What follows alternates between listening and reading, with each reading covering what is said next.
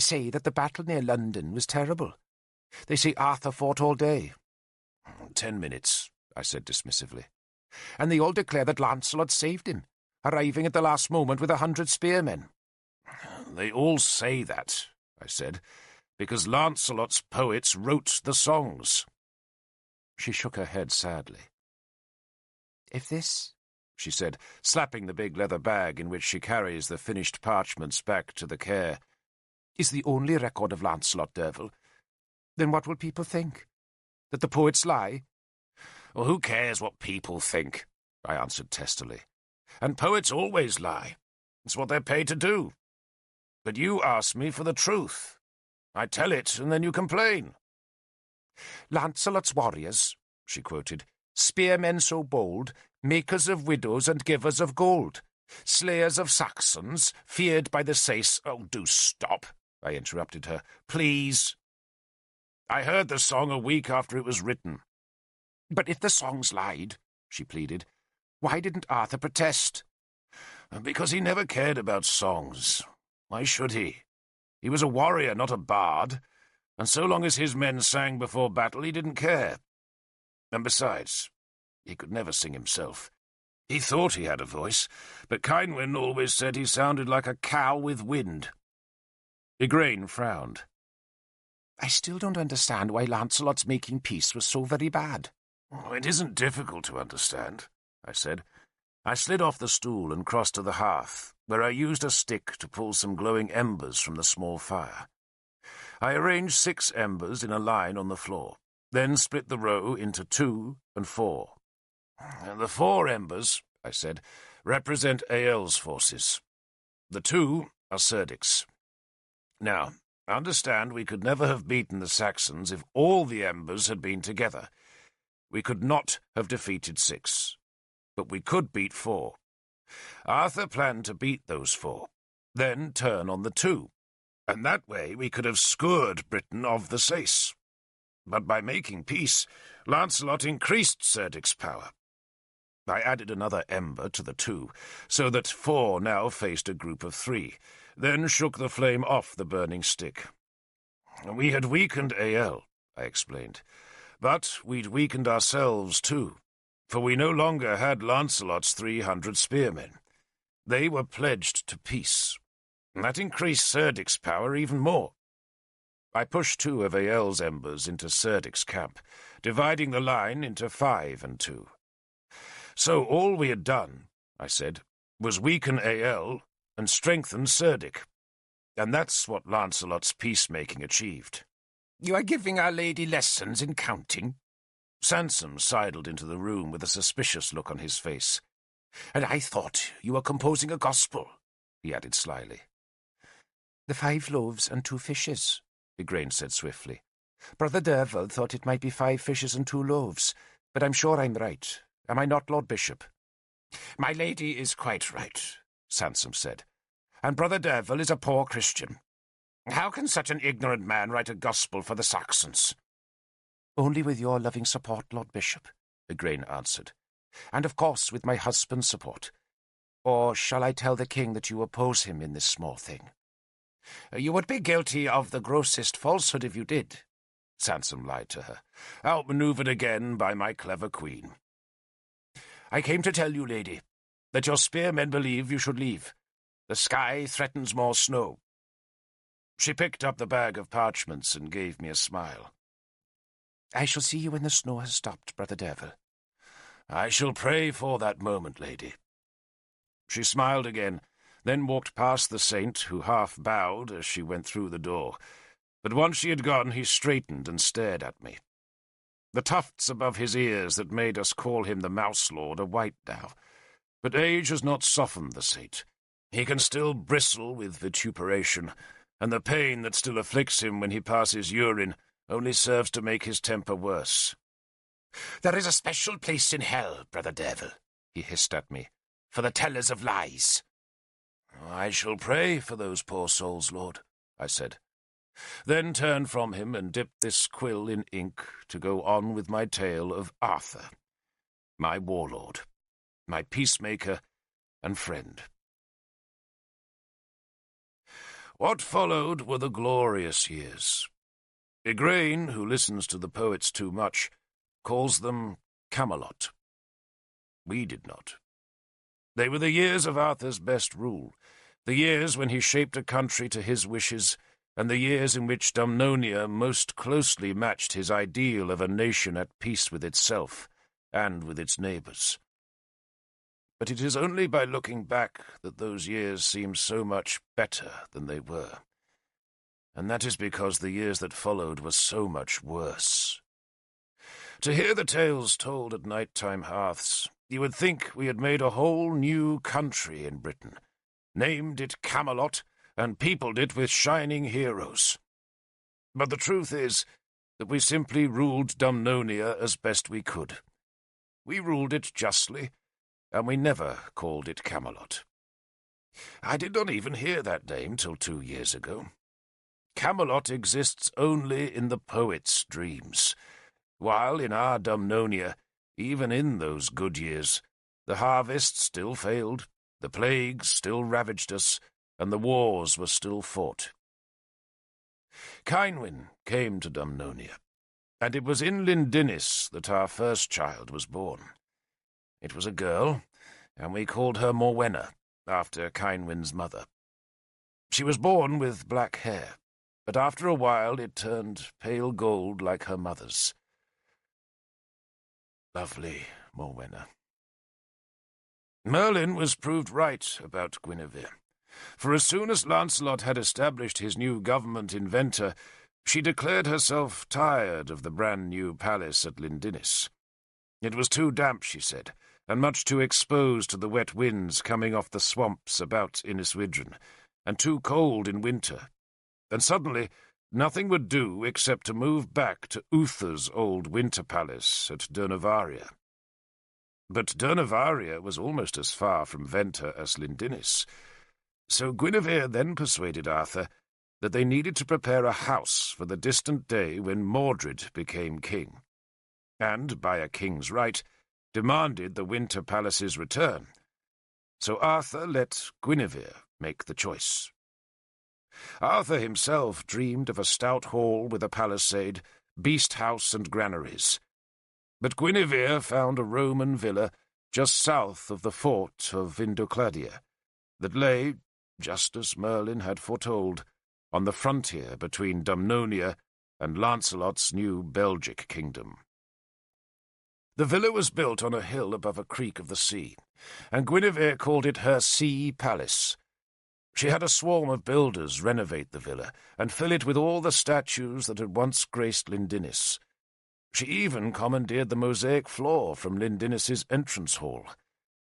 For a time, Arthur worried that the sea palace was dangerously close to Cerdic's land, but Guinevere insisted the peace negotiated at London would last, and Arthur, realizing how she loved the place, relented.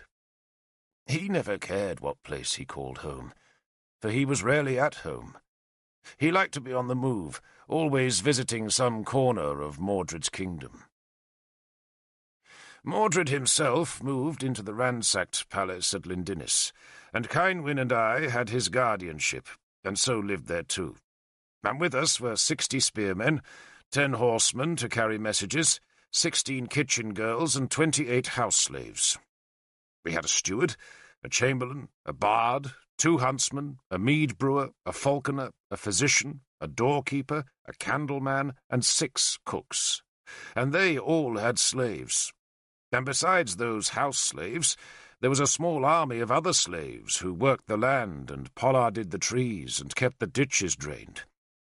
A small town grew around the palace, inhabited by potters and shoemakers and blacksmiths, the tradespeople who became rich off our business. It all seemed a long way from Cum Isaf. Now we slept in a tiled chamber with plaster-smooth walls and pillared doorways. Our meals were taken in a feasting hall that could have seated 100, though as often as not we left it empty and ate in a small chamber that led directly from the kitchens, for I never could abide food served cold when it was supposed to be hot. If it rained, we could walk the covered arcade of the outer courtyard, and thus stay dry. And in summer, when the sun beat hot on the tiles, there was a spring-fed pool in the inner courtyard where we could swim. None of it was ours, of course. This palace and its spacious lands were the honours due to a king, and all of them belonged to the 6-year-old Mordred. Kynwyn was accustomed to luxury, if not on this lavish scale, but the constant presence of slaves and servants never embarrassed her as it did me, and she discharged her duties with an efficient lack of fuss that kept the palace calm and happy. It was Kynwyn who commanded the servants and supervised the kitchens and tallied the accounts. But I know she missed Cum Isaf, and still of an evening she would sometimes sit with her distaff and spin wool while we talked. As often as not, we talked of Mordred. Both of us had hoped that the tales of his mischief were exaggerations, but they were not. For if any child was wicked, it was Mordred. From the very first day when he came by ox-wagon from Killock's Hall near Durnavaria and was lifted down into our courtyard, he misbehaved. I came to hate him. God help me. He was only a child, and I hated him.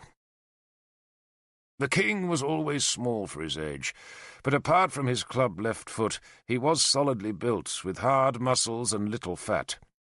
His face was very round, but was disfigured by a strangely bulbous nose that made the poor child ugly, while his dark brown hair was naturally curly and grew in 2 great clumps that jutted out on either side of a centre parting, and made the other children in Lindinnis call him Brushhead, though never to his face.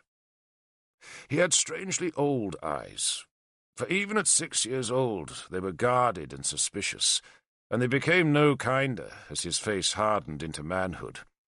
He was a clever boy, though he obstinately refused to learn his letters. The bard of our household, an earnest young man named Peerlig, was responsible for teaching Mordred to read, to count, to sing, to play the harp, to name the gods, and to learn the genealogy of his royal descent. But Mordred soon had Peerlig's measure. "He will do nothing, Lord," Peerlig complained to me. "I give him parchment, he tears it. I give him a quill, and he breaks it. I beat him, and he bites me. Look." He held out a thin, flea-bitten wrist, on which the marks of the royal teeth were red and sore. I put Eachern, a tough little Irish spearman, into the schoolroom with orders to keep the king in order, and that worked well enough. One beating from Eachern persuaded the child he had met his match, and so he sullenly submitted to the discipline, but still learned nothing.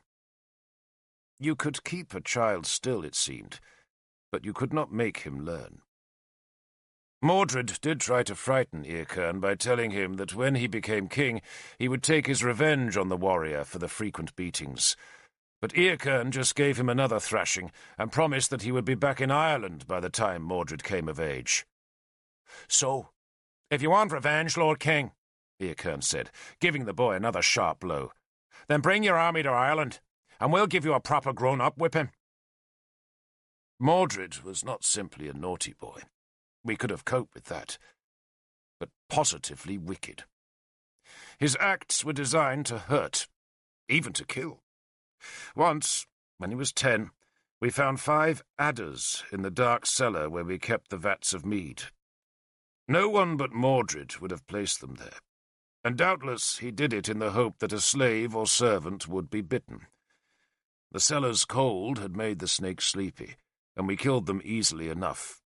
But a month later, a maidservant did die after eating mushrooms that we afterwards discovered were toadstools. No one knew who had made the substitution, but everyone believed it was Mordred. It was as if, Kynwyn said, there was a calculating adult mind inside that pugnacious little body. She, I think, disliked him as much as I did, but she tried hard to be kind to the boy, and she hated the beatings we all gave him. "They just make him worse," she admonished me. "I fear so," I admitted. "Then why do it?" I shrugged. Because if you try kindness, he just takes advantage of it. At the beginning, when Mordred had first come to Lindinnis, I had promised myself that I would never hit the boy. But that high ambition had faded within days, and by the end of the first year I only had to see his ugly, sullen, bulbous-nosed, brush-headed face, and I wanted to put him over my knee and beat him bloody. And even Kynwyn eventually struck him. She had not wanted to, but one day I heard her scream. Mordred had found a needle and was idly pushing it at Morwenna's scalp. He had just decided to see what would happen if he pushed the needle into one of the baby's eyes, when Kynwyn came running to see why her daughter cried. She plucked Mordred into the air and gave him such a blow that he went spinning halfway across the room. After that, our children were never left to sleep alone. A servant was always at their side, and Mordred had added Kynwyn's name to the list of his enemies. "He's simply evil," Merlin explained to me. "Surely you remember the night he was born?" "Distinctly," I said, for I, unlike Merlin, had been there. "They let the Christians tend the birthbed, didn't they?" he asked me. "And only summoned Morgan when everything was going wrong. What precautions did the Christians take?" I shrugged. "Prayers. I remember a crucifix. I had not been in the birth chamber, of course, for no man ever went into a birth chamber, but I had watched from Caer Cadern's ramparts." "No wonder it all went wrong," Merlin said. "Prayers. What use are prayers against an evil spirit? There has to be urine on the doorsill, iron in the bed, mugwort on the fire." He shook his head sadly.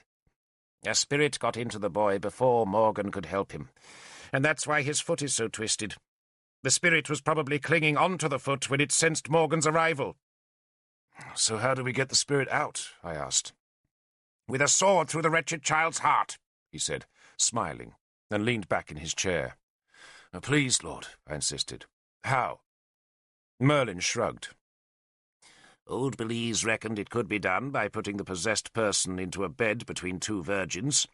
All of them naked, of course." He chuckled. "Ah, poor old Belize. He was a good druid, but the overwhelming majority of his spells involved taking young girls' clothes off. The idea was that the spirit would prefer to be in a virgin, you see. So you offered it two virgins, so that it would be confused about which one to choose, and the knack of it was to get them all out of the bed at the exact moment when the spirit had come out of the mad person and was still trying to decide which virgin it preferred. And, just at that moment, you dragged all three off the bed and tossed a firebrand onto the bedstraw. It was supposed to burn the spirit to smoke, you see, but it never made much sense to me. I confess I did try the technique once. I tried to cure a poor old fool called Malchdin, and all I achieved was one idiot still mad as a cuckoo, two terrified slave girls, and all three of them slightly scorched." He sighed. "We sent Malchdin to the Isle of the Dead. Best place for him." "Oh, you could send Mordred there." "The Isle of the Dead is where we sent our terrible mad. Nimue had been there once, and I had fetched her out of its horror." "Arthur would never allow it," I said. "I suppose not. I'll try a charm for you, but I can't say I'm very hopeful." Merlin lived with us now. He was an old man dying slowly, or so it seemed to us, for the energy had been sucked out of him by the fire that had consumed the Tor, and with the energy had gone his dreams of assembling the treasures of Britain. All that was left now was a dry husk growing ever older. He sat for hours in the sun, and in winter he hunched over the fire. He kept his druid's tonsure, though he no longer plaited his beard, but just let it grow wild and white. He ate little, but was always ready to talk, though never about Dinas and Lavain, nor about the dreadful moment when Cerdic had sliced off the plait of his beard. It was that violation, I decided, as much as the lightning strike on the Tor, that had sucked the life from Merlin. Yet he did retain one tiny flickering scrap of hope. He was convinced the cauldron had not been burned, but had been stolen. And early in our stay at Lindinus, he proved it to me in the garden. He built a mock tower of chopped firewood, placed a gold cup in its centre and a handful of tinder at its base, then ordered fire to be fetched from the kitchens. Even Mordred behaved that afternoon. Fire always fascinated the king, and he stared wide-eyed as the model tower blazed in the sunlight. The stacked logs collapsed into the centre, and still the flames leapt, and it was almost dark when Merlin fetched a gardener's rake and combed the ashes. He brought out the golden cup, no longer recognizable as a cup, misshapen and twisted as it was, but still gold.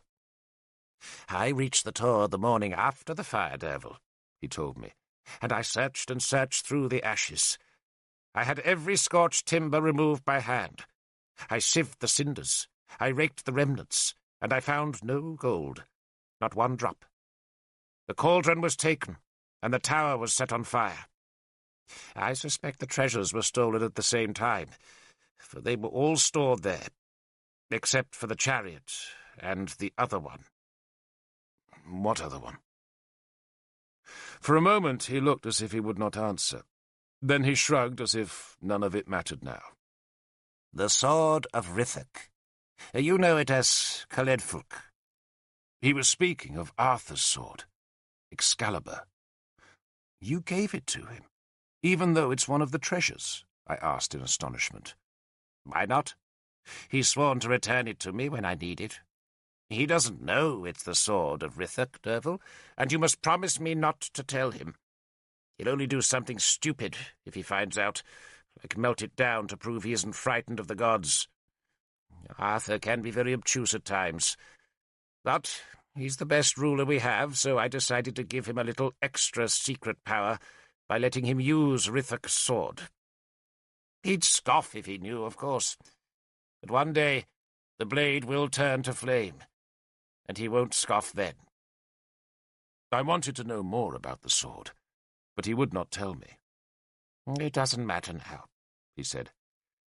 "It's all over. The treasures are gone. Nimue will look for them, I suppose. But I'm too old. Much too old." I hated to hear him say that. After all the effort that had gone into the collection of the treasures, he simply seemed to have abandoned them. Even the cauldron, for which we had suffered the dark road, seemed not to matter any more.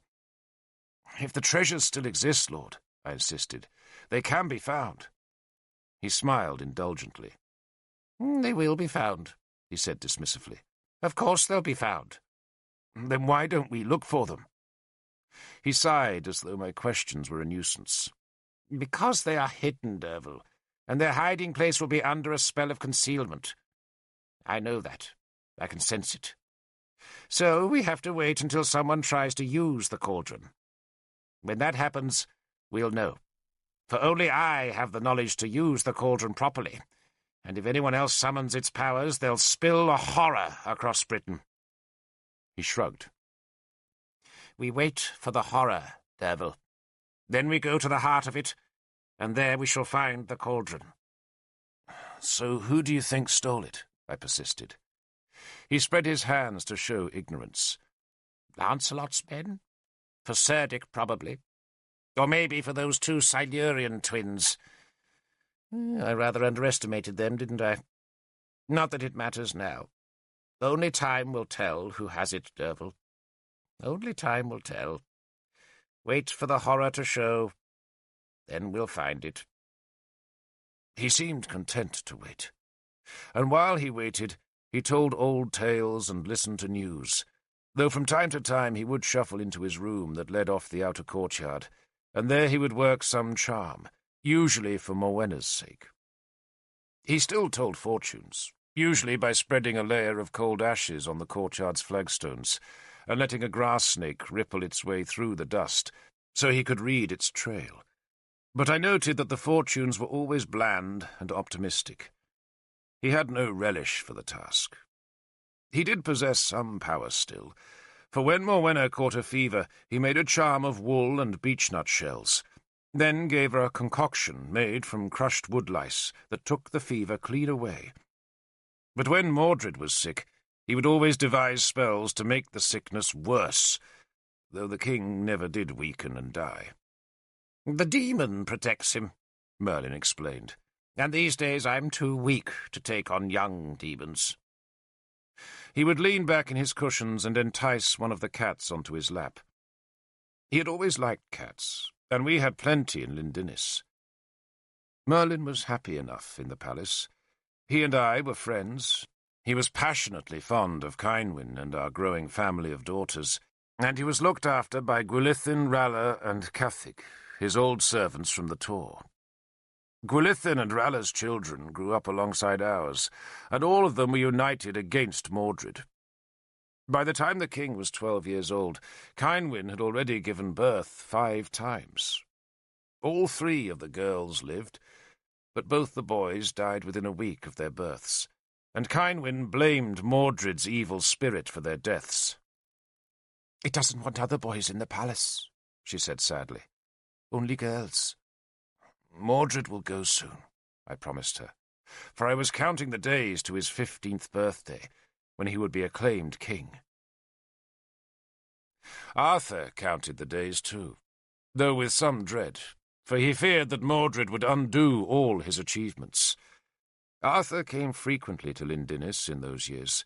We would hear hoofbeats in the outer courtyard, the door would be flung open, and his voice would echo through the palace's big, half-empty rooms.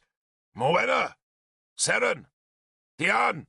he would shout, and our 3 golden-haired daughters would run or toddle to be swept up in a huge embrace, and then they would be spoiled with presents, honey on a comb, small brooches, or the delicate spiral-patterned shell of a snail. Then, draped by daughters, he would come to whatever room we occupied and give us his latest news. A bridge rebuilt, a law court opened, an honest magistrate found, a highway robber executed, or else some tale of a natural wonder, a sea snake seen off the coast, a calf born with 5 legs, or, once, tales of a juggler who ate fire. "How is the king?" he would always ask, when these wonders had been recounted. "The king grows," Cynwyn would always reply blandly, and Arthur would ask no more. He would give us news of Guinevere, and it was always good, though both Cynwyn and I suspected that his enthusiasm concealed a strange loneliness. He was never alone, but I think he never did discover the twin soul he wanted so much. Guinevere had once been as passionately interested in the business of government as Arthur, but she gradually turned her energies to the worship of Isis. Arthur, who was ever made uncomfortable by religious fervour, pretended to be interested in that woman's goddess, but in truth I think he believed Guinevere was wasting her time searching for a power that did not exist, just as we had once wasted our time pursuing the cauldron. Guinevere gave him only the one son. Either, Cynwyn said, they slept apart, or else Guinevere was using a woman's magic to prevent conception. Every village had a wise woman who knew what herbs would do that, just as they knew what substances could abort a child or cure a sickness. Arthur, I knew, would have liked more children, for he adored them, and some of his happiest times were when he brought Gwydra to stay in our palace. Arthur and his son revelled in the wild pack of ragged, knot-haired children who raced carelessly about Lindinnis, but who always avoided the sullen, brooding presence of Mordred. Gwydra played with our 3, and Ralla's 3, and with the 24 slave or servant children who formed miniature armies for mock combat, or else draped borrowed war cloaks over the branch of a low-growing pear tree in the garden to turn it into a pretend house that imitated the passions and procedures of the larger palace. Mordred had his own companions, all boys, all slave sons, and they, being older, roamed more widely. We heard tales of a reaping hook stolen from a hut, of a thatch or a hayrick fired, of a sieve torn, or a newly laid hedge broken, and, in later years, of a shepherd's girl or a farmer's daughter assaulted. Arthur would listen, shudder, then go and talk with the king. But it made no difference. Guinevere rarely came to Lindinnis, though my duties, that took me all across Dumnonia in Arthur's service, carried me to Durnovaria's winter palace frequently enough, and it was there, as often as not, that I met Guinevere. She was civil to me, but then we were all civil in those days, for Arthur had inaugurated his great band of warriors. He had first described his idea to me in Cum Isaf, but now, in the years of peace that followed the battle outside London, he made his guild of spearmen into a reality. Even to this day, if you mention the Round Table, some old men will remember and chuckle at that ancient attempt to tame rivalry, hostility, and ambition. The Round Table, of course, was never its proper name, but rather a nickname. Arthur himself had decided to call it the Brotherhood of Britain, which sounded far more impressive, but no one ever called it that. They remembered it, if they remembered it at all, as the Round Table Oath, and they probably forgot that it was supposed to bring us peace. Poor Arthur.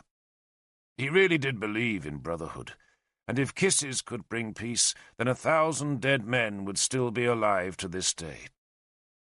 Arthur did try to change the world, and his instrument was love. The Brotherhood of Britain was supposed to have been inaugurated at the Winter Palace at Durnovaria in the summer after Guinevere's father, Leodegan, the exiled king of Henniswyren, had died of a plague. But that July, when we were all supposed to meet, the plague came to Durnovaria again, and so, at the very last moment, Arthur diverted the great gathering to the Sea Palace that was now finished and shining on its hill above the creek. Lindinnis would have been a better place for the inaugural rites, because it was a much larger palace, but Guinevere must have decided that she wanted to show off her new home. Doubtless it pleased her to have Britain's crude, long-haired, rough-bearded warriors wandering through its civilized halls and shadowed arcades. This beauty, she seemed to be telling us, is what you live to protect, though she took good care to make sure that few of us actually slept inside the enlarged villa. We camped outside, and, truth to tell, we were happier there. Kynwyn came with me. She was not well, for the ceremonies occurred not long after the birth of her third child, a boy, and it had been a difficult confinement that had ended with Kynwyn desperately weak and the child dead. But Arthur pleaded for her to come. He wanted all the lords of Britain there, and though none came from Gwynedd, Elmet, or the other northern kingdoms, many others did make the long journey, and virtually all Dumnonia's great men were present. Keenaglas of Powys came, Murig of Gwent was there, Prince Tristan of Kurnow attended, as of course did Lancelot, and all those kings brought lords, druids, bishops, and chieftains, so that the tents and shelters made a great swathe about the Sea Palace's hill.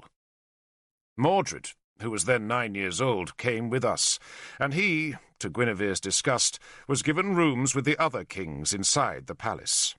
Merlin refused to attend. He said he was too old for such nonsense.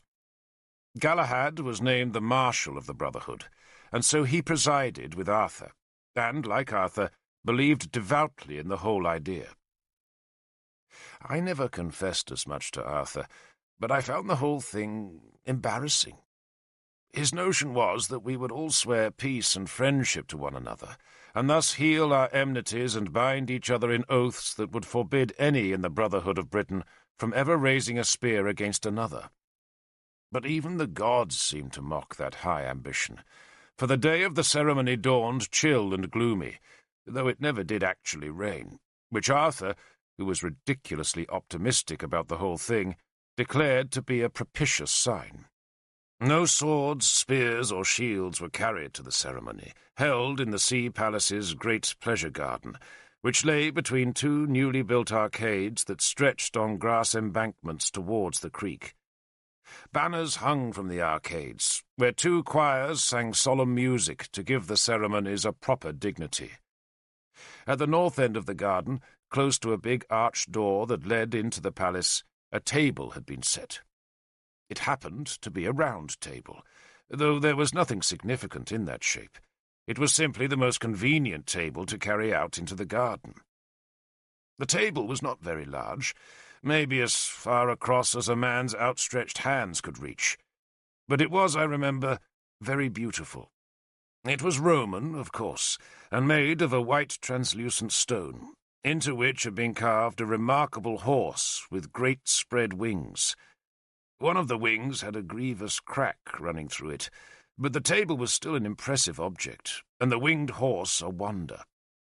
Sagramore said he had never seen such a beast in all his travels, though he claimed that flying horses did exist in the mysterious countries that lay beyond the oceans of sand, wherever they were. Sagramore had married his sturdy Saxon Mala, and was now the father of 2 boys. The only swords allowed at the ceremony were those belonging to the kings and princes. Mordred's sword lay on the table, and criss-crossed above it were the blades of Lancelot, Murig, Keenaglas, Galahad, and Tristan. One by one we all stepped forward, kings, princes, chieftains, and lords, and placed our hands where the 6 blades touched, and swore Arthur's oath that pledged us to amity and peace. Kynwyn had dressed the 9-year-old Mordred in new clothes, then trimmed and combed his hair in an attempt to stop its curly bristles jutting like twin brushes from his round skull. But he still looked an awkward figure as he limped on his clubbed left foot to mumble the oath. I admit that the moment when I put my hand on the 6 blades was solemn enough. Like most men there, I had every intention of keeping the oath, which was, of course, for men only, for Arthur did not consider this to be women's business, though plenty of women stood on the terrace above the arched door to witness the long ceremony. It was a long ceremony, too. Arthur had originally intended to restrict the membership of his brotherhood to those oath-sworn warriors who had fought against the Saxons.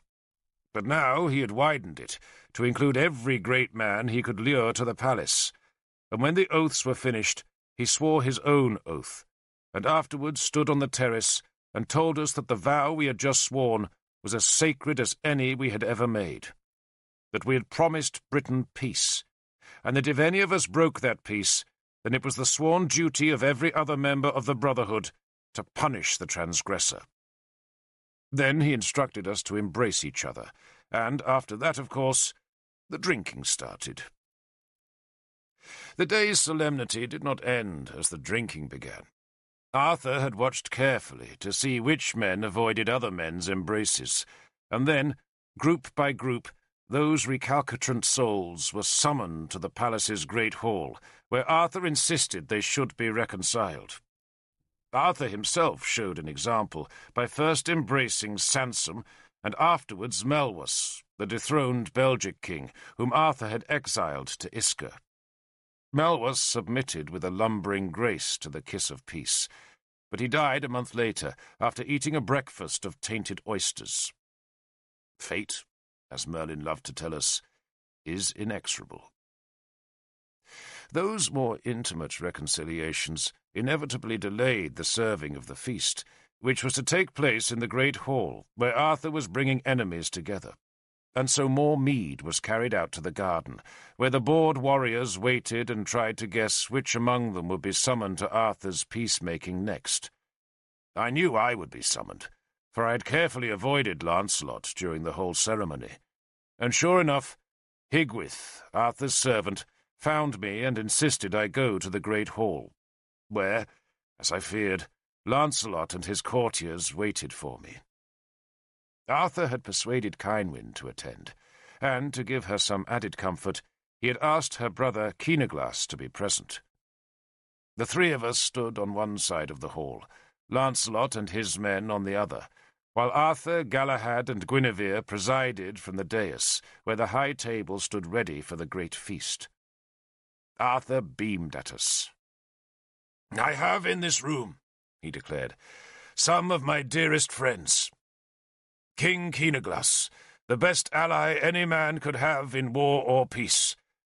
King Lancelot, to whom I am sworn like a brother. Lord Derval Cadern, the bravest of all my brave men, and dear Princess Cynwyn." He smiled. I stood as awkward as a pea-field scarecrow. Cynwyn looked graceful. Keenaglas stared at the hall's painted ceiling. Lancelot scowled. Amhar and Loholt tried to look belligerent, while Dinas and Lavaine showed nothing but contempt on their hard faces.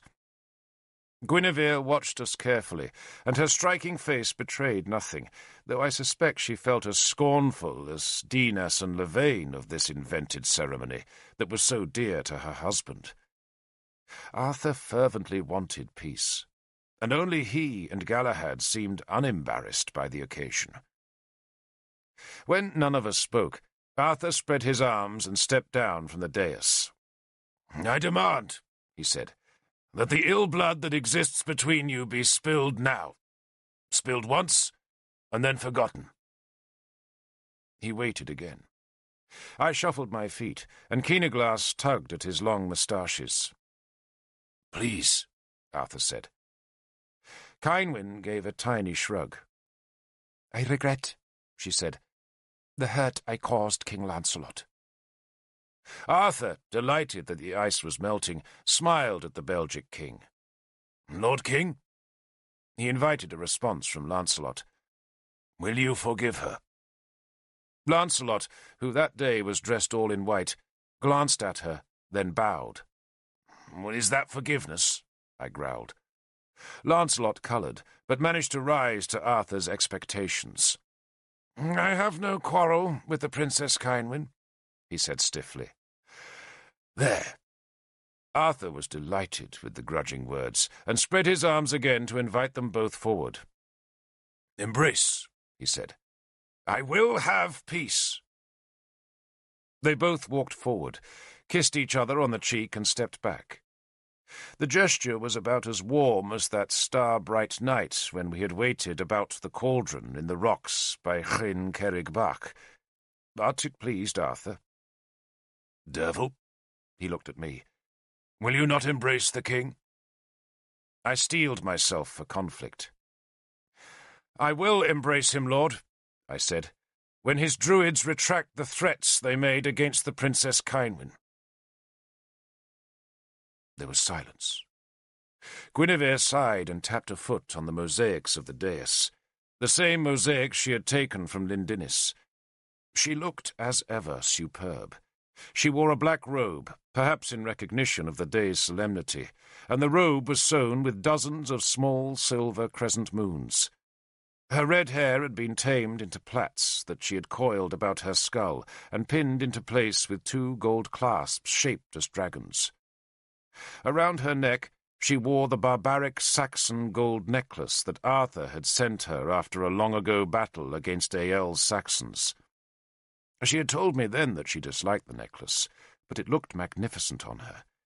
She might have despised this day's proceedings, but she still did her best to help her husband. "What threats?" she asked me coldly. "They know," I said, staring at the twins. "We have made no threats," Lavaine protested flatly. "But you can make the stars vanish," I accused them. Dinas allowed a slow smile to show on his brutal and handsome face. "The little paper star, Lord Derval?" he asked with mock surprise. "Is that your insult?" "It was your threat." "My lord," Dinas appealed to Arthur, "it was a child's trick. I meant nothing." Arthur looked from me to the druids. "You swear that?" he demanded. "On my brother's life," Dinas said. "And Merlin's beard?" I challenged them. "You have it still?" Guinevere sighed as if to suggest I was becoming tedious. Galahad frowned. Outside the palace, the warriors' voices were becoming mead-loud and raucous. Lavaine looked at Arthur. "It is true, lord," he said courteously, "that we possessed a strand of Merlin's beard, cut after he insulted King Cerdic. But on my life, lord, we burned it." "We don't fight old men," Dinas growled, then glanced at Cynwyn. "Or women." Arthur smiled happily. "Come, Derval," he said. "Embrace. I will have peace between my dearest friends." I still hesitated, but Kynwyn and her brother both urged me forward. And so, for the second and last time in my life, I embraced Lancelot. This time, instead of whispering insults as we had at our first embrace, we said nothing. We just kissed and stepped apart. "There will be peace between you," Arthur insisted. "I swear it, Lord," I answered stiffly. "I have no quarrel," Lancelot answered just as coldly. Arthur had to be content with our churlish reconciliation, and he breathed a huge sigh of relief as though the most difficult part of his day was now done. Then he embraced us both, before insisting that Guinevere, Galahad, Kynwyn, and Keenaglas come and exchange kisses. Our ordeal was over. Arthur's last victims were his own wife and Mordred, and that I did not want to see. So I drew Kynwyn out of the room. Her brother, at Arthur's request, stayed, and so the two of us were alone. "I'm sorry about that," I told her. Kynwyn shrugged. "It was an unavoidable ordeal." "I still don't trust the bastard," I said vengefully. She smiled. "You, Derval Caden, are a great warrior, and he is Lancelot. Does the wolf fear the hare?" "It fears the serpent," I said gloomily. I did not feel like facing my friends and describing the reconciliation with Lancelot, and so I led Kynwyn through the Sea Palace's graceful rooms with their pillared walls, decorated floors, and heavy bronze lamps that hung on long iron chains from ceilings painted with hunting scenes. Kynwyn thought the palace immeasurably grand, but also cold. "Just like the Romans," she said. "Just like Guinevere," I retorted. We found a flight of stairs that led down to some busy kitchens, and from there a door into the back gardens where fruit and herbs were growing in well-ordered beds. "I can't think," I said, when we were in the open air, "that this Brotherhood of Britain will achieve anything." "It will," Kynwyn said, "if enough of you take the oath seriously." "Maybe." I'd suddenly stopped in embarrassment, for ahead of me, just straightening from bending over a bed of parsley, was Guinevere's younger sister, Gwenhwyvarch. Kynwyn greeted her happily. I had forgotten that they had been friends in the long years of Guinevere and Gwenhwyvarch's exile in Powys, and when they had kissed, Kynwyn brought Gwenhwyvarch to me. I thought she might resent my failure to marry her, but she seemed to bear no grudge. "I have become my sister's gardener," she told me. "Oh, surely not, lady," I said. "The appointment is not official," she said dryly, "nor are my high offices of chief steward or warden of the hounds. But someone has to do the work, and when father died he made Guinevere promise to look after me." "I was sorry about your father," Kynwyn said. Gwenhwyvarch shrugged. "He just got thinner and thinner, until one day he wasn't there anymore." Gwenhwyvarch herself had grown no thinner.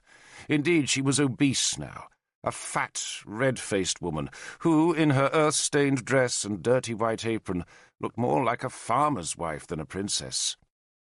"I live there," she said, gesturing towards a substantial timber building that stood 100 paces from the palace. "My sister allows me to do my work each day, but come the evening bell I'm expected to be safely out of sight. Nothing ill-favoured, you understand, can mar the Sea Palace."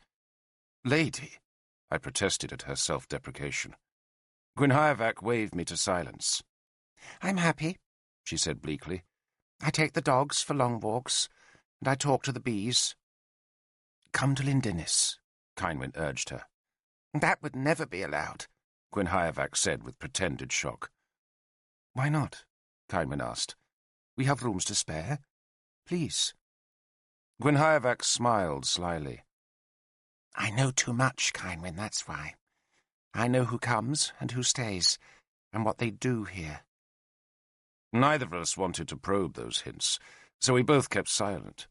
But Gwenhwyvarch needed to speak. She must have been lonely, and Kynwyn was a friendly, loving face from the past. Gwenhwyvac suddenly threw down the herbs she had just cut and hurried us back towards the palace. "Let me show you," she said. "I'm sure we don't need to see," Kynwyn said, fearing whatever was about to be revealed. "You can see," Gwenhwyvac said to Kynwyn. "but Derval can't. Or shouldn't. Men aren't supposed to enter the temple." She had led us to a door that stood at the bottom of some brick steps, and which, when she pushed it open, led into a great cellar that lay under the palace floor and was supported by huge arches of Roman brick. "They keep wine here," Gwenhwyvac said, explaining the jars and skins that stood racked on the shelves. She had left the door open so that some glimmers of daylight would penetrate the dark, dusty tangle of arches.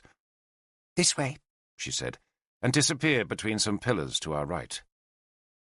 We followed more slowly, groping our way ever more carefully as we went further and further from the daylight at the cellar door. We heard Gwenhwyvac lifting a door bar. Then a breath of cold air wafted by us as she pulled a huge door open. "Is this a temple of Isis?" I asked her. "You've heard about it." Gwenhwyvac seemed disappointed. "Guinevere showed me her temple in Dernavaria," I said, "years ago." "She wouldn't show you this one," Gwenhwyvac said. And then she pulled aside the thick black curtains that hung a few feet inside the temple doors, so that Kynwyn and I could stare into Guinevere's private shrine. Gwenhwyvac, for fear of her sister's wrath, would not let me tread beyond the small lobby that lay between the door and the thick curtains. But she led Kynwyn down 2 steps into the long room that had a floor made of polished black stone, walls and an arched ceiling painted with pitch, a black stone dais with a black stone throne, and behind the throne another black curtain. In front of the low dais was a shallow pit, which I knew was filled with water during Isis's ceremonies. The temple, in truth, was almost exactly the same as the one Guinevere had shown me so many years before, and very like the deserted shrine we had discovered in Lindinus's palace. The only difference, other than that this cellar was larger and lower than both those previous temples, was that here daylight had been allowed to penetrate, for there was a wide hole in the arched ceiling directly above the shallow pit. "There's a wall up there," Gwenhwyvac whispered, pointing up the hole. "Higher than a man. That's so the moonlight can come down the shaft, but no one can see down it. Clever, isn't it?" The existence of the moonshaft suggested that the cellar had to run out under the side garden of the palace, and Gwenhwyvac confirmed that. "There used to be an entrance here," she said, pointing to a jagged line in the pitch-covered brickwork halfway down the temple's length. "So that supplies could be brought directly into the cellar, but Guinevere extended the archsea and covered it over with turf." There seemed nothing unduly sinister about the temple, other than its malevolent blackness. For there was no idol, no sacrificial fire, and no altar. If anything, it was disappointing, for the arched cellar possessed none of the grandeur of the upstairs rooms. It seemed tawdry, even slightly soiled. The Romans, I thought, would have known how to make this room fit for the goddess, but Guinevere's best efforts had simply turned a brick cellar into a black cave, though the low throne, which was made from a single block of black stone, and was, I presume, the same throne that I had seen in Dernavaria, was impressive enough. Gwenhwyvac walked past the throne and plucked aside the black curtain so that Kynwyn could go beyond. They spent a long time behind the curtain, but when we left the cellars, Kynwyn told me there was not much to see there. "It was just a small black room," she told me, "with a big bed and a lot of mouse droppings." "A bed?" I asked suspiciously. "A dream bed," Kynwyn said firmly, "just like the one that used to be halfway up Merlin's tower."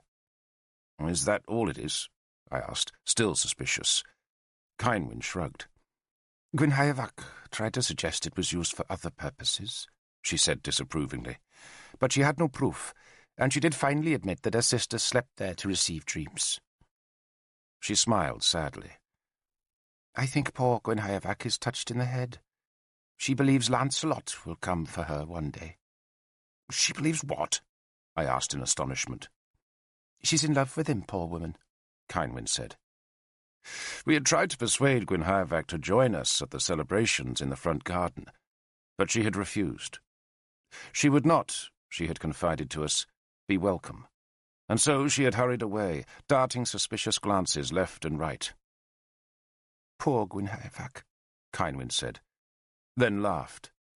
It's so typical of Guinevere, isn't it? What is? To adopt such an exotic religion. Why can't she worship the gods of Britain like the rest of us? But no, she has to find something strange and difficult. She sighed, then put an arm through mine. Do we really have to stay for the feast?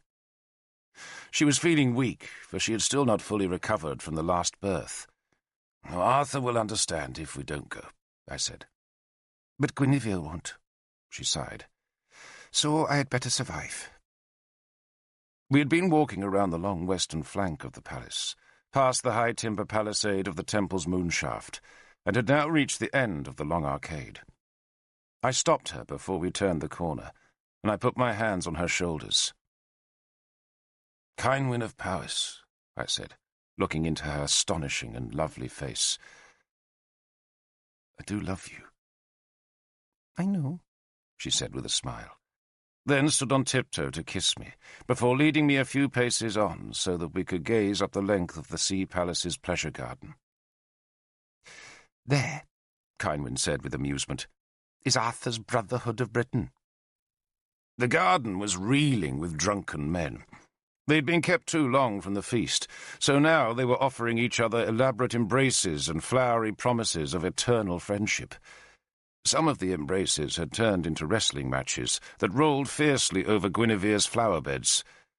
The choirs had long abandoned their attempts to sing solemn music, and some of the choir's women were now drinking with the warriors.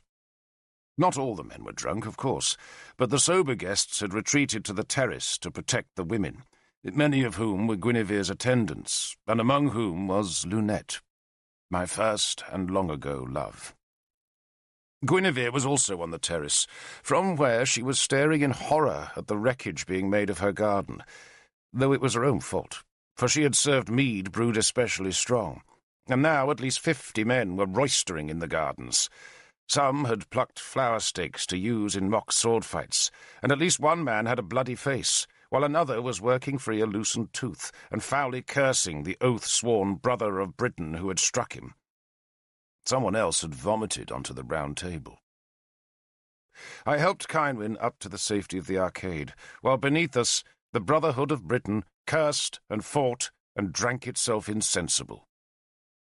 And that, although Igraine will never believe me, was how Arthur's Brotherhood of Britain, that the ignorant still call the Round Table, all began. I would like to say that the new spirit of peace engendered by Arthur's Round Table oath spread happiness throughout the kingdom, but most common folk were quite unaware that the oath had even been taken. Most people neither knew nor cared what their lords did, so long as their fields and families were left unmolested. Arthur, of course, set great store by the oath. As Cynwyn often said, for a man who claimed to hate oaths, he was uncommonly fond of making them. But at least the oath was kept in those years, and Britain prospered in that period of peace. Ael and Cerdic fought each other for the mastery of Llogir, and their bitter conflict spared the rest of Britain from their Saxon spears. The Irish kings in western Britain were forever testing their weapons against British shields, but those conflicts were small and scattered, and most of us enjoyed a long period of peace. Mordred's council, of which I was now a member, could concern itself with laws, taxes, and land disputes, instead of worrying about enemies. Arthur headed the council, though he never took the chair at the table's head, because that was the throne reserved for the king, and it waited empty until Mordred came of age. Merlin was officially the king's chief counsellor, but he never travelled to Durnovaria, and said little on the few occasions that the council met in Lindinis. Half a dozen of the councillors were warriors, though most of those never came. Agravain said the business bored him, while Sagramor preferred to keep the Saxon frontier peaceful. The other councillors were 2 bards, who knew the laws and genealogies of Britain, 2 magistrates, a merchant, and 2 Christian bishops. One of the bishops was a grave, elderly man called Emrys, who had succeeded Bedwin as bishop in Dernavaria, and the other was Sansom. Sansom had once conspired against Arthur, and few men doubted that he should have lost his head when that conspiracy was revealed. But Sansom had somehow slithered free. He never learned to read or write, but he was a clever man, and endlessly ambitious. He came from Gwent, where his father had been a tanner, and Sansom had risen to become one of Tudric's priests. But he came to real prominence by marrying Arthur and Guinevere when they fled like fugitives from Cersus. He was rewarded for that service by being made a Dumnonian bishop and Mordred's chaplain, though he lost the latter honour after he conspired with Nabur and Melwas. He was supposed to rot in obscurity after that, as the guardian of the Shrine of the Holy Thorn. But Sansom could not abide obscurity. He had saved Lancelot from the humiliation of Mithras's rejection, and in so doing he had earned Guinevere's wary gratitude. But neither his friendship with Lancelot nor his truce with Guinevere would have been sufficient to lift him onto Dumnonia's council. He had achieved that eminence by marriage, and the woman he married was Arthur's older sister Morgan. Morgan, the priestess of Merlin, the adept of the mysteries, the pagan Morgan. With that marriage, Sansom had sloughed off all traces of his old disgrace, and had risen to the topmost heights of Dumnonian power. He had been placed on the council, made Bishop of Lindinis, and was reappointed as Mordred's chaplain, though luckily his distaste for the young king kept him away from Lindinis's palace. He assumed authority over all the churches in northern Dumnonia, just as Emrys held sway over all the southern churches. For Sansom, it was a glittering marriage, and to the rest of us, it was an astonishment. The wedding itself took place in the Church of the Holy Thorn at Iniswydran. Arthur and Guinevere stayed at Lindinis, and we all rode to the shrine together on the great day. The ceremonies began with Morgan's baptism in the reed-edged waters of Issa's Mere. She had abandoned her old gold mask with its image of the horned god Cernunnos, and had instead adopted a new mask that was decorated with a Christian cross. And, to mark the day's joyousness, she had abandoned her usual black robe for a white gown. Arthur had cried with joy to see his sister limp into the mere, where Sansom, with evident tenderness, supported her back as he lowered her into the water. A choir sang hallelujahs. We waited while Morgan dried herself and changed into a new white robe. Then we watched as she limped to the altar, where Bishop Emrys joined them as man and wife. I think I could not have been more astonished had Merlin himself abandoned the old gods to take up the cross. For Sansom, of course, it was a double triumph, for by marrying Arthur's sister he not only vaulted into the kingdom's royal council, but by converting her to Christianity he struck a famous blow against the pagans. Some men sourly accused him of opportunism, but in all fairness, I think he did love Morgan in his own calculating way, and she undoubtedly adored him.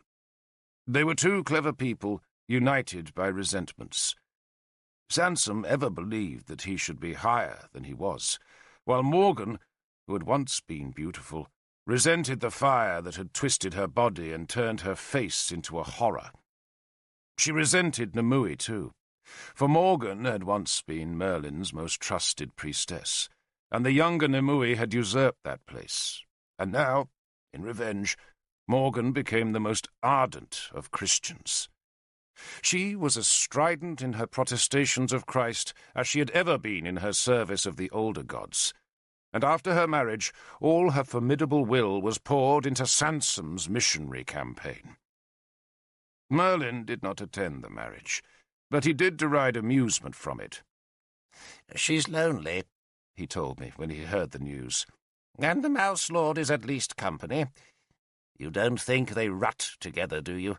Oh, dear God's devil. If poor Morgan undressed in front of Sansom, he'd throw up. Besides, he doesn't know how to rut. Not with women, anyway. Marriage did not soften Morgan. In Sansom she found a man willing to be guided by her shrewd advice, and whose ambition she could support with all her fierce energy. But to the rest of the world she was still the shrewish, bitter woman behind the forbidding golden mask. She still lived in Inniswydran, though instead of living on Merlin's Tor, she now inhabited the bishop's house in the shrine, from where she could see the fire-scarred Tor where her enemy, Nimue, lived.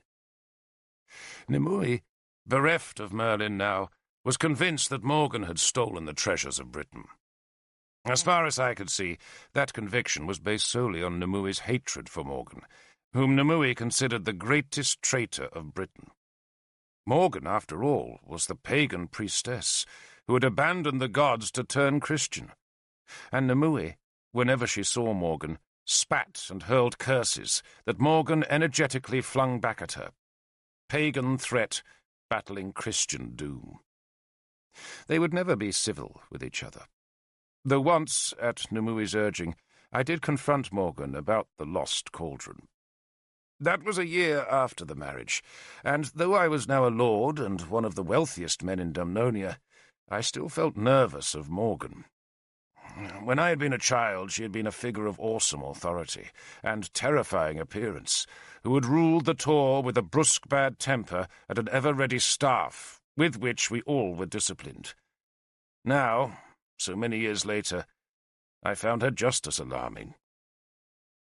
I met her in one of Sansom's new buildings in Inniswydran. The largest was the size of a royal feasting hall, and was the school where dozens of priests were trained as missionaries. Those priests began their lessons at 6 years old, were proclaimed holy at 16, and then sent on Britain's roads to gain converts. I often met those fervent men on my travels. They walked in pairs, carrying only a small bag and a staff, though sometimes they were accompanied by groups of women, who seemed curiously drawn to the missionaries. They had no fear. Whenever I encountered them, they would always challenge me and dare me to deny their God, and I would always courteously admit his existence, then insist that my own gods lived too. And at that, they would hurl curses at me, and their women would wail and howl insults.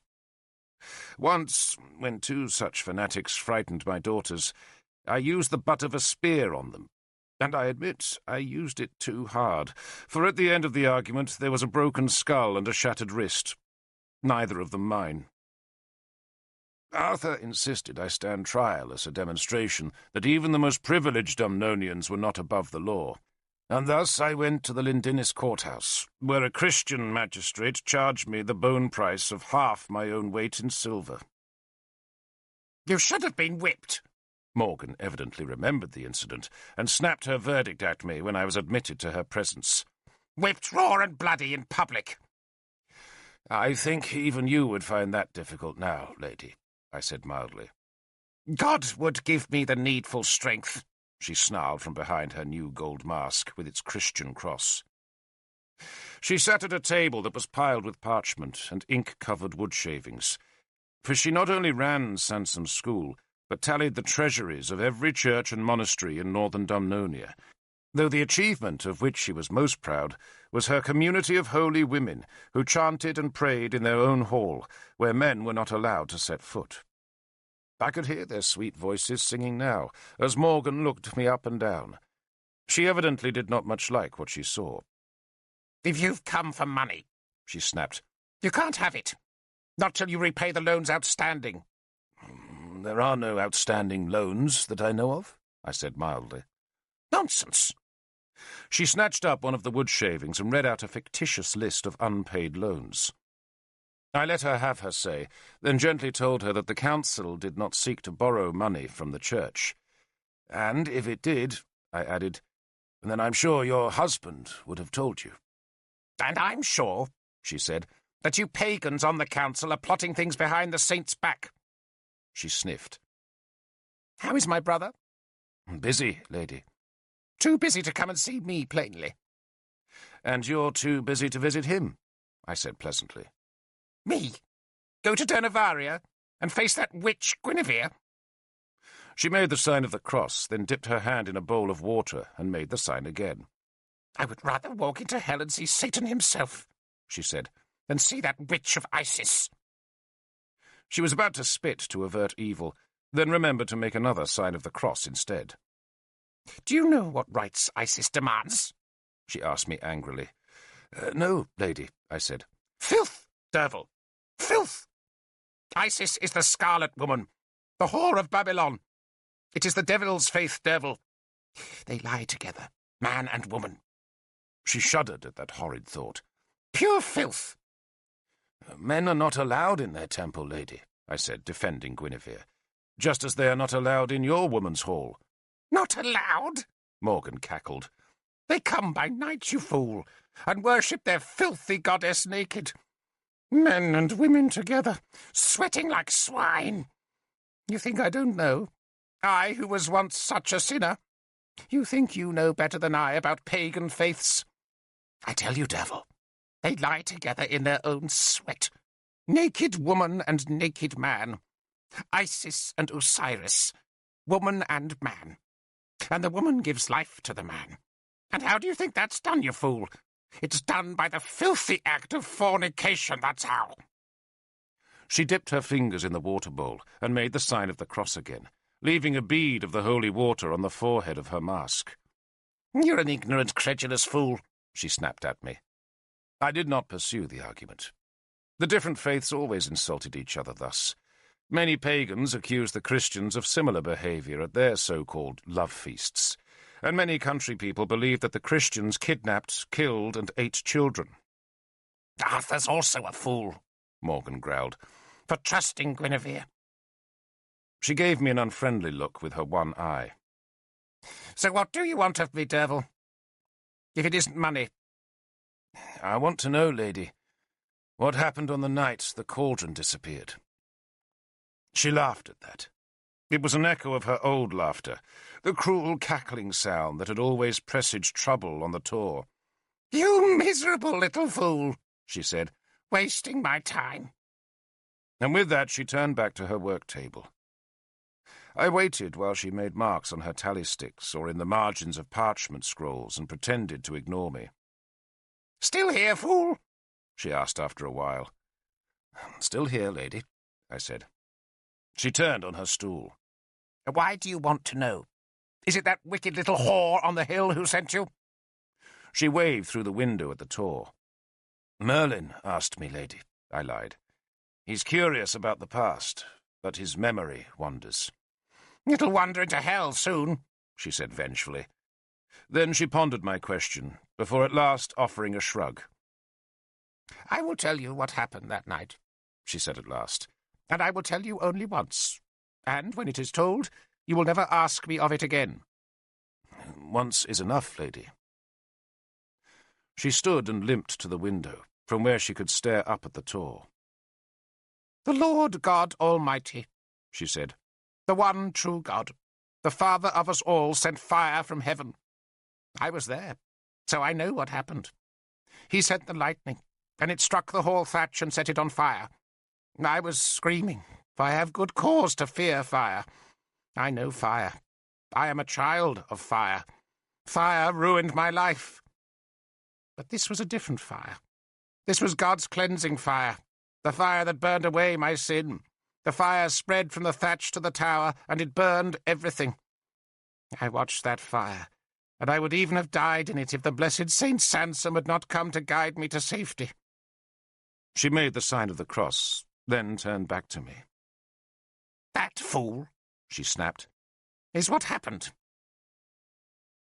So, Sansom had been on the Tor that night. That was interesting, but I made no remark about it.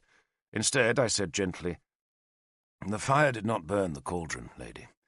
Merlin came next day and he searched the ashes and found no gold. Fool! Morgan spat at me through the mouth slit of her mask. You think God's fire burns like your feeble flames? The cauldron was the pot of evil, the foulest blight on God's earth. It was the devil's pissing pot, And the Lord God consumed it, Derval. He consumed it to nothing. I saw it with this eye. She tapped her mask beneath the one good eye. I saw it burn, and it was a bright, seething, hissing furnace glare in the innermost heart of the fire. It was a flame like the hottest flame of hell, and I heard the demons screeching in their pain as their cauldron turned to smoke. God burned it. He burned it, and sent it back to hell where it belongs. She paused, and I sensed that her flame-mauled, ruined face was cracking into a smile behind the mask. It's gone, Derval, she said in a quieter voice. And now you can go too. I left her, left the shrine and climbed to the tor, where I pushed back the half-broken water gates that hung crazily off one rope hinge. The blackened ashes of the hall and tower were being swallowed by the earth, and around them were the dozen dirty huts where Nimue and her people lived. Those people were the unwanted of our world, its cripples and beggars, its homeless folk and half-crazed creatures, who all survived on the food Kynwyn and I sent weekly from Lindinis. Nimue claimed her people spoke with the gods, but all I ever heard from them was mad cackling or sad moaning. She denies everything, I said to Nimue. Of course she does. She says her god burned it to nothing. Her god couldn't soft-boil an egg, Nimue said vengefully. She had decayed foully in the years since the cauldron had disappeared, and as Merlin had subsided into his gentle old age. Nimue was filthy these days, filthy and thin and almost as crazed as when I had rescued her from the Isle of the Dead. She shivered at times, or else her face grimaced in uncontrollable twitches. She had long ago sold or thrown away the golden eye, and now wore a leather patch over the empty socket instead. Whatever intriguing beauty she had once possessed was now hidden under dirt and sores, and lost beneath her matted mass of black hair that was so greasy with filth that even the country folk who came to her for divination or healing would often recoil from her stench. Even I, who was oath-sworn to her, and who had once loved her, could hardly bear to be near her. The cauldron still lives, Nimue told me that day. So Merlin says. And Merlin lives too, Derval. She put a nail-bitten hand on my arm. He's waiting, that's all. Saving his strength. Waiting for his balefire, I thought, but said nothing. Nimue turned sunwise to stare all about the horizon. Somewhere out there, Derval, she said, the cauldron is hidden, and someone is trying to work out how to use it. She laughed softly. And when they do, Derval, you will see the land turn red with blood. She turned her one eye on me. Blood, she hissed. The world will vomit blood that day, Derval, and Merlin will ride again. Maybe, I thought, but it was a sunny day, and Dumnonia was at peace. It was Arthur's peace, given by his sword and maintained by his law courts and enriched by his roads and sealed by his brotherhood. It all seemed so distant from the world of the cauldron and the missing treasures, but Nimue still believed in their magic, and for her sake I would not express disbelief. Though on that bright day in Arthur's Dumnonia, it seemed to me that Britain was forging its way from darkness into light, from chaos into order, and from savagery into law. That was Arthur's achievement. That was his Camelot. But Nimue was right. The cauldron was not lost, and she, like Merlin, was just waiting for its horror.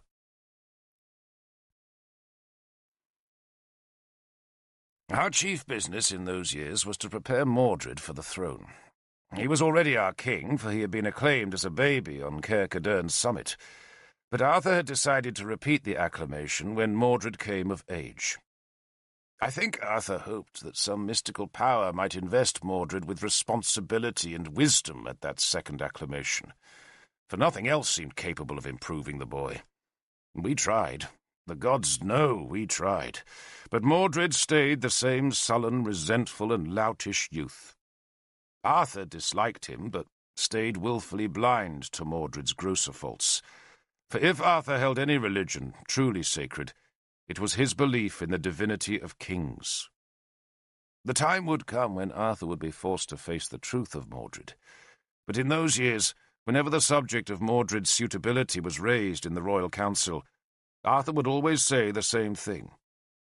Mordred, he agreed, was an unattractive child, but we had all known such boys grow into proper men, and the solemnity of acclamation and the responsibilities of kingship would surely temper the boy. "I was hardly a model child myself," he liked to say, "but I don't think I've turned out ill. Have faith in the boy." Besides, he would always add with a smile, Mordred would be guided by a wise and experienced council. "He'll appoint his own council," one of us would always object. But Arthur waved the matter aside. All, he blithely assured us, would turn out well. Guinevere had no such illusions. Indeed, in the years following the Round Table Oath, she became obsessed with Mordred's fate. She did not attend the royal council, for no woman could. But when she was in Dernavaria, I suspect she listened from behind a curtained archway that opened into the council chamber. Much of what we discussed must have bored her.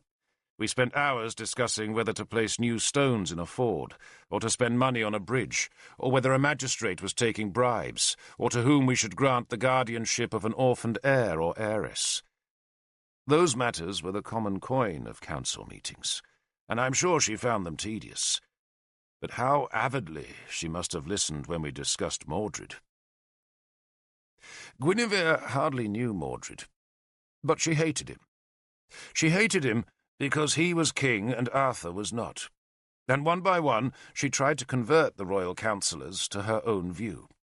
She was even pleasant to me, for I suspect she saw into my soul and knew that I secretly agreed with her. After the first council meeting that followed the Round Table Oath, she took my arm and walked with me about Dernavaria's cloister, which was misted from the smoke of herbs that were being burned in braziers to avert a return of the plague. Maybe it was the heady smoke that dizzied me, but more likely it was Guinevere's proximity. She wore a strong perfume. Her red hair was full and wild, her body straight and slender, and her face so very finely boned and full of spirit. I told her I was sorry her father had died. "Poor father," she said. "All he ever dreamed of was returning to Henniswyren." She paused, and I wondered whether she had reproved Arthur for not making more effort to dislodge Dyranak. I doubt Guinevere ever wanted to see Henniswyren's wild coast again, but her father had always wanted to return to his ancestors' lands. "You never told me about your visit to Henniswyren," Guinevere said reproachfully. "I hear you met Dyranak." "And hope never to meet him again, lady." She shrugged. "Sometimes in a king a reputation for savagery can be useful." She questioned me about Henniswyren's condition, but I sensed she was not truly interested in my answers, any more than when she asked me how Kynwyn was. "Well, lady," I answered her, "thank you." "Pregnant again?" she asked in mild amusement. "We think so, lady." "How busy the two of you do keep, Derval," she said in gentle mockery. Her annoyance at Kynwyn had faded over the years, though they never did become friends. Guinevere snapped a leaf from a bay tree that grew in a Roman urn decorated with naked nymphs, and rubbed the leaf between her fingers. "And how is our Lord King?" she asked sourly. "Troublesome, lady." "Is he fit to be king?" That was typical of Guinevere. A straight question, brutal and honest. "He was born to it, lady," I said defensively, "and we are oath-sworn to it." She gave a derisive laugh. Her gold-laced sandals slapped the flagstones, and a gold chain hung with pearls clinked about her neck. "Many years ago, Derval," she said, "you and I talked of this, and you told me that of all the men in Dumnonia, Arthur was the fittest to be king." "I did," I admitted. "And you think Mordred is fitter?" "No, lady." "So?" She turned to look at me. Few women could look me straight in the eye, but Guinevere could. "So?" she asked again. "So I have sworn an oath, lady, as has your husband." Oaths, she snarled, letting go of my arm. Arthur swore an oath to kill Ael, and Ael yet lives. He swore an oath to take back Henniswyre, yet Diranac still rules there. Oaths. You men hide behind oaths like servants hide behind stupidity. But the moment an oath becomes inconvenient, you forget it soon enough. You think your oath to Uther cannot be forgotten? My oath is to the Prince Arthur, I said, taking care as ever to call Arthur a prince in front of Guinevere. You wish me to forget that oath? I asked her. I want you, Derval, to talk some sense into him, she said. He listens to you. Well, he listens to you, lady. Not on the subject of Mordred, she said. On everything else, maybe, but not that. She shuddered, perhaps remembering the embrace she had been forced to give Mordred at the Sea Palace. Then she angrily crumbled the bay leaf and threw it onto the flagstones. Within minutes I knew a servant would silently sweep it away. Durnavaria's winter palace was always so tidy, while our palace at Lindinnis was too littered with children ever to be neat, and Mordred's wing was a midden. Arthur, Guinevere now insisted tiredly, is the eldest living son of Uther. He should be king. And so he should, I thought. But we had all taken oaths to put Mordred on the throne, and men had died at Loch Vale to defend that oath. At times, the gods forgive me, I just wished Mordred would die, and so solve the problem for us. But despite his club foot and the ill omens of his birth, he seemed blessed with a rugged health. I looked into Guinevere's green eyes. I remember, lady, I said to her carefully, how years ago you took me through that doorway. I pointed to a low archway that led off the cloister, and you showed me your temple of Isis. I did. So? She was defensive, maybe regretting that moment of intimacy. On that distant day she had been trying to make me an ally in the same cause that had prompted her to take my arm and bring me to this cloister. She wanted Mordred destroyed so that Arthur could rule.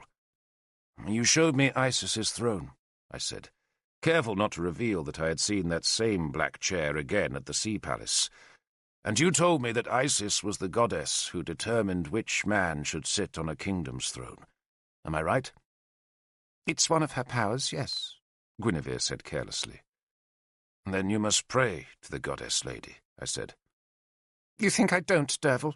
She demanded. You think I haven't worn out her ears with my prayers? I want Arthur as king, and Gwyddra as king after him. But you can't force a man onto a throne. Arthur must want it before Isis will grant it. Well, that seemed a feeble defence to me. If Isis could not alter Arthur's mind, how were we mere mortals expected to change it?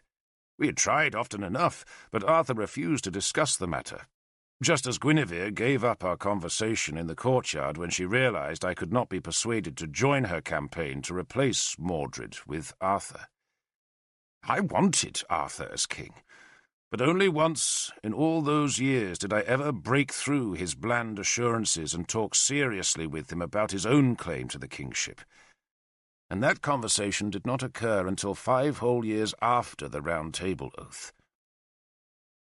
It was during the summer before the year in which Mordred was to be acclaimed king, and by then the whispers of hostility had become a deafening shout. Only the Christians supported Mordred's claim, and even they did it reluctantly. But it was known that his mother had been a Christian, and that the child himself had been baptized, and that was sufficient to persuade the Christians that Mordred might be sympathetic to their ambitions. Everyone else in Dumnonia looked to Arthur to save them from the boy, but Arthur serenely ignored them. That summer, as we have now learned to count the sun's turning, was 495 years after the birth of Christ, and it was a beautiful sun-soaked season. Arthur was at the height of his powers. Merlin sunned himself in our garden, with my 3 small daughters clamouring for stories. Kynwyn was happy. Guinevere basked in her lovely new sea palace, with its arcades and galleries and dark, hidden temple. Lancelot seemed content in his kingdom by the sea. The Saxons fought each other, and Dumnonia was at peace. It was also, as I remember, a summer of utter misery. For it was the summer of Tristan and Iseult. Kurnow is the wild kingdom that lies like a claw at Dumnonia's western tip. And the Romans went there, but few settled in its wilderness. And when the Romans left Britain, the folk of Kurnow went on with their lives as though the invaders had never existed. They ploughed small fields, fished hard seas, and mined precious tin. To travel in Kurnow, I was told, was to see Britain as it had been before the Romans came, though I never went there, and nor did Arthur. For as long as I could remember, Kurnow had been ruled by King Mark. He rarely troubled us, though once in a while, usually when Dumnonia was embroiled with some larger enemy to the east, he would decide that some of our western lands should belong to him, and there would be a brief border war and savage raids on our coast by Kurnow's fighting boats. We always won those wars. How could we not? Dumnonia was large and Kurnow small, and when the wars were done, Mark would send an envoy to say it had all been an accident. For a short time at the beginning of Arthur's rule, when Kudui of Isker had rebelled against the rest of Dumnonia, Mark did capture some large portions of our land beyond his frontier. But Kiluk had ended that rebellion, and when Arthur sent Kudui's head as a gift to Mark, the spearmen of Kurnow had quietly gone back to their old strongholds. Such troubles were rare, for King Mark's most famous campaigns were fought in his bed. He was famous for the number of his wives, but where other such men might have kept several wives at one time, Mark married them in sequence. They died with appalling regularity, almost always, it seemed, just 4 years after the marriage ceremony was performed by Kurnow's druids. And though Mark always had an explanation for the deaths, a fever maybe, or an accident, or perhaps a difficult birth, most of us suspected it was the king's boredom that lay behind the balefires that burned the queenly corpses on Caer Dur, the king's stronghold. The 7th wife to die had been Arthur's niece, Ial, and Mark had sent an envoy with a sad tale of mushrooms, toadstools, and Ial's ungovernable appetites. He had also sent a pack mule, loaded with tin ingots and rare whalebones to avert any possibility of Arthur's wrath. The deaths of the wives never seemed to prevent other princesses from daring the sea-crossing to share Mark's bed. It was better, perhaps, to be a queen in Kurnow, even for a short time, than to wait in the women's hall for a suitor who might never come. And besides, the explanations for the deaths were always plausible. They were just accidents. After Ial's death, there was no new marriage for a long time. Mark was getting old, and men assumed he had abandoned the marriage game. But then, in that lovely summer of the year before Mordred assumed power in Dumnonia, the aging King Mark did take a new wife. She was the daughter of our old ally, Oengus mac Eirim, the Irish king of Demetia, who had delivered us victory at Lugvale. And for that deliverance, Arthur forgave Oengus his myriad of trespasses that still harassed Keenaglas's land. Oengus's feared Black Shield warriors were forever raiding Powys, and what had been Siluria, and through all those years Keenaglas was forced to keep expensive war bands on his western frontier. Oengus always denied responsibility for the raids, saying that his chiefs were ungovernable, and promising he would lop some heads. But the heads remained unlopped, and at every harvest time the hungry Black Shields would return to Powys. Arthur sent some of our young spearmen to gain battle experience in those harvest wars that provided us with a chance to train unblooded warriors and keep the older men's instincts sharp. Keenaglas wanted to finish Demetia off once and for all, but Arthur liked Oengus and argued that his depredations were worth the experience he gave our spearmen, and so the Black Shield survived. The marriage of the aging King Mark to his child bride of Demetia was an alliance of 2 small kingdoms that troubled no one. And besides, no one believed Mark had married the princess for any political advantage. He married her solely because he had an insatiable appetite for young royal flesh. He was then near 60 years old. His son Tristan was almost 40, and Iseult, the new queen, was just 15. The misery began when Killick sent us a message saying that Tristan had arrived in Isca with his father's child bride. Killick, after Melvers had died of his surfeit of oysters, had been appointed the governor of Dumnonia's western province, and his message reported that Tristan and Iseult were fugitives from King Mark. Killick himself was amused rather than troubled by their arrival, for he, like me, had fought beside Tristan at Lugvale and outside London, and he liked the prince. "At least this bride will live," Killick's scribe had written to the council, "and deserves to. I have given them an old hall and a guard of spearmen."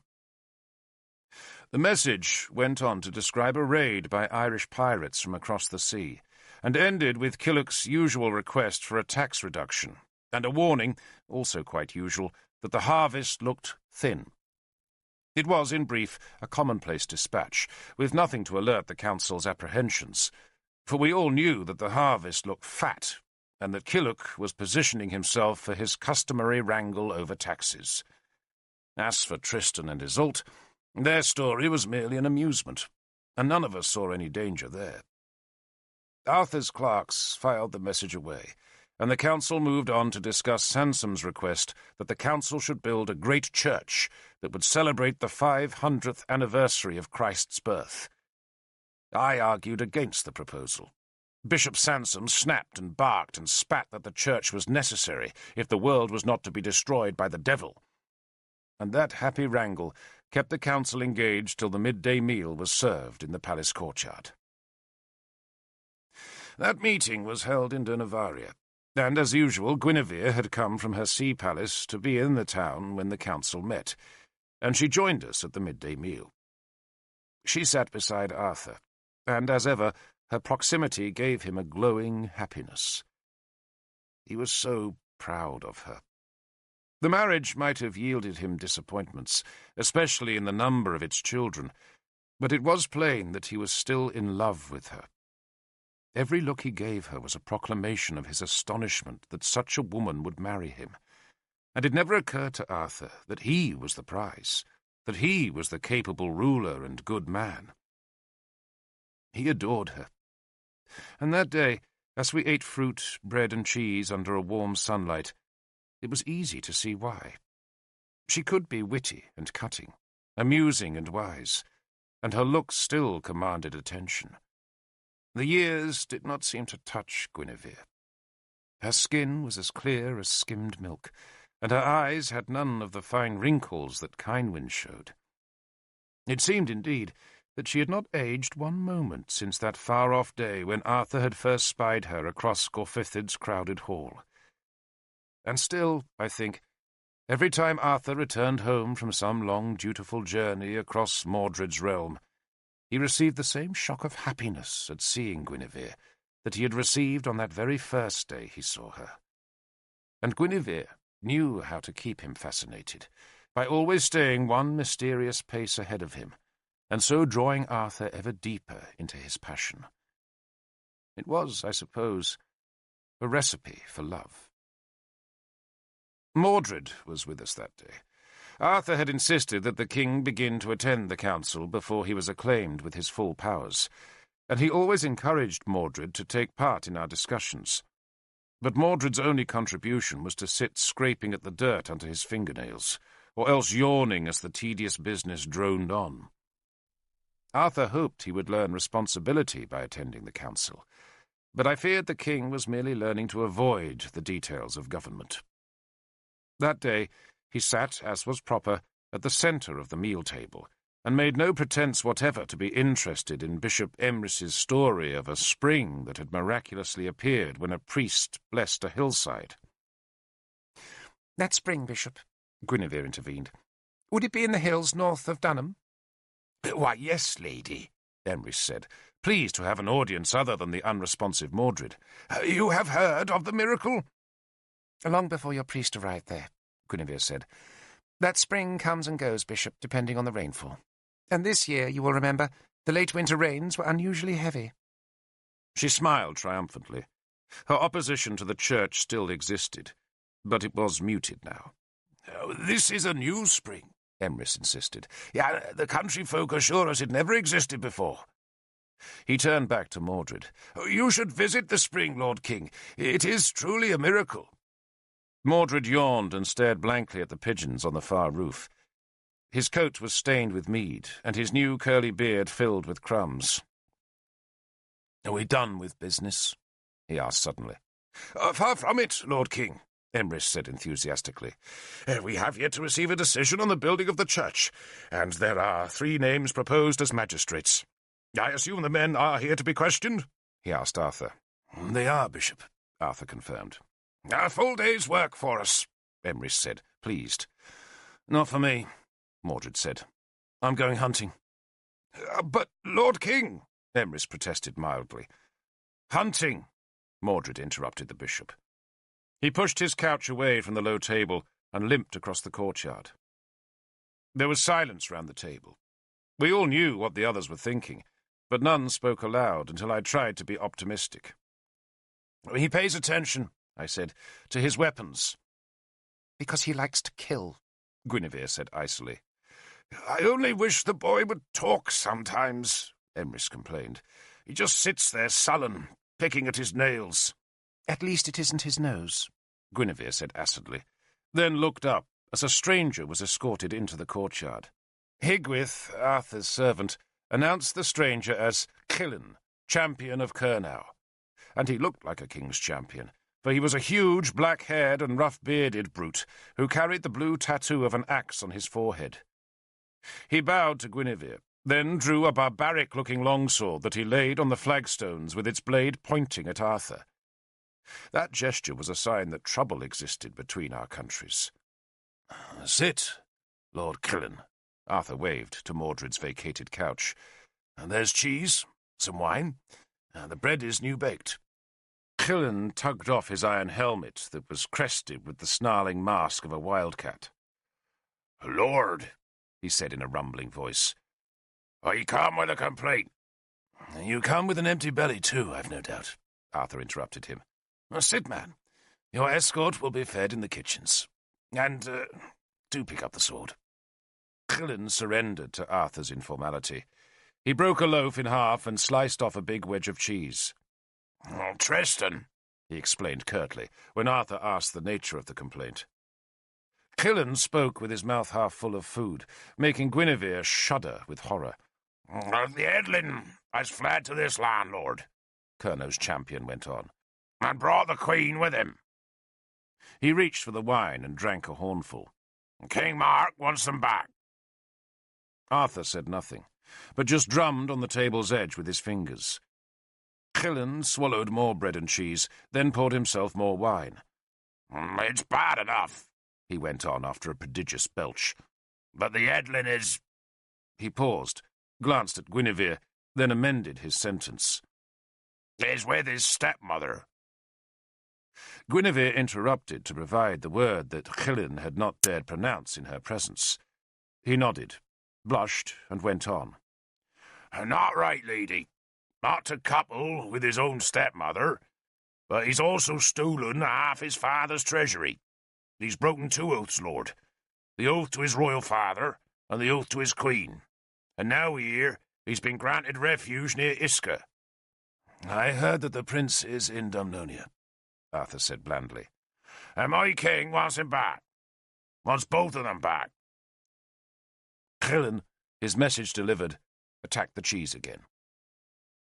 The council reassembled, leaving Cilyn to kick his heels in the sunlight. The 3 candidates for magistrate were told to wait, and the vexed problem of Sansom's great church was set aside, while we debated Arthur's answer to King Mark. Tristan, I said, has ever been a friend to this country. When no one else would fight for us, he did. He brought men to Lugvale. He was with us in London. He deserves our help. He has broken oaths made to a king, Arthur said worriedly. Pagan oaths, Sansom put in, as if that lessened Tristan's offence. But he has stolen money, Bishop Emrys pointed out. "Which he hopes will soon be his by right," I answered, trying to defend my old battle comrade. "And that is precisely what worries King Mark," Arthur said. "And put yourself in his place, Derval. And what do you fear most?" "A dearth of princesses?" I ventured. Arthur scowled at my levity. "He fears that Tristan will lead spearmen back to Kurnow. He fears civil war. He fears that his son is tired of waiting for his death. And he's right to fear it." I shook my head. "Tristan was never calculating, Lord," I said. "He acts on impulse. He's stupidly fallen in love with his father's bride. He's not thinking of a throne." "Not yet," Arthur said ominously. "But he will." "If we give Tristan refuge, what will King Mark do?" Sansom asked shrewdly. "Raids," Arthur said. "Some farms burned, cattle stolen. Or else he'll send his spears to take Tristan alive. His boatmen could manage that." Alone among the British kingdoms, the men of Kurnow were confident sailors, and the Saxons, in their early raids, had learned to fear the longboats of Mark's spearmen. "It will mean constant niggling trouble," Arthur conceded. "A dozen dead farmers and their wives every month. We'll have to keep 100 spearmen on the border till it's all settled." "Expensive," Sansom commented. "Too expensive," Arthur said grimly. "King Mark's money must certainly be returned," Emrys insisted. "And the Queen, probably," Cithrin, one of the magistrates who sat on the council, put in. "I cannot imagine that King Mark's pride will allow him to leave that insult unavenged." "What happens to the girl if she's returned?" Emrys asked. "That," Arthur said firmly, "is a matter for King Mark to decide, not us." He rubbed his long bony face with his two hands. "I suppose," he said wearily, "that we had better mediate the affair." He smiled. "It's been a long time since I was in that part of the world. Maybe it's time to go there again. Will you come, Derval? You're a friend of Tristan. Maybe he'll listen to you." "With pleasure, Lord," I agreed. The council agreed to let Arthur mediate the matter, sent Cillian back to Kurnow with a message describing what Arthur was doing, and then, with a dozen of my spearmen in attendance, we rode south and west to find the errant lovers. It began as a happy enough journey, despite the awkward problem that lay at its end. 9 years of peace had swollen the land's goodness, and if the summer's warm weather lasted, and despite Killuck's gloomy predictions, it looked set to be a fine harvest that year. Arthur took a real joy from seeing the well-tended fields and new granaries. He was greeted in every town and village, and the greeting was always warm. Children's choirs sang for him, and gifts were laid at his feet. Corn dollies, baskets of fruit, or a fox pelt. He returned gold for the gifts, discussed whatever problems afflicted the village, talked with the local magistrate, and then we would ride on. The only sour note was struck by Christian hostility, for in nearly every village there was a small group of Christians who would shriek curses at Arthur until their neighbours hushed them up or pushed them away. New churches stood everywhere, usually built where pagans had once worshipped at a sacred well or spring. The churches were the products of Bishop Sansom's busy missionaries, and I wondered why we pagans did not employ similar men to travel the roads and preach to the peasants. The Christians' new churches were, admittedly, small things, mere huts of wattle and thatch with a cross nailed to one gable, but they multiplied, and the more rancorous of their priests cursed Arthur for being a pagan, and detested Guinevere for her adherence to Isis. Guinevere never cared that she was hated, but Arthur disliked all religious rancour. On that journey to Iska, he often stopped to talk to the Christians, who spat at him, but his words had no effect. The Christians did not care that he had given the land peace, nor that they had become prosperous, only that Arthur was a pagan. "They're like the Saxons," he told me gloomily, as we left another hostile group behind. "They won't be happy till they own everything." "Then we should do to them what we did to the Saxons, Lord," I said. "Set them against each other." "They already fight amongst themselves," Arthur said. Do you understand this argument about Pelagianism? I wouldn't even want to understand it, I answered flippantly. Though in truth the argument was growing ever more vicious, with one set of Christians accusing the other of heresy, and both sides inflicting deaths on their opponents. Do you understand it? I think so. Pelagius refused to believe mankind is inherently evil, while men like Sansom and Emrys say we are all born evil. He paused. I suspect, Arthur went on, that if I were a Christian, I'd be a Pelagian. I thought of Mordred and decided that mankind might well be inherently evil, but I said nothing. I believe in mankind, Arthur said, rather more than in any god.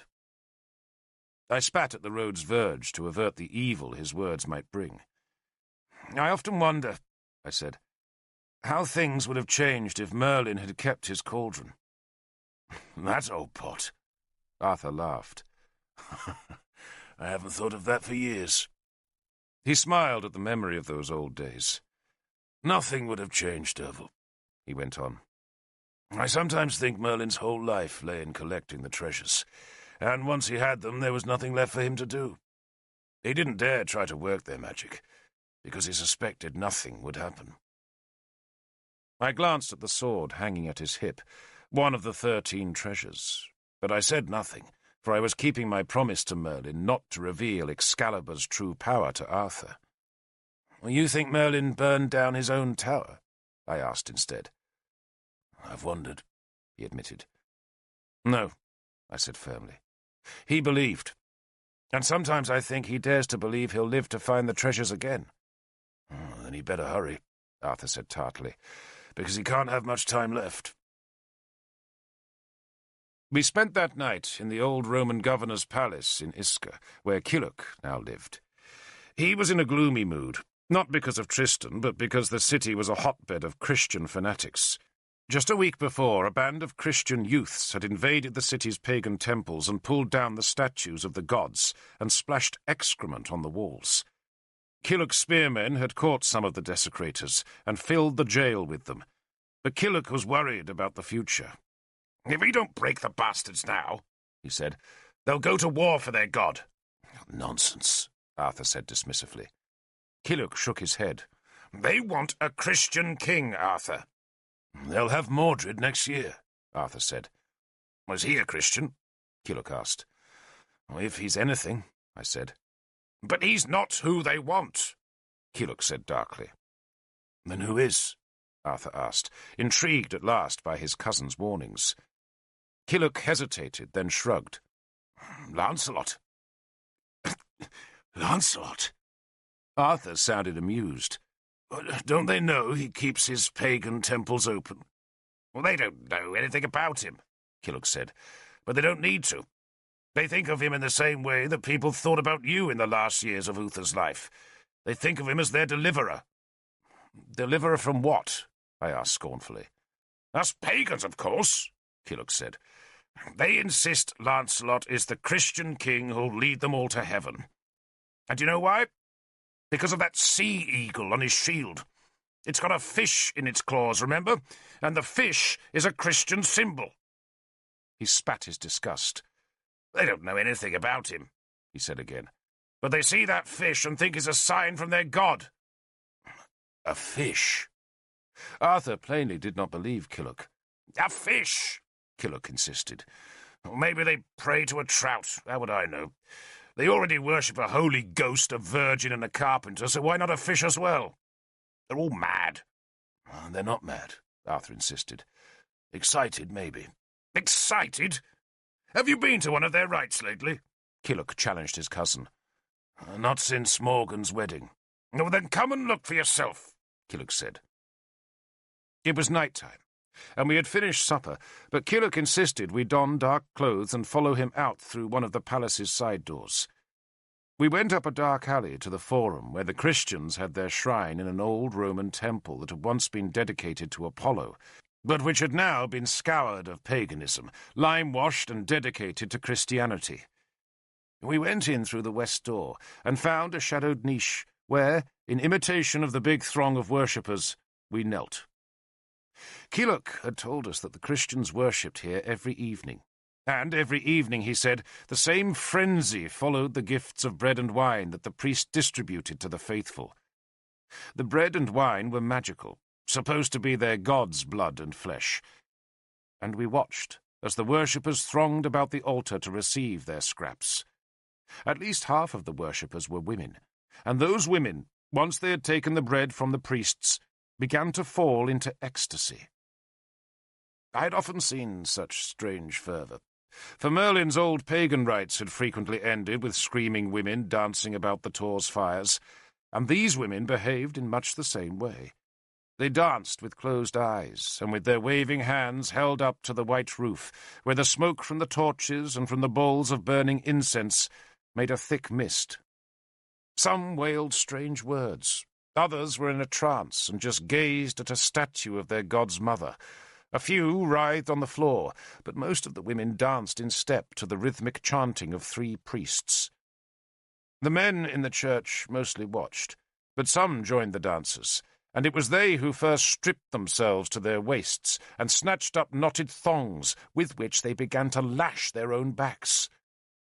That astonished me, for I had never seen anything like it before. But my astonishment turned to horror when some of the women joined the men and began to scream with ecstatic joy as the lashes drew blood from their bare breasts and backs. Arthur hated it. "It's madness," he whispered. "Pure madness. It's spreading," Killock warned him darkly. One of the women was beating her naked back with a length of rusty chain, and her frenzied wailing echoed in the big stone chamber as her blood spattered thick on the tiled floor. "They'll go on like this all night," Killock said. The worshippers had gradually edged forward to surround the ecstatic dancers, leaving the 3 of us isolated in our shadowed niche. A priest saw us there and darted towards us. "Have you eaten the body of Christ?" he demanded. "We ate roast goose," Arthur said politely, standing up. The priest stared at the 3 of us and recognized Killock. He spat into Killock's face. "Pagan!" he shrieked. "Idolater! You dare defile God's temple!" He struck at Killock. A mistake, for Killock gave him a blow that spanned the priest hard back across the floor. But the altercation had attracted attention, and a howl went up from the men who had been watching the flagellating dancers. "Time to go," Arthur said, and the 3 of us retreated smartly across the forum to where Killock's spearmen guarded the palace's arcade.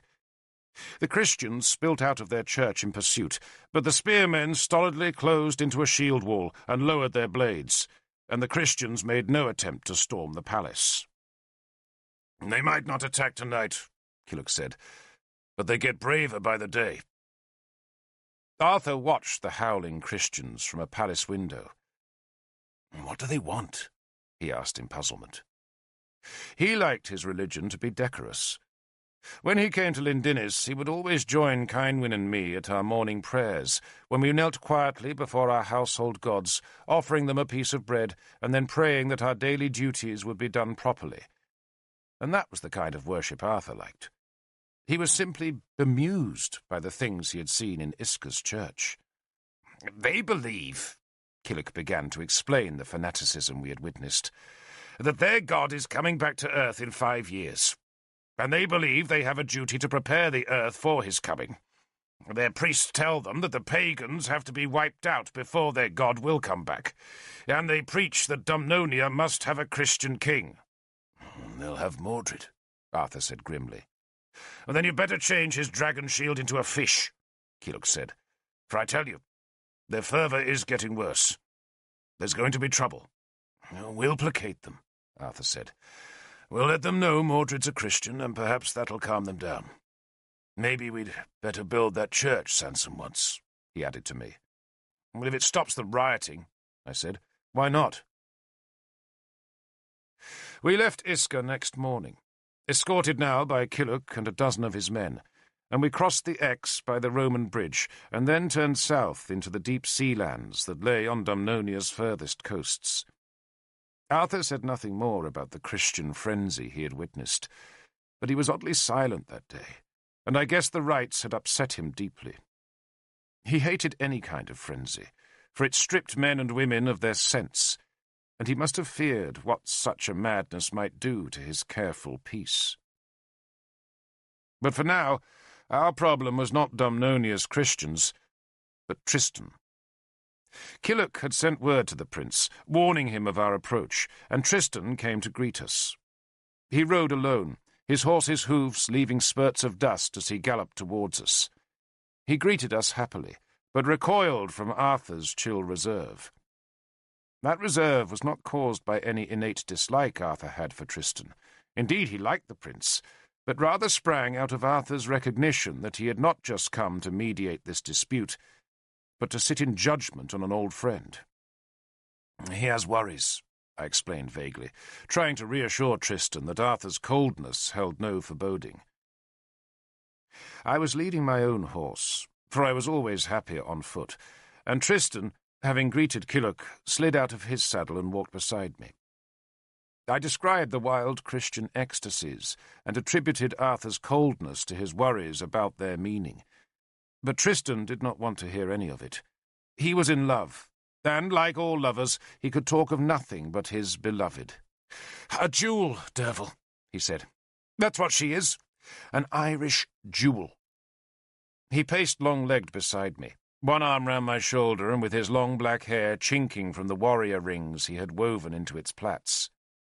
His beard was more heavily streaked with white now, but he was still a handsome man with a bony nose and dark, quick eyes that were bright with passion. "Her name," he said dreamily, "is Iseult." "We heard," I said dryly. "A child from Demetia," he said. "A daughter of Oengus mac Eirim. A princess, my friend, of the Hui Liatain." He spoke the name of Oengus mac Eirim's tribe as though its syllables were forged in purest gold. "Iseult," he said, "of the Hui Liatain. 15 summers old and as beautiful as the night." I thought of Arthur's ungovernable passion for Guinevere, and of my own soul's longings for Cynwyn, and my heart hurt for my friend. He had been blinded by love, swept by it, made mad by it. Tristan was ever a passionate man, given to black deeps of despair or to soaring heights of happiness. But this was the first time I had ever seen him assaulted by the storm winds of love. "Your father," I warned him carefully, "wants Iseult back." "My father's old," he said, dismissing every obstacle. "And when he dies, I shall sail my princess of the Hui Liatain to Tintagil's iron gates and build her a castle of silver towers that shall scrape the stars." He laughed at his own extravagance. "You'll adore her, Derval." I said nothing more, but just let him talk and talk. He had no appetite for our news, cared not a bit that I had 3 daughters or that the Saxons were on the defensive. He had room in his universe for nothing but Iseult.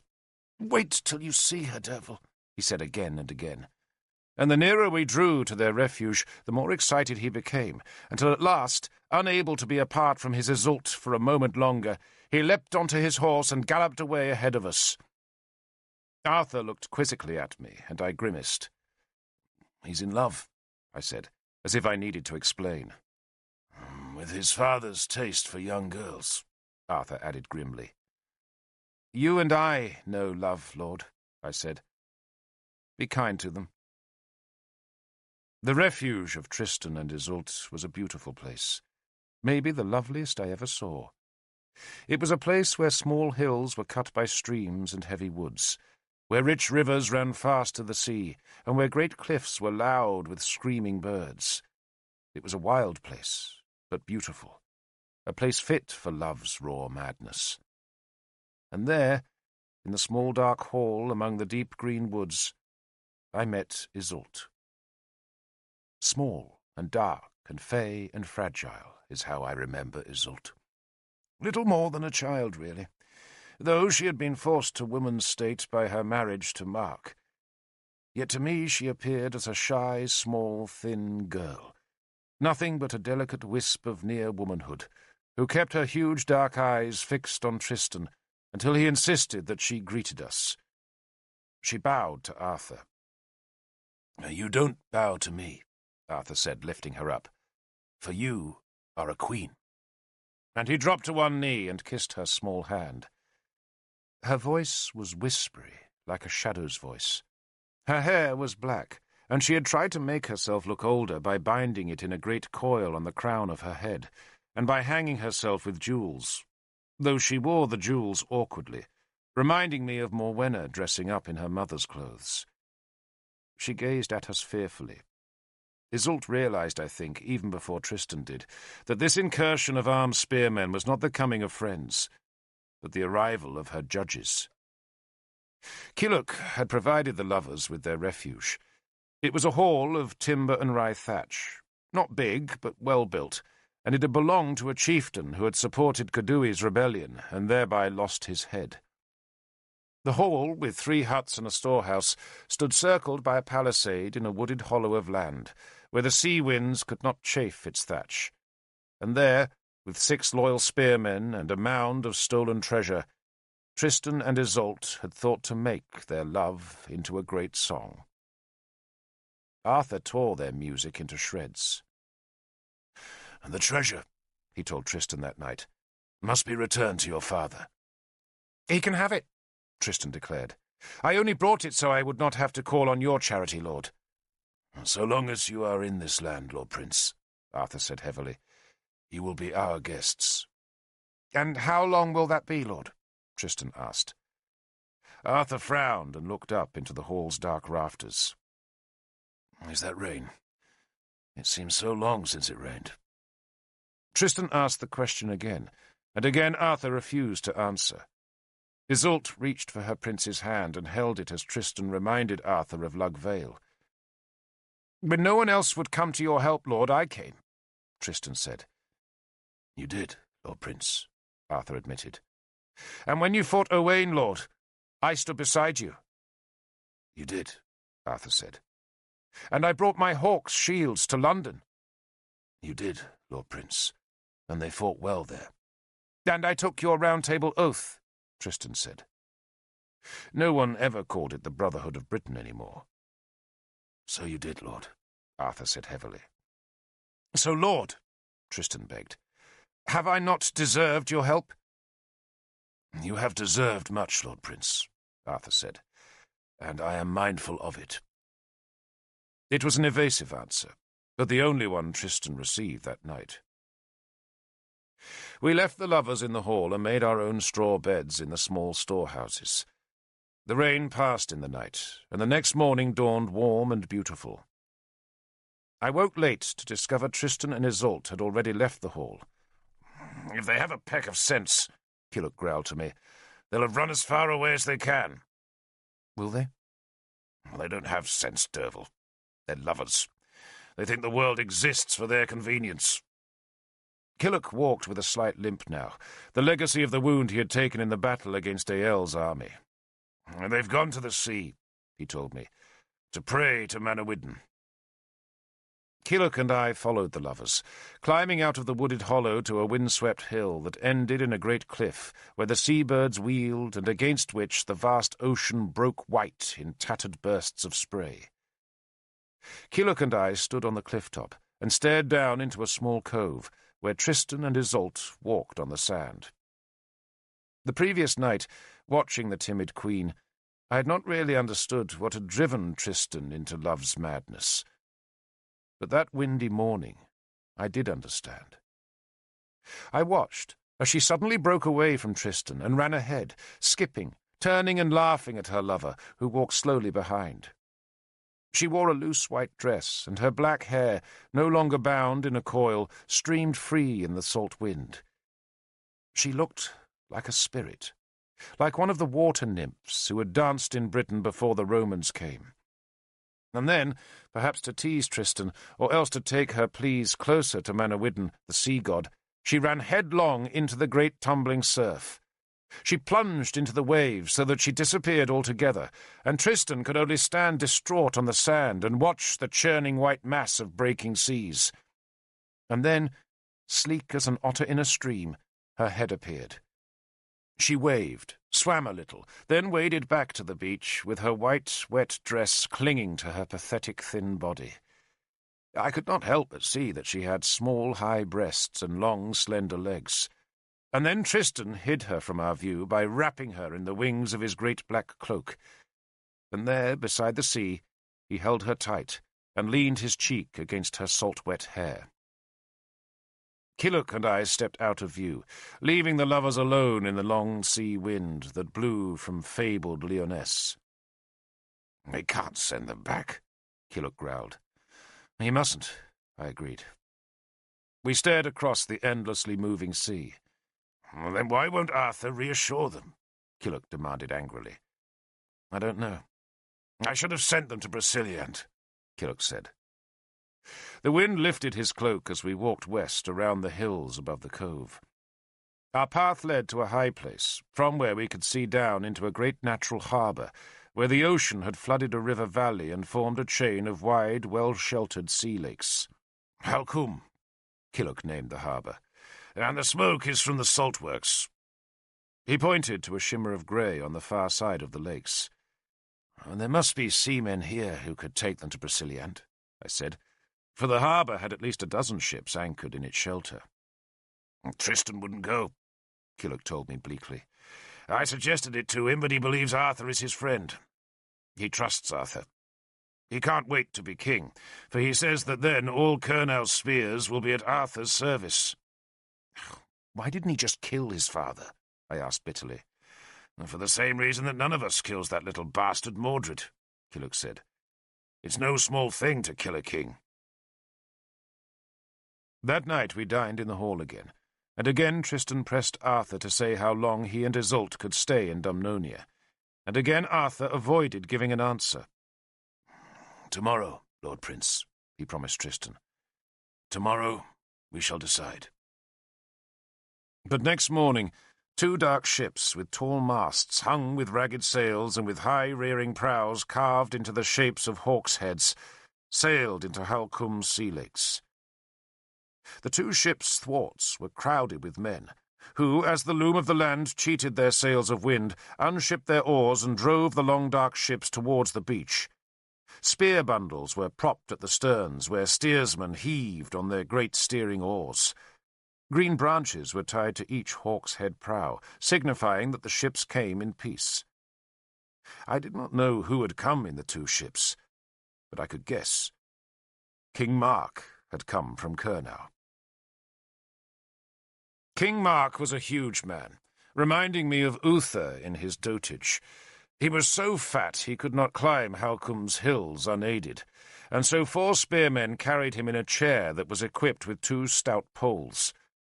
40 other spearmen accompanied their king, who was preceded by Chillen, his champion. The clumsy chair swayed up the hill, then down into the wooded hollow where Tristan and Isolde believed they had found refuge. Isolde screamed when she saw them. Then, in a panic, she ran desperately to escape her husband.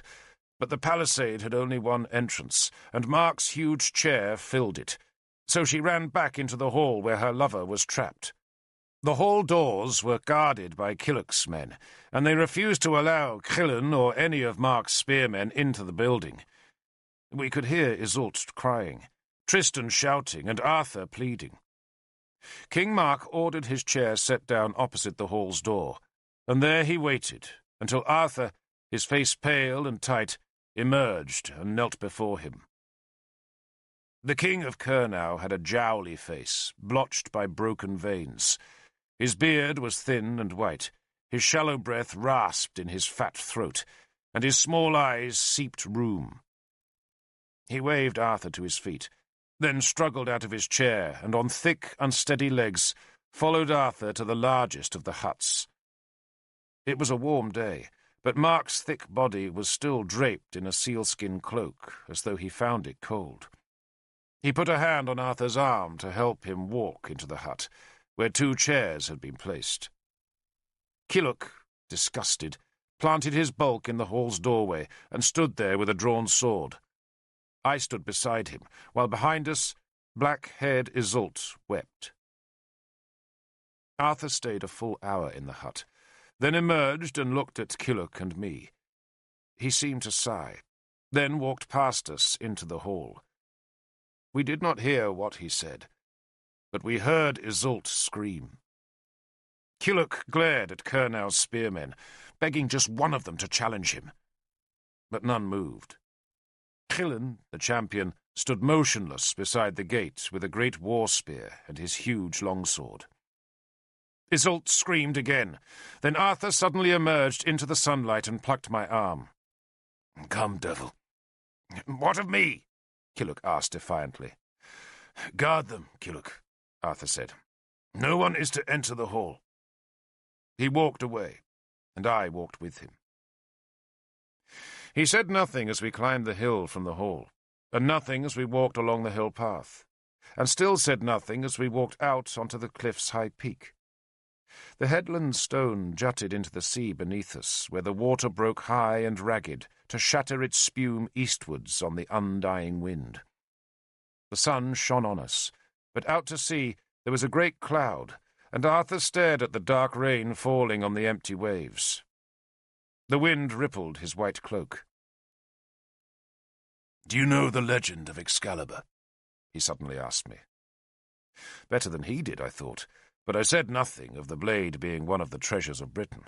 "I know, Lord," I said, wondering why he had asked me such a question at such a moment, "that Merlin won it in a dream contest in Ireland, and that he gave it to you at the Stones."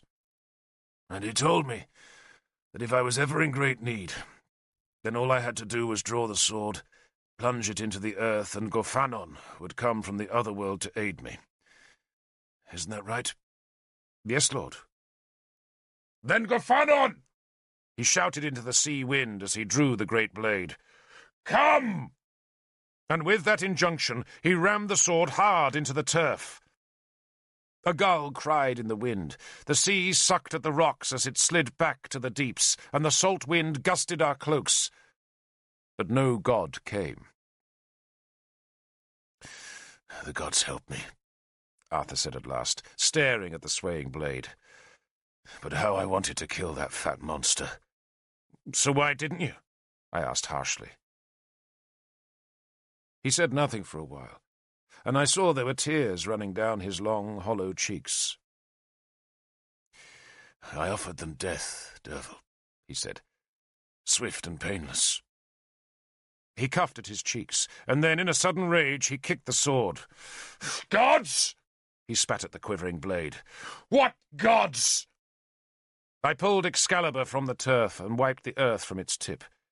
He refused to take the sword back, so I laid it reverently on a grey boulder. "What will happen to them, Lord?" I asked. He sat on another stone. For a time he did not answer me, but just stared at the rain on the far sea, while the tears trickled down his cheeks. "I have lived my life, Derval," he said at last, "according to oaths. I know no other way. I resent oaths, and so should all men, for oaths bind us. They hobble our freedom, and who among us doesn't want to be free? But if we abandon oaths, then we abandon guidance. We fall into chaos. We just fall. We become no better than beasts." He suddenly could not continue, but just wept. I stared at the grey heave of the sea. Where, I wondered, do those great waves begin, and where do they end?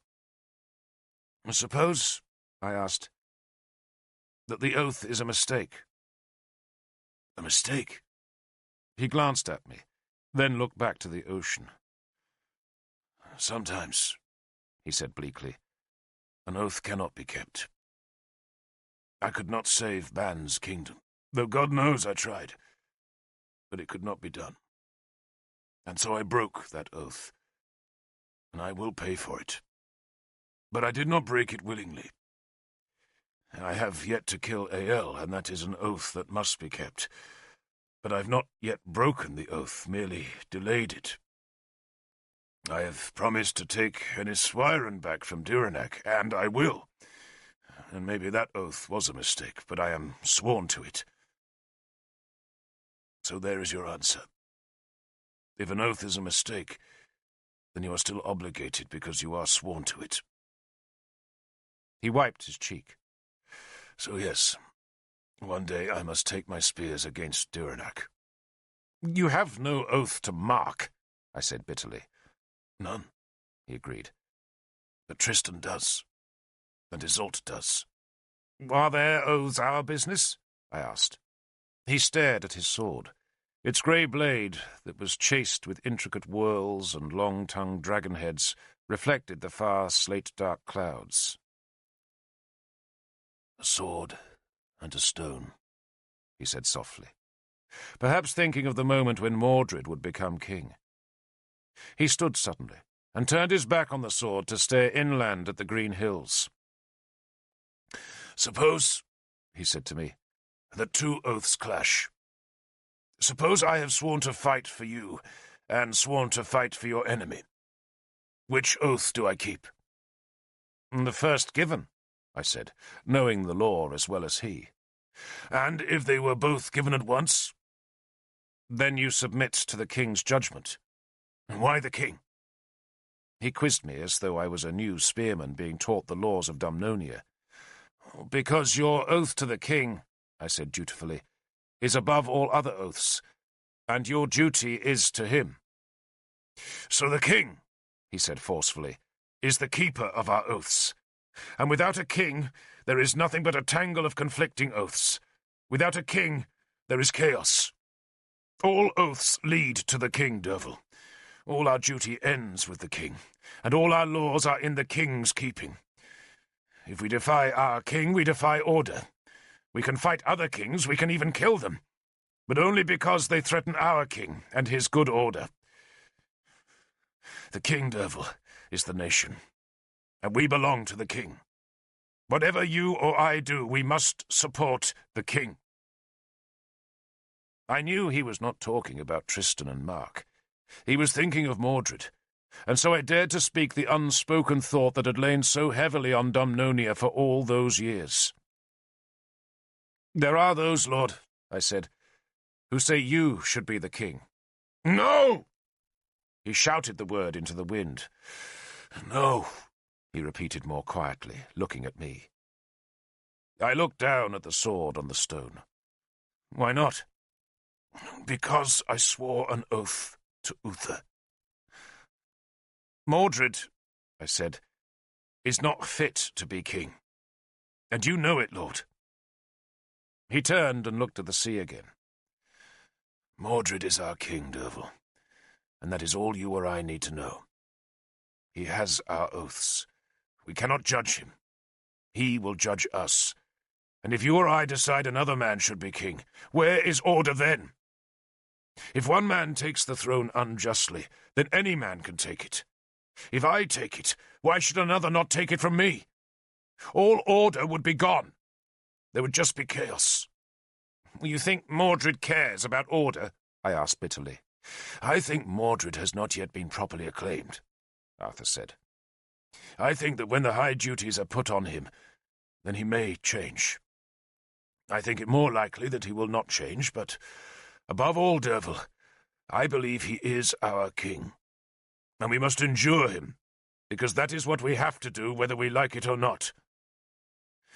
In all this world, Derval, he said, suddenly sweeping up Excalibur and swinging her blade about the whole horizon. In all this world, there is only one sure order, and that is the king's order. Not the gods. They've gone from Britain. Merlin thought he could bring them back, but look at Merlin now. Sansom tells us that his god has power, and so he might, but not for me. I see only kings, and in kings are concentrated our oaths and our duties. Without them, we would be so many wild things scrambling for place. He rammed Excalibur back into its scabbard. I must support kings, for without them there would be chaos. And so I have told Tristan and Isolde that they must stand trial. Trial? I exclaimed, then spat on the turf. Arthur glared angrily at me. They are accused, he said, of theft. They are accused of breaking oaths. They are accused of fornication. The last word twisted his mouth, and he turned away from me to spit it across the sea. "They're in love," I protested. And when he said nothing, I attacked him more directly. "And did you stand trial, Arthur ap Uther, when you broke an oath? And not the oath to ban, but the oath you swore when you betrothed yourself to Cynwyn. You broke an oath, and no one put you in front of magistrates." He turned on me in a flaring rage, and for a few heartbeats I thought he was about to drag Excalibur free again and attack me with the blade. But then he shuddered and went still. His eyes glistened with tears again. He said nothing for a long while. Then he nodded. "I broke that oath, true. Do you think I haven't regretted it?"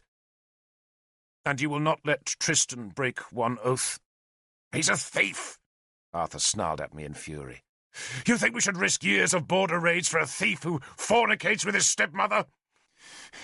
You could talk to the families of the dead farmers on our frontier and justify their deaths in the name of Tristan's love. You think women and children should die because a prince is in love? Is that your justice?" "I think Tristan is our friend," I said. And when he did not answer, I spat at his feet. "You sent for Mark, didn't you?" I accused him. He nodded. "Yes, I sent a messenger from Iska." "Tristan is our friend!" I shouted at him. He closed his eyes. "He has stolen from a king," he said stubbornly. "He has stolen gold, a wife, and pride. He has broken oaths. His father seeks justice, and I am sworn to justice." "He is your friend," I insisted, "and he is mine."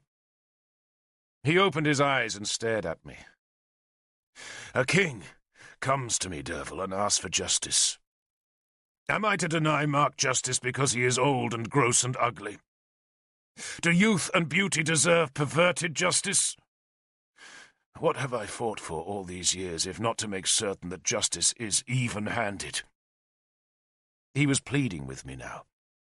"When we travelled here, through all those villages and towns, did people run away because they saw our swords? No. And why? Because they know that in Mordred's kingdom there is justice. And now, because a man beds his father's wife, you would have me toss that justice away like an inconvenient burden?" "Yes," I said, "because he is a friend. And because if you make them stand trial, they will be found guilty. They have no chance at trial," I protested bitterly, "because Mark is a tongued one." Arthur gave a sad smile as he acknowledged the memory I had deliberately provoked. That memory was of our very first meeting with Tristan. And that meeting, too, had been a legal matter. And in that case, a great injustice was almost done because the accused was a tongued one. In our law, the evidence given by a tongued one was incontrovertible. 1,000 people could swear the opposite, but their evidence was nothing if it was contradicted by a lord, a druid, a priest, a father speaking of his children, a gift-giver speaking of his gift, a maid talking of her virginity, a herdsman speaking of his animals, or a condemned man saying his final words. And Mark was a lord, a king, and his word outweighed those of a prince or a queen. No court in Britain would acquit Tristan and Isolde, and Arthur knew it. But Arthur had sworn an oath to uphold the law. But on that far day, when Owain had so nearly perverted justice by using the privilege of a tongued one to tell a lie, Arthur had appealed to the Court of Swords. For Tristan's benefit, Arthur himself had fought Owain, and Arthur had won. Tristan, I now said to Arthur, could appeal to the Court of Swords.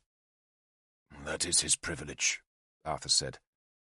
And I am his friend, I said coldly, and I can fight for him. Arthur stared at me as though he was only just realizing the true depths of my hostility. You, Derval? He asked.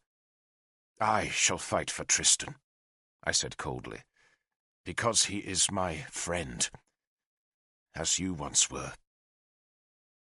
He paused a few heartbeats. "That is your privilege," he finally said. "But I have done my duty." He walked away, and I followed 10 paces behind. When he slowed, I slowed, and when he turned to look at me, I looked away. I was going to fight for a friend. Arthur curtly ordered Killock's spearmen to escort Tristan and Isolde to Isca.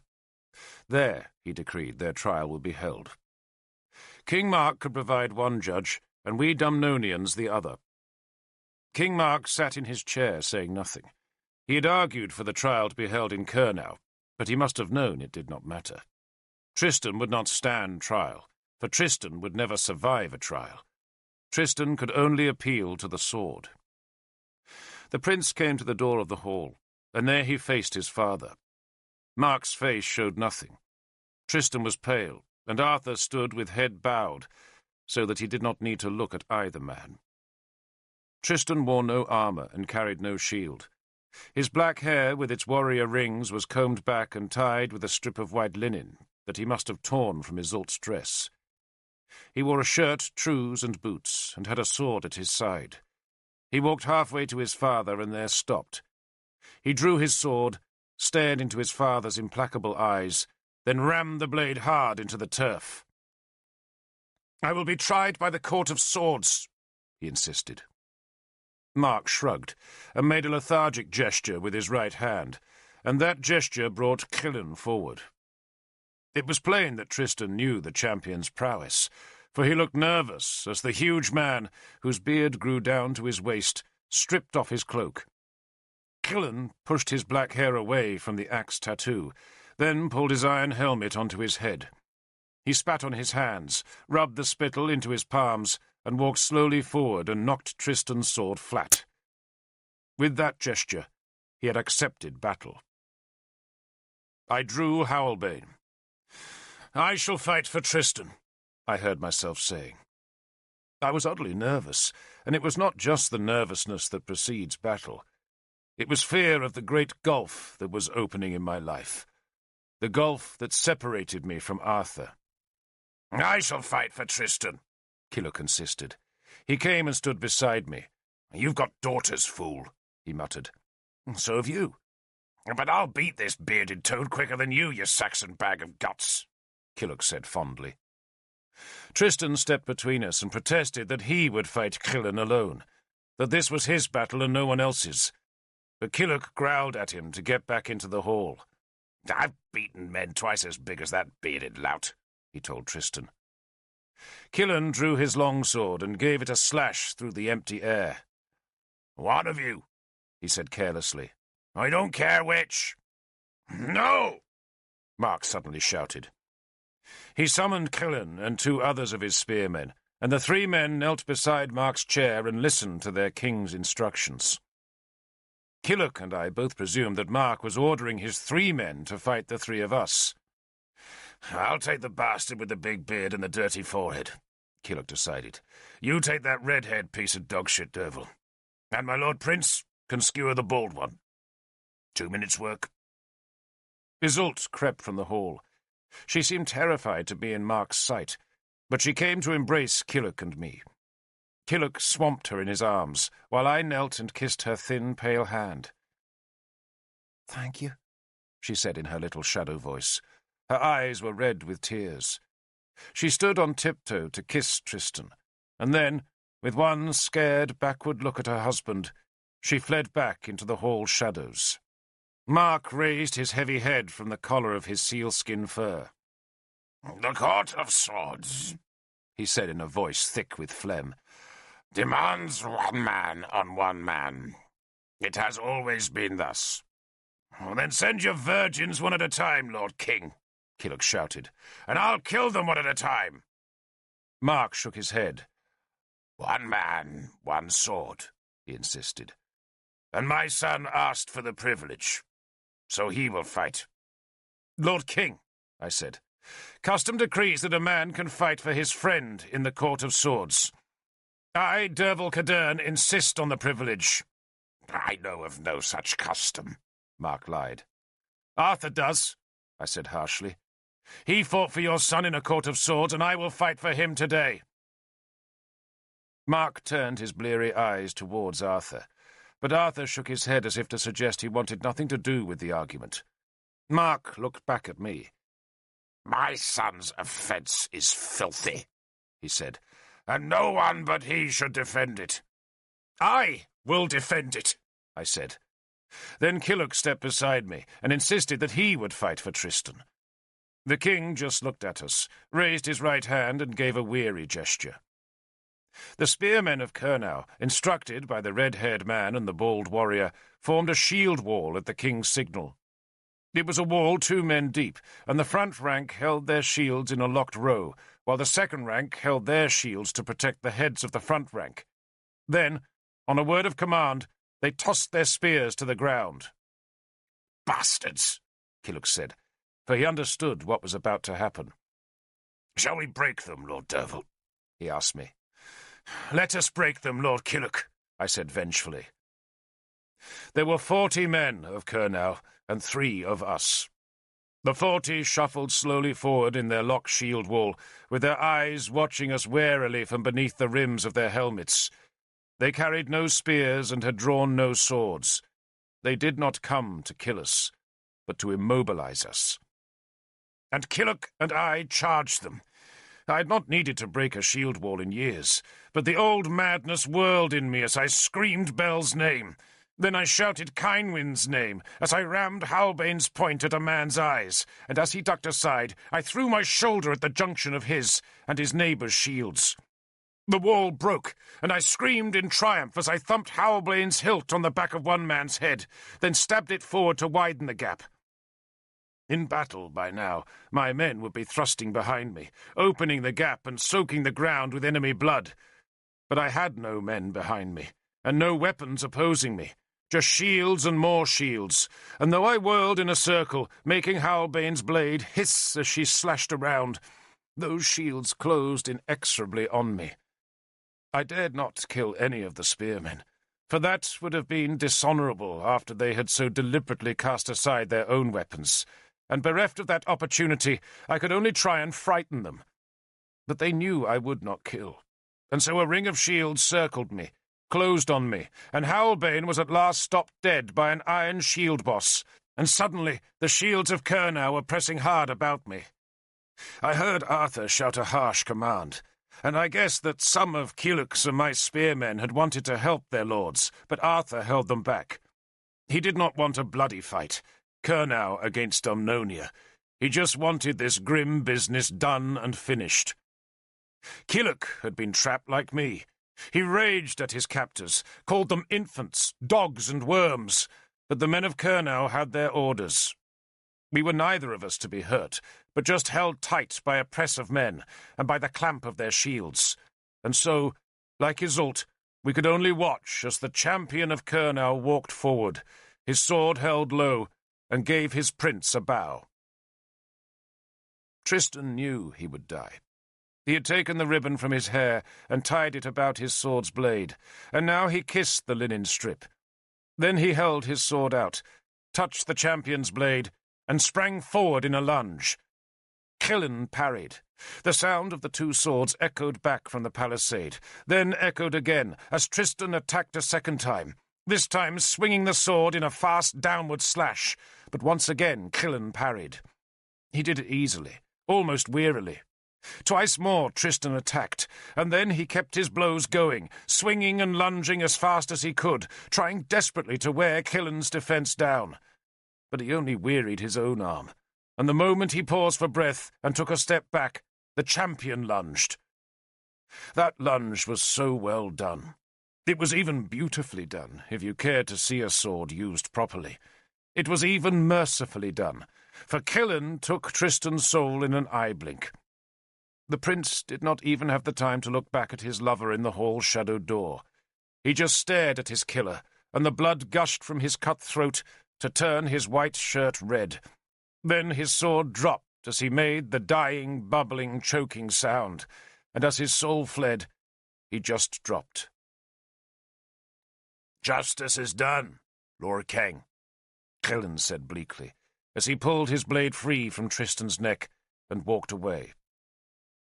The spearmen who surrounded me, none of whom had dared meet my eyes, drew back.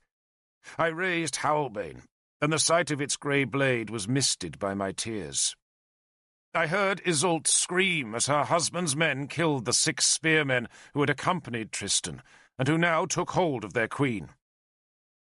I closed my eyes. I would not look at Arthur. I would not speak with Arthur. I walked to the headland, and there I prayed to my gods, and I begged them to come back to Britain. And while I prayed, the men of Kurnow took Queen Isolde down to the sea lake, where the 2 dark ships waited. But they did not carry her home to Kurnow.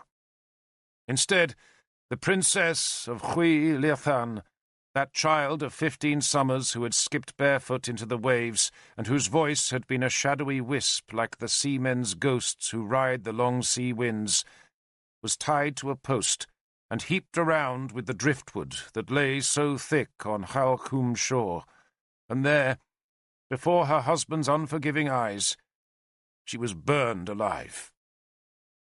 Her lover's corpse was burned on the same pyre. I would not leave with Arthur. I would not talk to him. I let him go, and I slept that night in the dark old hall where the lovers had slept.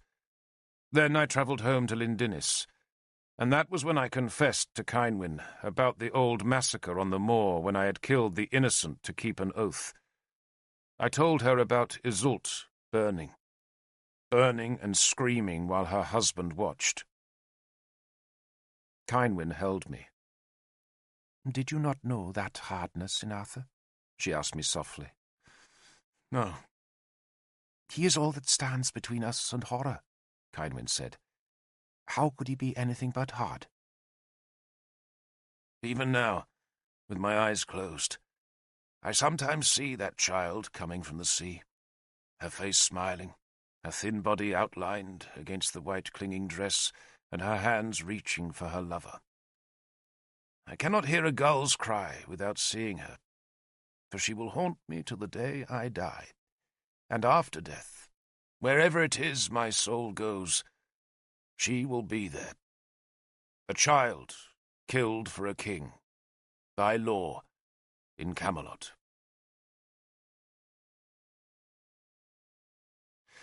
I did not see Lancelot for many years after the Round Table Oath, nor did I see any of his henchmen. Amhar and Loholt, Arthur's twins, lived in Lancelot's capital of Venta, where they led bands of spearmen. But the only fighting they seemed to do was in its taverns. Dinas and Lavaine were also in Venta, where they presided over a temple dedicated to Mercury, a Roman god, and their ceremonies rivaled the ones held in Lancelot's palace church that had been consecrated by Bishop Sansom. Sansom was a frequent visitor to Venta, and he reported that the Belgic people seemed happy enough with Lancelot, which we took to mean that they were not openly rebellious. Lancelot and his companions also visited Dumnonia, most often going across their border to the Sea Palace, but sometimes travelling as far as Durnavaria to attend some high feast. But I simply stayed away from such festivals if I knew they were coming, and neither Arthur nor Guinevere ever demanded that I attend. Nor was I invited to the great funeral that followed the death of Lancelot's mother, Elaine. Lancelot, in truth, was not a bad ruler. He was no Arthur. He cared nothing for the quality of justice or the fairness of taxes or the state of the roads. He simply ignored those things. But as they had been ignored before his rule, no one noticed any great difference. Lancelot, like Guinevere, cared only for his comfort, and, like her, he built a lavish palace that was filled with statues, bright with painted walls, and hung, of course, with the extravagant collection of mirrors in which he could admire his own endless reflection. The money for these luxuries was exacted in taxes, and if those taxes were heavy, then the compensation was the freedom of the Belgic lands from Saxon raids. Cerdic, astonishingly, had kept his faith with Lancelot, and the dreaded Sais spearmen never raided Lancelot's rich farmlands. But nor did they need to raid, For Lancelot had invited them to come and live in his kingdom. The land had been depopulated by the long years of war, and huge stretches of fine fields were growing back to woodland. And so Lancelot invited settlers from Cerdic's people to till the fields. The Saxons swore oaths of loyalty to Lancelot. They cleared the land, they built new villages, they paid their taxes, and their spearmen even marched in his warband. His palace guard, we heard, were all Saxons now. The Saxon Guard, he called them, and he chose them for their height and for the colour of their hair. I did not see them in those years, though eventually I met them, and they were all tall blonde men who carried axes polished to a mirror brightness. Rumour had it that Lancelot paid tribute to Cerdic, but Arthur angrily denied it when our council asked him if it was true. Arthur disapproved of Saxon settlers being invited onto British land, but the matter, he said, was Lancelot's to decide, not ours, and at least the land was at peace. Peace, it seemed, excused all. Lancelot even boasted that he had converted his Saxon guard to Christianity. For his baptism, it seems, had not just been for show, but was real enough, or so Galahad told me on one of his frequent visits to Lindinus. He described the church Sansom had built in the Venta Palace, and told me that every day a choir sang and a bevy of priests celebrated the Christian mysteries. "It's all very beautiful," Galahad said wistfully. That was before I had seen the ecstasies in Isker, and I had no idea such frenzies took place, so did not ask him whether they happened in Venta, or whether his brother encouraged Dumnonia's Christians to see him as a deliverer. "Has Christianity changed your brother?" Cymwyn asked. Galahad watched the flicker of her hands as she teased a thread from the distaff onto the spindle. "No," he admitted. "He thinks it's enough to say prayers once a day, and then he behaves as he likes thereafter. But many Christians are like that, alas." "And how does he behave?" Cymwyn asked. "Badly." "Do you want me to leave the room?" Cymwyn asked sweetly, "so you can tell Derval without embarrassing me? And then he can tell me when we go to bed." Galahad laughed. "He's bored, lady, and he alleviates his boredom in the usual way. He hunts. So does Derval. So do I. Hunting's not bad." "He hunts girls," Galahad said bleakly. "He doesn't treat them badly, but they don't really have much choice. Some of them like it, and they all become rich enough, but they also become his whores." "He sounds like most kings," Cymwyn said dryly. "Is that all he does?" "He spends hours with those two wretched druids," Galahad said. "And no one knows why a Christian king would do that. But he claims it's just friendship. He encourages his poets, he collects mirrors, and he visits Guinevere's sea palace." "To do what?" I asked. "To talk, he says." Galahad shrugged. "He says they talk about religion. Or rather, they argue about it. She's become very devout." "To Isis," Cynwyn said disapprovingly. In the years after the Round Table Oath, we had all heard how Guinevere was retreating more and more into the practice of her religion, so that now the Sea Palace was said to be one huge shrine to Isis, and Guinevere's attendants, who were all women chosen for their grace and looks, were the priestesses of Isis. "The supreme goddess," Galahad said disparagingly, then carefully crossed himself to keep the pagan evil at bay. "Guinevere evidently believes the goddess has enormous power that can be channeled into human affairs. I can't imagine Arthur likes it." "He's bored by it all," Cynwyn said, spinning the last of the thread off the distaff and laying it down. "All he ever does now," she went on, "is to complain that Guinevere won't talk to him about anything except her religion. It must be horribly tedious for him." This conversation took place long before Tristan fled to Dumnonia with Iseult, and when Arthur was still a welcome guest at our house. "My brother claims to be fascinated by her ideas," Galahad said. "And maybe he is. He claims she's the most intelligent woman in Britain, and says he won't marry till he finds another just like her." Cynwyn laughed. "Good job he lost me, then. How old is he now?" 33, I think. So ancient, Kynwyn said, smiling at me, for I was only a year younger. What happened to Aid? She gave him a son and died doing it. No, Kynwyn said, upset as always at hearing of her death in childbirth. And you say he has a son? A bastard, Galahad said disapprovingly. Peredur, he's called. 4 years old now, not a bad little boy. In truth, I rather like him. Well, has there ever been a child you didn't like? I asked him dryly. Brushhead, he said, and we all smiled at that old nickname. Imagine Lancelot having a son, Kynwyn said, with that intonation of surprised import with which women greet such news. To me, the existence of another royal bastard seemed entirely unremarkable, but men and women, I notice, respond to these things quite differently. Galahad, like his brother, had never married, nor did he have land, but he was happy and was kept busy serving as an envoy for Arthur. He tried to keep the Brotherhood of Britain alive, though I noticed how quickly those duties fell away, and he travelled through all the British kingdoms, carrying messages, settling disputes, and using his royal rank to ease whatever problems Dumnonia might have with other states. It was usually Galahad who travelled to Demetia to curb Oengus Machaeron's raids on Powys, and it was Galahad who, after Tristan's death, carried the news of Isolt's fate to her father. I did not see him after that, not for many months. I tried not to see Arthur, either.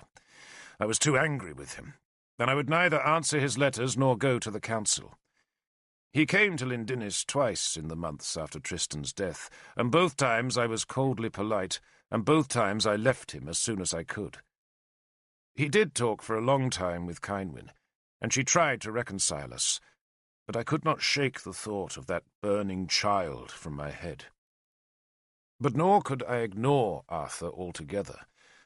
Mordred's second acclamation was now just months away, and the preparations had to be made. The ceremony would be held at Caercadern, just a short walk east of Lindinnis, and inevitably Kynwyn and I were drawn into the planning. Mordred himself even took an interest, perhaps because he realized that the ceremony would at last free him of all discipline. "You have to decide," I told him one day, "who will acclaim you." "Well, Arthur will, won't he?" he asked sullenly. "It's usually done by a druid," I said. "But if you want a Christian ceremony, then you must choose between Emrys or Sansom." He shrugged. "Sansom, I suppose." "Then we should go and see him," I said. We went on a hard midwinter day. I had other business in Inniswydren, but first went with Mordred to the Christian shrine, where a priest told us that Bishop Sansom was busy saying Mass and that we must wait. "Does he know his king is here?" I demanded. "I shall tell him, Lord," the priest said, and scuttled away across the frozen ground. Mordred had wandered off to stand beside his mother's grave, where even on that cold day a dozen pilgrims knelt in worship. It was a very simple grave, nothing but a low mound of earth with a stone cross that was dwarfed by the lead urn Sansom had placed to receive the pilgrims' offerings. "The bishop will be with us soon," I said. "Shall we wait inside?" He shook his head and frowned at the low, grassy mound. "She should have a better grave," he said. "I think that's true," I said, surprised he had spoken at all. "You can build it." "It would have been better," he said snidely, "if others had paid her that respect." "Lord King," I said, "we were so busy defending the life of her child that we had small time to worry about her bones. But you're right, and we were remiss." He kicked moodily at the urn, then peered inside to see the small treasures that had been left by the pilgrims. Those who were praying at the grave edged away, not for fear of Mordred, whom I doubt they even recognized, but because the iron amulet I wore about my neck betrayed that I was a pagan. "Why was she buried?" Mordred suddenly asked me. "Why wasn't she burned?" "Because she was a Christian," I said, hiding my horror at his ignorance. I explained that Christians believed their bodies would be used again at the final coming of Christ, while we pagans took new shadow bodies in the other world, and thus had no need of our corpses, which, if we could, we burned to prevent our spirits wandering the earth. If we could not afford a funeral pyre, then we burned the dead person's hair and cut off one foot. "I shall make her a vault," he said, when I had finished my theological explanation. He asked me how his mother had died, and I told him the whole story of how Gundlius of Siluria had treacherously married Norwenna, then murdered her as she knelt to him. And I told him how Nimue had taken her revenge on Gundlius. "That witch," Mordred said. He feared Nimue, and no wonder, for she was becoming ever fiercer, ever gaunter, and ever dirtier. She was a recluse now, grubbing a life in the remnants of Merlin's compound, where she chanted her spells, lit fires to her gods, and received few visitors, though once in a while, unannounced, she would stride into Lindinnis to consult with Merlin. I would try to feed her on those rare visits. The children would run from her, and she would walk away, muttering to herself, with her one eye wild, her rope caked with mud and ashes, and her matted black hair tangled with filth. Beneath her refuge on the Tor, she was forced to watch the Christian shrine grow larger, stronger, and ever more organized. The old gods, I thought, were losing Britain fast. Sansom, of course, was desperate for Merlin to die, so he could take the Tor for himself and build a church on its fire-scarred summit. But what Sansom did not know was that all Merlin's land was willed to me. Mordred, standing beside his mother's grave, wondered at the similarity of names between my eldest daughter and his dead mother, and I told him that Cynwyn was Norwenna's cousin. Morwenna and Norwenna are old names in Powys, I explained. "Did she love me?" Mordred asked, and the incongruity of that word in his mouth gave me pause. Maybe, I thought, Arthur was right. Maybe Mordred would grow into his responsibilities. Certainly, in all the years I had known him, I had never held such a courteous discussion before. "She loved you very much," I answered truthfully. "The happiest I ever saw your mother," I went on, "was when you were with her. It was up there." I pointed to the black scar where Merlin's hall and his dream tower had stood on the Tor. It was there that Norwenna had been murdered, and Mordred had been snatched away from her. He had been a baby then, even younger than I had been when I was snatched from my mother, Ersi. Did Ersi still live? I still had not travelled to Siluria to find her, and that omission made me feel guilty. I touched the iron amulet. "When I die," Mordred said, "I want to be in the same grave as my mother. And I'll make the grave myself. A vault of stone," he declared, "with our bodies lifted on a pedestal." "You must talk to the bishop," I said, "and I'm sure he'll be pleased to do whatever he can to help." So long, I thought cynically, as he did not have to pay for the vaulted sepulchre. I turned as Sansom hurried across the grass. He bowed to Mordred, then welcomed me to the shrine. "Are you come, I hope, in search of truth, Lord Derver?" "I come to visit that shrine," I said, pointing to the Tor. "But my Lord King has business of his own with you." I left them there alone, and led my horse up to the Tor, passing by the group of Christians who, day and night, prayed at the Tor's foot that its pagan inhabitants would be driven away. I endured their insults, then climbed the steep hill to discover that the water gate had fallen from its last hinge. I tied my horse to a stake in what remained of the palisade, then carried the bundle of clothes and furs that Cynwyn had packed so that the poor folk who shared Nimue's refuge would not freeze in the bitter weather. I gave Nimue the clothes, and she dropped them carelessly in the snow, then plucked at my sleeve and drew me into her new hut that she had built exactly where Merlin's dream tower had once stood. The hut stank so foully that I almost gagged, but she was oblivious to its mephitic stench. It was a freezing day, and an icy sleet was whipping out of the east on a damp wind. Yet even so, I would rather have stood in the freezing downpour than endure that reeking hut. "Luck," she said, proudly, and showed me a cauldron. Not the cauldron, but just a common patched iron cauldron that hung from a roof beam and was filled with some dark liquid. Sprigs of mistletoe, a pair of bat wings, the sloughed skin of snakes, a broken antler, and bunches of herbs also hung from the rafters that were so low that I had to bend double to get inside the hut, which was eye-stinkingly full of smoke. A naked man lay on a pallet in the far shadows and complained about my presence. "Quiet," Nimue snarled at him. Then she took a stick and poked it into the cauldron's dark liquid, which steamed gently above a small fire that was generating far more smoke than heat.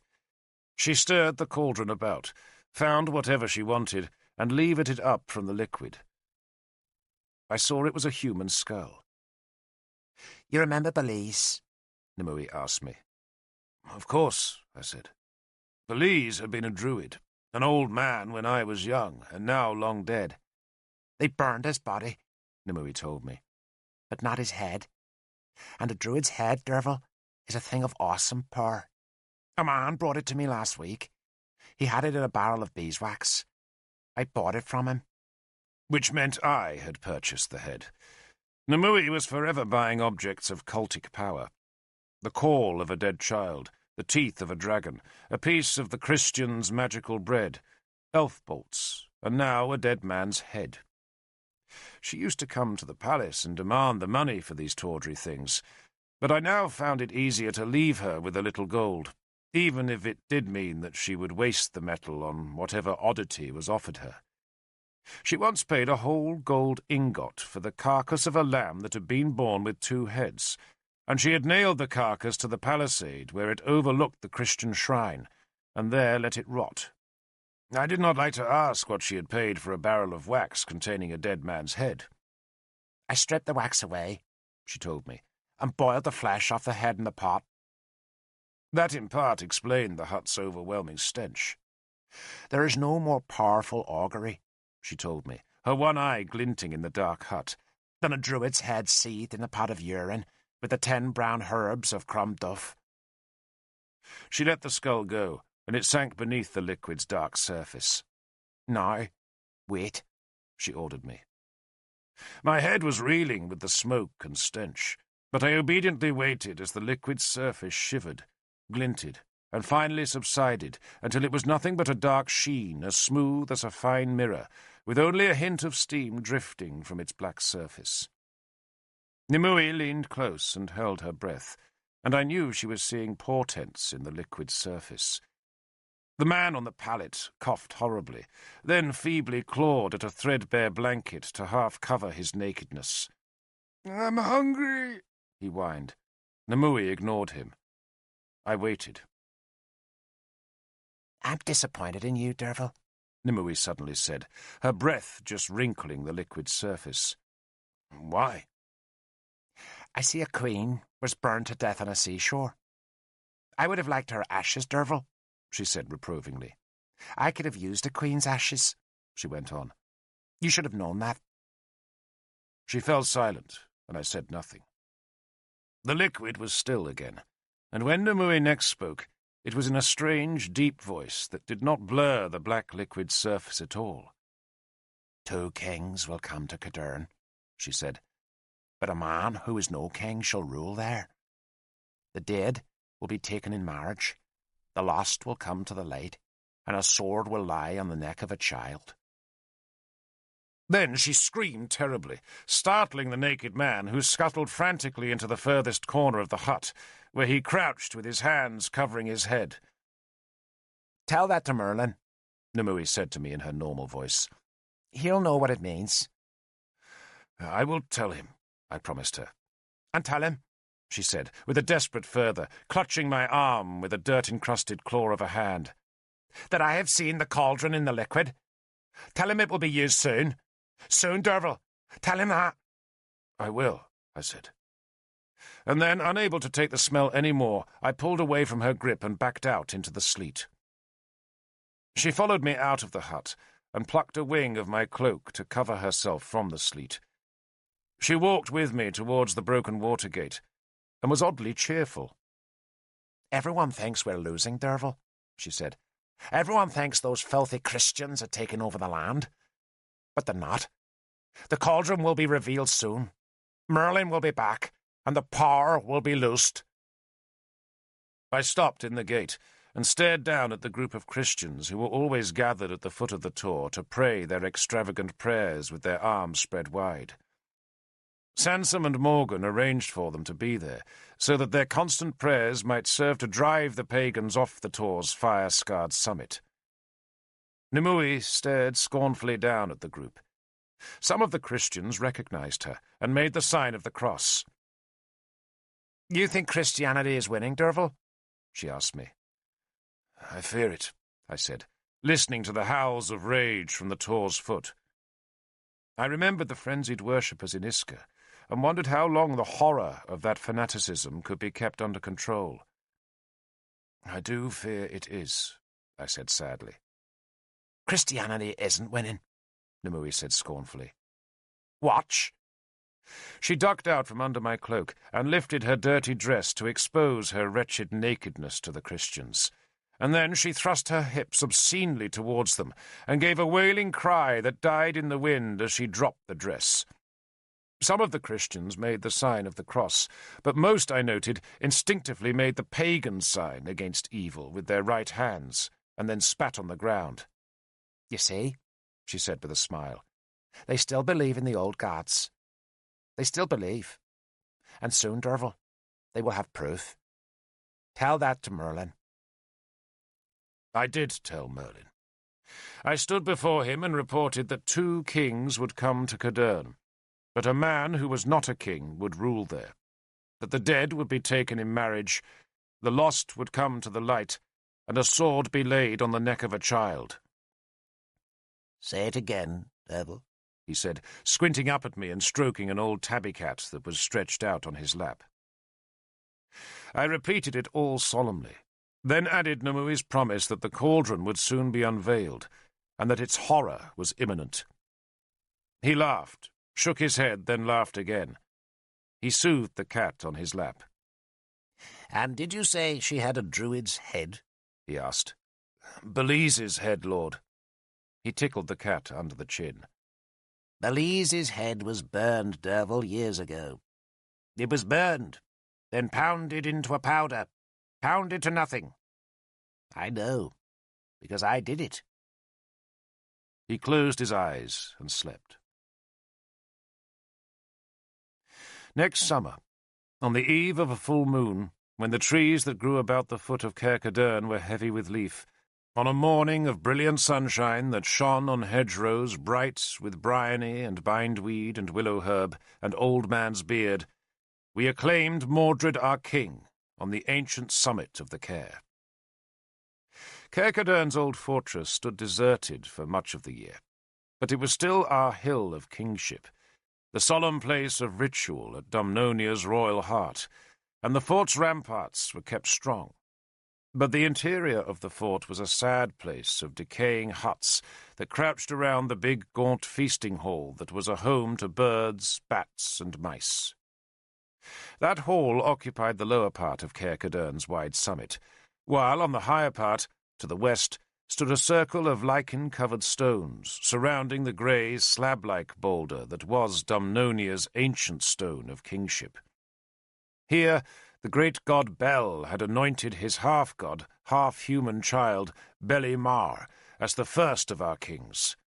And ever since, even in the years when the Romans had ruled, our kings had come to this place to be acclaimed.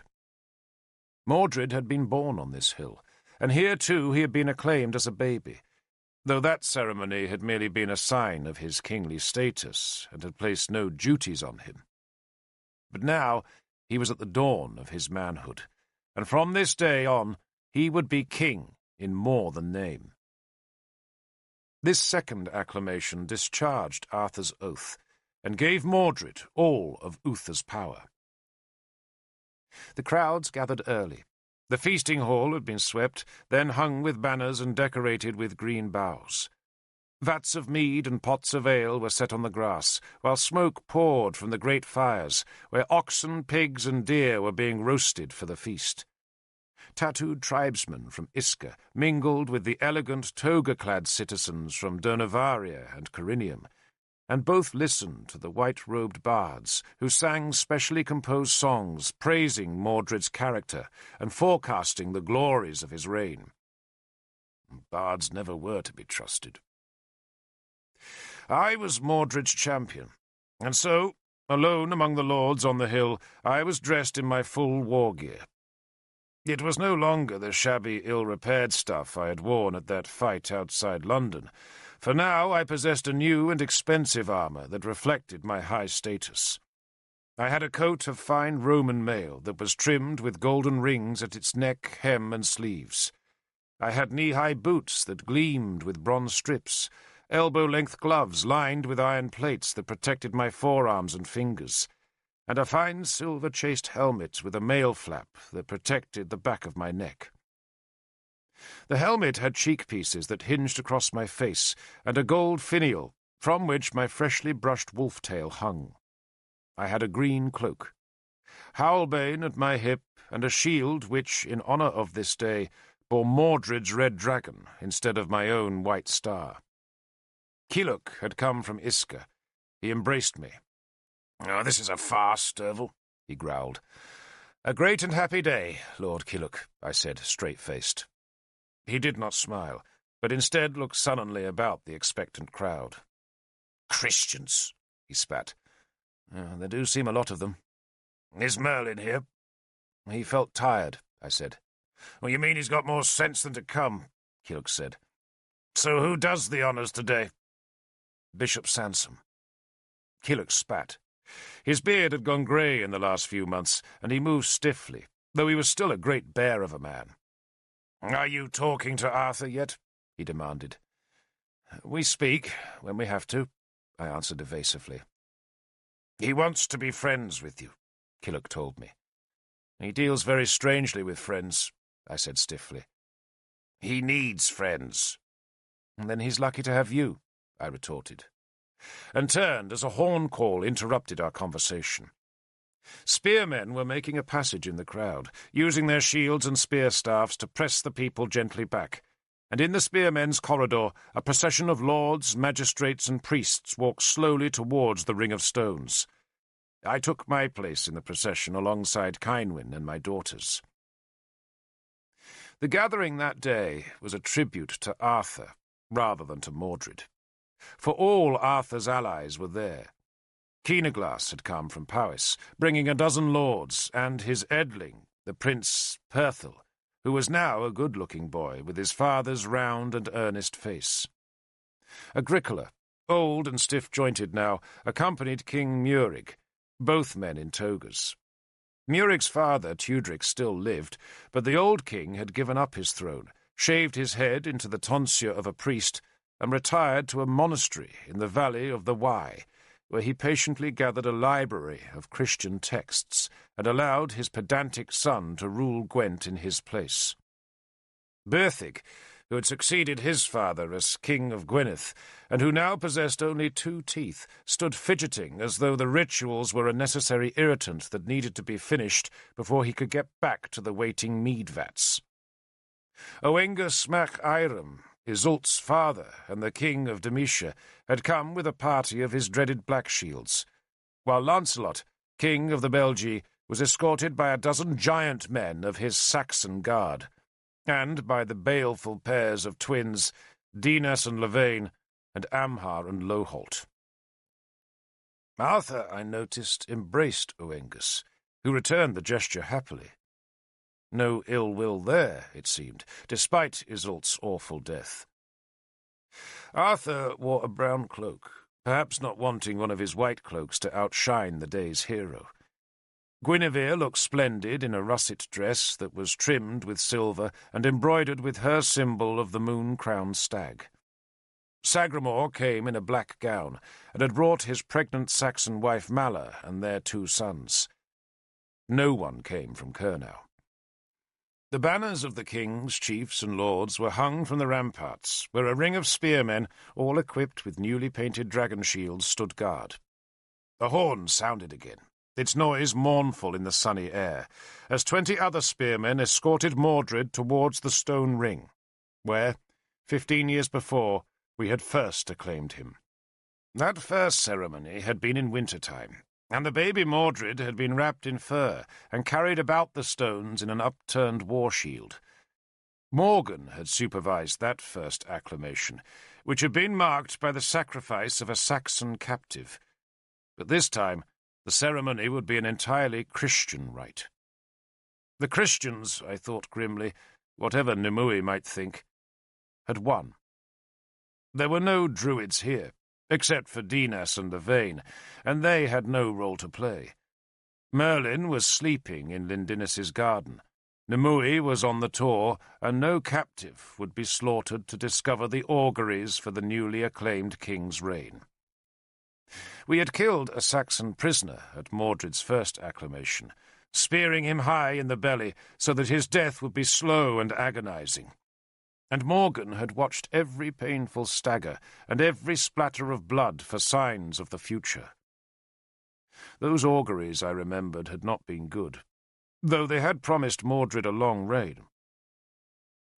I tried to remember that poor Saxon's name, but all I could remember was his terrified face and the fact that I had liked him. And then suddenly his name came winging back across the years. Valenka. Poor shivering Valenka. Morgan had insisted on his death, but now, with a crucifix dangling beneath her mask, she was only here as Sansom's wife, and would play no part in the rites. A muted cheer greeted Mordred's arrival. The Christians applauded, while we pagans just touched our hands dutifully together and then fell silent. The king was dressed entirely in black. Black shirt, black trews, black cloak, and a pair of black boots, one of which was monstrously fashioned to encase his clubbed left foot. A gold crucifix hung about his neck, and it seemed to me that there was a smirk on his round, ugly face, or perhaps that grimace just betrayed his nervousness. He had kept his beard, but it was a thin thing that did little to improve his bulbous face with its jutting hedges of hair. He walked alone into the royal circle, and took his place beside the royal stone. Sansom, splendid in white and gold, hurried to stand beside the king. The bishop raised his arms, and, without any preamble, began to pray aloud. His voice, always strong, carried right across the huge crowd that pressed behind the lords, right out to the motionless spearmen on the rampart's fighting platforms. "Lord God," he shouted, "pour down thy blessing on this thy son Mordred, on this blessed king, this light of Britain, this monarch who will lead thy kingdom of Dumnonia into its new and blessed age." I confess I paraphrased the prayer, for in truth I hardly took much notice as Sansom harangued his god. He was good at such harangues, but they were all much alike, always too long, always full of praise for Christianity, and always replete with mockery of paganism. So instead of listening, I watched the crowd to see who among it spread their arms and closed their eyes. Most did. Arthur, ever ready to show respect to any religion, just stood with head bowed. He held his son's hand, while, on Gwydra's other side, Guinevere gazed into the sky with a secret smile on her handsome face. Amhar and Loholt, Arthur's sons by Eileen, prayed with the Christians, while Dinas and Lavain just stood, arms folded across their white robes, and stared at Kynwyn, who, just as on that day when she had run from her betrothal, wore neither gold nor silver. Her hair still shone so fine and pale, and she remained for me the loveliest creature that ever walked this earth. Her brother, King Keenaglas, stood on her other side, and catching my eye during one of Sansom's higher flights of fancy, he offered me a wry smile. Mordred, his arms spread in prayer, watched us all with a crooked smile. When the prayer was done, Bishop Sansom took the king's arm and led him to Arthur, who, as the guardian of the kingdom, would now present the new ruler to his people. Arthur smiled at Mordred, as though to give him courage, then led him round the outside of the stone circle, and, as Mordred passed, those who were not kings dropped to their knees. I, as his champion, walked behind him with a drawn sword. We walked against the sun, the only time a circle was ever walked thus, to show that our new king was descended from Belimar, and could thus defy the natural order of all living things, though Bishop Sansom, of course, declared that the walk against the sun proved the death of pagan superstition. Killock, I saw, managed to hide himself during the circle walk, so that he would not have to kneel. When 2 full circles of the stones had been completed, Arthur led Mordred to the royal stone, and handed him up so that the king stood there alone. Diane, my youngest daughter, then toddled forward with cornflowers woven into her hair, and laid a loaf of bread at Mordred's mismatched feet, to symbolize his duty to feed his people. The women murmured at the sight of her, for Diane, like her sisters, had inherited her mother's careless beauty. She put the loaf down, then looked about her for a sign of what she was supposed to do next, and, receiving none, she looked solemnly up into Mordred's face, and immediately burst into tears. The women sighed happily as the child fled crying to her mother, and as Kynwyn scooped her up and dried her tears. Gwydre, Arthur's son, next carried a leather scourge that he laid at the king's feet as a symbol of Mordred's duty to offer the land justice. And then I carried the new royal sword, forged in Gwent and with a hilt of black leather wrapped with golden wire, and gave the sword into Mordred's right hand. "Lord King," I said, looking into his eyes, "this is for your duty to protect your people." Mordred's smirk had vanished, and he stared at me with a cold dignity that made me hope Arthur was right, and that the solemnity of this ritual would indeed give Mordred the power to be a good king. Then, one by one, we presented our gifts.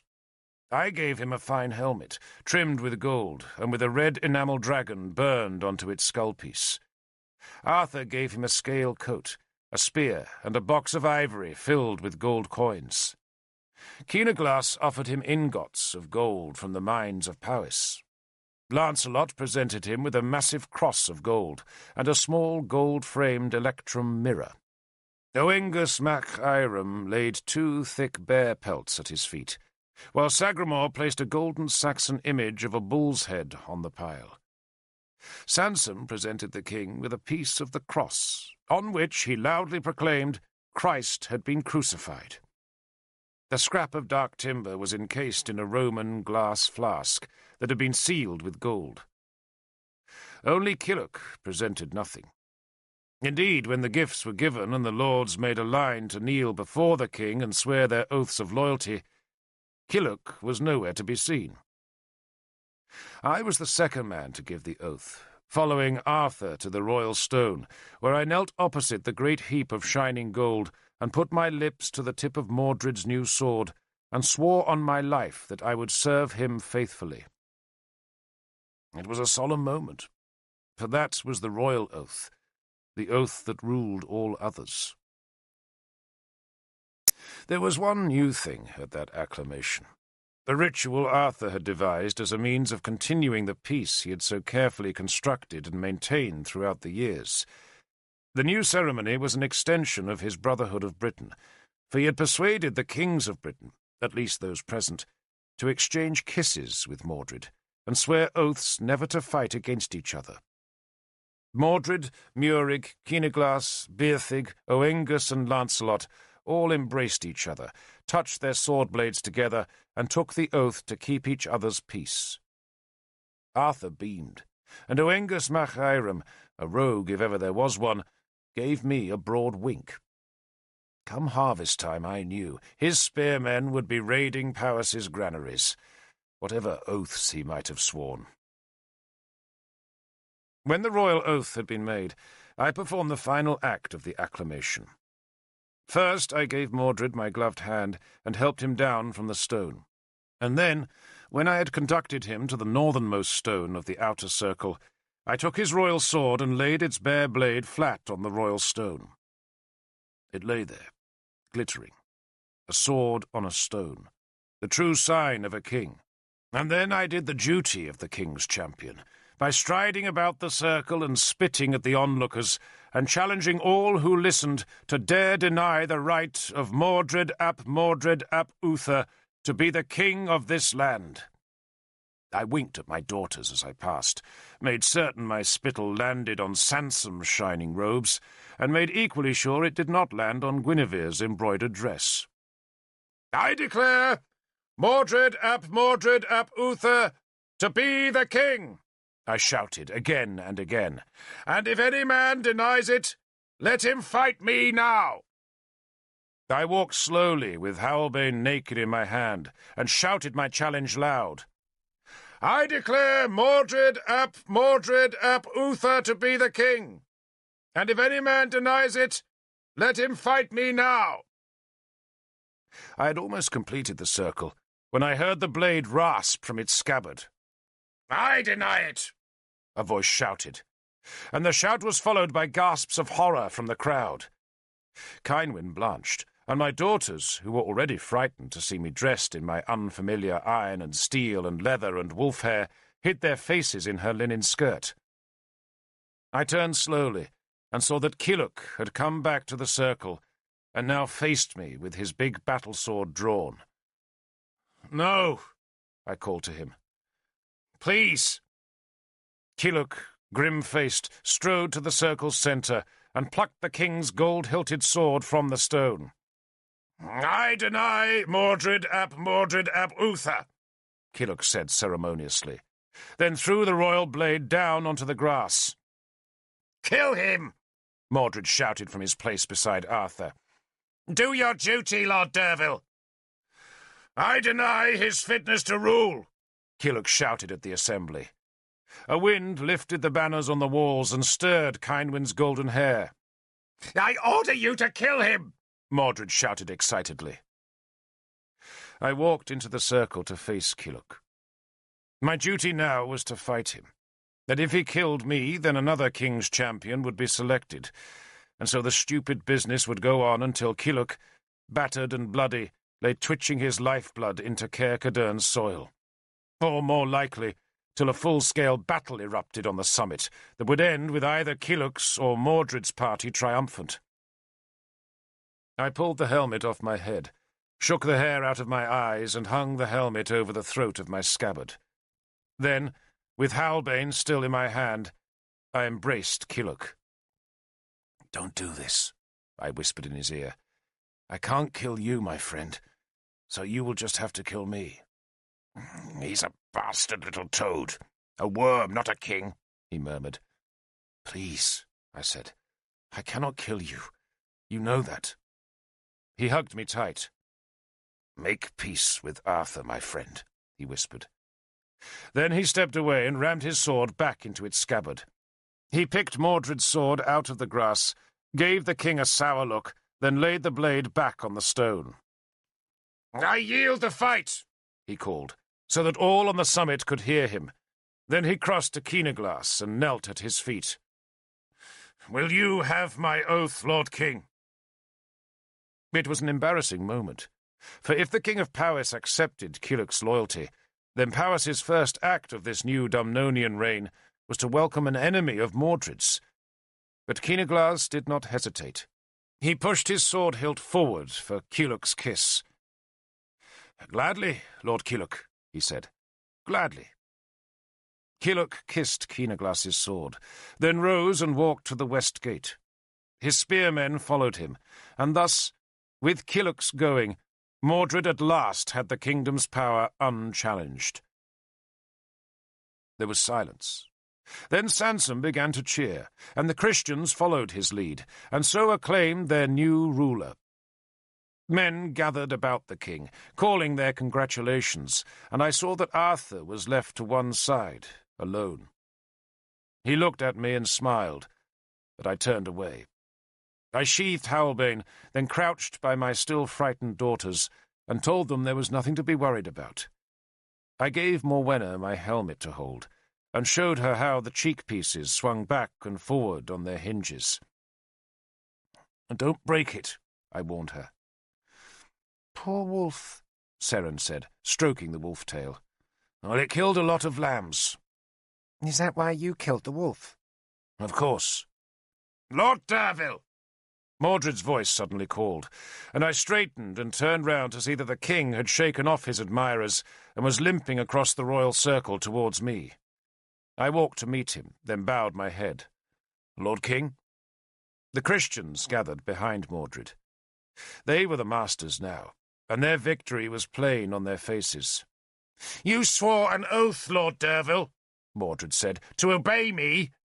I did, Lord King. But Keelook still lives, he said in a puzzled voice. Does he not still live? He lives, Lord King, I said. Mordred smiled. A broken oath, Lord Derville, deserves punishment. Isn't that what you always taught me? Yes, Lord King.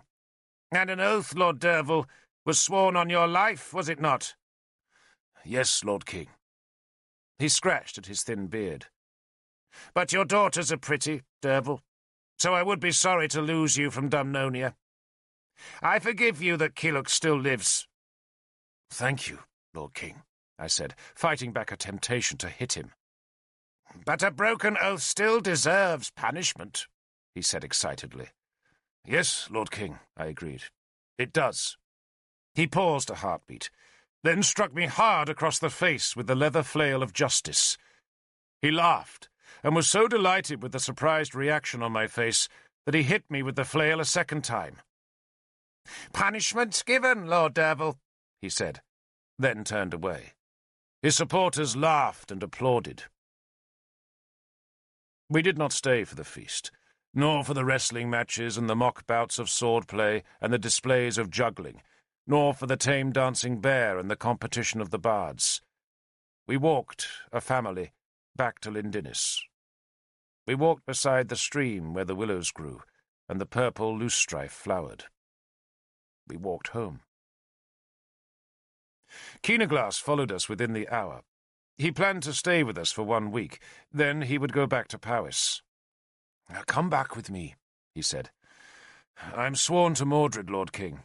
"Oh, Derville, Derville!" He put his arm around my neck and walked up the outer courtyard with me. "My dear Derville, you're as bad as Arthur. You think Mordred cares if you keep your oath?" "I hope he doesn't want me as an enemy." "Who knows what he wants?" Keenaglass asked. "Girls, probably, and fast horses and running deer and strong mead. Come home, Derville. Keelook will be there." "I shall miss him, Lord," I said.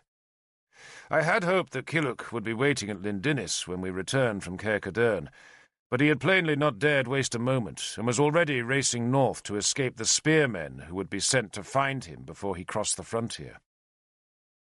Keenaglass abandoned his attempt to persuade me north. "What was that rogue Oengus doing there?" he asked me peevishly. "And making that promise to keep the peace, too." "He knows, Lord King," I said, "that if he loses Arthur's friendship, then your spears will invade his land." "He's right," Keenaglass said grimly. "Maybe I'll give that job to Keelook. Will Arthur have any power now?" "Well, that depends on Mordred." "Let's assume Mordred isn't a complete fool. I can't comprehend Dumnonia without Arthur."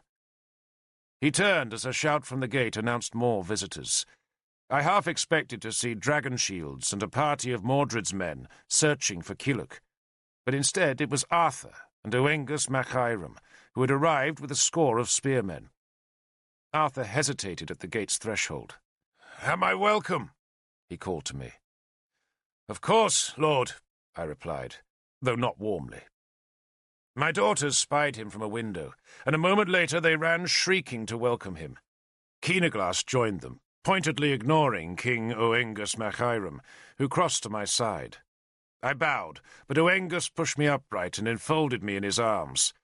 His fur collar stank of sweat and old grease. He grinned at me. "Arthur tells me you haven't fought a decent war in 10 years, he said. "Well, it must be that long, Lord." "You'll be out of practice, Derville. First proper fight, and some slip of a boy will rip your belly out to feed his hounds. How are you?" "Older than I was, Lord, but well. And you?" "I'm still alive," he said. then glanced back at Keenaglass. "I assume the King of Powys doesn't want to greet me." "He feels, Lord King, that your spearmen are too busy on his frontier." Oengus laughed. "I have to keep them busy, Derval. You know that. Idle spearmen are trouble. And besides, I've got too many of the bastards these days. Ireland's going Christian." He spat. "Some interfering Briton called Podrick turned them into milksops. You never dared conquer us with your spears, so you sent that piece of seal shit to weaken us, and any Irishman with proper guts is coming to the Irish kingdoms in Britain to escape his Christians." He preached to them with a clover leaf. Can you imagine that? Conquering Ireland with a clover leaf. No wonder all the decent warriors are coming to me. But what can I do with them? "Send them to kill Podrick," I suggested. "He's dead already, Derval, but his followers are all too much alive." Oengus had drawn me into a corner of the courtyard, where he stopped and looked up into my face. "I hear you tried to protect my daughter." "I did, Lord," I said. I saw that Cynwyn had come from the palace and was embracing Arthur. They held each other as they talked, and as Cynwyn glanced reprovingly towards me, I turned back to Oengus. "I drew a sword for her, Lord King." "Good of you, Derval," he said carelessly. "Good of you. But it isn't important. I've several daughters. Not even sure I can remember which one Isolde was. Skinny little thing, yes." "A beautiful girl, Lord King." He laughed.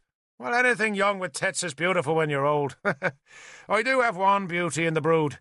Argant, as she's called, and she'll break a few hearts before her life's done. Your new king will be looking for a bride, won't he?" "I suppose so." "Argant would do for him," Oengus said. He was not being kind to Mordred by suggesting his beautiful daughter as Dumnonia's queen, but rather making sure that Dumnonia would go on protecting Demetia from the men of Powys. "Maybe I'll bring Argant on a visit here," he said. Then he abandoned the subject of that possible marriage and shoved a scarred fist hard into my chest. "Now listen, my friend," he said forcefully. "It isn't worth falling out with Arthur over Isolde." "Is that why he brought you here, Lord?" I asked suspiciously. "Of course it is, you fool," Oengus said happily. "And because I can't stand all those Christians on the care. Make your peace, Derval. Britain isn't so big that decent men can start spitting at each other. I hear Merlin lives here." "You'll find him through there," I said, pointing towards an arch that led to a garden where Cynwyn's roses blossomed. "What's left of him?" "I'll go and kick some life into the bastard. Maybe you can tell me what's so special about a clover leaf. And I need a charm to help me make new daughters." He laughed and walked away. "Get in hold, Derval. Get in hold." Arthur gave my 3 daughters into the keeping of Cynwyn and their uncle Keenaglass, then walked towards me. I hesitated, then gestured through the outer gate and walked ahead of him into the meadows, where I waited and stared at Caer Cadern's banner-hung ramparts above the intervening trees. He stopped behind me. "It was at Mordred's first acclamation," he said softly, "that you and I first met, Tristan. Do you remember?" I did not turn round. "Yes, Lord." "I am no longer your lord, Derval," he said. "Our oath to Uther is done. It's finished. I am not your lord. But I would be your friend." He hesitated. "And for what happened," he went on, "I am sorry." I still did not turn round, not out of pride, but because there were tears in my eyes. "I am sorry too," I said. "Will you forgive me?" he asked humbly. "Will we be friends?" I stared at the Caer and thought of all the things I had done that needed forgiveness. I thought of the bodies on the moor. I had been a young spearman then, but youth was no excuse for slaughter. It was not up to me, I thought, to forgive Arthur for what he had done. He had to do that for himself. "We shall be friends," I said. "Till death." And then I turned, and we embraced. Our oath to Uther was done, and Mordred was king. Part 4. The Mysteries of Isis. Was Isolde beautiful? Igraine asks me. I thought about the question for a few heartbeats. She was young, I said at last, and as her father said— I read what her father said, Igraine interrupted me curtly. When she comes to Dinarac, Igraine always sits and reads through the finished skins before sitting on the window-sill and talking to me. Today that window is hung with a leather curtain to try and keep the cold out of the room, which is badly lit with rushlights on my writing desk, and filled with smoke because the wind is in the north, and the smoke from the fire cannot find its way out of the roof-hole. It was a long time ago, I said wearily, and I only saw her for a day and 2 nights. I remember her as beautiful, but I suppose we always make the dead beautiful if they are young. The songs all say she was beautiful, Igraine said wistfully.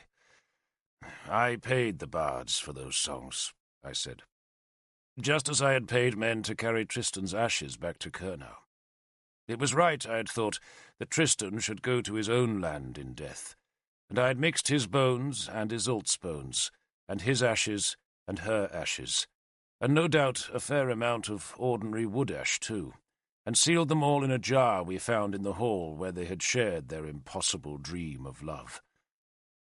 I had been wealthy then, a great lord, master of slaves and servants and spearmen, wealthy enough to buy 12 songs about Tristan and Isolde, that are sung to this day in all the feasting halls.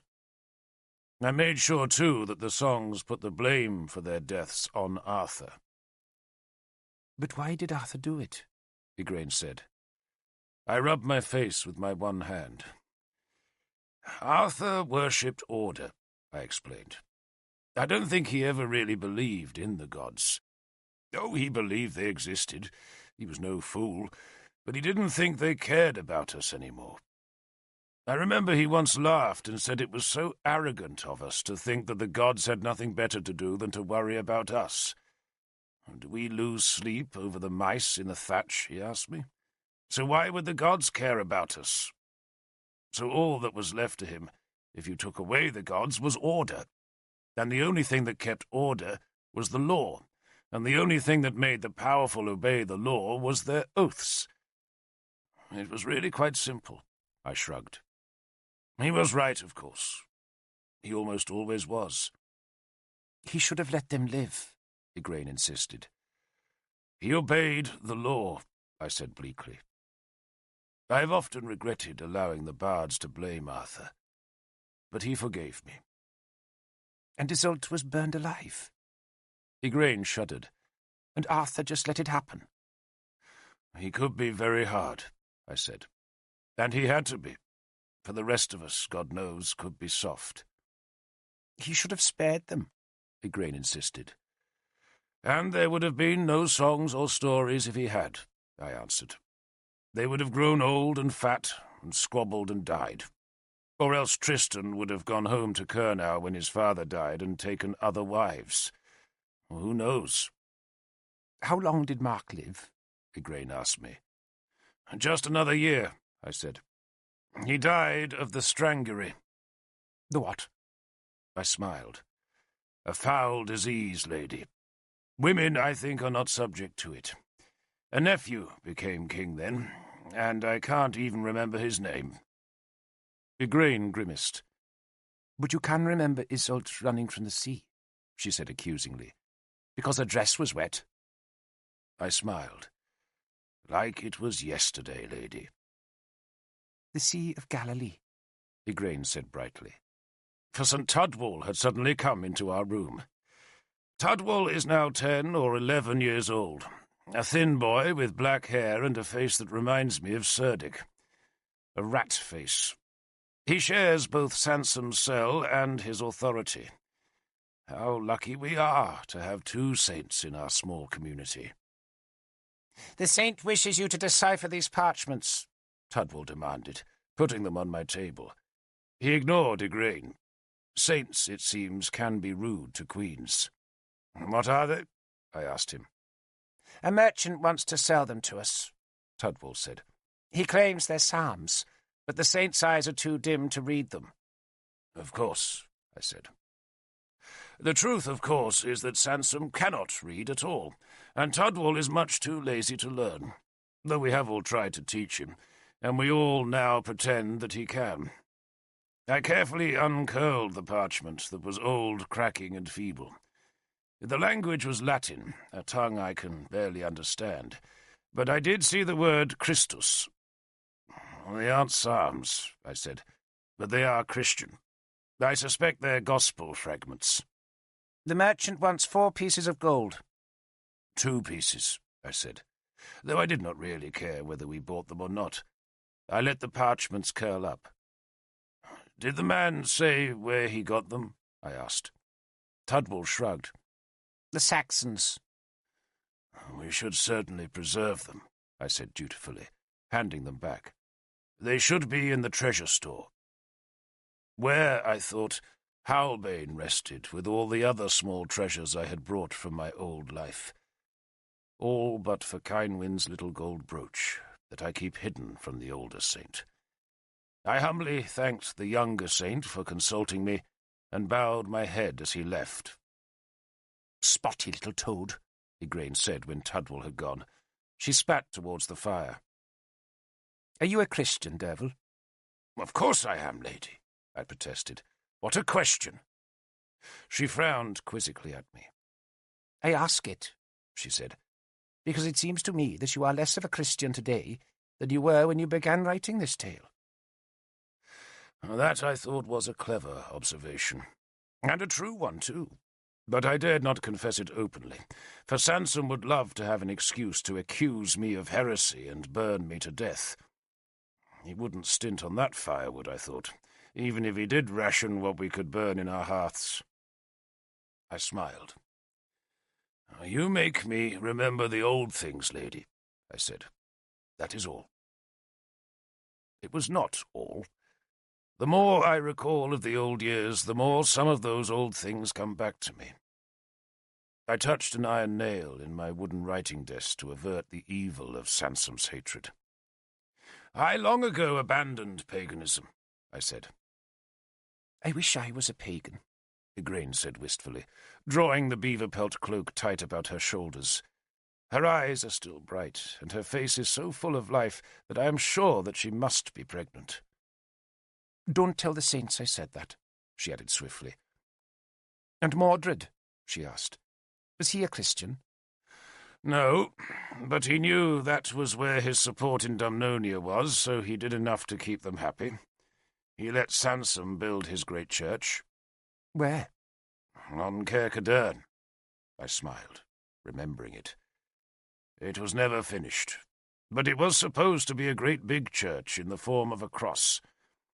He claimed the church would welcome the second coming of Christ in the year 500, and he pulled down most of the feasting hall and used its timbers to build the wall and the stone circle to make the church's foundations.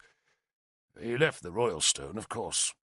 Then he took half the lands that belonged to Lindinis's palace and used their wealth to pay for the monks on Caer Cadern."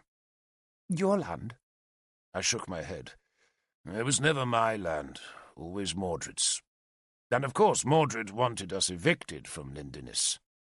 "So he could live in the palace?" "So Sansom could. Mordred moved into Uther's winter palace. He liked it there." "So where did you go?" "We found a home," I said. "It was Ermid's old hall, south of Issa's Mere. The mere was not named for my Issa, of course, but for an old chieftain, and Ermid had been another chief who had lived on its southern bank. When he died, I had bought his lands, and after Sansom and Morgan took over Lindinis, I moved there. The girls missed Lindinis's open corridors and echoing rooms, but I liked Ermid's hall. It was old, thatched, shadowed by trees and full of spiders that made Morwenna scream, and, for my oldest daughter's sake, I became Lord Derval Cadern, the slayer of spiders." "Would you have killed Killuck?" Igraine asks me. "Of course not." "I hate Mordred," she said. "You are not alone in that, lady." She stared at the fire for a few moments. Did he really have to become king? So long as it was in Arthur's hands, yes. If it had been me, no. I would have killed him with Howlbane, even if it did mean breaking my oath. He was a sad boy. It all seems so sad, Igraine said. Well, there was plenty of happiness in those years, I answered, and even afterwards sometimes. We were happy enough back then. I still remember the girls' shouts echoing in Lindinus, the rush of feet and their excitement at some new game or some strange discovery. Kynwyn was always happy. She had a gift for it, and those around her caught the happiness and passed it on. And Dumnonia, I suppose, was happy. It prospered, certainly, and the hard workers made themselves wealthy. And the Christians seethed with discontent, but even so, those were the glory years, the time of peace, the time of Arthur. Igraine shuffled the new sheets of parchment to find one particular passage. About the Round Table, she began. Please, I said, holding up my one hand to still what I knew would be a protest. Derval, she said sternly. Everyone knows that it was a serious thing, an important thing. All the best warriors of Britain all sworn to Arthur, and all of them friends. Everyone knows it. It was a cracked stone table that by the day's end was cracked even more and smeared with vomit. They all got very drunk. She sighed. I expect you've just forgotten the truth, she said, dismissing the subject much too easily, which makes me think that Dafydd, the clerk who translates my words into the British tongue, will come up with something altogether more to Igraine's liking. I even heard one tale not so long ago which claimed that the table was a vast wooden circle around which the whole Brotherhood of Britain sat and looked solemn. But there never was such a table, nor could there have been, unless we had cut down half the woods of Dumnonia to build it. The Brotherhood of Britain, I said patiently, was an idea of Arthur's that never really worked. It couldn't.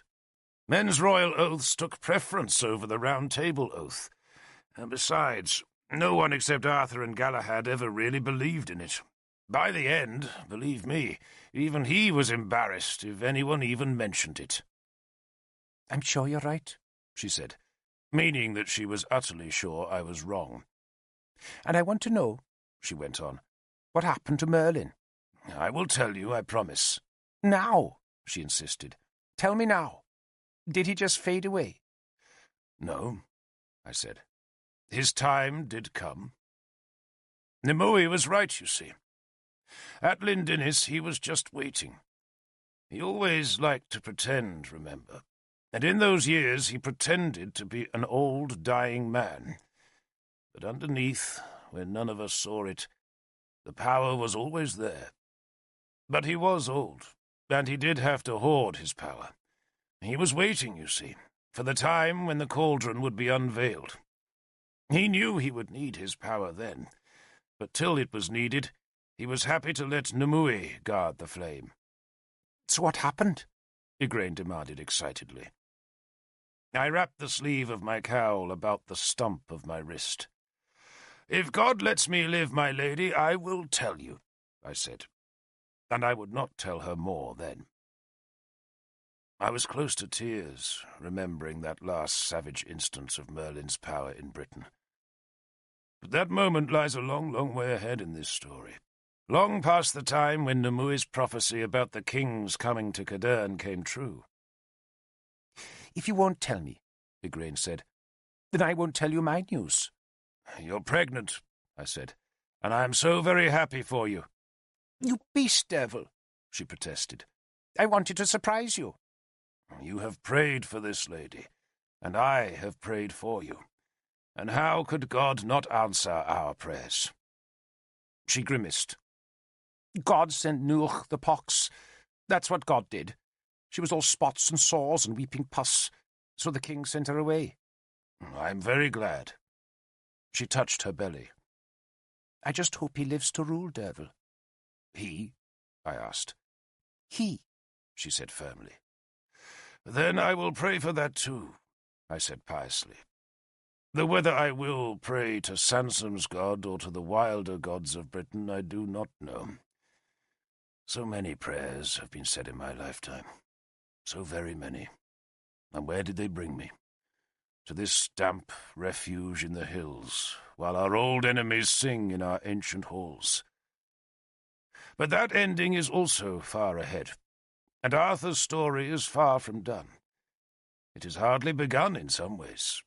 For now, as he discarded his glory and gave his power to Mordred, the times of testing came, and they were to prove the trials of Arthur, my lord of oaths, my hard lord, but my friend till death.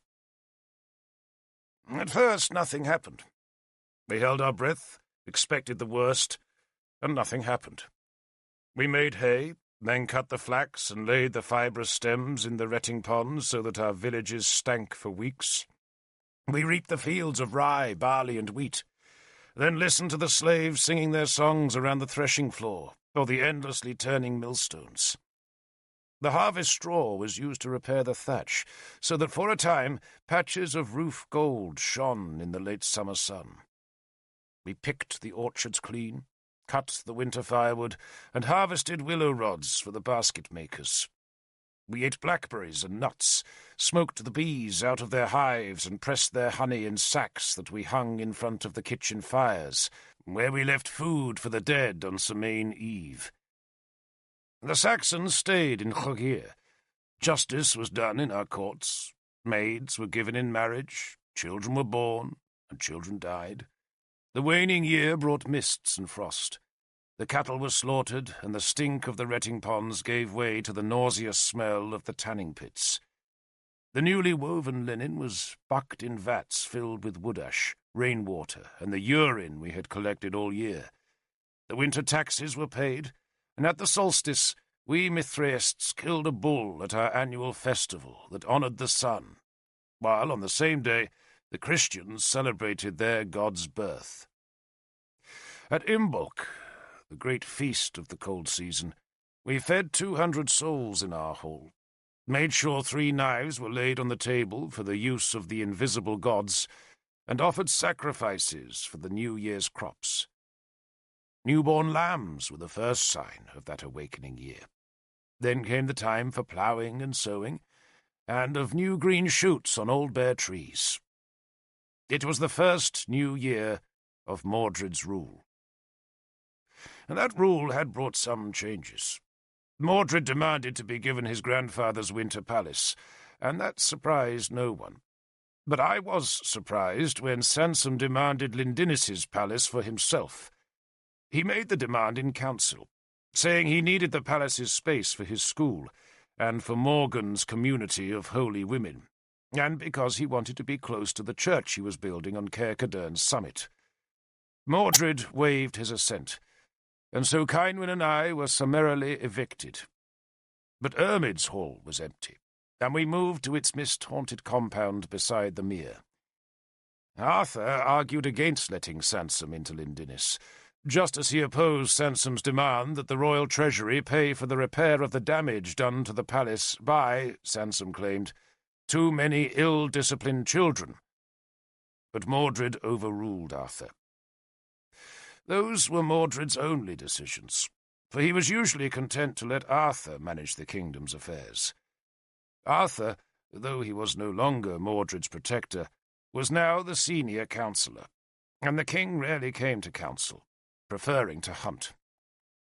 It was not always deer or wolves that he hunted, and Arthur and I became accustomed to taking gold to some peasant's hut to recompense the man for his daughter's virginity or his wife's shame.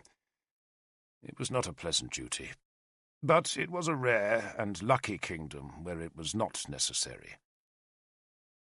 Diane, our youngest daughter, fell ill that summer.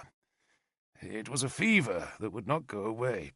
Or rather, it came and went, but with such ferocity that 3 times we thought she was dead, and 3 times Merlin's concoctions revived her, though nothing the old man did seemed able to shake the affliction clean away.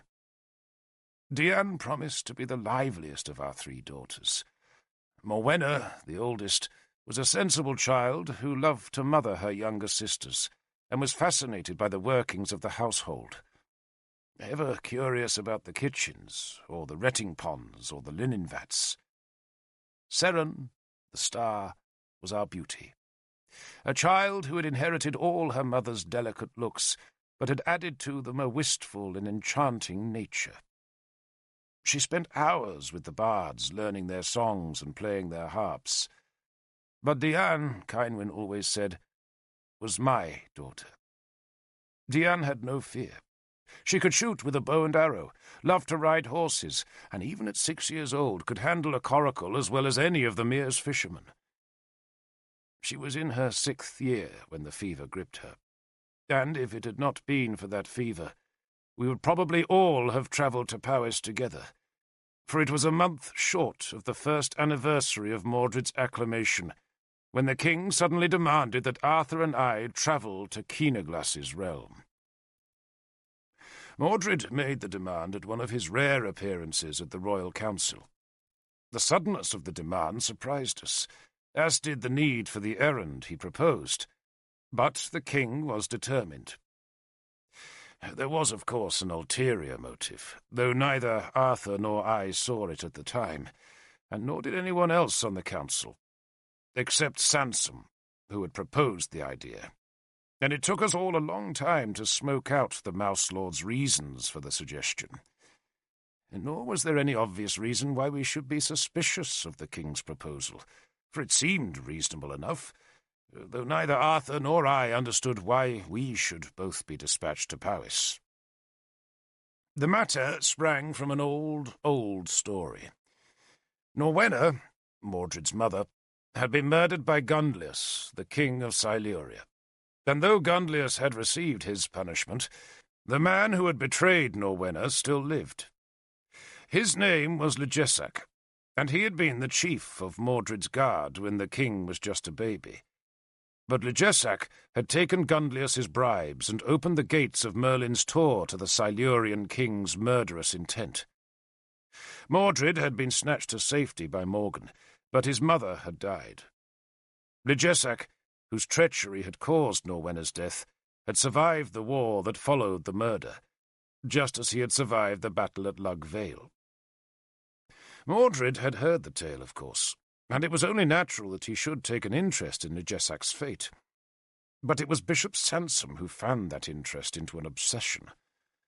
Sansom somehow discovered that Legesac had taken refuge with a band of Christian hermits in a remote and mountainous area of northern Siluria that was now under Keenaglas's rule.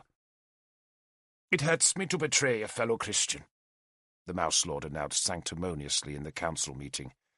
"But it hurts just as much that a Christian should have been guilty of so foul a treachery. Legesac still lives, Lord King," he said to Mordred, "and shall be brought to your justice."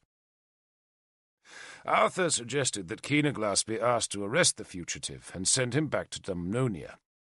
But Sansom shook his head at that proposal, and said it was surely discourteous to ask another king to initiate a vengeance that touched so closely on Mordred's honour. "This is Dumnonian business," Sansom insisted, "and Dumnonian's Lord King should be the agents of its success." Mordred nodded agreement, and then insisted that both Arthur and I go to capture the traitor. Arthur, surprised as always when Mordred asserted himself at council, demurred. Why, he wanted to know, should 2 lords go on an errand that could be safely left to a dozen spearmen? Mordred smirked at that question. "You think, Lord Arthur, that Dumnonia will fall if you and Derval are absent?" "No, Lord King," Arthur said, "but Legesac must be an old man now, and it won't need 2 war bands to capture him." The king thumped the table with his fist. "After my mother's murder," he accused Arthur, "you let Legesac escape. At Lug Vale, Lord Arthur, you again let Legesac escape. You owe me Legesac's life." Arthur stiffened momentarily at this accusation, but then inclined his head to acknowledge the obligation. "But Derval," he pointed out, "was not responsible." Mordred glanced at me. He still disliked me for all the beatings he had taken as a child, But I hoped that the blows he had given me at his acclamation and his petty triumph in evicting us from Lindinis had slaked his thirst for revenge. "Lord Derval," he said, as ever making the title sound mocking, "knows the traitor. Who else would recognize him? I insist you both go. And you don't need to take 2 whole war bands either." He reverted to Arthur's earlier objection. "Just a few men will do." He must have been embarrassed at giving Arthur such military advice, for his voice tailed weakly away, and he looked shiftily at the other councillors before recovering what little poise he did possess. "I want Ligesac here before Semaine," he insisted, "and I want him here alive." When a king insists, men obey. So Arthur and I both rode north with 30 men apiece. Neither of us believed we would need so many, but it was an opportunity to give some underemployed men the exercise of a long march. My remaining 30 spearmen stayed behind to guard Kynwyn, while Arthur's other men either stayed in Durnavaria or else went to reinforce Sagramore, who still guarded the northern Saxon frontier. The usual Saxon warbands were active on that frontier, not trying to invade us, but rather attempting to snatch cattle and slaves as they had through all the years of peace. We made similar raids, but both sides were careful not to let the raids turn into full-scale war. The makeshift peace we had forged at London had lasted remarkably well, though there had been little peace between Ael and Cerdic. Those two had fought each other to a standstill, and their squabbles had largely left us unmolested. We had indeed grown accustomed to peace. My men walked north, while Arthur's rode, or at least led their horses, on the good Roman roads that took us first to Muirig's kingdom of Gwent. The king gave us a grudging feast, at which our men were outnumbered by priests, and after that we made a detour to the Wye Valley to see old Tudric, whom we found living in a humble thatched hut that was half the size of the building where he kept his collection of Christian parchments. His wife, Queen Enid, grumbled at the fate that had driven her from Gwent's palaces to this mice-ridden life in the woods. But the old king was happy. He had taken Christian orders and blithely ignored Enid's scoldings. He gave us a meal of beans, bread, and water, and rejoiced at the news of Christianity's spread in Dumnonia. We asked him about the prophecies which foretold the return of Christ in 4 years' time, and Tudric said he prayed they were true, but suspected it was much more likely that Christ would wait a full 1,000 years before returning in glory. "But who knows?" he asked. "It's possible he will come in 4 years' time. What a glorious thought." "I just wish your fellow Christians would be content to wait in peace," Arthur said. "They have a duty to prepare the earth for his coming," Tudric said sternly. "They must make converts, Lord Arthur, and cleanse the land of sin." "They'll make a war between themselves and the rest of us if they aren't careful," Arthur grumbled. He told Tudric how there had been riots in every Dumnonian town as Christians tried to pull down or defile pagan temples. The things we had seen in Iska had just been the beginnings of those troubles, and the unrest was spreading fast. And one of the symptoms of that burgeoning trouble was the sign of the fish, a simple scrawl of 2 curving lines that the Christians painted on pagan walls or carved into the trees of druidic groves. Killuck had been right. The fish was a Christian symbol. "It's because the Greek word for fish is ichthus," Tudric told us, "and the Greek letters spell Christ's name, Iosios Christos, Theou Ios Soter, Jesus Christ, Son of God's Saviour. Very neat indeed." He chuckled with pleasure at his explanation, and it was easy to see from where Muirig had inherited his annoying pedantry. "Of course," Tudric went on, "if I were still a ruler, then I'd be concerned by all this turmoil. But as a Christian, I must welcome it. The Holy Fathers tell us there will be many signs and portents of the last days, Lord Arthur, and civil disturbances are merely one of those signs. So maybe the end is near." Arthur crumbled a piece of bread into his dish. You truly welcome these riots? He asked. You approve of attacks on pagans, of shrines burned and defaced? Tudrick stared out of the open door at the green woods that pressed hard about his small monastery. I suppose they must be hard for others to understand, he said, evading a direct answer to Arthur's question. You must see the riots as symptoms of excitement, Lord Arthur, not signs of our Lord's grace. He made the sign of the cross and smiled at us. Our faith, he said earnestly, is a faith of love. The Son of God humbled himself to save us from our sins, and we are enjoined to imitate him in all that we do or think. We are encouraged to love our enemies, and to do good to those who hate us. But those are hard commandments, too hard for most folk.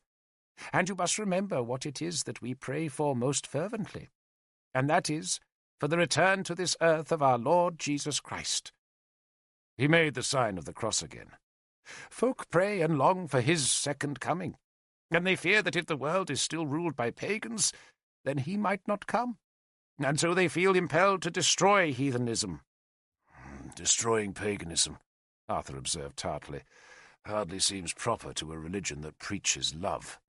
Destroying paganism is an act full of love, Tudrick insisted. If you pagans refuse to accept Christ, then you will surely go to hell. It will not matter that you have lived a virtuous life, for you will still burn for all eternity. We Christians have a duty to save you from that. And is that duty not an act of love? Not if I don't want to be saved, Arthur said. Then you must endure the enmity of those that love you, Tudrick said. Or at least you must endure it until the excitement dies down. It will.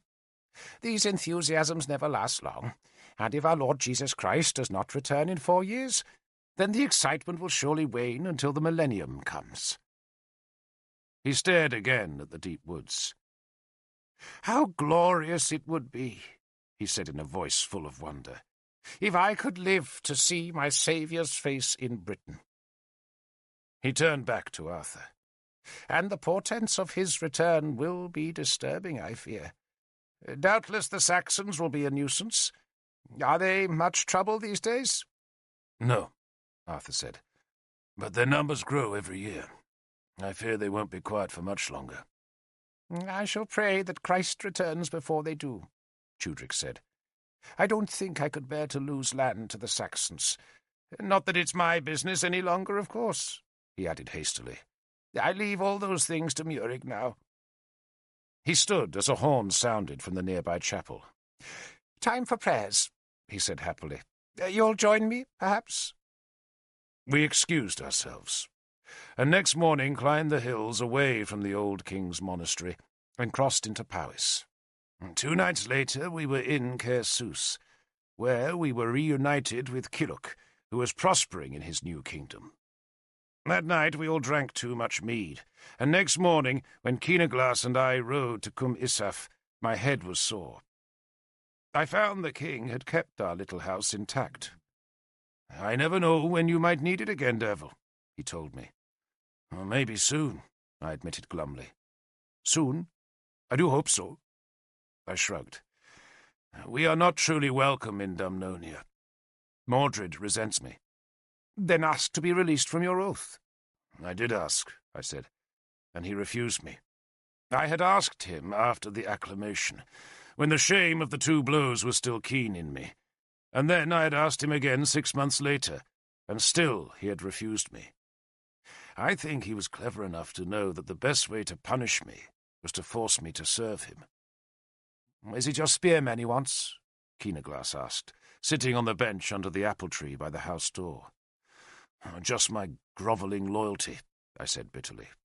"He doesn't seem to want to fight any wars." "So, he's not a complete fool," Keenaglas said dryly. Then we spoke of Cynwyn and the girls, and Keenaglas offered to send Mullane, his new chief druid, to Diane's side. "Mullane has a remarkable skill with herbs," he said. "Better than old Iorweth. Did you know he died?" "I heard. And if you can spare Mullane, Lord King, I would be glad." "He'll leave tomorrow. I can't have my nieces sick. Doesn't your Nimue help?"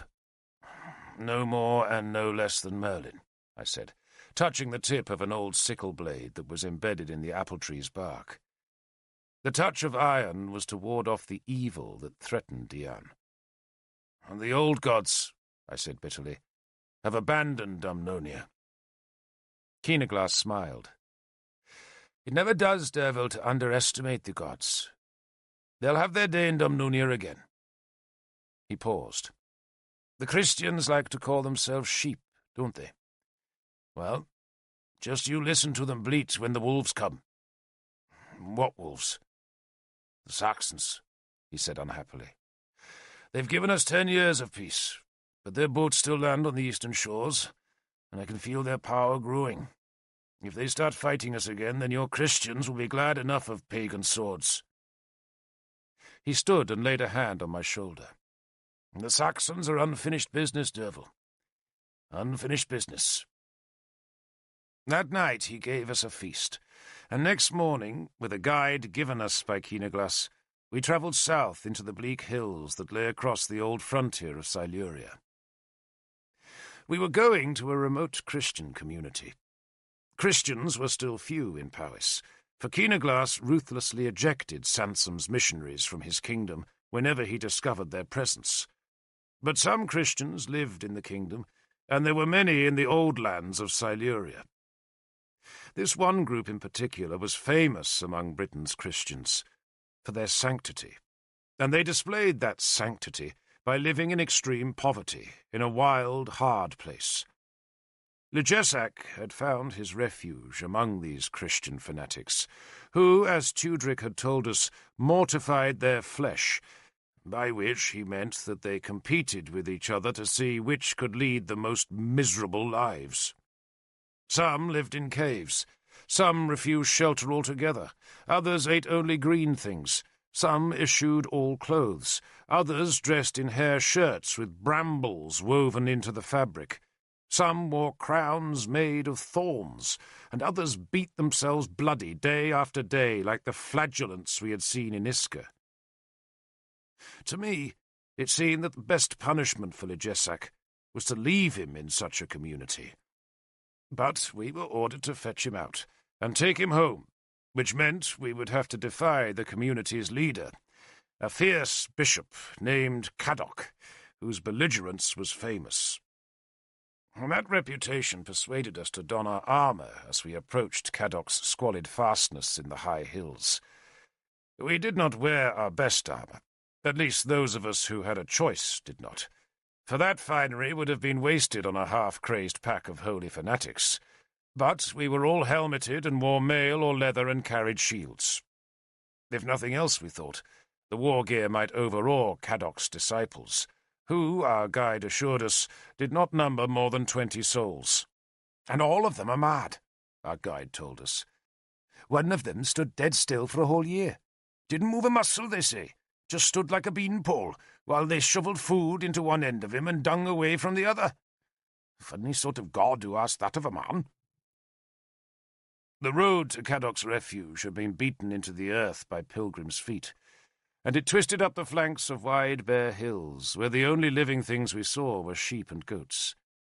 We saw no shepherds, but they undoubtedly saw us. "If Legesac has any sense," Arthur said, "he'll be long gone. They must have seen us by now." "And what will we tell Mordred?" "The truth, of course," Arthur said bleakly.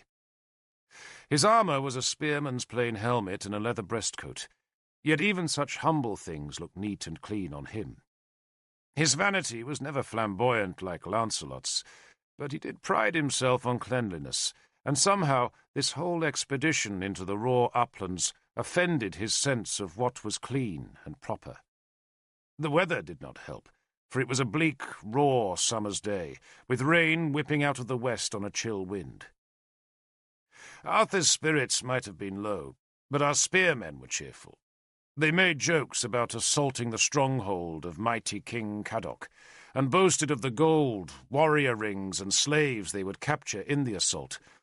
And the jokes' extravagant claims made them laugh, when at last we breasted the final saddle in the hills, and could look down into the valley where Legesac had found his refuge.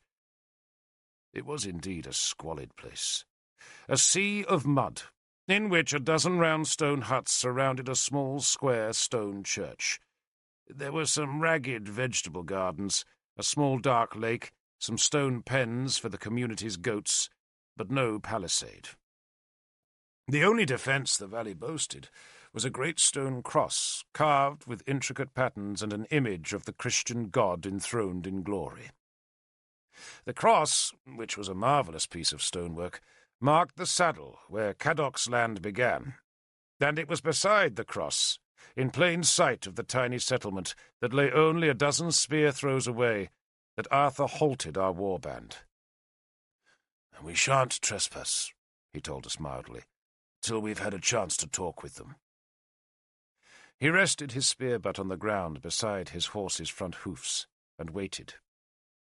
A dozen folk were visible in the compound, and, on seeing us, they fled to the church, from which, a moment later, a huge man appeared and strode up the road towards us. He was a giant of a man, as tall as Merlin, and with a massive chest and big, capable hands. He was also filthy, with an unwashed face and a brown robe caked with mud and dirt, while his grey hair, as dirty as his robe, seemed never to have been cut. His beard grew wild to below his waist, while behind his tonsure his hair sprang in dirty tangles like a great grey, freshly sheared fleece. His face was tan dark, and he had a wide mouth, a jutting forehead, and angry eyes. It was an impressive face. He carried a staff in his right hand, while at his left hip, unscabbarded, there hung a huge rusty sword. He looked as if he had once been a useful spearman, and I did not doubt that he could still deal a hard blow or two. "You are not welcome here," he shouted as he drew nearer to us, "unless you come to lay your miserable souls before God."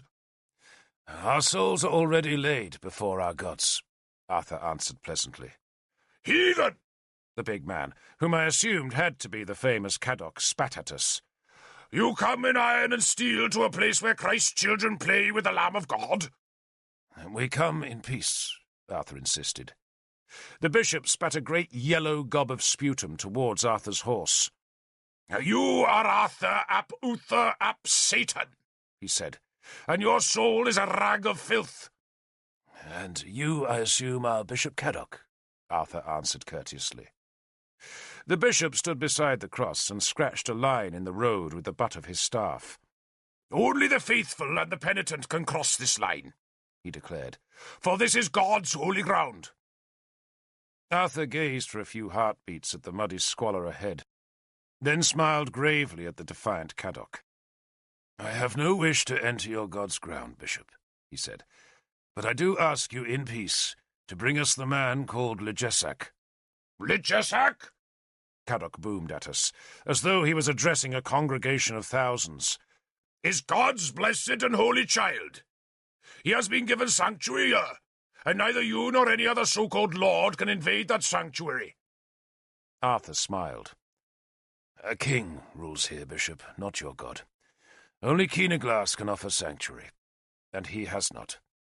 "My king, Arthur," Cadoc said proudly, "is the King of Kings, and he has commanded me to refuse you entrance."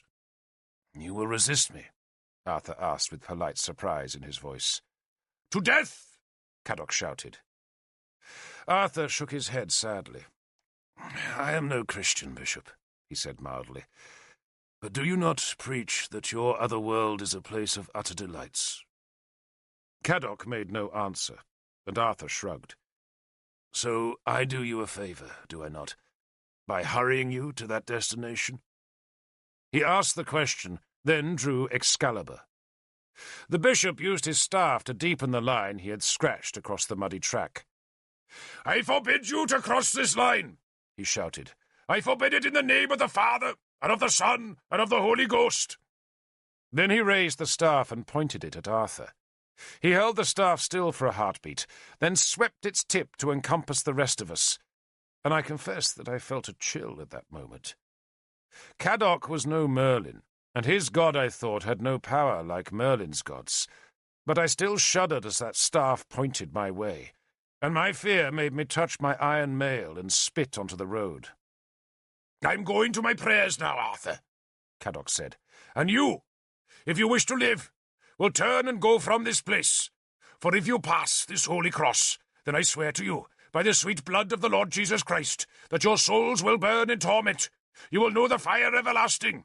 You will be cursed from the beginning of time till its ending, and from the vaults of heaven to the bottommost pits of hell." And with that heavy curse delivered, he spat one more time, then turned and walked away. Arthur used the tail of his cloak to wipe the rain off Excalibur, then scabbarded the sword. "It seems we're not welcome," he said with some amusement. Then he turned and beckoned to Balin, who was the oldest cavalryman present. "Take the horsemen," Arthur ordered him, "and get behind the village. Make sure no one can escape. Once you're in place, I'll bring Derval and his men to search the houses. And listen!" He raised his voice so that all 60 men could hear him. "These folk will resist.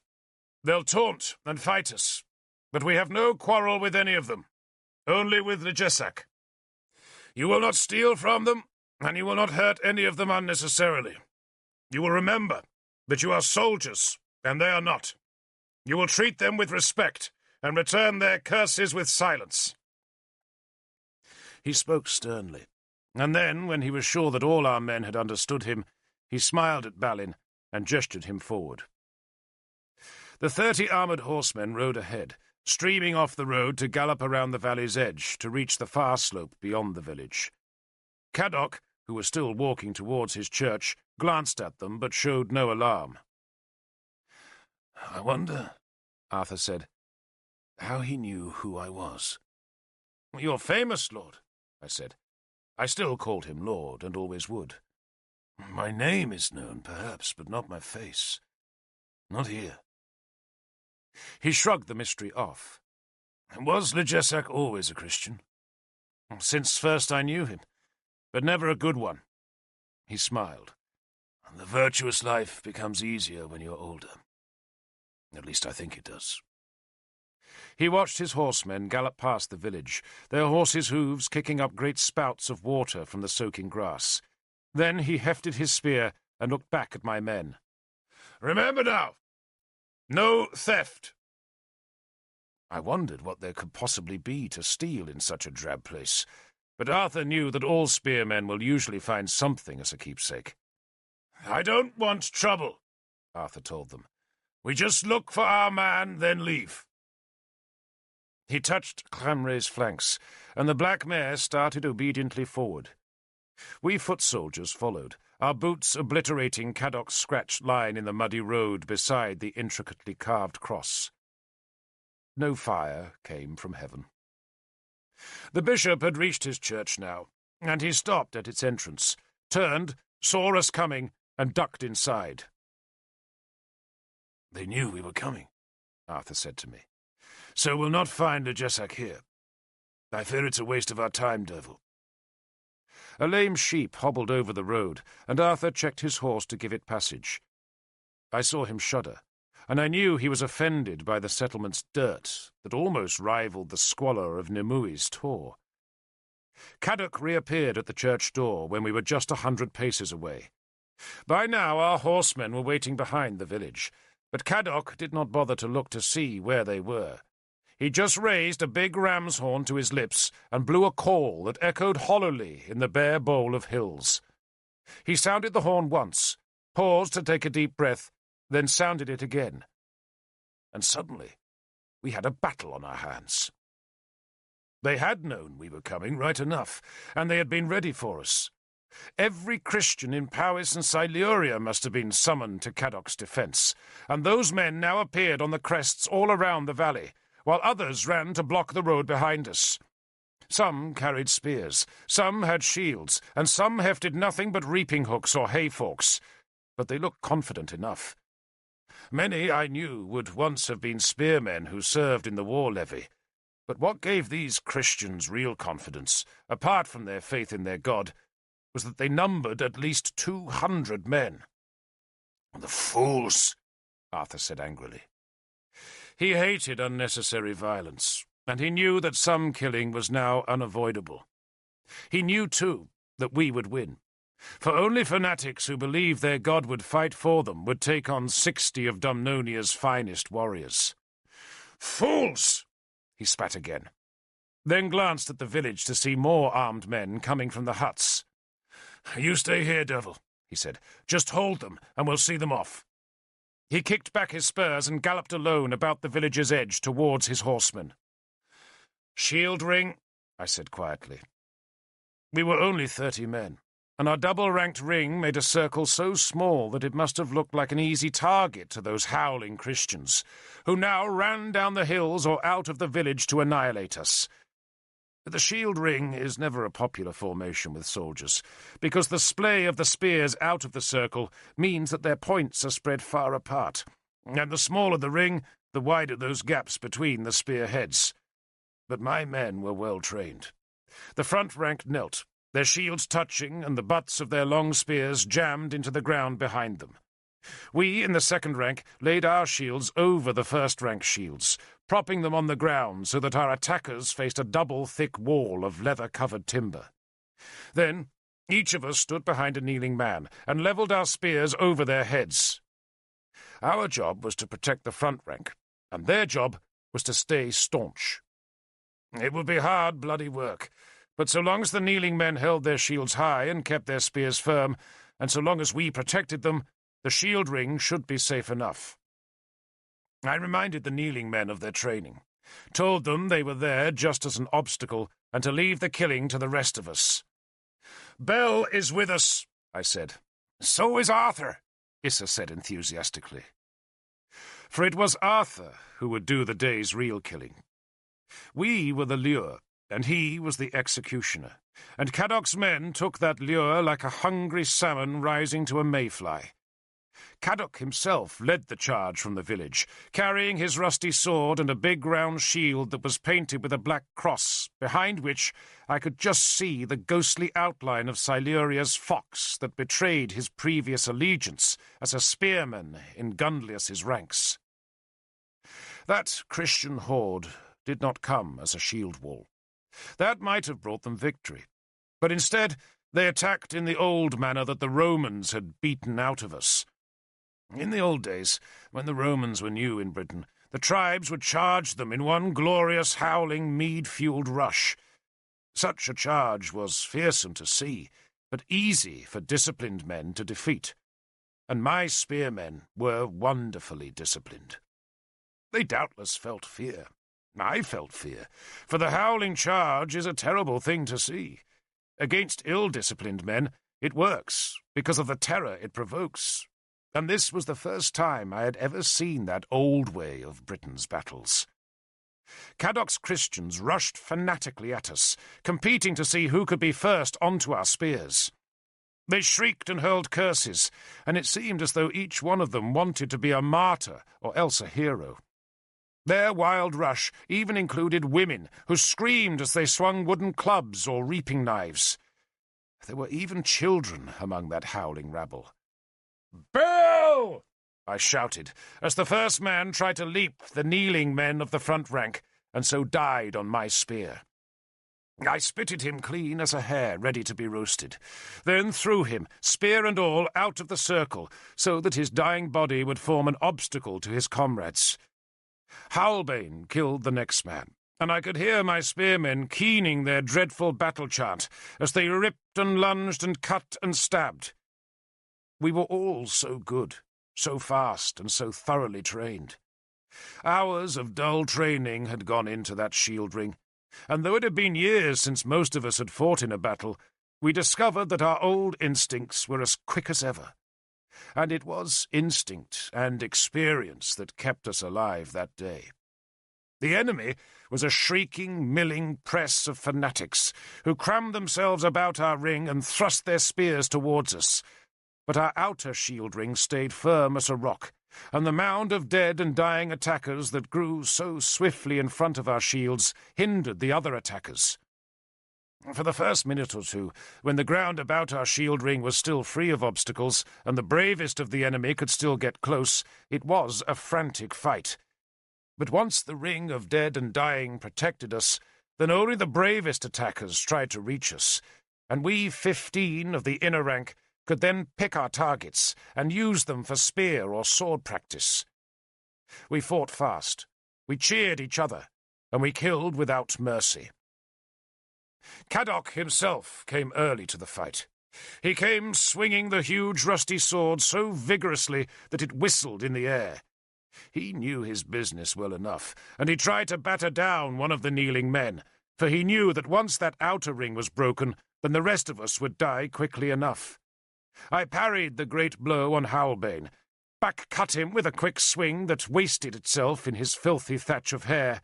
Then Eacon, the tough little Irish spearman who still served me despite Mordred's threats, rammed his spear shaft at the bishop's face. Eacon's spearhead had vanished, torn off by a sword blow, but he cracked the iron tip of the staff's butt onto Caddoc's forehead. The bishop looked cross-eyed for a heartbeat, his mouth gaped, rotten teeth. Then he just sank to the mud. The last attacker to try and breach the shield ring was a straggle-haired woman who climbed over the ring of dead and shrieked a curse at me as she tried to jump over the kneeling men of the front rank. I seized her hair, let her reaping knife blunt itself on my mail coat, then dragged her inside the ring, where Issa stamped hard on her head. It was just then that Arthur struck. 30 horsemen with long spears slashed into the Christian rabble. We, I suppose, had been defending ourselves for all of 3 minutes, but once Arthur arrived, the fight was over in an eye blink. His horsemen came with couched spears, galloping hard, and I saw a terrible misting spray of blood as one of the spears slammed home, and then our attackers were fleeing in panic, and Arthur, his spear discarded and with Excalibur shining in his hand, was shouting at his men to stop the killing. "Just drive them away!" he shouted. "Drive them away!" His horsemen split into small groups that scattered the terrified survivors and chased them back up the road towards the Guardian Cross. My men relaxed. Issa was still sitting on the straggle-haired woman, and Eachern was searching for his lost spearhead. 2 men in the shield ring had taken nasty wounds, and 1 man of the second rank had a broken and bloody jaw, but otherwise we were unhurt, while around us were 23 corpses and at least as many badly wounded men. Caddoc, groggy from Eachern's blow, still lived, and we tied his hands and feet, and then, despite Arthur's instructions to show our enemy respect, we cut off his hair and beard to shame him. He spat and cursed at us, but we stuffed his mouth with cut hanks of his greasy beard, then walked him back to the village. And it was there I discovered the Jessak. He had not fled, after all, but had simply waited beside the little altar in the church. He was an old man now, thin and grey-haired, and he yielded himself meekly, even when we cut off his beard and wove a crude rope from its hair that we leashed around his neck to show that he was a condemned traitor. He even seemed quite pleased to meet me again after all the years. "I told them they wouldn't beat you," he said. "Not Derval Cadern." "They knew we were coming?" I asked him. "We've known for a week now," he said, quietly holding out his hand so that Issa could lash his wrists with rope. "We even wanted you to come. We thought this was our chance to rid Britain of Arthur." "Why would you want to do that?" I asked him. "Because Arthur's an enemy of the Christians, that's why," the Jessak said. "He is not," I said scornfully. "And what do you know, Derval?" the Jessak asked me. "We're readying Britain for Christ's return, and we have to scour the heathen from the land." He made that proclamation in a loud, defiant voice. Then he shrugged and grinned. "But I told them this was no way to kill Arthur and Derval. I told Caddoc you were too good." He stood and followed Issa out of the church, but then turned back to me in the doorway. "I suppose I'm to die now?" he asked. "In Dumnonia," I said. He shrugged. "I shall see God face to face," he said. "So what is there to fear?" I followed him out of the church. Arthur had unplugged the bishop's mouth, and Caddoc was now cursing us with a stream of filthy language. I tickled the bishop's newly shaved chin with Howlbane. "He knew we were coming," I told Arthur, "and they planned to kill us here." "He failed," Arthur said, jerking his head aside to avoid a gob of the bishop's spittle. "Put the sword away," he ordered me. "You don't want him dead?" I asked. "His punishment is to live here," Arthur decreed, "instead of in heaven." We took Legesac and walked away, and none of us really reflected on what Legesac had revealed in the church.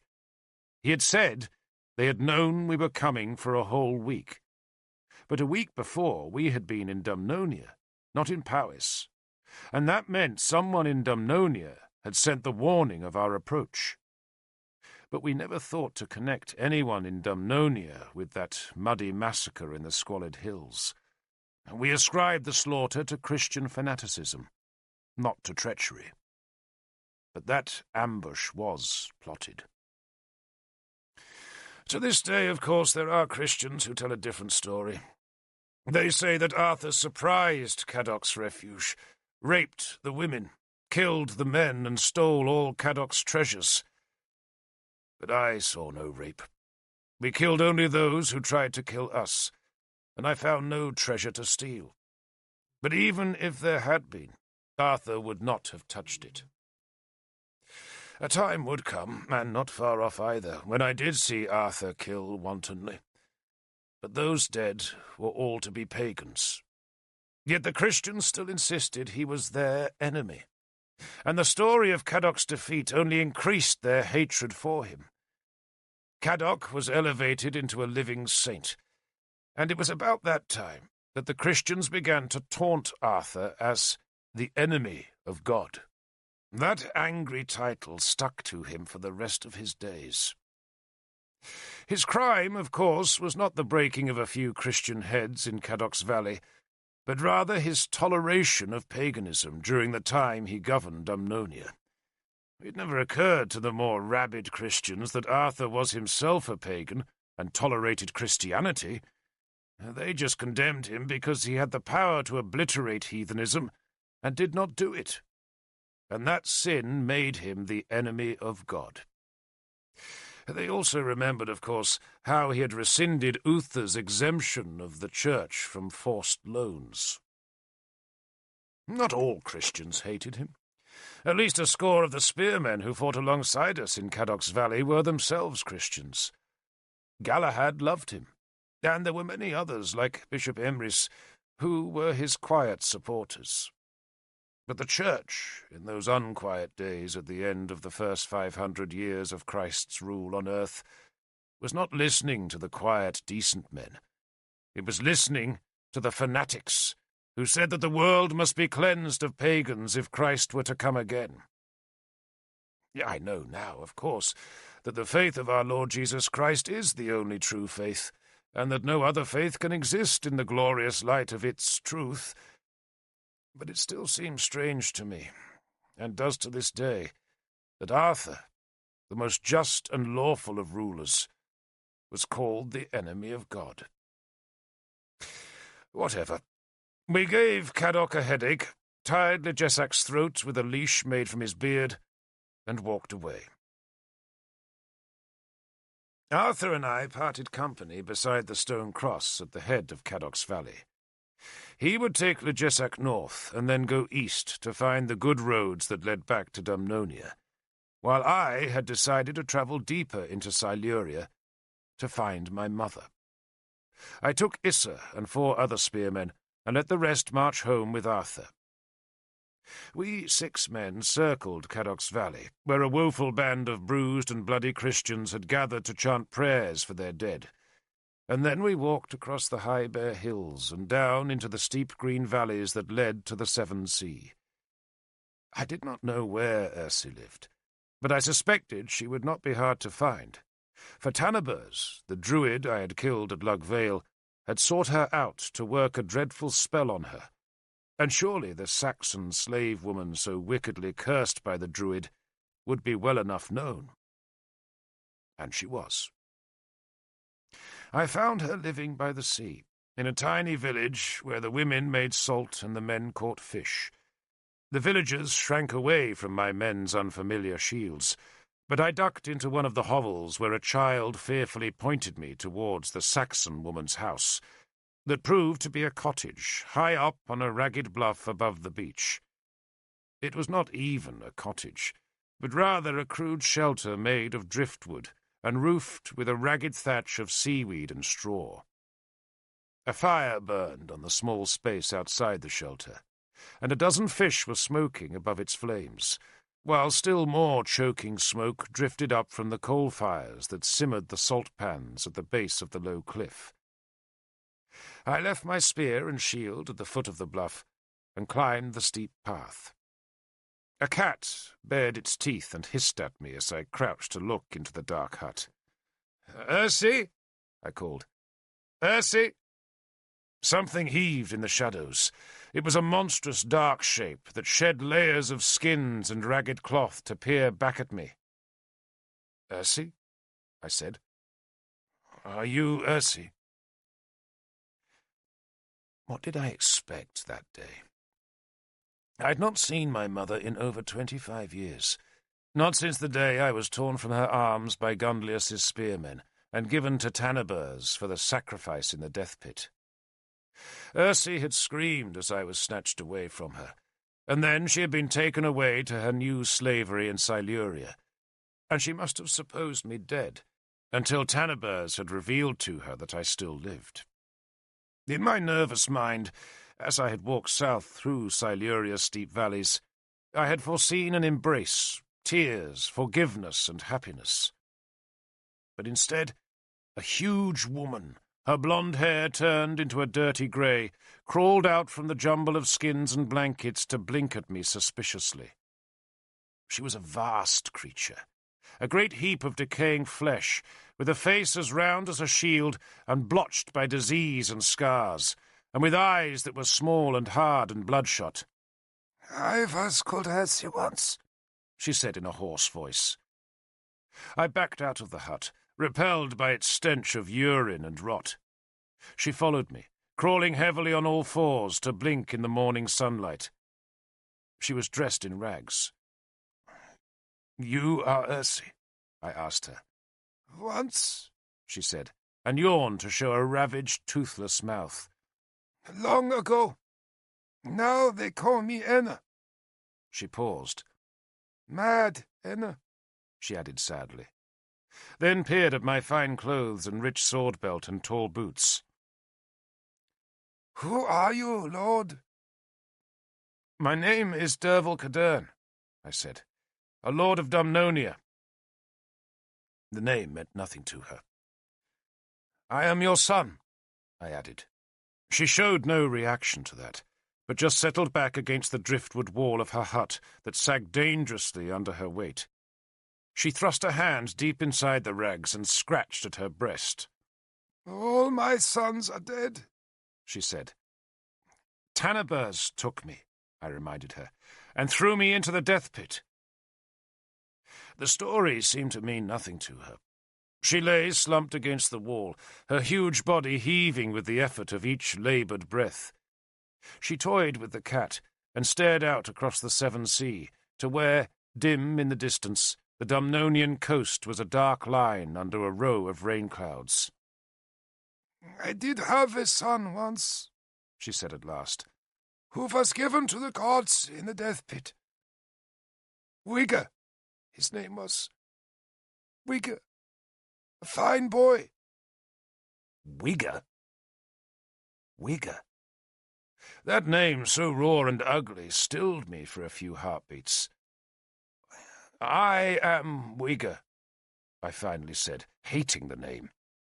"I was given a new name after I was rescued from the pit," I explained to her. We spoke in Saxon, a language in which I was now more fluent than my mother, for it had been many years since she had spoken it. "Oh, no," she said, frowning. I could see a louse crawling along the edge of her hair. "No," she insisted again. "Wigger was just a little boy. Just a little boy. My firstborn, he was. and they took him away. I lived, Mother, I said. I was revolted by her, fascinated by her, and regretting that I had ever come to find her. I survived the pit, I told her, and I remember you. And so I did. But in my memory she was as slim and lithe as Kynwyn. Just a little boy, Ersie said dreamily. She closed her eyes, and I thought she was sleeping, but it seemed she was passing urine, for a trickle appeared at the edge of her clothes and dripped down the rock towards the struggling fire. "Tell me about Wigger," I said. "I was heavy with him," she said, "when Uther captured me. A big man, Uther, with a great dragon on his shield." She scratched at the louse, which disappeared into her hair. "He gave me to Madog," she went on, "and it was at Madog's holding that Wigger was born. We were happy with Madog," she said. "He was a good lord, kind to his slaves. But Gunliers came, and they killed Wigger." "They didn't," I insisted. "Didn't Tanabers tell you?" At the mention of the druid's name she shuddered, and pulled her tattered shawl tighter about her mountainous shoulders. She said nothing, but after a while tears showed at the corners of her eyes. A woman climbed the path towards us. She came slowly and suspiciously, glancing warily towards me as she sidled onto the rock platform. When at last she felt safe, she scuttled past me and crouched beside Ersie. "My name," I told the newcomer, "is Derval Cadern, but I was once called Wigger."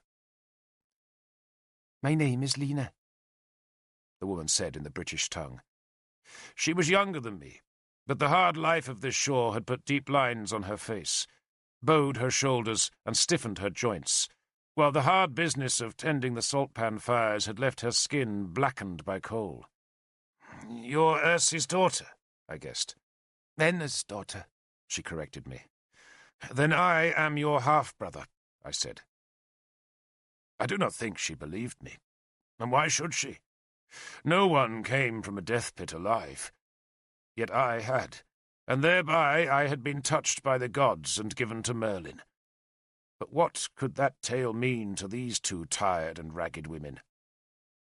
"Tanabers!" Ersie suddenly said, and raised both hands to ward off evil. "He took away Vigor's father." She wailed and rocked to and fro. "He went inside me and took away Vigor's father. He cursed me, and he cursed Vigor, and he cursed my womb." She was weeping now, and Lina cradled her mother's head in her arms and looked at me reproachfully.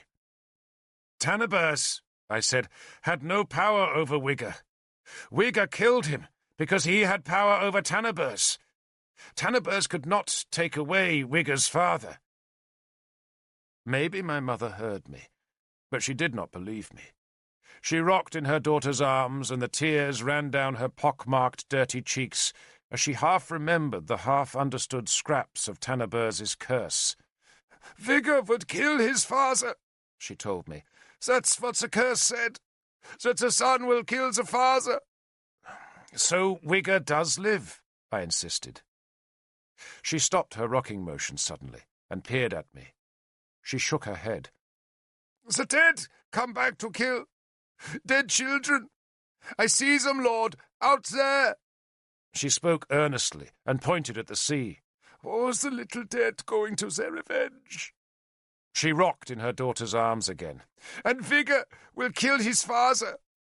She was crying heavily now. "And Vigor's father was such a fine man, such a hero, so big and strong. And Tanabers has cursed him." She sniffed, then sighed a lullaby for a moment, before talking more about my father, saying how his people had sailed across the sea to Britain, and how he had used his sword to make himself a fine house. Ersie, I gathered, had been a servant in that house, and the Saxon lord had taken her to his bed, and so given me life. The same life that Tanabers had failed to take at the death pit. "He was a lovely man," Ersie said of my father. Such a lovely, handsome man. Everyone feared him, but he was good to me. We used to laugh together." "And what was his name?" I asked. And I think I knew the answer even before she gave it.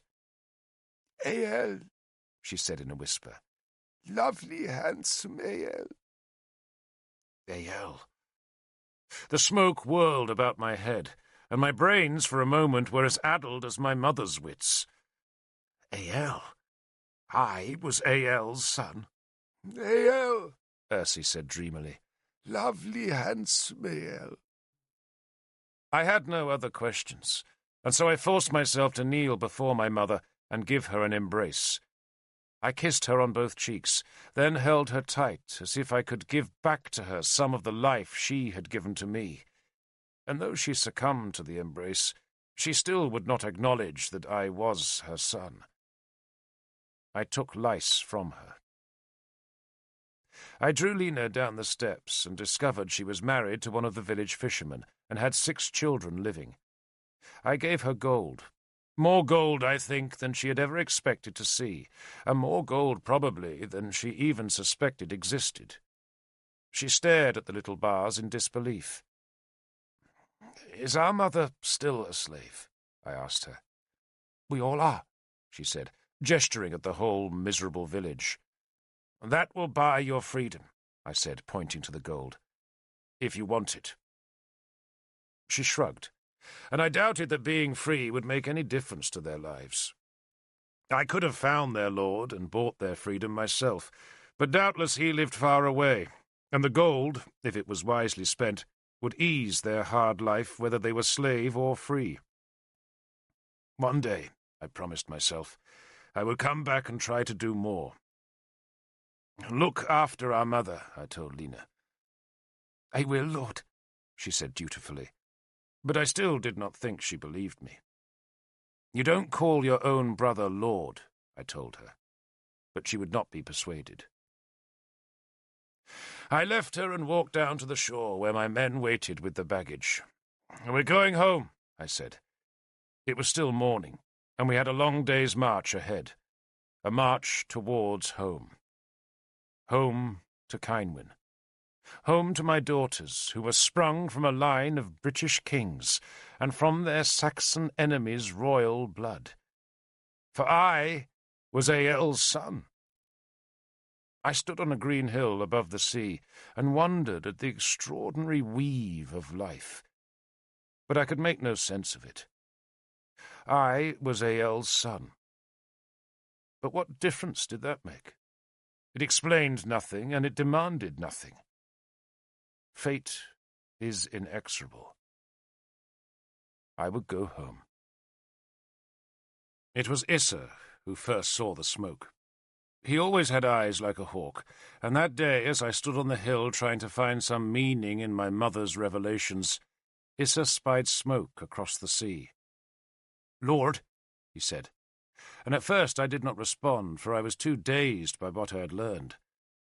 I was to kill my father. And that father was A.L.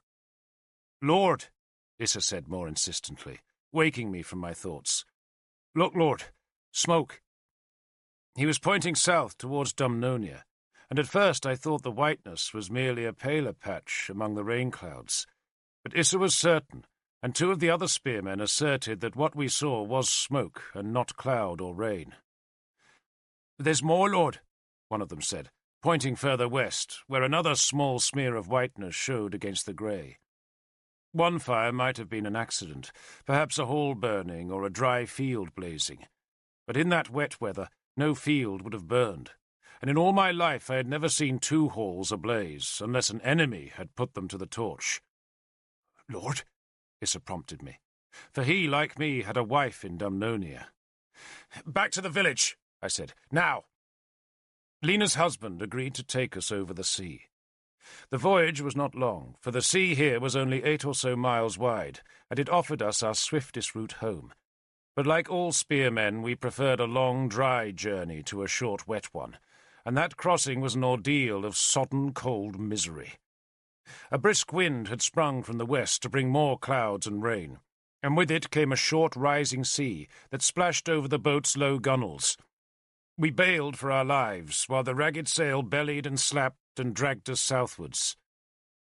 Our boatman, who was called Ballig, and was my brother-in-law, declared that there was no joy like a good boat in a brisk wind, and he roared his thanks to Manawyddan for sending us such weather.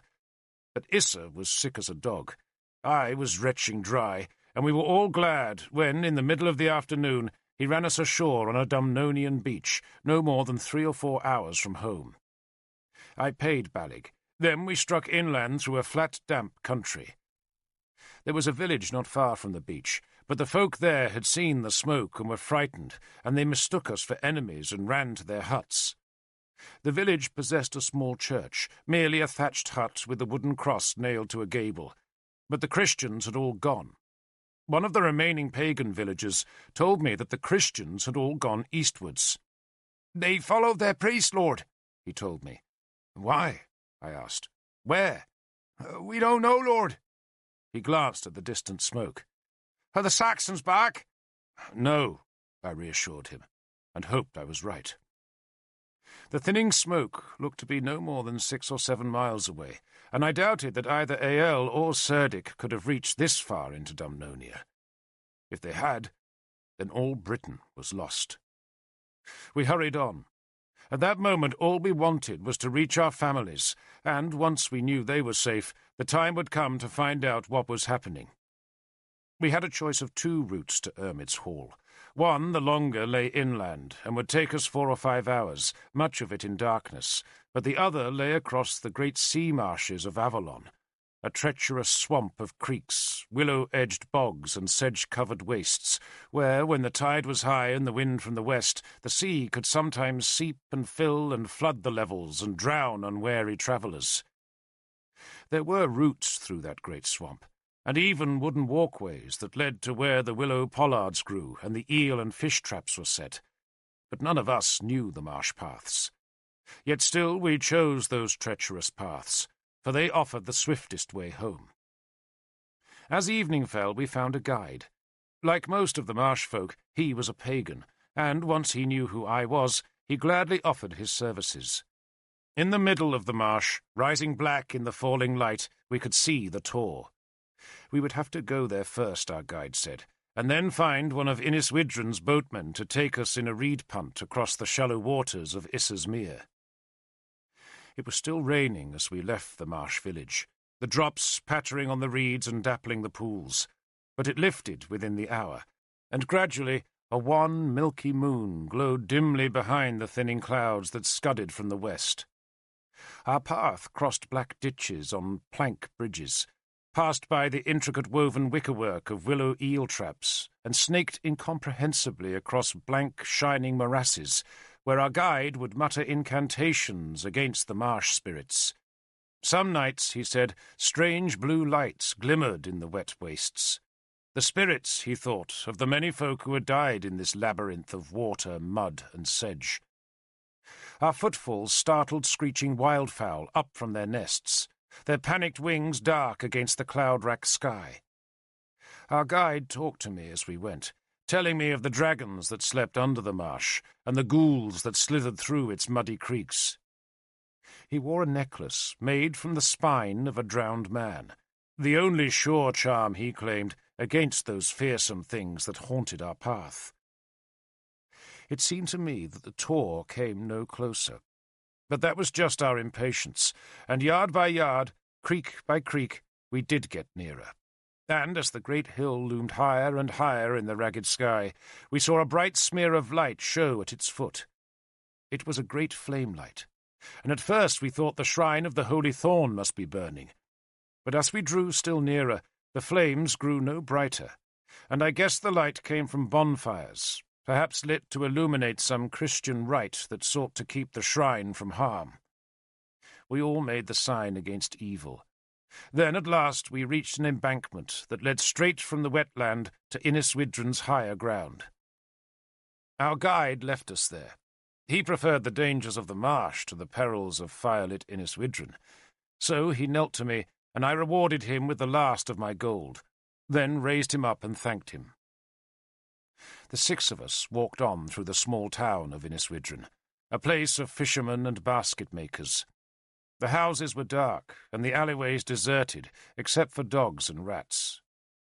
We were heading towards the wooden palisade that surrounded the shrine, and though we could see the glowing smoke of the fires churning above the fence, we still could not see anything that happened inside.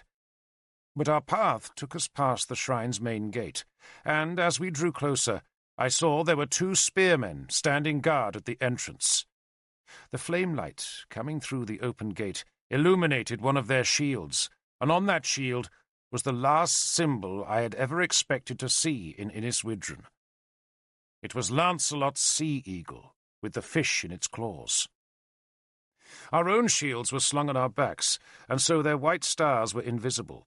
And though we all wore the grey wolf-tail, the spearmen must have thought we were friends, for they made no challenge as we approached.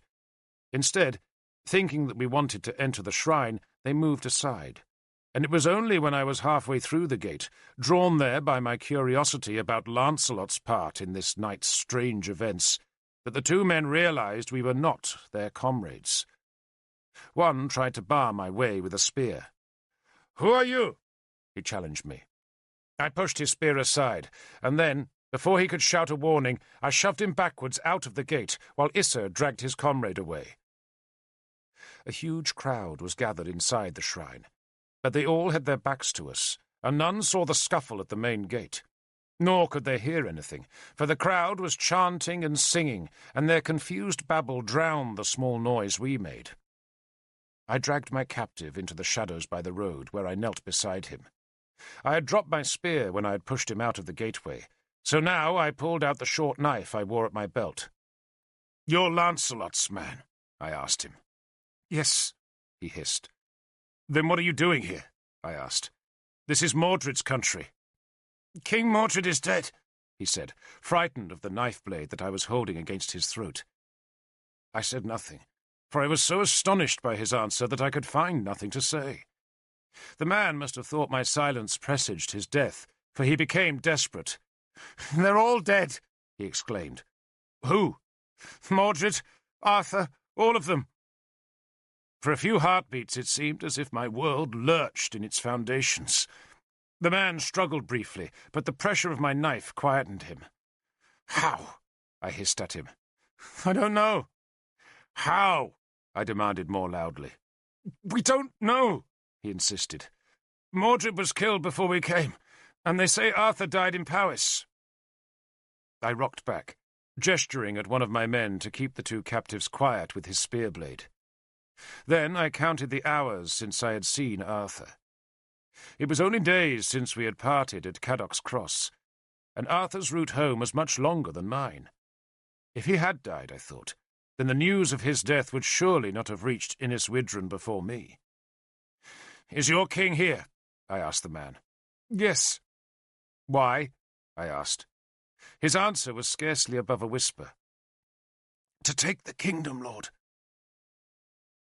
We cut strips of woolen cloth from the 2 men's cloaks, bound their arms and legs, and rammed handfuls of wool into their mouths to keep them silent.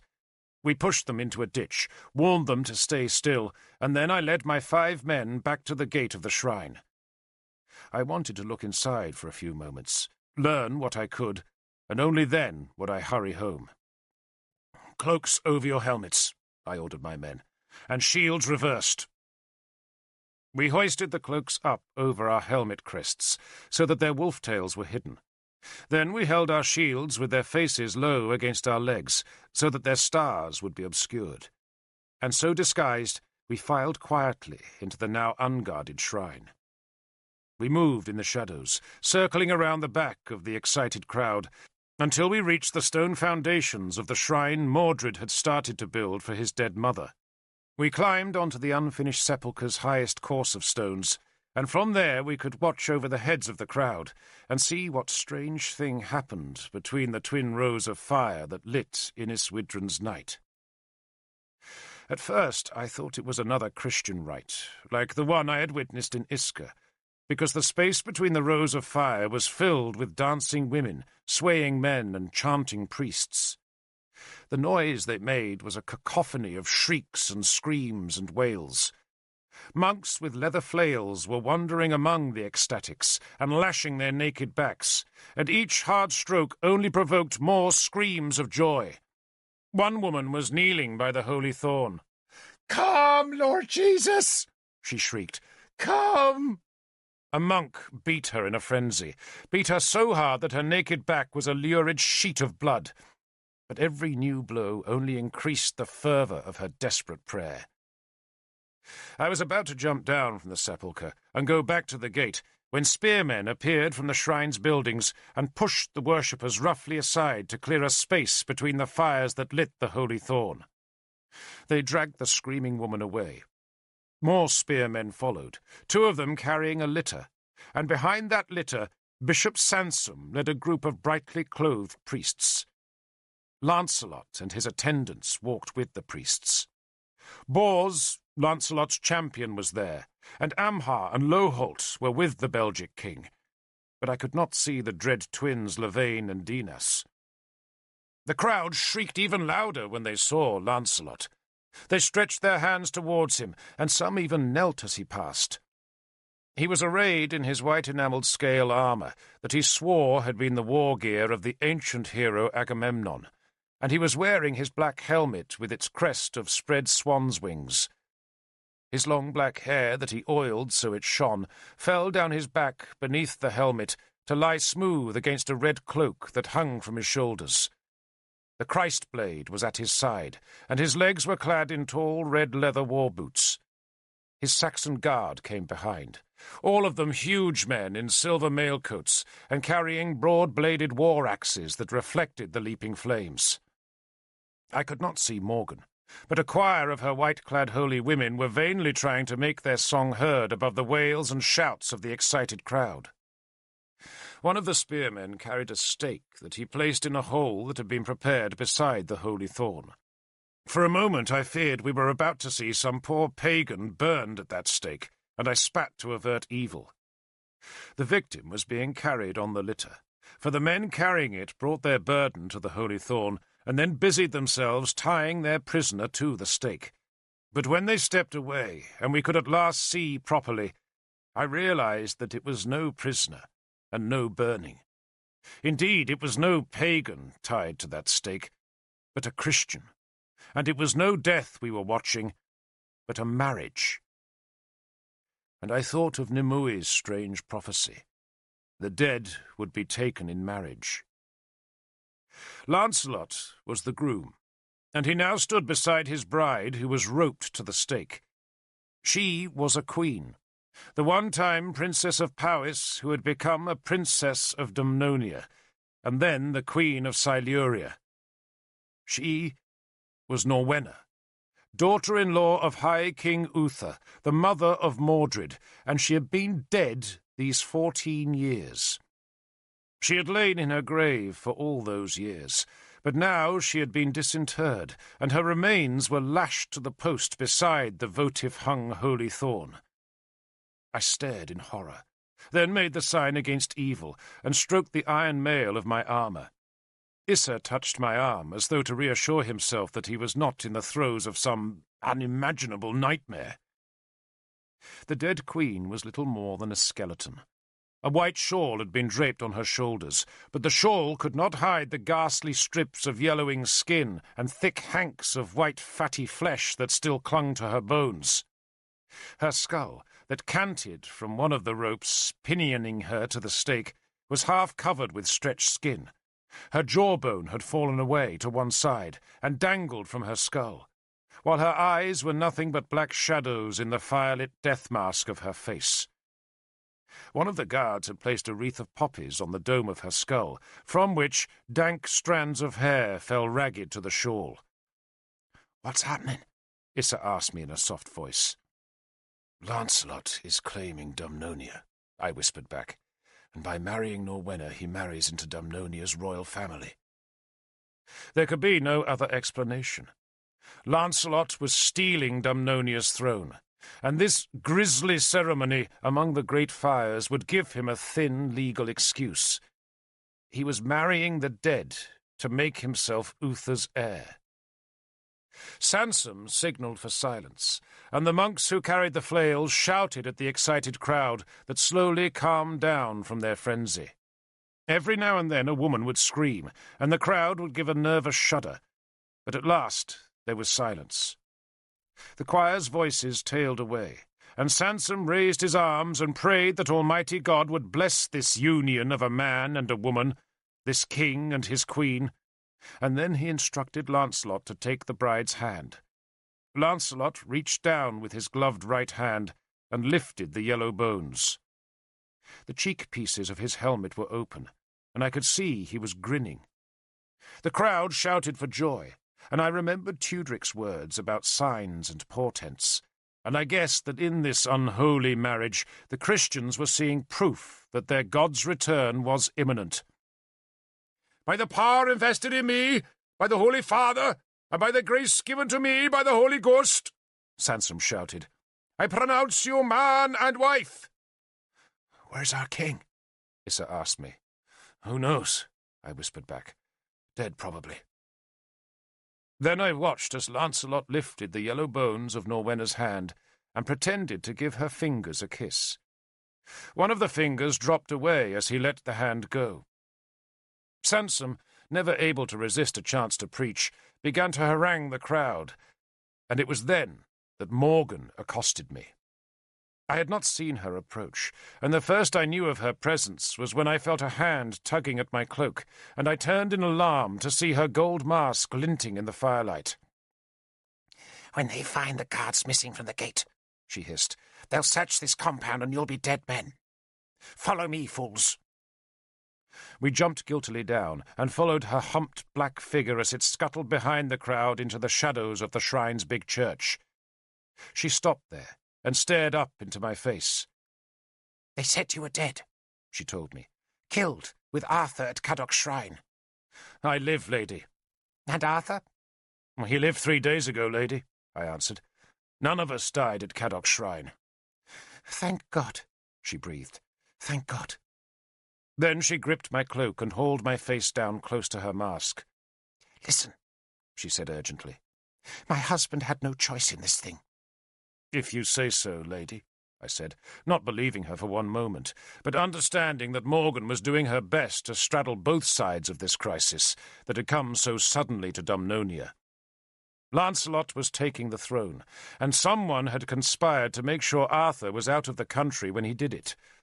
Worse, I thought, someone had sent Arthur and me to Cadoc's High Valley and arranged for men to ambush us there. Someone wanted us dead, and it had been Sansom who had first revealed Legesac's refuge to us, and Sansom who had argued against allowing Keenaglass's men to make the arrest, and Sansom who now stood before Lancelot and a corpse in the light of this night's fires. I smelt the Mouse Lord's paws all over this wicked business, though I doubted Morgan knew half of what her husband had done or planned. She was too old and wise to be infected by religious frenzy, and she at least was trying to pick a safe path through the cascading horrors. "Promise me Arthur lives," she appealed to me. "He did not die in Cadoc's Valley," I said. "That much I can promise you." She was silent for a while, and I think she was crying beneath the mask. "Tell Arthur we had no choice," she said. "I will," I promised her. "What can you tell me of Mordred?" "He's dead," she hissed. "Killed while he was hunting." "But if they lied about Arthur," I said, "then why not about Mordred?" "Who knows?" She crossed herself and plucked at my cloak. "Come," she said abruptly, and led us down the side of the church towards a small wooden hut. Someone was trapped inside the hut, for I could hear fists beating on its door that was secured by the knotted loops of a leather leash. "You should go to your woman, Derval," Morgan told me, as she fumbled at the knot with her one good hand. "Dinas and Lavaine rode south to your hall after nightfall. They took spearmen." Panic whipped inside me, making me use my spear point to slash at the leather leash. The moment the binding was cut, the door flew open, and Nimue leapt out, hands hooked like claws. But then she recognized me, and stumbled against my body for support. She spat at Morgan. "Go, you fool!" Morgan snarled at her. "And remember, it was I who saved you from death today." I took Morgan's 2 hands, the burned and the good, and put them to my lips. "For this night's deeds, lady," I said, "I am in your debt." "Go, you fool," she said, "and hurry." And we ran through the back parts of the shrine, past storehouses and slave huts and granaries, then out through a wicket gate to where the fishermen kept their reed punts. We took 2 of the small craft and used our long spear shafts as quant poles. And I remembered that far-off day of Norwenna's death, when Nimue and I had escaped from Innis Widron in just this fashion. Then, as now, we had headed for Ermid's Hall, and then, as now, we had been hunted fugitives in a land overrun by enemies. Nimue knew little of what had happened to Dumnonia. Lancelot, she said, had come and declared himself king, but of Mordred she could only repeat what Morgan had said, that the king had been killed while hunting. She told us how spearmen had come to the Tor and taken her captive to the shrine where Morgan had imprisoned her. Afterwards, she heard, a mob of Christians had climbed the Tor, slaughtered whoever they found there, pulled down the huts and begun to build a church out of the salvaged timbers. "So Morgan did save your life," I said. "She wants my knowledge," Nimue said. "How else will they know what to do with the cauldron? That's why Dinas and Lavain have gone to your hall, Derval. To find Merlin." She spat into the mere. "It's as I told you," she finished. "They've unleashed the cauldron, and they don't know how to control its power. 2 kings have come to Cadern. Mordred was one, and Lancelot was the second. He went there this afternoon and stood upon the stone. And tonight, the dead are being taken in marriage." "And you also said," I reminded her bitterly, "that a sword would be laid at a child's throat." And I thrust my spear down into the shallow mere in my desperate hurry to reach Ermid's Hall, where my children lay, where Cynwyn lay, and where the Silurian druids and their spearmen had ridden not 3 hours before. Flames lit our homeward path, not the flames that illuminated Lancelot's marriage to the dead, but new flames that sprang red and high from Ermid's Hall. We were halfway across the mere when that fire flared up to shiver its long reflections on the black water. I was praying to Gofannon, to Coclu, to Bel, to Cernunnos, to Tyrannus, to all the gods, wherever they were, that just one of them would stoop from the realm of stars and save my family. The flames leapt higher, spewing sparks of burning thatch into the smoke that blew east across poor Dumnonia. We travelled in silence once Nimue had finished her tale. Issa had tears in his eyes. He was worrying about Scarach, the Irish girl he had married, and he was wondering, as I was, what had happened to the spearmen we had left to guard the hall. There had been enough men, surely, to hold up Dinas and Lavain's raiders. Yet the flames told another tale, and we thrust the spear shafts down to make the punts go even faster. We heard the screams as we came closer. There were just 6 of us spearmen, but I did not hesitate or try to make a circuitous approach, but simply drove the punts hard into the tree-shadowed creek that lay alongside the hall's palisade. There, next to Diane's little coracle that Gwilithin, Merlin's servant, had made for her, we leapt ashore. Later, I put together the tale of that night. Gwilym, the man who commanded the spearmen, who had stayed behind while I marched north with Arthur, had seen the distant smoke to the east and surmised there was trouble brewing. He had placed all his men on guard, then debated with Cynwyn whether they should take to the boats and hide in the marshes that lay beyond the mere. Cynwyn said no.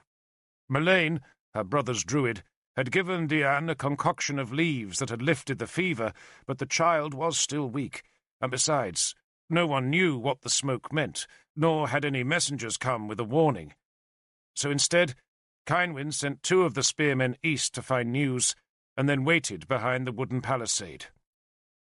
Nightfall brought no news, but it did bring a measure of relief, for few spearmen marched at night, and Cynwyn felt safer than she had in daylight. From inside the palisade they saw the flames across the mere at Innis Widron, and wondered what they meant. But no one heard Dinas and Lavain's horsemen come into the nearby woods. The horsemen dismounted a long way from the hall, tied their beasts' reins to trees, and then, Under the pale, cloud-misted moon, they had crept towards the palisade. It was not till Dinas and Levein's men attacked the gate that Gwillem even realized the hall was under attack. His 2 scouts had not returned. There were no guards in the woods, and the enemy was already within feet of the palisade's gate when the alarm was first raised. It was not a formidable gate, no more than the height of a man, and the first rank of the enemy rushed it without armour, spears, or shields, and succeeded in climbing over before Gwillem's men could assemble. The gate guards fought and killed, but enough of those first attackers survived to lift the bar of the gate, and so open it to the charge of Dinas and Levein's heavily armoured spearmen. 10 of those spearmen were Lancelot's Saxon guards, while the rest were Belgic warriors sworn to their king's service. Gwillem's men rallied as best they could, and the fiercest fight took place at the hall's door. It was there that Gwillem himself lay dead, with another 6 of my men. 6 more were lying in the courtyard, where a storehouse had been set on fire, and those were the flames that had lit our path across the lake, and which now, as we reached the open gate, showed us the horror inside. The battle was not over. Dinas and Levein had planned their treachery well, but their men had failed to get through the hall door, and my surviving spearmen were still holding the big building. I could see their shields and spears blocking the door's arch, and I could see another spear showing from one of the high windows that let the smoke out from the gable end. 2 of my huntsmen were in that window, and their arrows were preventing Dinas and Levein's men carrying the fire from the burning storehouse to the hall thatch. Cynwyn, Morwenna, and Seren were all inside the hall, together with Merlin, Melaine, and most of the other women and children who lived inside the compound. But they were surrounded and outnumbered, and the enemy druids had found Diane. Diane had been sleeping in one of the huts. She often did, liking to be in the company of her old wet-nurse, who was married to my blacksmith. And maybe it was her golden hair that had given her away, or maybe, being Diane, she had spat defiance at her captors and told them her father would take his revenge. And now, Levein, robed in black and with an empty scabbard hanging at his hip, held my Diane against his body. Her small, grubby feet were sticking out from beneath the little white robe she wore, and she was struggling as best she could. But Levein had his left arm tight about her waist, and in his right hand he held a naked sword against her throat. Issa clutched my arm to stop me charging madly at the line of armoured men who faced the beleaguered hall. There were 20 of them. I could not see Dinas, but he, I suspected, was with the other enemy's spearmen at the rear of the hall, where they would be cutting off the escape of all the souls trapped inside. "Cynwyn!" Levein called in his deep voice. "Come out! My king wants you!" I laid the spear down and drew Halbane. Her blade hissed softly on the scabbard's throat. "Come out!" Levein called again. I touched the strips of pig bone on the sword hilt, then prayed to my gods that they would make me terrible this night. "You want your whelp dead?" Levein called, and Diane screamed as the sword blade tightened on her throat. "Your man's dead," Levein shouted. "He died in Powys with Arthur, and he won't come to help you." He pressed the sword harder, and Diane screamed again. Issa kept his hand on my arm. "Not yet, Lord," he whispered. "Not yet." The shields parted at the hall door, and Cynwyn stepped out. She was dressed in a dark cloak that was clasped at her throat. "Put the child down," she told Levein calmly. "The child will be released when you come to me," Levein said. "My king demands your company." "Your king?" Cynwyn asked. "What king is that?" She knew well enough whose men had come here this night, for their shields alone told that tale, but she would make nothing easy for Levein. "King Lancelot," Levein said, "King of the Belgi, and King of Dumnonia." Cynwyn pulled her dark cloak tighter about her shoulders. "So what does King Lancelot want of me?" she asked. Behind her, in the space at the back of the hall, and dimly lit by the burning storehouse, I could see more of Lancelot's spearmen. They had taken the horses from my stables, and now they watched the confrontation between Cynwyn and Levein. "This night, lady," Levane explained. "My king has taken a bride." Kynwyn shrugged. "Then he does not need me." "The bride, lady, cannot give my king the privileges that a man demands on his wedding night. You, lady, are to be his pleasure instead. It is an old debt of honor that you owe him. Besides," Levane added, "you are a widow now. You need another man." I tensed, but Issa again gripped my arm. One of the Saxon guards close to Levane was restless, and Issa was mutely suggesting we wait until the man relaxed again. Kynwyn dropped her head for a few seconds, then looked up again. "And if I come with you," she said in a bleak voice, "you will let my daughter live?" "She will live," Levane promised. "And all the others too?" she asked, gesturing to the hall. "Those two," said Levane. "Then release my daughter," Kynwyn demanded. "Come here first," Levane retorted, "and bring Merlin with you." Diane kicked at him with her bare heels, but he tightened the sword again, and she went still.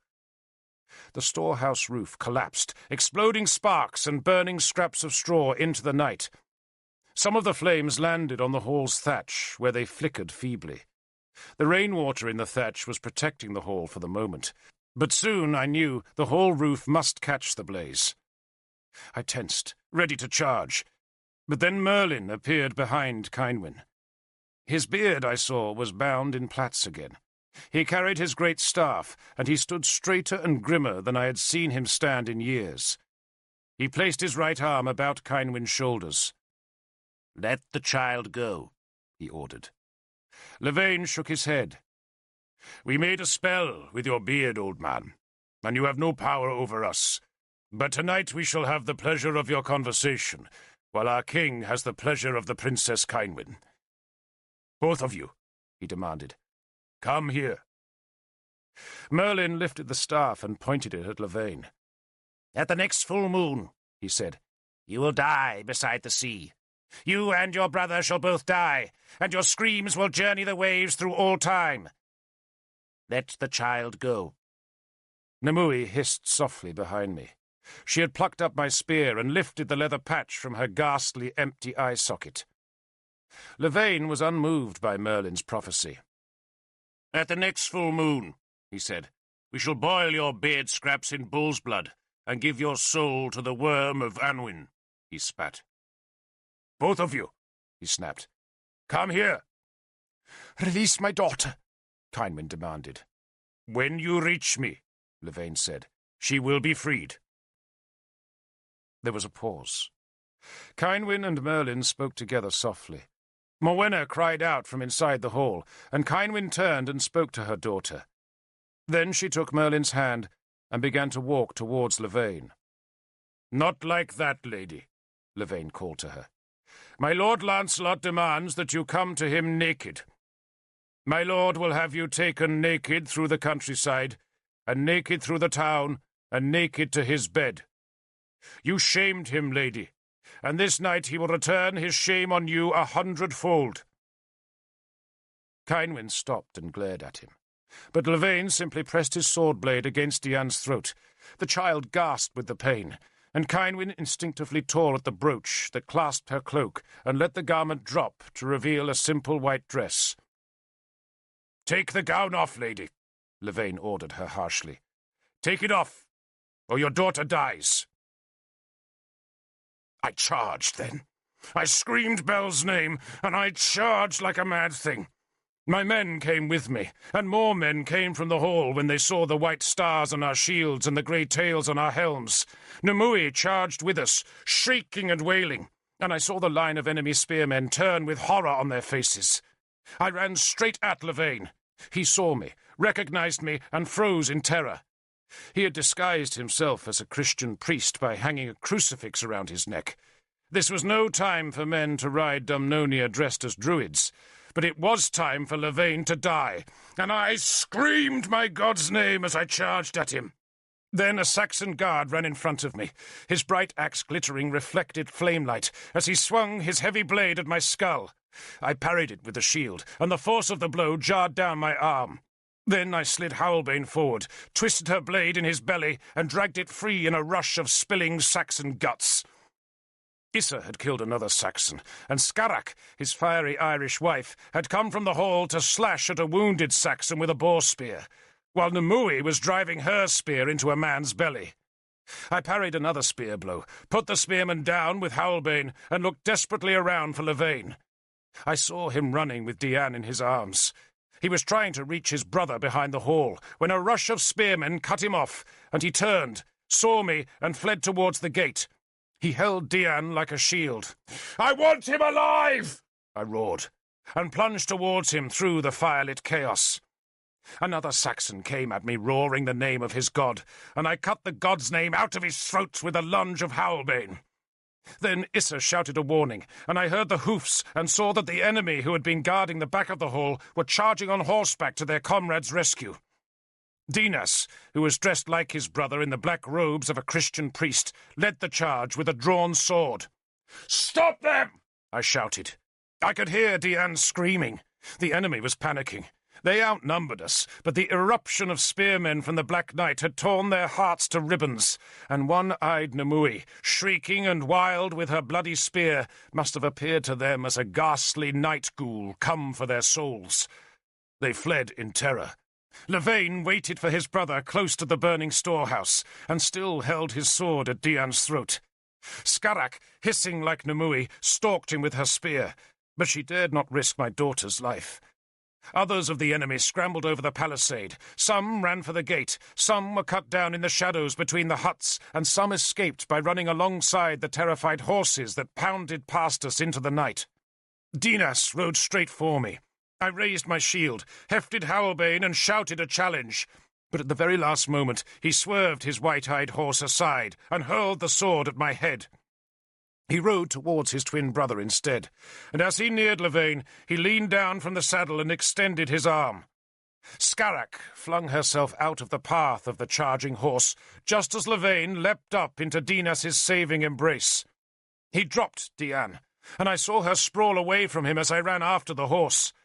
Lavaine was clinging desperately to his brother, who clung just as desperately to the saddle-bar as the horse galloped away. I shouted at them to stay and fight, but the twins just galloped into the black trees, where the enemy's other survivors had fled. I cursed their souls. I stood in the gate and called them vermin, cowards, creatures of evil. "Devil!" Kynwyn called from behind me. "Devil!" I abandoned my curses and turned to her. "I live," I said. "I live." "Oh, devil!" she wailed. And it was then that I saw that Kynwyn was holding Diane, and that Kynwyn's white dress was white no longer, but red. I ran to their side. Diane was cradled tight in her mother's arms, and I dropped my sword, tore the helmet from my head, and fell to my knees beside them. "Diane," I whispered. "My love?" I saw the soul flicker in her eyes. She saw me. She did see me. And she saw her mother before she died. She looked at us for an instant, and then her young soul flew away, as soft as a wing in darkness, and with as little fuss as a candle flame blown out by a wisp of wind. Her throat had been cut as Lavaine leapt for his brother's arm, and now her small heart just gave up the struggle. But she did see me first. I know she did. She saw me, then she died. And I put my arms around her and around her mother, and I cried like a child for my little, lovely Diane. I wept. We had taken 4 unwounded prisoners. 1 was a Saxon guard, and 3 were Belgic spearmen. Merlin questioned them, and when he had finished, I hacked all 4 to pieces. I slaughtered them. I killed in a rage, sobbing as I killed, blind to anything but Howlbane's weight and the empty satisfaction of feeling her blade bite into their flesh.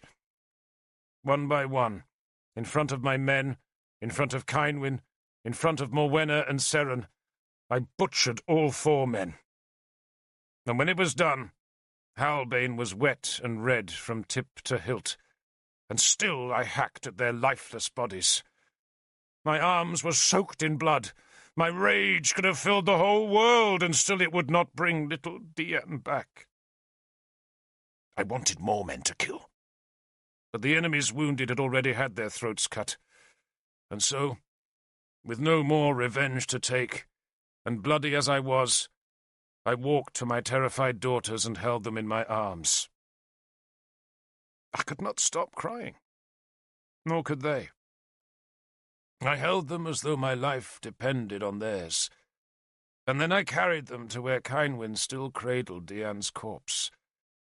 I gently unfolded Cynwyn's arms and placed them about her living children.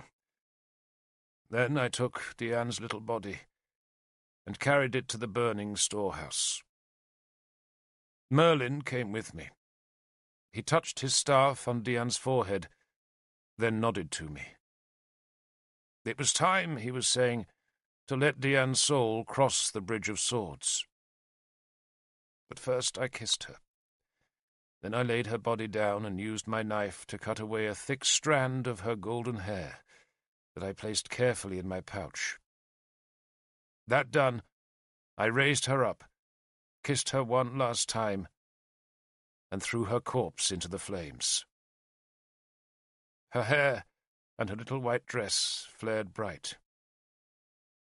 "Feed the fire," Merlin snapped at my men. "Feed it!" They tore down a hut to make the fire into a furnace that would burn Dian's body into nothing. Her soul was already going to its shadow body in the other world, and now her balefire roared into the dark, while I knelt in front of the flames with an empty, ravaged soul. Merlin lifted me up. "We must go, Derval." "I know." He embraced me, holding me in his long, strong arms like a father. "If I could have saved her," he said softly. "You tried," I said, and cursed myself for lingering in Inniswydren. "Come," Merlin said. "We must be a long way off by dawn." We took what little we could carry. I discarded the bloody armour I was wearing and took my good coat of mail that was trimmed with gold. Seren took 3 kittens in a leather bag, Morwenna a distaff and a bundle of clothes, while Cynwyn carried a bag of food. There were 80 of us altogether, spearmen, families, servants and slaves. All of them had thrown some small token into the balefire, a scrap of bread mostly, though Gwilithin, Merlin's servant, had tossed Dian's coracle into the flames, so that she could paddle it through the lakes and creeks of the other world. Cynwyn, walking with Merlin and Melaine, her brother's druid, asked what happened to children in the other world. "They play," Merlin said, with all his ancient authority. "They play beneath the apple trees and wait for you." "She will be happy," Melaine reassured her. He was a tall, thin, stooped young man who carried Iorwith's old staff. He seemed shocked by the night's horror, and he was plainly nervous of Nimue in her filthy, blood-spattered robe. Her eye patch had disappeared, and her ghastly hair hung lank and draggled. Cynwyn, once she had satisfied herself of Dian's fate, came and walked beside me. I was still in agony, blaming myself for pausing to watch Lancelot's ceremony of marriage. But Cynwyn was calmer now. "It was her fate, Derval," she said, "and she's happy now." She took my arm. "And you're alive. They told us you were dead, both you and Arthur." "He lives," I promised her. I walked in silence, following the white robes of the 2 druids. "One day," I said after a while, I shall find Dinas and Lavain, and their deaths will be terrible. Kynwyn squeezed my arm. We were all so happy, she said. She had begun crying again, and I tried to find words to console her, but there could be no explanation of why the gods had snatched Dian away. Behind us, bright in the night sky, the flames and smoke of Ermid's hall boiled towards the stars. The hall thatch had at last caught the fire, and our old life was being burned to ashes. We followed a twisting path beside the mere. The moon had slid from behind its clouds to cast a silver light on the rushes and willows and on the shallow, wind-rippled lake. We walked towards the sea, but I had scarcely thought what we should do when we reached the shore. Lancelot's men would search for us, that much was certain, and somehow we would need to find safety. Merlin had questioned our prisoners before I killed them, and he now told Kynwyn and me what he had learned. Much of it we already knew. Mordred was said to have been killed while hunting, and one of the prisoners had claimed that the king had been murdered by the father of a girl he had raped. Arthur was rumoured to be dead, and so Lancelot had declared himself the king of Dumnonia. The Christians had welcomed him in the belief that Lancelot was their new John the Baptist, a man who had presaged the first coming of Christ, just as Lancelot now presaged the second. Arthur didn't die, I said bitterly. He was meant to, and I was meant to die with him, but they failed. And how, I asked, if I saw Arthur just 3 days ago, did Lancelot hear of his death so soon? He hasn't heard of it, Merlin said calmly. He's just hoping for it. I spat. It's Sansom and Lancelot, I said angrily. Lancelot probably arranged for Mordred's death, and Sansom arranged ours. Now Sansom has his Christian king, and Lancelot has Dumnonia. Except that you live, Kynwyn said quietly. And Arthur lives, I said. And if Mordred's dead, then the throne is Arthur's. Only if he defeats Lancelot, Merlin said dryly. Of course he'll defeat Lancelot, I said scornfully. Arthur's weakened, Merlin warned me gently. Scores of his men have been killed. All Mordred's guards are dead, and so are all the spearmen at Caer-Codern. Kai and his men are dead in Isca, or if they're not dead, they're fugitives. The Christians have risen, Devil. I hear they marked their houses with the sign of the fish, and any house that didn't carry the mark had its inhabitants slaughtered. He paced in gloomy silence for a while. They're cleansing Britain for the coming of their god. But Lancelot hasn't killed Sagramor, I said, hoping that what I said was true. And Sagramor leads an army. Sagramor lives, Merlin assured me. And then delivered the worst news of that terrible night. But he's been attacked by Cerdic. It seems to me, he went on, that Lancelot and Cerdic might well have agreed to divide Dumnonia between them. Cerdic will take the frontier lands, and Lancelot will rule the rest. I could find nothing to say. It seemed incomprehensible. Cerdic was loose in Dumnonia, and the Christians had risen to make Lancelot their king. And it had all happened so swiftly, within days, and there had been no sign of it before I left Dumnonia. There were signs, Merlin said, reading my mind. There were signs. It was just that none of us took them seriously. Who cared if a few Christians painted the fish on their house walls? Who took any notice of their frenzies? We became so used to their priests ranting that we no longer listened to what they were saying. And which of us believes that their god will come to Britain in 4 years' time? There were signs all around us, Derval, and we were blind to them. But that's not what caused this horror. Sansom and Lancelot caused it, I said. The cauldron brought it, Merlin said. Someone has used it, Derval, and its power is loose in the land. I suspect Dinas and Lavain have it, but they don't know how to control it, and so they've spilt its horror. I walked on in silence. The Seven Sea was visible now, a crawling flood of silver-black beneath a sinking moon. Kynwyn was crying softly, and I took her hand. "I discovered," I said to her, trying to distract her from her grief, "who my father is. Just yesterday I found it out." "Your father is Ael," Merlin said placidly. I gazed at him. "How did you know?" "It's in your face, Derval. In your face. Tonight, when you came through the gate, you only needed a black bear cloak to be him." He smiled at me. "Yeah, I remember you as an earnest little boy, all questions and frowns. Then tonight you came like a warrior of the gods, a terrifying thing of iron and steel and plume and shield." "Is it true?" Kynwyn asked me. "Yes," I admitted, and feared what her reaction might be. I need not have feared. "Then Ael must be a very great man," she said firmly, and gave me a sad smile. "Lord Prince." We reached the sea and turned north. We had nowhere else to go except towards Gwent and Powys, where the madness had not spread. But our path ended at a place where the sand of the beach petered out into a spit, where the incoming tide broke white on a rippled expanse of mud.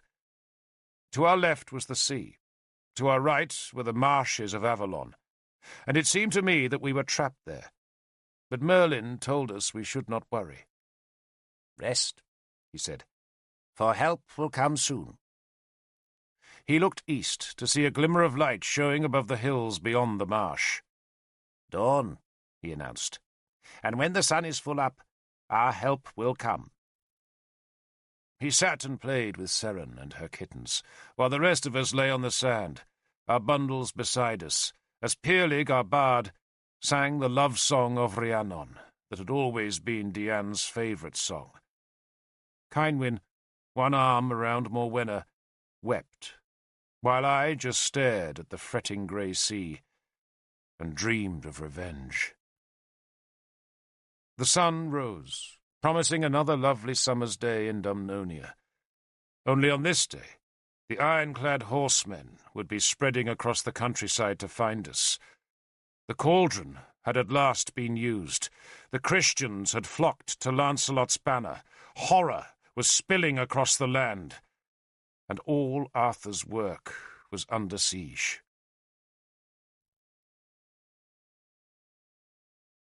Lancelot's men were not the only ones who searched for us that morning. The marsh villages had heard the news of Ermid's Hall, just as they had heard that the ghoulish ceremony in Inniswydran had been a Christian wedding, and any enemy of the Christians was a friend of the marsh folk. So their boatmen and trackers and hunters ranged wide across the swamps in search of us. They found us 2 hours after sunrise, and led us north through the marsh paths, where no enemy would dare intrude. By nightfall, out of the marshes now, we were close to the town of Abona, where ships sailed for the Silurian coast, with cargoes of grain, pottery, tin, and lead. A band of Lancelot's men guarded the Roman-built wharfs that lined the river port, but his army was thinly scattered, and there were no more than 20 spearmen watching the ships, and most of those spearmen were half drunk from a looted cargo of mead. We killed them all. Death had already come to Abona, for the bodies of a dozen pagans lay on the mud above the river's tide line. The fanatical Christians who had slaughtered the pagans had already left, gone to join Lancelot's army, and the folk who remained in the town were fearful. They told us what had happened in the town, swore their own innocence in the killings, then barred their doors that all bore the mark of the fish. Next morning, on a rising tide, we sailed for Silurian Iska, the fort on the Usk, where Lancelot had once made his palace when he had sulked on Siluria's inadequate throne. Kynwyn sat next to me in the boat's scuppers. "It's strange," she said, "how wars come and go with kings." "How?" I asked. She shrugged. "Uther died, and there was nothing but fighting till Arthur killed my father. Then we had peace. And now Mordred comes to the throne, and we have war again. It's like the seasons, Derval. War comes and it goes. She leaned her head on my shoulder. So what will happen now? She asked. You and the girls will go north to Kersus, I said, and I shall stay and fight. Will Arthur fight? She asked. If Guinevere's been killed, I said, he'll fight till there isn't an enemy left alive. We had heard nothing of Guinevere, but with Christians marauding throughout Dumnonia, it seemed unlikely that she would have been left unmolested. Poor Guinevere, Cynwyn said, and poor Gwyndra. She was very fond of Arthur's son. We landed in the River Usk, safe at last on territory ruled by Murig, and from there we walked north to Gwent's capital, Buriam. Gwent was a Christian country, but it had not been infected by the madness that had swept Dumnonia. Gwent already had a Christian king, and maybe that circumstance had been sufficient to keep its people calm. Murig blamed Arthur. He should have suppressed paganism, he told us. Why, Lord King? I asked. Arthur's a pagan himself. Christ's truth is blindingly obvious, I should have thought, Murig said. If a man cannot read the tides of history, then he only has himself to blame. Christianity is the future, Lord Derval, and paganism is its past. Not much of a future, I said scornfully, if history is to end in 4 years. It doesn't end, Murig said. It begins. When Christ comes again, Lord Derval, the days of glory arrive. We shall all be kings, all be joyful and all be blessed. Except us pagans. Naturally. Hell must be fed. But there is still time for you to accept the true faith. Both Cynwyn and I declined his invitation of baptism, and next morning she left for Powys with Morwenna, Seren, and the other wives and children. We spearmen embraced our families, then watched them walk north. Murig gave them an escort, and I sent 6 of my own men with orders to come back south as soon as the women were safe under Keenaglass's guard. Mullane, Powys's druid, went with them, but Merlin and Nimue, whose quest for the cauldron was suddenly burning as hot as ever it had on the dark road, stayed with us. King Murig travelled with us to Gleavham. That town was Dumnonian, but right on the border of Gwent, and its earth and timber walls guarded Murig's land, so, sensibly enough, he had already garrisoned it with his own spearmen to make sure that the tumults of Dumnonia did not spread north into Gwent. It took us a half-day to reach Gleavham, and there, in the great Roman hall where Uther's last high council had been held, I found the rest of my men, Arthur's men, and Arthur himself. He saw me come into the hall, and the look of relief on his face was so heartfelt that tears came to my eyes. My spearmen, those who had stayed with Arthur when I went south to find my mother, cheered, and the next few moments were a bluster of reunions and news. I told them of Ermid's Hall, told them the names of the men who had died, assured them that their women still lived, then looked at Arthur. "But they killed Diane," I said. "Diane?" I think he did not believe me at first. "Diane," I said, and the wretched tears came again. Arthur eased me out of the hall, and walked with his right arm about my shoulders to Gleavham's ramparts, where Murig's red-cloaked spearmen now manned every fighting platform. He made me tell him the whole tale again, right from the moment I had left him until the moment we took ship from Abona. Dinas and Lavain. He spoke the names bitterly. Then he drew Excalibur and kissed the grey blade. "Your vengeance is mine," he said formally, then slid the sword back into her scabbard. For a time we said nothing, but just leaned on the top of the wall and stared at the wide valley south of Gleavham. It looked so peaceful. The hay crop was nearly ready for cutting, and there were bright poppies in the growing corn. "Do you have news of Guinevere?" Arthur broke the silence, and I heard something close to desperation in his voice. "No, Lord." He shuddered, then regained control of himself. The Christians hate her, he said softly. And then, uncharacteristically, he touched the iron of Excalibur's hilt to avert evil. "Lord," I tried to reassure him, "she has guards, and her palace is by the sea. She would have escaped if there was danger." To where? Brociliand? But suppose Cerdic sent ships? He closed his eyes for a few seconds, then shook his head. We can only wait for news. I asked him about Mordred, but he had heard nothing more than the rest of us. I suspect he is dead, he said bleakly. For if he had escaped, then he should have reached us here by now. He did have news of Sagramore, and that news was bad. Cerdic hurt him hard. Caer Ambra's fallen. Khaleva's gone, and Corinium is under siege. It should hold out a few days yet, for Sagramore managed to add 200 spears to its garrison. But their food will be gone by the month's end. It seems we have war again. He gave a short, harsh bark of laughter. You were right about Lancelot, weren't you? And I was blind. I thought him a friend. I said nothing, but just glanced at him, and saw to my surprise that there were grey hairs at his temples. To me he still seemed young, but I suppose that if any man were to meet him now for the first time, they would think him on the edge of his middle years.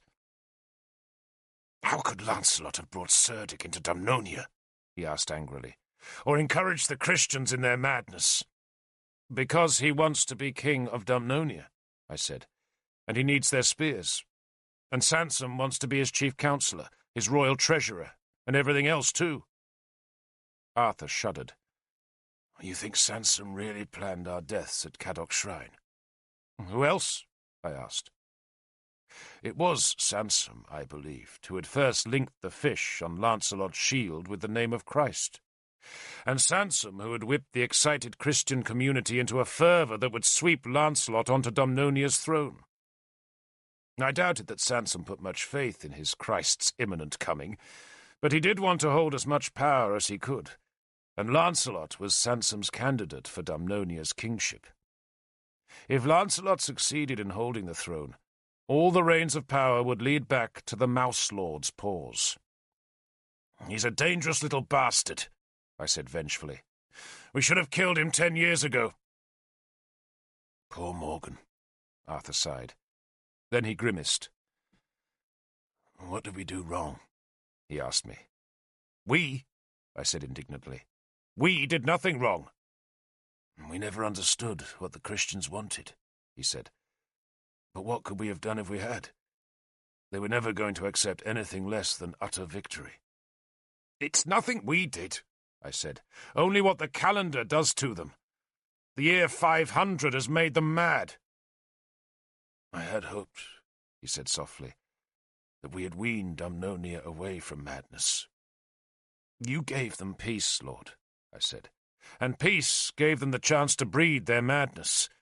If we'd been fighting the Saxons all those years, their energies would have gone into battle and survival. But instead, we gave them the chance to foment their idiocies. He shrugged. But what do we do now? Now, I said, we fight. With what? He asked bitterly. Sagramore has his hands full with Cerdic. Keenaglas will send us spears, I'm sure, but Murig won't fight. He won't? I asked, alarmed. But he swore the Round Table oath. Arthur smiled sadly. These oaths, Derval, how they haunt us. And these sad days, it seems, men take them so lightly. Lancelot swore the oath too, did he not? But Murig says that, with Mordred dead, there is no casus belli. He quoted the Latin bitterly, and I remembered Murig using the same words before Lugvale, and how Killuch had mocked the king's erudition by twisting the Latin into cow's belly. Killuch will come, I said. To fight for Mordred's land? Arthur asked. I doubt it. To fight for you, Lord, I said. For if Mordred is dead, you're king. He smiled bitterly at that statement. King of what? Of Gleavum? He laughed. I have you, I have Sagramore, I have whatever Keenaglass gives me. But Lancelot has Dumnonia, and he has Cerdic." He walked in silence for a short while, then gave me a crooked smile. "And we do have one other ally, though hardly a friend. Ael has taken advantage of Cerdic's absence to retake London. Maybe Cerdic and he will kill each other." "Ael," I said, "will be killed by his son, not by Cerdic." He gave me a quizzical glance. "What son?" "It's a curse," I said. "And I am Ael's son." He stopped and gazed at me to see if I was jesting. "You?" he asked. "Me, Lord." "Truly?" "Upon my honour, Lord. I am your enemy's son." He still stared at me, then began to laugh. The laughter was genuine and extravagant, ending in tears that he wiped away as he shook his head in amusement. "Dear devil, if only Uther and Ael knew. Uther and Ael, the great enemies whose sons had become friends. Fate is inexorable." "Maybe Ael does know," I said, remembering how gently he had reprimanded me for ignoring Ersi. "He's our ally now," Arthur said, "whether we want him or not, unless we choose not to fight." "Not to fight?" I asked in horror. "There are times," Arthur said softly, "and all I want is to have Guinevere and Gwyddra back, and a small house where we can live in peace. I'm even tempted to make an oath, Derval, that if the gods give me back my family, then I'll never trouble them again. I'll go to a house like the one you had in Powys, remember?" "Cum Isaf," I said, and wondered how Arthur could ever believe that Guinevere might be happy in such a place. "And just like Cum Isaf," he said wistfully. "A plough, some fields, a son to raise, a king to respect, and songs by the evening hearth." He turned and gazed south again. To the east of the valley, great green hills rose steep, and Cerdic's men were not so very far away from those summits. "I'm tired of it all," Arthur said. For a moment he looked close to tears. "Think of all we achieved, Derval. All the roads and law courts and bridges, and all the disputes we settled, and all the prosperity we made. And all of it is turned to nothing by religion. Religion!" He spat across the ramparts. "Is Dumnonia even worth fighting for?" "Diane's soul is worth fighting for," I said. "And while Dinas and Lavain live, then I am not at peace. And I pray you, Lord, that you won't have such deaths to revenge. But still you must fight. If Mordred's dead, then you're king. And if he lives, we have our oaths." "Our oaths," he said resentfully. And I am sure he was thinking of the words we had spoken above the sea, beside which Iseult was to die. "Our oaths," he said again. But oaths were all we had now. For oaths were our guide in times of chaos. And chaos was now thick across Dumnonia. For someone had spilt the cauldron's power, and its horror threatened to engulf us all. Dumnonia in that summer was like a giant throwboard, and Lancelot had thrown his pieces well, taking half the board with his opening throw. He had surrendered the valley of the Thames to the Saxons, but the rest of the country was now his, thanks to the Christians who had blindly fought for him because his shield displayed their mystical emblem of a fish. I doubted that Lancelot was any more of a Christian than Mordred had been, but Sansom's missionaries had spread their insidious message, and, as far as Dumnonia's poor, deceived Christians were concerned, Lancelot was the harbinger of Christ. Lancelot had not won every point. His plot to kill Arthur had failed, and while Arthur lived, Lancelot was in danger. But on the day after I arrived in Gleavham, he tried to sweep the throwboard clean. He tried to win it all. He sent a horseman with an upturned shield and a sprig of mistletoe tied to his spear point. The rider carried a message that summoned Arthur to Dun Kynak, an ancient earth fortress that reared its summit just a few miles south of Gleevam's ramparts. The message demanded that Arthur go to the ancient fort that very same day. It swore his safety, and it allowed him to bring as many spearmen as he wished. The message's imperious tone almost invited refusal, but it finished by promising Arthur news of Guinevere, and Lancelot must have known that promise would bring Arthur out of Gleevam. He left an hour later. 20 of us rode with him, all of us in full armour beneath a blazing sun. Great white clouds sailed above the hills that rose steep from the eastern side of Severn's wide valley. We could have followed the tracks that twisted up into those hills, but they led through too many places where an ambush might be set, and so we took the road south along the valley, a Roman road that ran between fields where poppies blazed among the growing rye and barley.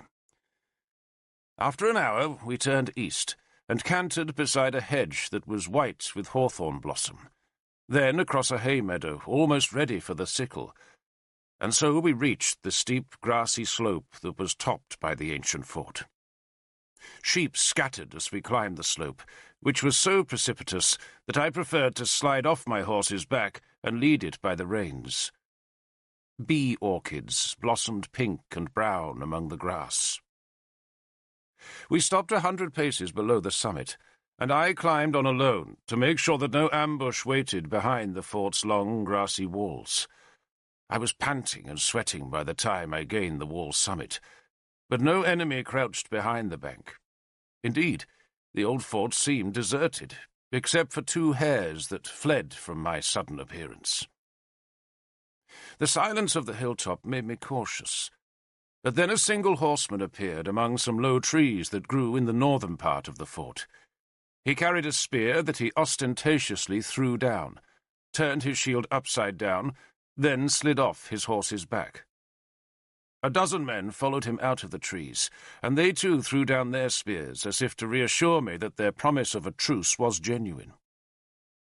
I waved Arthur up. His horses breasted the wall, then he and I walked forward. Arthur was in his finest armour. He did not appear here as a supplicant, but as a warrior in a white-plumed helmet and a silvered coat of scale armour. 2 men walked to meet us. I had expected to see Lancelot himself, but instead it was his cousin and champion, Bors, who approached us. Bors was a tall, black-haired man, heavily bearded, broad-shouldered, and a capable warrior who thrust through life like a bull, where his master slid like a snake. I had no dislike of Bors, nor he of me, but our loyalties dictated that we should be enemies. Bors nodded a curt greeting. He was in armour, but his companion was dressed in priest's robes. It was Bishop Sansom. That surprised me, for Sansom usually took good care to disguise his loyalties, and I thought our little mouse lord must be very confident of victory if he displayed his allegiance to Lancelot so openly. Arthur gave Sansom a dismissive glance, then looked at Bors. "You have news of my wife," he said curtly. "She lives," Bors said, "and she is safe. So is your son." Arthur closed his eyes. He could not hide his relief. Indeed, for a moment he could not even speak. "Where are they?" he asked when he had collected himself. "At her sea palace," Bors said. "Under guard." "You keep women prisoners?" I asked scornfully. "They are under guard, Derval," Bors answered just as scornfully, "because Dumnonia's Christians are slaughtering their enemies. And those Christians, Lord Arthur, have no love for your wife. My lord, King Lancelot, has your wife and son under his protection." "Then your lord, King Lancelot," Arthur said with just a trace of sarcasm, "can have them brought north under escort." "No," Bors said. He was bareheaded, and the heat of the sun was making the sweat run down his broad, scarred face. "No?" Arthur asked dangerously. "I have a message for you, lord," Bors said defiantly, "and the message is this. My lord king, grants you the right to live in Dumnonia with your wife. You will be treated with honor, but only if you swear an oath of loyalty to my king." He paused and glanced up into the sky. It was one of those portentous days when the moon shared the sky with the sun, and he gestured towards the moon that was swollen somewhere between the half and the full. "You have," he said, "until the moon is full to present yourself to my lord king at Kirkadern. You may come with no more than 10 men. You will swear your oath, and you may then live under his dominion in peace." I spat to show my opinion of his promise, but Arthur held up a hand to still my anger. "And if I do not come?" he asked. Another man might have been ashamed to deliver the message, but Bors showed no qualms. "If you do not come," he said, "then my lord king will presume that you are at war with him, in which case he will need every spear he can collect, even those who now guard your wife and child." "So his Christians," Arthur jerked his chin towards Sansom, "can kill them." "She can always be baptized," Sansom put in. He clutched the cross that hung over his black robe. "I will guarantee her safety if she is baptized." Arthur stared at him. Then very deliberately he spat full in Sansom's face. The bishop jerked back. Bors, I noticed, was amused, and I suspected little affection was lost between Lancelot's champion and his chaplain. Arthur looked again at Bors. "Tell me of Mordred," he demanded. Bors looked surprised at the question. "There's nothing to tell," he said after a pause. "He's dead." "You've seen his body?" Arthur asked. Bors hesitated again, then shook his head. "He was killed by a man whose daughter he had raped. Beyond that I know nothing, except that my lord king came into Dumnonia to quell the riots that followed the killing." He paused as if he expected Arthur to say something more, but when nothing was said, he just looked up at the moon. "You have till the full," he said, and turned away. "1 minute," I called, turning Bors back. "What of me?" I asked. Bors' hard eyes stared into mine. "What of you?" he said scornfully. "Does the killer of my daughter demand an oath of me?" I asked. "My lord king wants nothing of you," Bors said. "Then tell him," I said, "that I want something of him. Tell him I want the souls of Dinas and Lavain, and if it is the last thing I do on this earth, I shall take them." Bors shrugged as though their deaths meant nothing to him, then looked back to Arthur. "We shall be waiting at Kirkadern, Lord," he said, then walked away.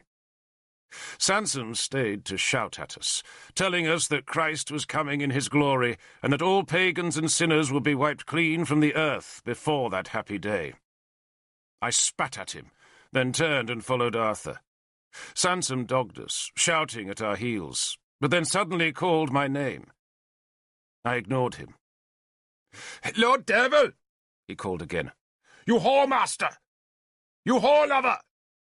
He must have known those insults would draw me back to him in anger, and though he did not want my anger, he did want my attention. "I mean nothing, Lord," he said hastily as I hurried back towards him. "I must talk with you, quickly." He glanced behind to make sure Bors was out of earshot, then gave another bellow, demanding my repentance, just to make certain that Bors thought he was harassing me. "I thought you and Arthur were dead," he said in a low voice. "You arranged our deaths," I accused him. He blanched. "On my soul, Derval, no. No." He made the sign of the cross. "May the angels tear out my tongue and feed it to the devil if it lies to you. I swear by Almighty God, Derval, that I knew nothing." That lie told, he glanced round again, then looked back to me. "Dinas and Lavain," he said softly, "stand guard over Guinevere at the Sea Palace. Remember it was I, Lord, who told you that." I smiled. "You don't want Bors to know you betrayed that knowledge to me, do you?" "No, Lord, please." "Then this should convince him of your innocence," I said, and gave the Mouse Lord a box round his ears that must have had his head ringing like the great bell at his shrine. He spun down to the turf, from where he shrieked curses at me as I walked away. I understood now why Sansom had come to this high fortress beneath the sky. The Mouse Lord could see clearly enough that Arthur's survival threatened Lancelot's new throne, and no man could blithely keep his faith in a master who was opposed by Arthur. Sansom, just like his wife, was making sure I owed him thanks. What was that about? Arthur asked me when I caught up with him. He told me Dinas and Lavain are at the Sea Palace. They guard Guinevere. Arthur grunted, then looked up at the sun-blanched moon hanging above us. How many nights till the full, Devil? 5, I guessed. 6. Merlin will know. 6 days to decide, he said, then stopped and stared at me. Will they dare kill her? No, Lord, I said, hoping I was right. They daren't make an enemy out of you. They want you to come to take their oath, and then they'll kill you. After that, they might kill her. And if I don't come, he said softly, they'll still hold her. And so long as they hold her, Devil, I'm helpless. You have a sword, Lord, and a spear and a shield. No man would call you helpless. Behind us, Bors and his men clambered into their saddles and rode away. We stayed a few moments longer to gaze west from Dun Kynak's ramparts. It was one of the most beautiful views in all Britain, a hawk's eye view west across the Severn and deep into distant Siluria. We could see for miles and miles, and from this high place it looked so sunlit, green and beautiful. It was a place to fight for. And we had 6 nights till the moon was full. 7 nights, Merlin said. You're sure? Arthur asked. Maybe 6, Merlin allowed. I do hope you don't expect me to make the computation. It's very tedious business. I did it often enough for Uther and almost always got it wrong. 6 or 7 near enough. Maybe 8. Melaine will work it out, Keenaglass said. We had returned from Dunkynac to find that Keenaglass had come from Powys. He had brought Melaine with him, after meeting the druid who had been accompanying Kynwyn and the other women northwards. The king of Powys had embraced me and sworn his own revenge on Dinas and Lavain. He had brought 60 spearmen in his entourage, and told us another 100 were already following him southwards. More would come, he said, for Keenaglass expected to fight, and he was generously providing every warrior he commanded. His 60 warriors now squatted with Arthur's men around the edges of Gleevam's great hall, as their lords talked in the hall's centre.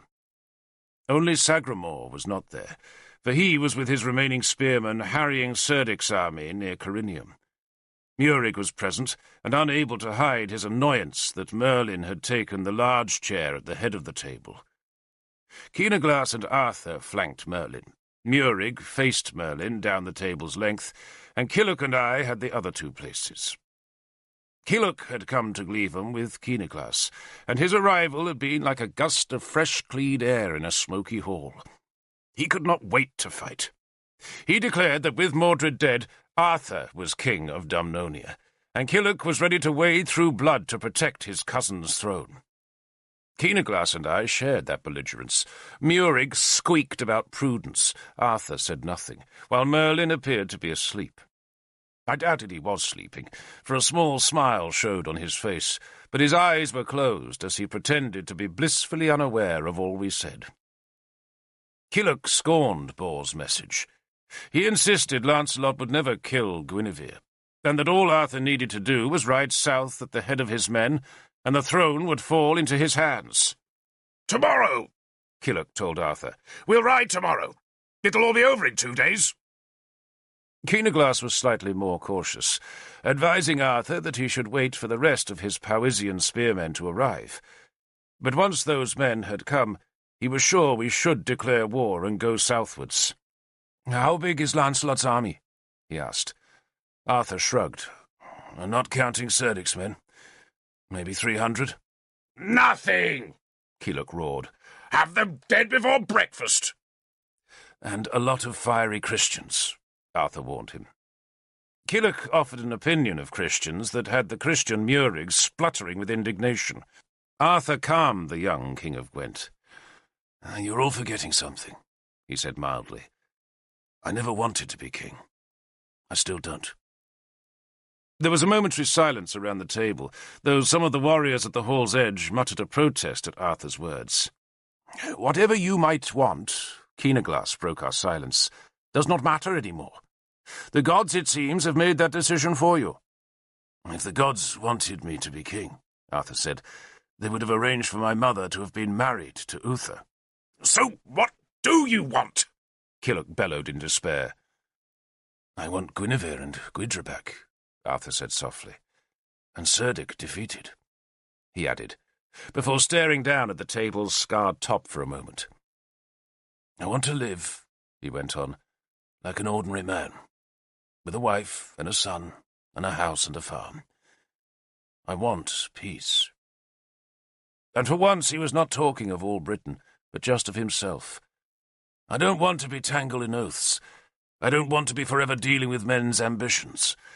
And I don't want to be the arbiter of men's happiness any more. I just want to do what King Tudric did. I want to find a green place and live there. And rot away? Merlin gave up his pretence of sleep. Arthur smiled. Oh, there is so much to learn, Merlin. Why does a man make two swords from the same metal in the same fire, and one blade will be true, and the other will bend in its first battle? There is so much to find out. He wants to be a blacksmith, Merlin said to Killock. What I want is Guinevere and Gwydrabak, Arthur declared firmly. Then you must take Lancelot's oath, Murig said. If he goes to Caer-Cedern to take Lancelot's oath, I said bitterly, he'll be met by 100 armed men and cut down like a dog. Not if I take kings with me, Arthur said gently. We all stared at him, and he seemed surprised that we had been nonplussed by his words. Kings? Killock finally broke the silence. Arthur smiled. If my lord King Keenaglass and my lord King Murig were to ride with me to Caer-Cedern, then I doubt that Lancelot would dare to kill me. If he's faced by the kings of Britain, he will have to talk, and if he talks, we shall come to an agreement. He fears me, but if he discovers there is nothing to fear, he will let me live, and he will let my family live. There was another silence while we digested that. Then Killock roared a protest. You'd let that bastard Lancelot be king? Some of the spearmen at the hall's edge growled their agreement. Cousin, Arthur soothed Killock. Lancelot is not an evil man. He's weak, I think, but not evil. He doesn't make plans. He has no dreams, but only a greedy eye and quick hands. He snatches things as they appear, then hoards them and waits for another thing to snatch. He wants me dead now because he fears me. But when he discovers the price of my death is too high, then he'll accept what he can get. He'll accept your death, you fool! Killock hammered the table with his fist. He'll tell you 1,000 lies, protest his friendship, and slide a sword between your ribs the moment your kings have gone home. He'll lie to me, Arthur agreed placidly. All kings lie. No kingdom could be ruled without lies, for lies are the things we use to build our reputations. We pay the bards to make our squalid victories into great triumphs, and sometimes we even believe the lies they sing to us. Lancelot would love to believe all those songs, but the truth is that he's weak, and he desperately craves strong friends. He fears me now, for he assumes my enmity, but when he discovers I am not an enemy, then he will also find that he needs me. He will need every man he can find if he's to rid Dumnonia of Cerdic. And who invited Cerdic into Dumnonia? Killock protested. Lancelot did. And he'll regret it soon, Arthur said calmly. He used Cerdic to snatch his prize, and he'll find Cerdic is a dangerous ally. You'd fight for Lancelot? I asked, horrified. I will fight for Britain, Arthur said firmly. I can't ask men to die to make me what I don't want to be. But I can ask them to fight for their homes and their wives and their children. And that's what I fight for. For Guinevere. And to defeat Cerdic, And once he is defeated, what does it matter if Lancelot rules Dumnonia? Someone has to, and I dare say he'll make a better king than Mordred ever did." Again there was silence. A hound whined at the edge of the hall, and a spearman sneezed. Arthur looked at us and saw we were still bemused. "If I fight Lancelot," he told us, "then we go back to the Britain we had before Lug Vale. A Britain in which we fight each other instead of the Saxons. There is only one principle here, and that is Uther's old insistence that the Saxons must be kept from the Severn Sea. And now," he said vigorously, "the Saxons are closer to the Severn than they've ever been. If I fight for a throne I don't want, I give Cerdic the chance to take Corinium and then this city. And if he does take Glevum, then he has split us into two parts. If I fight Lancelot, then the Saxons will win everything.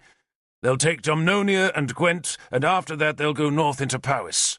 "Exactly," Murig applauded Arthur. "I won't fight for Lancelot," I said angrily, and Killick applauded me. Arthur smiled at me. "My dear friend, Derval, I would not expect you to fight for Lancelot, though I do want your men to fight Cerdic. And my price for helping Lancelot defeat Cerdic is that he gives you Dinas and Lavain." I stared at him. I had not understood till that moment just how far ahead he had been thinking. The rest of us had seen nothing but Lancelot's treachery, but Arthur was thinking only of Britain, and of the desperate need to keep the Saxons away from the Severn.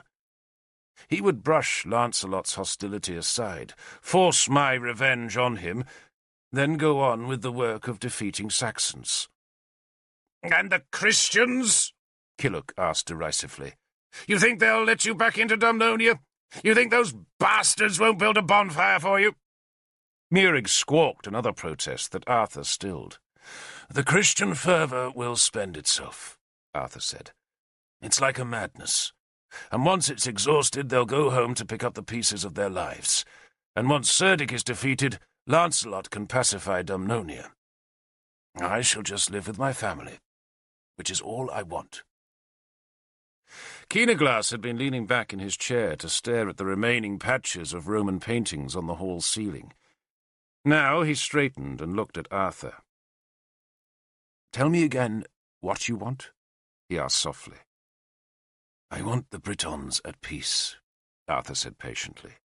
"And I want Cerdic pushed back, and I want my family." Keenaglass looked at Merlin. "Well, Lord?" He invited the old man's judgment. Merlin had been tying two of his beard braids into knots, but now he looked mildly startled and hastily untangled the strands. "I doubt that the gods want what Arthur wants," he said. "You are all forgetting the cauldron." "This has nothing to do with the cauldron," Arthur said firmly. "It has everything to do with it," Merlin said with a sudden and surprising harshness. "And the cauldron brings chaos. You desire order, Arthur.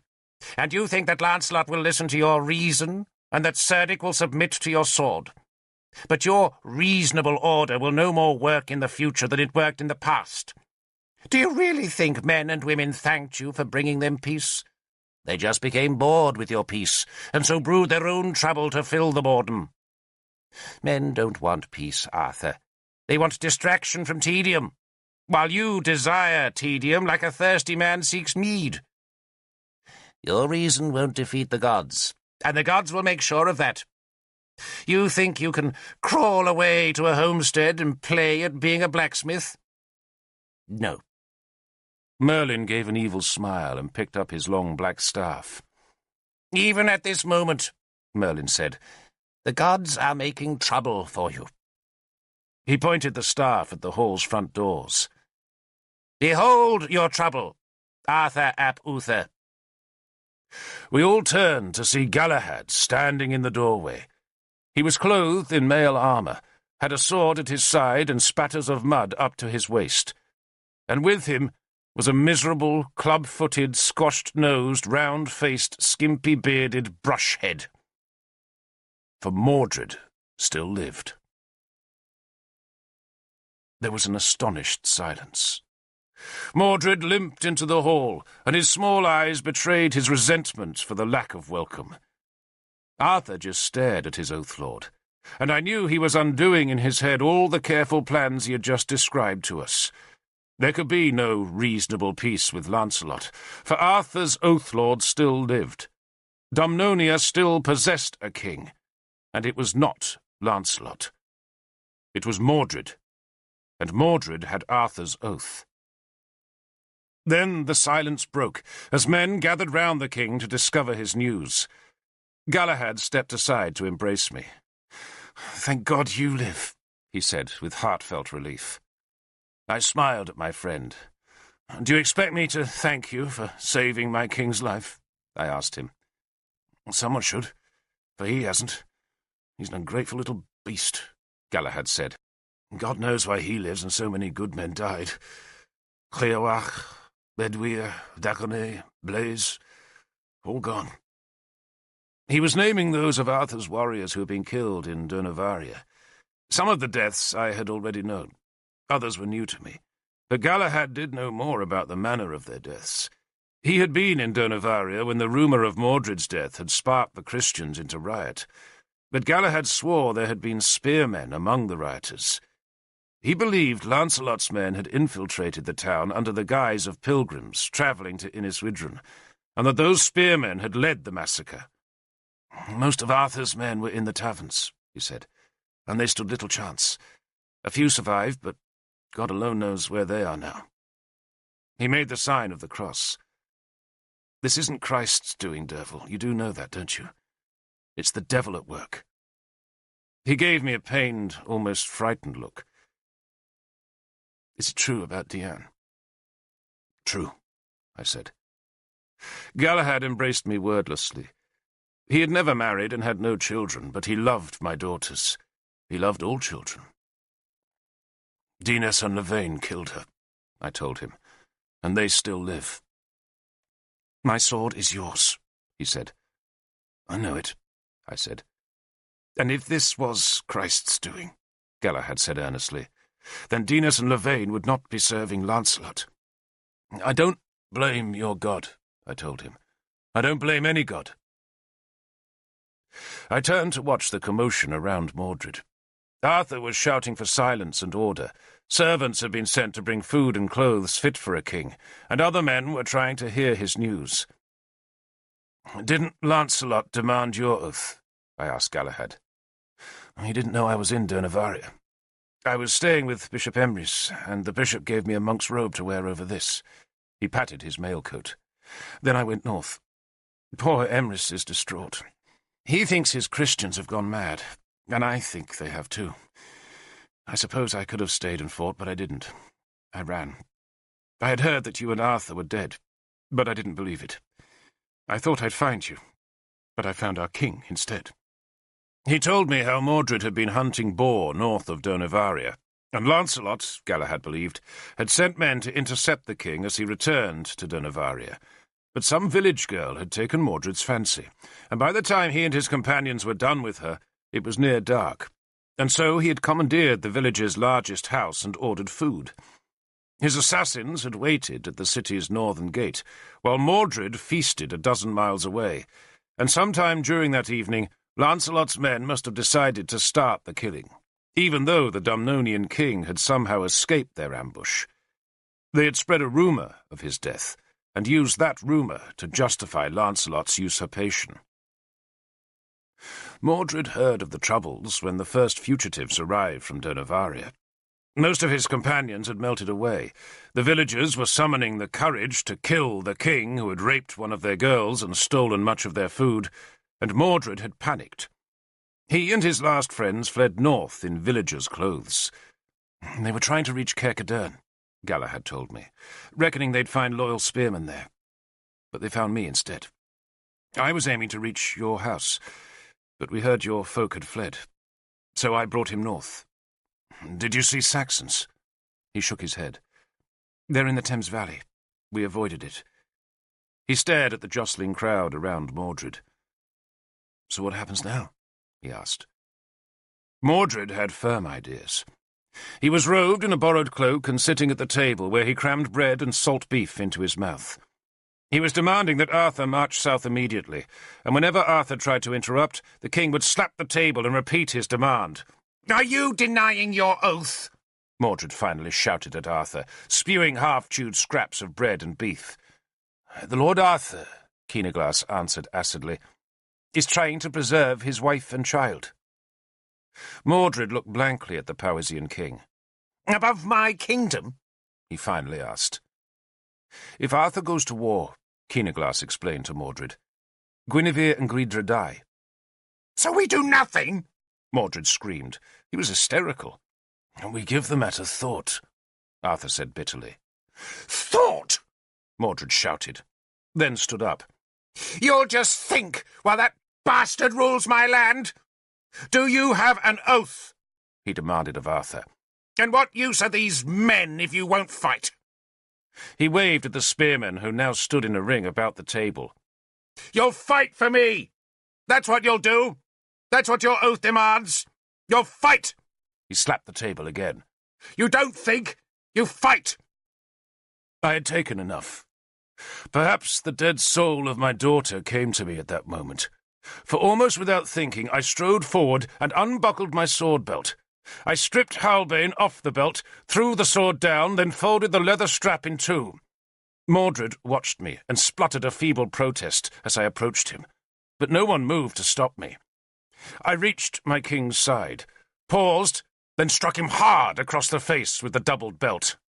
"That," I said, "is not in return for the blows you gave me, but for my daughter. And this," I struck him again, much harder, "is for your failure to keep the oath to guard your kingdom." Spearmen bellowed approval. Mordred's lower lip was trembling, as it had been when he had taken all those beatings as a child. His cheeks were reddened from the blows, and a trickle of blood showed as a tiny cut under his eye. He touched a finger to that blood, then spat a gob of half-chewed beef and bread into my face. "You'll die for that," he promised me. And then, in a swelling rage, he tried to slap me. "How could I defend the kingdom?" he shouted. "You weren't there! Arthur wasn't there!" He tried to slap me a second time, but again I parried his blow with my arm, then lifted the belt to give him another beating. Arthur, horrified at my behaviour, pushed down my arm and dragged me away. Mordred followed, flailing at me with his fists, but then a black staff struck his arm hard, and he turned in fury to assault his new attacker. But it was Merlin who now towered above the angry king. "Hit me, Mordred," the druid said quietly, "and I shall turn you into a toad and feed you to the serpents of Anwin." Mordred gazed at the druid but said nothing. He did try to push the staff away, but Merlin held it firm and used it to thrust the young king back towards his chair. "Tell me, Mordred," Merlin said as he pushed Mordred back down into the chair, "why you sent Arthur and Derval so far away?"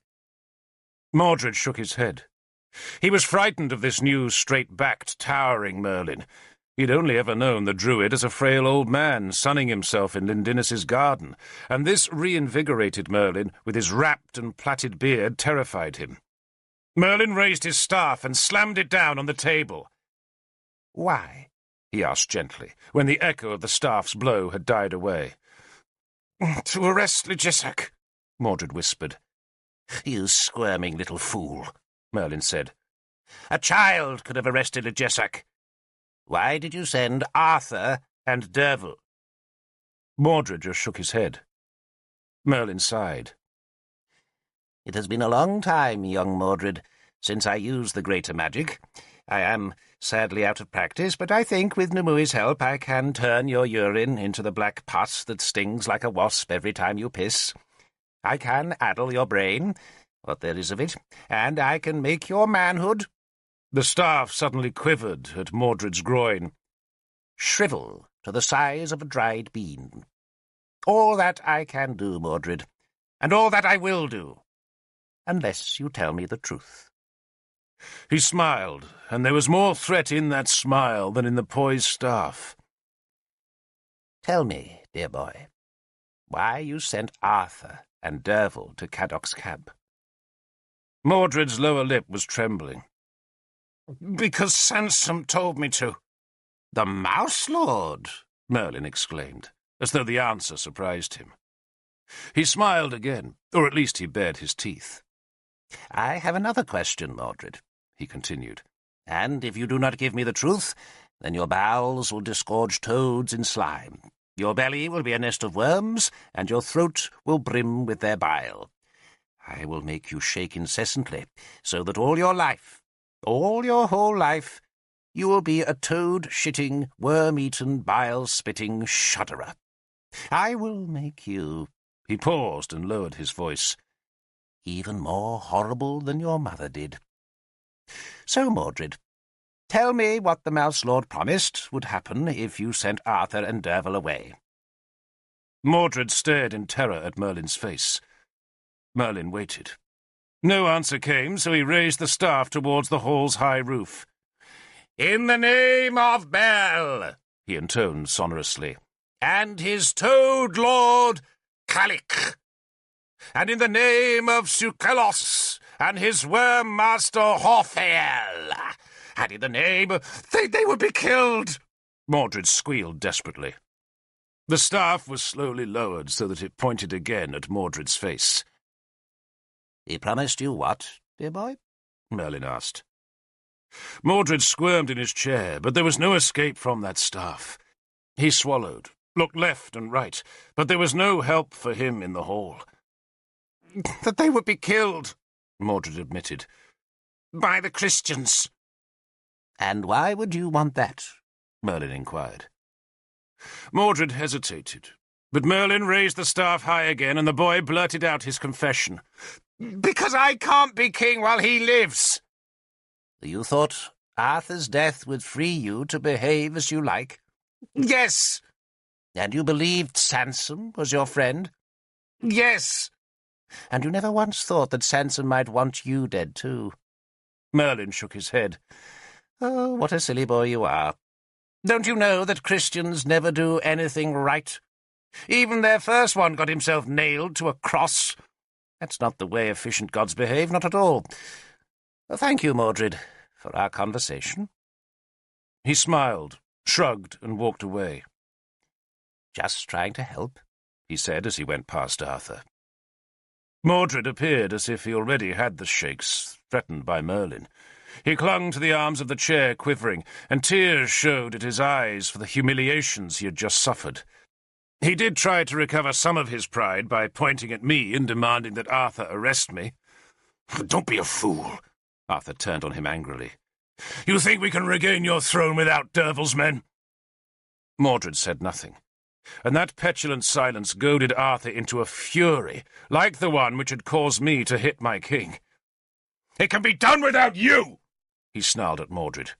"And whatever is done, you will stay here under guard." Mordred gaped up at him, and a tear fell to dilute the tiny trace of blood. "Not as a prisoner, Lord King," Arthur explained wearily, "but to preserve your life from the hundreds of men who would like to take it." "So what will you do?" Mordred asked, utterly pathetic now.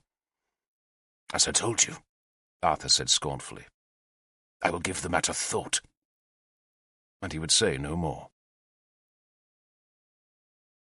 The shape of Lancelot's design was at least plain now. Sansom had plotted Arthur's death. Lancelot had sent men to procure Mordred's death, and then followed with his army in the belief that every obstacle to Dumnonia's throne had been eliminated, and that the Christians, whipped to fury by Sansom's busy missionaries, would kill any remaining enemies, while Cerdic held Sagramor's men at bay. But Arthur lived, and Mordred lived too. And so long as Mordred lived, Arthur had an oath to keep, and that oath meant we had to go to war. It did not matter that the war might open Severn's Valley to the Saxons. We had to fight Lancelot. We were oath-locked. Murig would commit no spearmen to the fight against Lancelot. He claimed he needed all his men to guard his own frontiers against a possible attack from Cerdic or Ael, and nothing anyone said could dissuade him. He did agree to leave his garrison in Glevum, thus freeing its Dumnonian garrison to join Arthur's troops, but he would give nothing more. He's a yellow little bastard, Killock growled. He's a sensible young man, Arthur said. His aim is to preserve his kingdom. He spoke to us, his war commanders, in a hall at Gleevam's Roman baths. The room had a tiled floor and an arched ceiling, where the painted remnants of naked nymphs were being chased by a faun through swirls of leaves and flowers. Keenaglass was generous. The spearmen he had brought from Caersus would be sent under Killock's command to help Sagramor's men. Killock swore he would do nothing to aid Mordred's restoration, but he had no qualms about fighting Cerdic's warriors, and that was still Sagramor's task. Once the Numidian was reinforced by the men from Powys, he would drive south, cut off the Saxons who were besieging Corinium, and so embroil Cerdic's men in a campaign that would keep them from helping Lancelot in Dumnonia's heartland. Keenaglass promised us all the help he could, but said it would take at least 2 weeks to assemble his full force and bring it south to Gleevam. Arthur had precious few men in Gleevam. He had the 30 men who had gone north to arrest Legesac, who now lay in chains in Gleevam, and he had my men, and to those he could add the 70 spearmen who had formed Gleevam's small garrison. Those numbers were being swollen daily by the refugees who managed to escape the rampaging Christian bands who still hunted down any pagans left in Dumnonia. We heard that many such fugitives were still in Dumnonia, some of them holding out in ancient earth forts or deep in the woodlands, but others came to Gleevam, and among them was Morfans the Ugly, who had escaped the massacre in Donavaria's taverns. Arthur put him in charge of the Gleevam forces, and ordered him to march them south towards Aquasulis. Galahad would go with him. "Don't accept battle," Arthur warned both men. "Just goad the enemy. Harry them, annoy them. Stay in the hills, stay nimble, and keep them looking this way. When my Lord King comes," he meant Keenaglass, "you can join his army and march south on Caer-Cadern." Arthur declared that he would fight with neither Sagramor nor Morfans, but would instead go to seek Ael's help. Arthur knew better than anyone that the news of his plans would be carried south. There were plenty enough Christians in Gleevam who believed Arthur was the enemy of God, and who saw in Lancelot the heaven-sent forerunner of Christ's return to earth. Arthur wanted those Christians to send their messages south into Dumnonia, and he wanted those messages to tell Lancelot that Arthur dared not risk Guinevere's life by marching against him. Instead, Arthur was going to beg Ael to carry his axes and spears against Cerdic's men. "Derval will come with me," he told us now. I did not want to accompany Arthur. There were other interpreters, I protested, and my only wish was to join Morfans and so march south into Dumnonia. I did not want to face my father, Ael. I wanted to fight, not to put Mordred back on his throne, but to topple Lancelot, and to find Dinas and Lavain. Arthur refused me. "You will come with me, Derval," he ordered, "and we shall take 40 men with us." 40? Morfans objected. 40 was a large number to strip from his small war band that had to distract Lancelot. Arthur shrugged. "I dare not look weak to Ael," he said. "Indeed, I should take more, but 40 men may be sufficient to convince him that I am not desperate." He paused. "There is one last thing." He spoke in a heavy voice that caught the attention of men preparing to leave the bathhouse. "Some of you are not inclined to fight for Mordred," Arthur admitted. "Killock has already left Dumnonia. Derval will doubtless leave when this war is done, and who knows how many others of you will go. Dumnonia cannot afford to lose such men." He paused. It had begun to rain, and water dripped from the bricks that showed between the patches of painted ceiling. "I have talked to Keenaglass," Arthur said, acknowledging the King of Powys's presence with an inclination of his head. "And I have talked with Merlin. And what we talked about are the ancient laws and customs of our people. What I do, I would do within the law, and I cannot free you of Mordred, For my oath forbids it, and the ancient law of our people cannot condone it." He paused again, his right hand unconsciously gripping Excalibur's hilt. "But," he went on, "the law does allow one thing. If a king is unfit to rule, then his council may rule in his stead, as long as the king is accorded the honour and privileges of his rank. Merlin assures me this is so, and King Keenaglas affirms that it happened in the reign of his great-grandfather, Bricken." "Mad as a bat," Keenaglas put in cheerfully. Arthur half smiled, then frowned as he gathered his thoughts. "This is not what I ever wanted," he protested quietly, his sombre voice echoing in the dripping chamber. "But I shall propose to the Council of Dumnonia that it should rule in Mordred's place." "Yes!" Killock shouted. Arthur hushed him. "I had hoped," he said, "that Mordred would learn responsibility. But he has not. I don't care that he wanted me dead, but I do care that he lost his kingdom. He broke his acclamation oath, and I doubt now that he will ever be able to keep that oath." He paused, and many of us must have reflected on how long it had taken Arthur to understand something that had seemed so obvious to the rest of us. For years he had stubbornly resisted acknowledging Mordred's unfitness to rule. But now, after Mordred had lost his kingdom, and, which was much worse in Arthur's eyes, he had failed to protect his subjects, Arthur was at last prepared to face the truth. Water dripped on his bare head, but he seemed oblivious of it. "Merlin tells me," he went on in a melancholy voice, "that Mordred is possessed of an evil spirit. I am not skilled in these things, but that verdict does not seem unlikely. And so, if the council agrees, I shall propose that after we have restored Mordred, then we shall pay him all the honours due to our king. He can live in the Winter Palace, he can hunt, he can eat like a king, and indulge all his appetites within the law. But he will not govern. I am proposing we give him all the privileges, but none of the duties of his throne." We cheered. How we cheered! For now it seemed we had something to fight for. Not for Mordred, that wretched toad, but for Arthur. Because despite all his fine talk of the council ruling Dumnonia in Mordred's stead, we all knew what his words meant. They meant that Arthur would be Dumnonia's king in all but name, and for that good end we would carry our spears to war. We cheered, for now we had a cause to fight and die for. We had Arthur. Arthur chose 20 of his best horsemen, and insisted I choose 20 of my finest spearmen for our embassy to Ael. "We must impress your father," he told me, "and you don't impress a man by arriving with broken and aging spearmen. We take our best men." He also insisted that Nimue accompany us.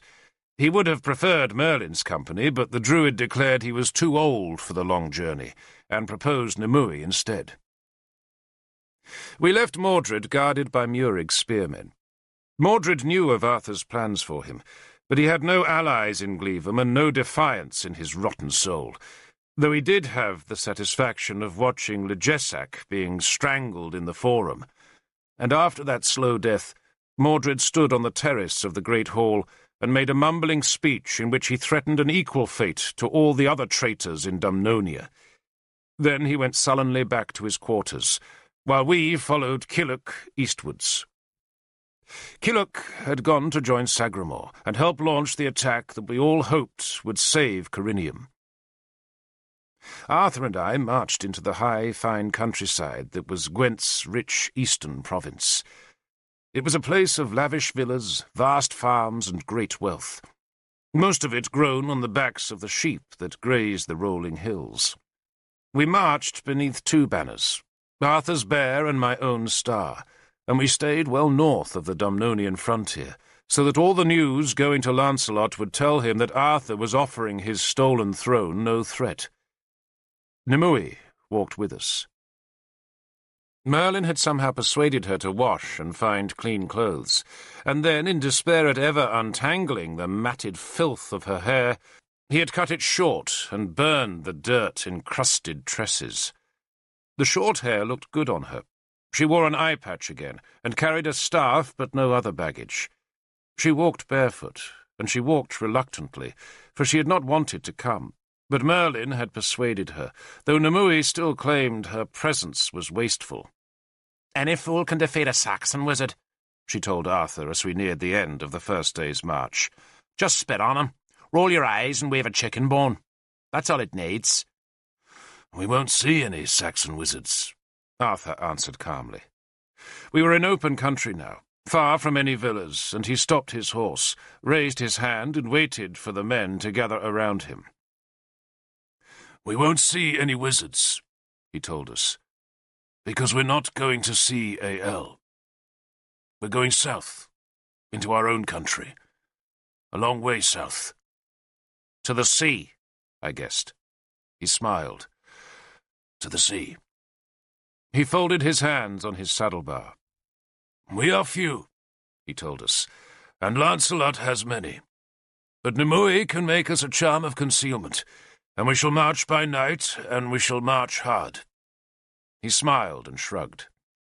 "I can do nothing while my wife and son are prisoners. But if we free them, then I am free too.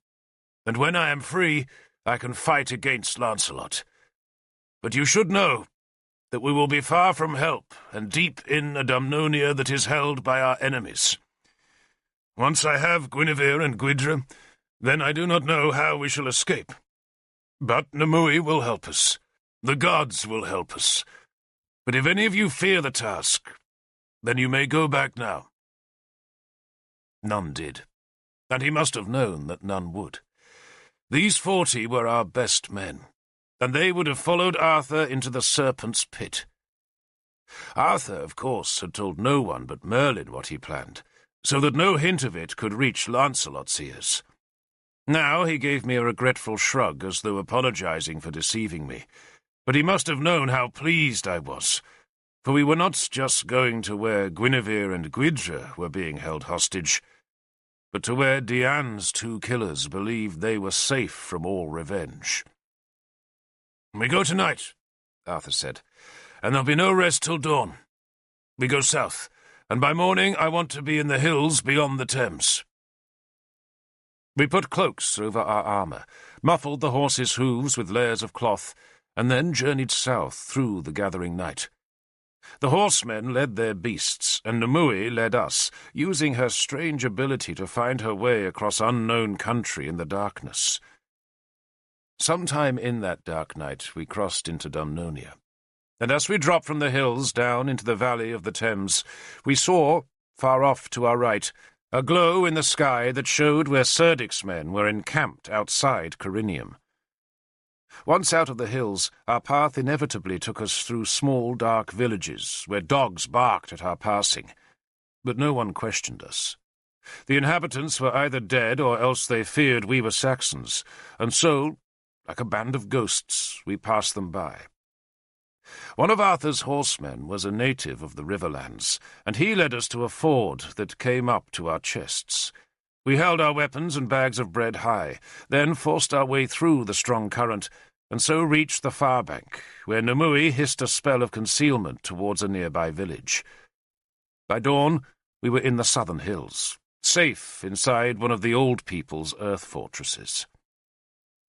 We slept under the sun, and at dark went south again.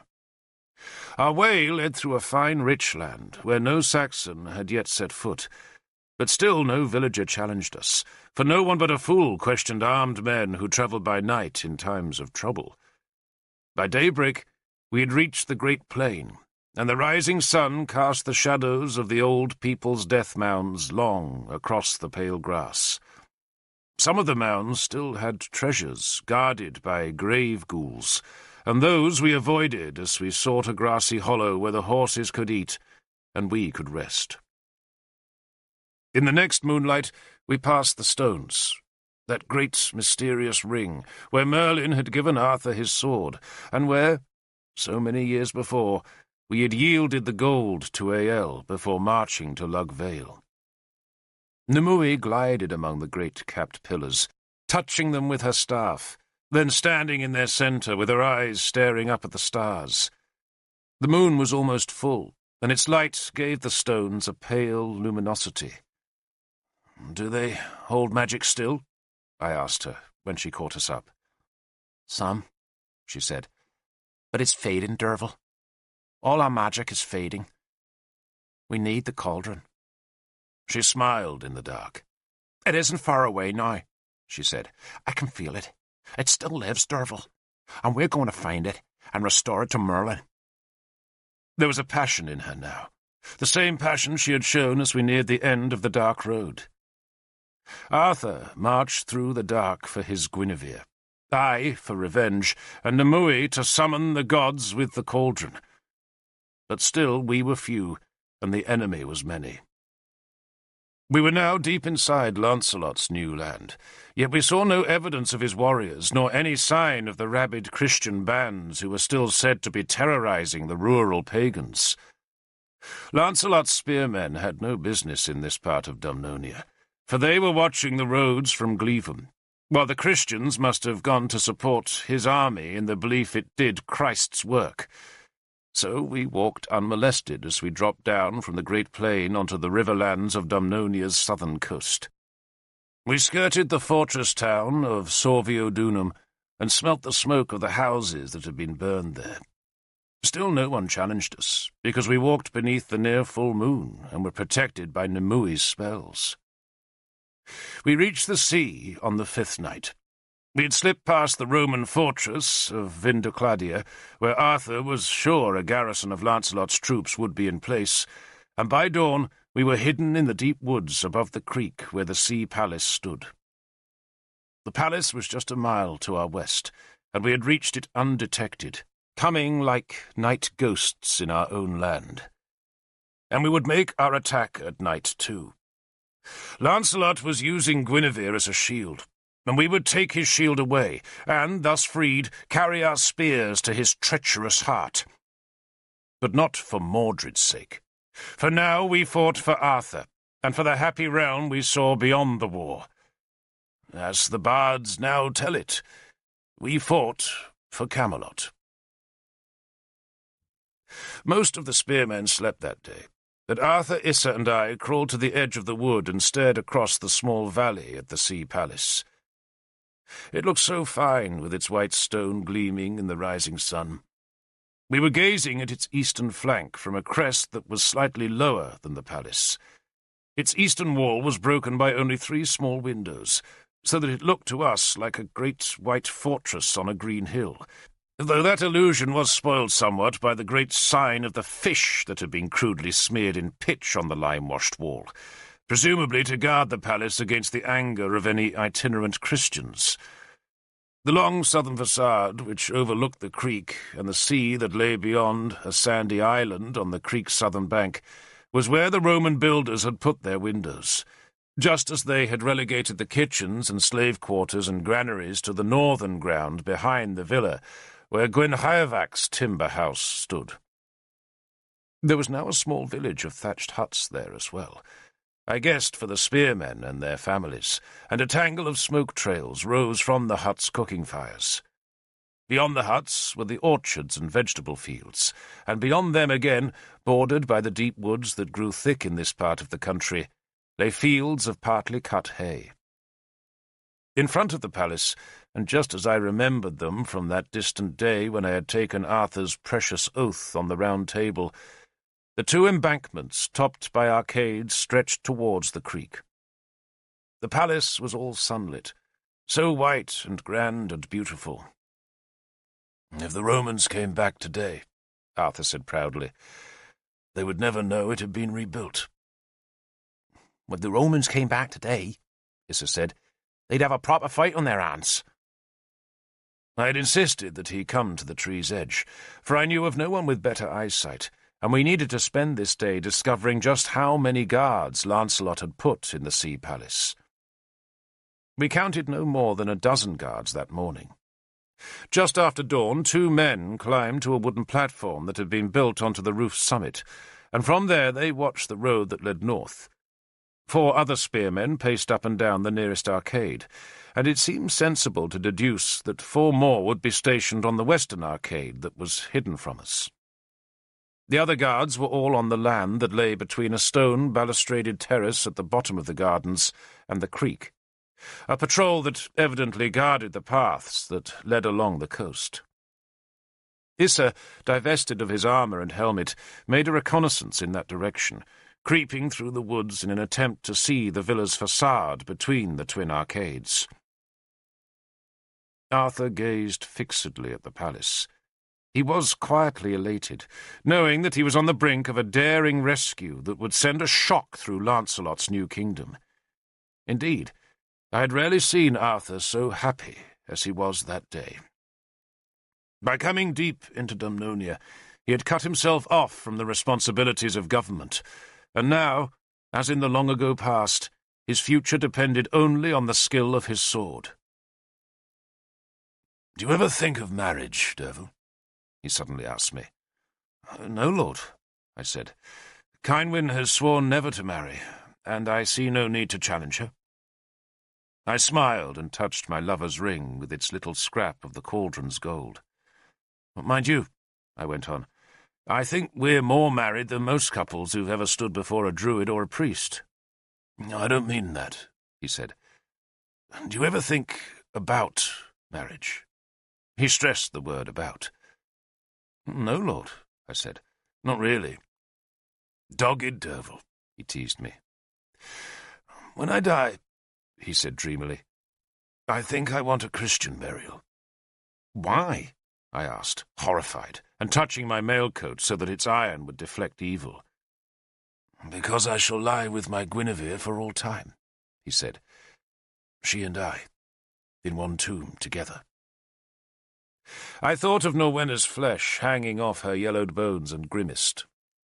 "You'll be in the other world with her, lord." "Our souls will, yes," he admitted, "and our shadow bodies will be there. But why can't these bodies lie hand in hand as well?" I shook my head. "Be burned," I said, "unless you want your soul to wander lost across Britain." "Maybe you're right," he said lightly. He was lying on his belly, hidden from the villa by a screen of ragwort and cornflowers. Neither of us was in our armour. We would don that war finery at dusk before we came out of the dark to slaughter Lancelot's guards. "What makes you and Cynwyn happy?" Arthur asked me. He had not shaved since we had left Cleveland, and the stubble of his new beard was growing grey. "Friendship," I said. He frowned. "Just that?" I thought about it. In the distance, the first slaves were going to the hayfields, their sickles catching the morning sun in bright glints.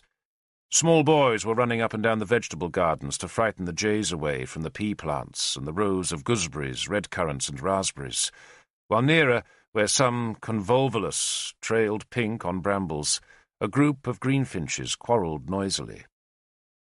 It seemed that no Christian rabble had disturbed this place. Indeed, it seemed impossible that Dumnonia was at war at all. "I still feel a pang every time I look at her," I admitted. "Well, that's it, isn't it?" he said enthusiastically. "A pang, a quickness in the heart." "Love," I said dryly. "We're lucky, you and I," he said, smiling.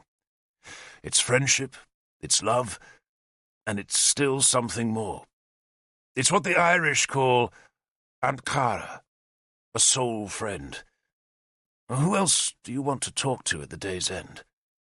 I love the evenings when we can just sit and talk and the sun goes down and moths come into the candles." "And we talk of children," I said, and wished I had not. "And of servants' quarrels, and whether the cross-eyed kitchen slave is pregnant again. And we wonder who broke the pot-hook, and whether the thatch needs repair, or whether it will last another year. And we try to work out what to do about the old dog that can't walk anymore, and what excuse Cadell will conjure up for not paying his rent again. And we discuss whether the flax has steeped enough, and if we should rub butterwort on the cow's udders to improve their yield. And that's what we talk of." He laughed. "Oh, Guinevere and I talk of Dumnonia, of Britain, and, of course, about Isis." Some of his enthusiasm dissipated at the mention of that name, but then he shrugged. "Not that we're together often enough. That's why I always hoped Mordred would take the burden. Then I would be here all my days." "Talking of broken pothooks instead of Isis," I teased him. "Of those and everything else," he said warmly. "I'll farm this land one day, and Guinevere will go on with her work." "Her work?" He smiled wryly. "To know Isis. She tells me that if she can just make contact with the goddess, then the power will flow back down to the world." He shrugged, sceptical as always of such extravagant religious claims. Only Arthur would have dared plunge Excalibur into the soil and challenge Gophanon to come to his aid, for he did not really believe Gophanon would ever come. "We are to the gods," he once told me, "like mice in a thatch, and we survive only so long as we are not noticed." But love alone demanded that he extend a wry tolerance to Guinevere's passion. "I wish I could be more convinced of Isis," he admitted to me now. "But of course men aren't part of her mysteries." He smiled. "Guinevere even calls Guidra Horus." "Horus?" "Isis's son," he explained. "Ugly name." "It's not as bad as Wigger," I said. "Who?" he asked, then suddenly stiffened. "Look," he said excitedly. "Look." I raised my head to peer over the flowery screen, and there was Guinevere. Even from a quarter-mile away, she was unmistakable, for her red hair sprang in an unruly mass above the long blue robe she wore. She was walking along the nearer arcade towards the small open pavilion at its seaward end. 3 maidservants walked behind with 2 of her deerhounds. The guards stepped aside and bowed as she passed. Once at the pavilion, Guinevere sat at a stone table, and the 3 maids served her breakfast. "She'll be eating fruit," Arthur said fondly. "In summer she'll eat nothing else in the morning." He smiled. "If she just knew how close I was." "Tonight, Lord," I assured him, "you will be with her." He nodded. "Well, at least they're treating her well. Lancelot fears you too much to treat her badly, Lord." A few moments later, Dinas and Lavaine appeared on the arcade. They wore their white druidical robes, and I touched Halbane's hilt when I saw them, and promised my daughter's soul that her killer's screams would make the whole other world cringe in fear. The 2 druids reached the pavilion, bowed to Guinevere, then joined her at the table.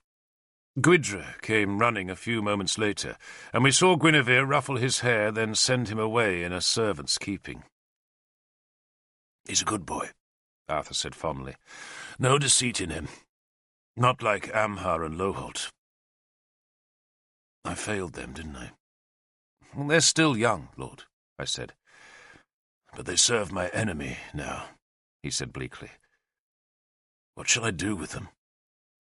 Killock would doubtless have advised that he kill them, but I just shrugged. "Send them into exile," I said. The twins could join the unhappy men who had no Oathlord. They could sell their swords until at last they were killed in some unremembered battle against the Saxons, or the Irish, or the Scots. More women appeared on the arcade. Some were maids, while others were the attendants who served Guinevere as courtiers. Lunette, my old love, was probably one of those dozen women who were Guinevere's confidants, and also the priestesses of her faith. Sometime in the middle of the morning I fell asleep, with my head cradled in my arms and my body lulled by the warmth of the summer sun. When I woke, I found Arthur had gone, and that Issa had returned. "Lord Arthur went back to the Spearman, Lord," he told me. I yawned. "What did you see?" "Another 6 men. All Saxon guards. Lancelot's Saxons? He nodded. All of them in the big garden, Lord, but only the 6. We've seen 18 men altogether, and some others must stand guard at night. But even so, there can't be more than 30 of them altogether. I guessed he was right. 30 men would be sufficient to guard this palace, and more would be superfluous, especially when Lancelot needed every spear to guard his stolen kingdom. I raised my head to see the arcade was now empty, except for the 4 guards who looked utterly bored. 2 were sitting with their backs to pillars, while the other 2 were chatting on the stone bench where Guinevere had taken her breakfast. Their spears were propped against the table. The 2 guards on the small roof platform looked equally lazy.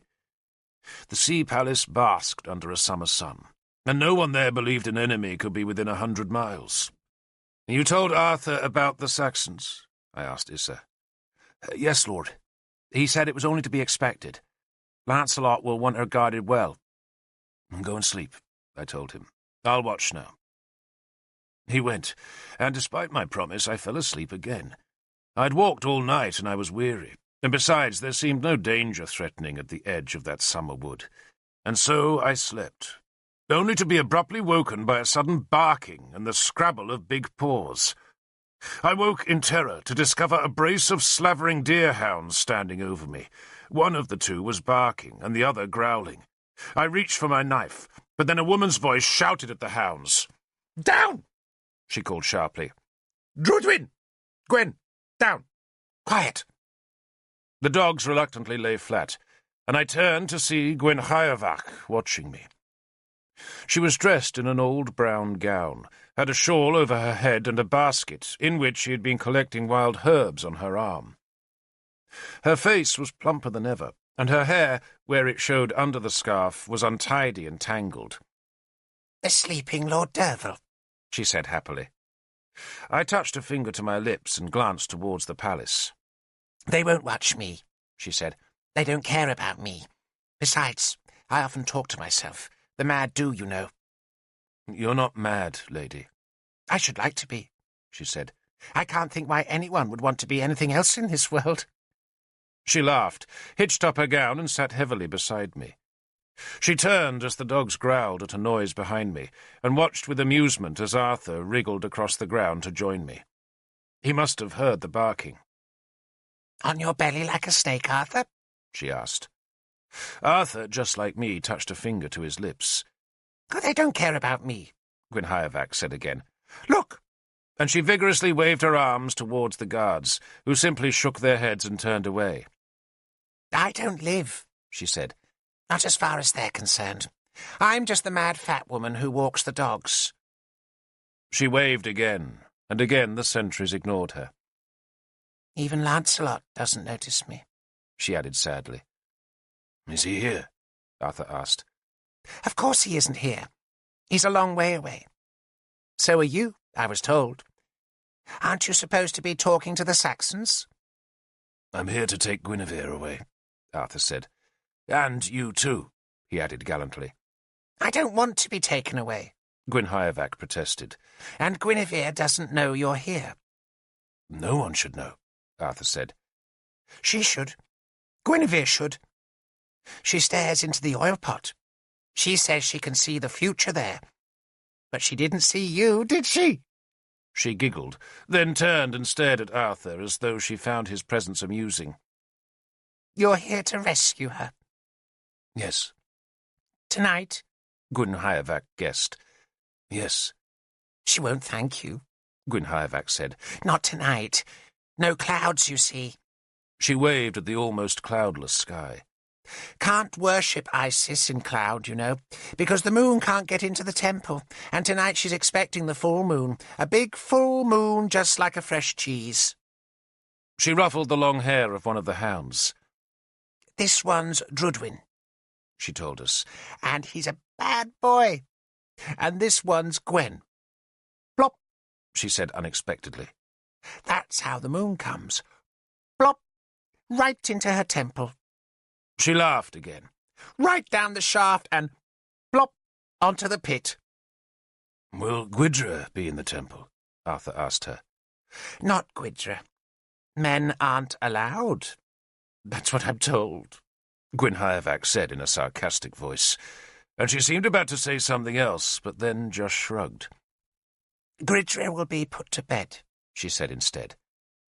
She stared at the palace, and a slow, sly smile showed on her round face. How will you get in, Arthur? She asked. There are lots of bars on those doors, and all the windows are shuttered. We shall manage, he said, as long as you don't tell anyone that you saw us. As long as you leave me here, Gwyn Hyavac said. I won't even tell the bees, and I tell them everything. You have to, otherwise the honey goes sour. Isn't that right, Gwen? She asked the bitch, ruffling its floppy ears. I'll leave you here if that's what you want, Arthur promised her. Just me, she said. Just me and the dogs and the bees, that's all I want. Me and the dogs and the bees and the palace. Guinevere can have the moon. She smiled again, then poked my shoulder with a plump hand. You remember that cellar door I took you through, Derval? The one that leads from the garden? I think so, I said.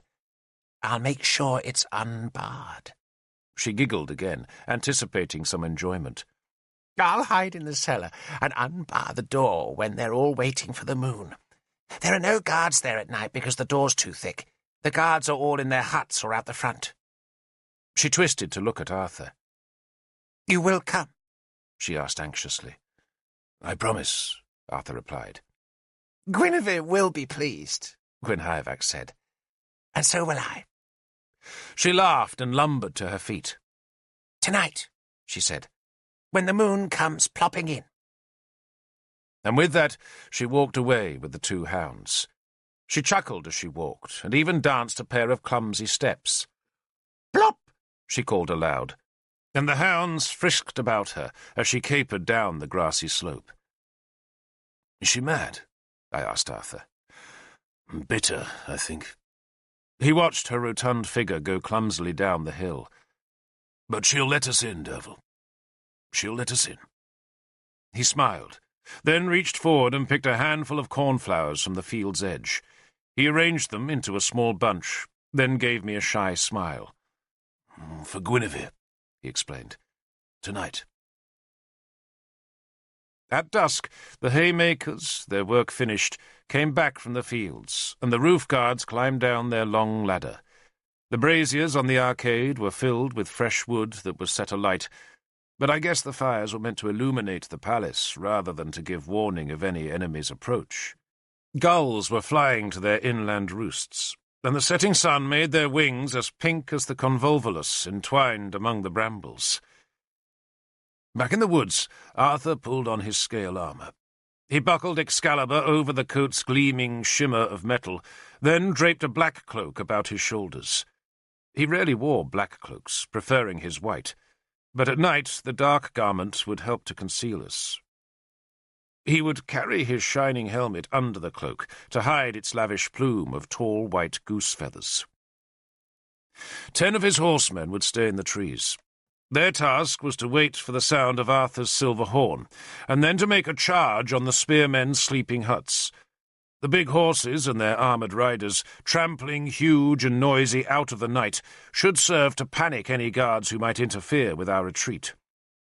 The horn, Arthur hoped, would not be sounded until we had found both Gwyndra and Guinevere and were ready to leave.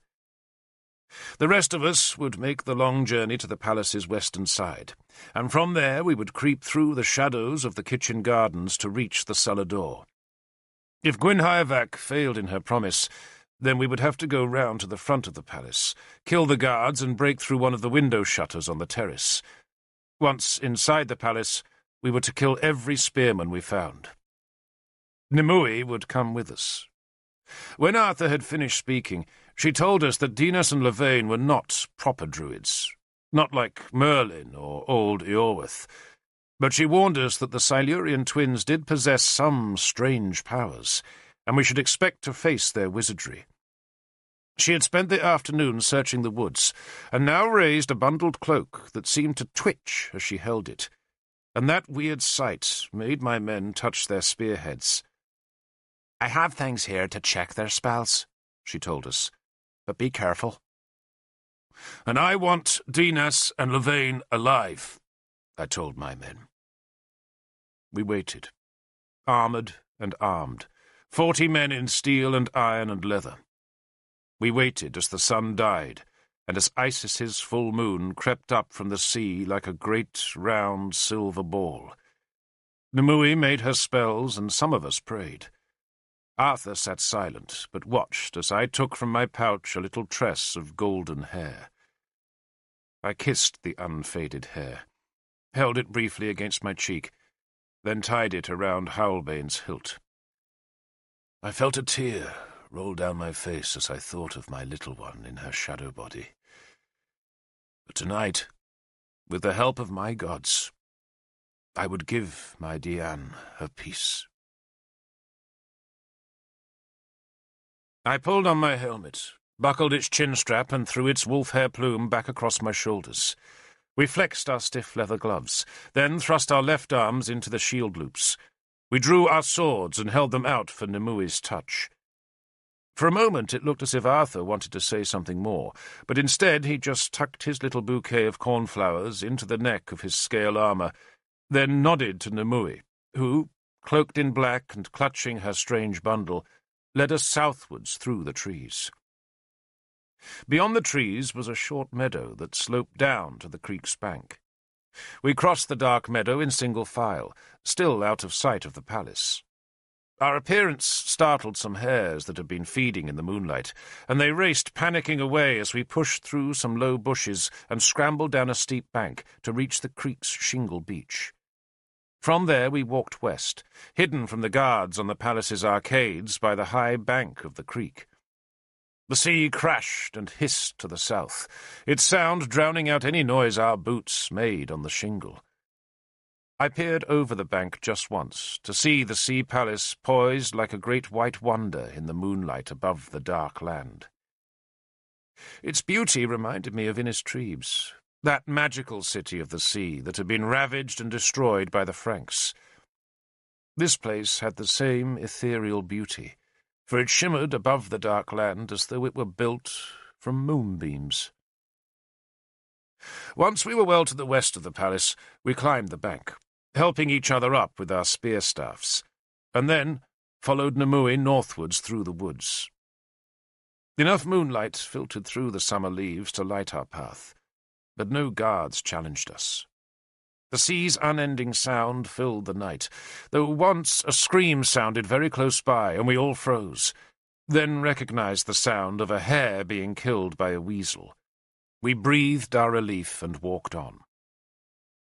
We seemed to walk a long way through the trees, but at last Nimue turned east, and we followed her to the edge of the wood to see the palace's lime-washed walls in front of us.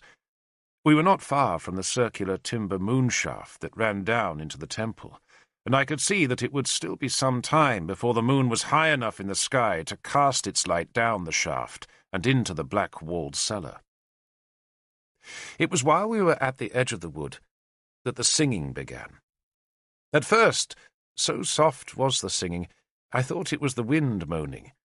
But then the song became louder, and I realized that it was a women's choir that chanted some strange, eerie, and plangent music, like nothing I had ever heard before.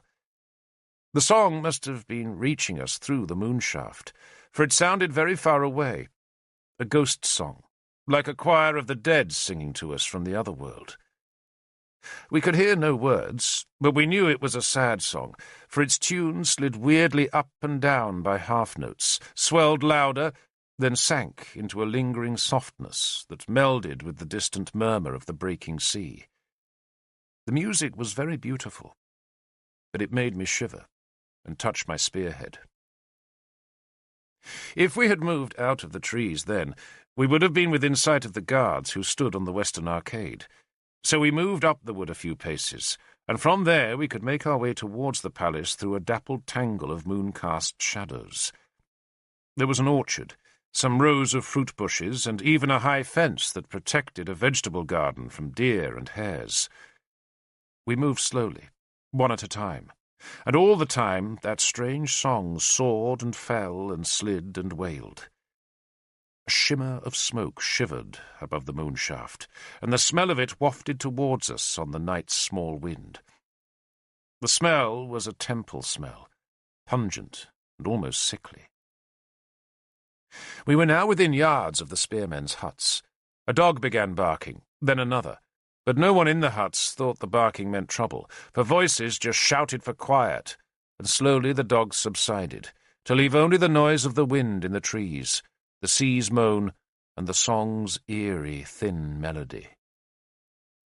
I was leading the way, for I was the only one who had been to this small door before, and I was worried that I might miss it, but I found it easily enough.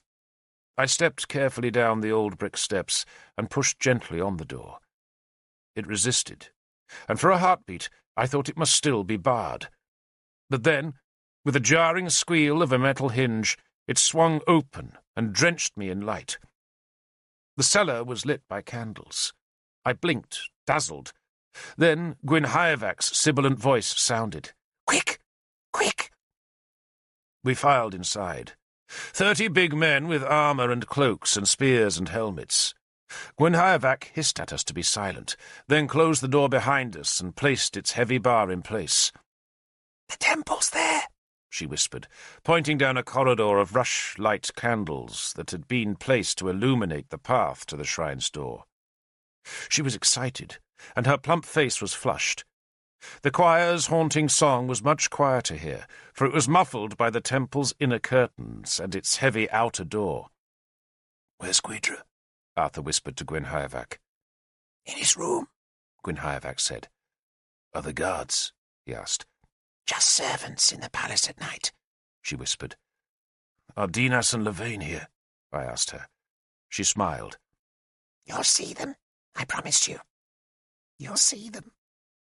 She plucked Arthur's cloak to draw him towards the temple. "Come." "I'll fetch Gwyndra first," Arthur insisted, releasing his cloak. Then he touched 6 of his men on the shoulders. "The rest of you wait here," he whispered. "Wait here. Don't go into the temple. We'll let them finish their worship."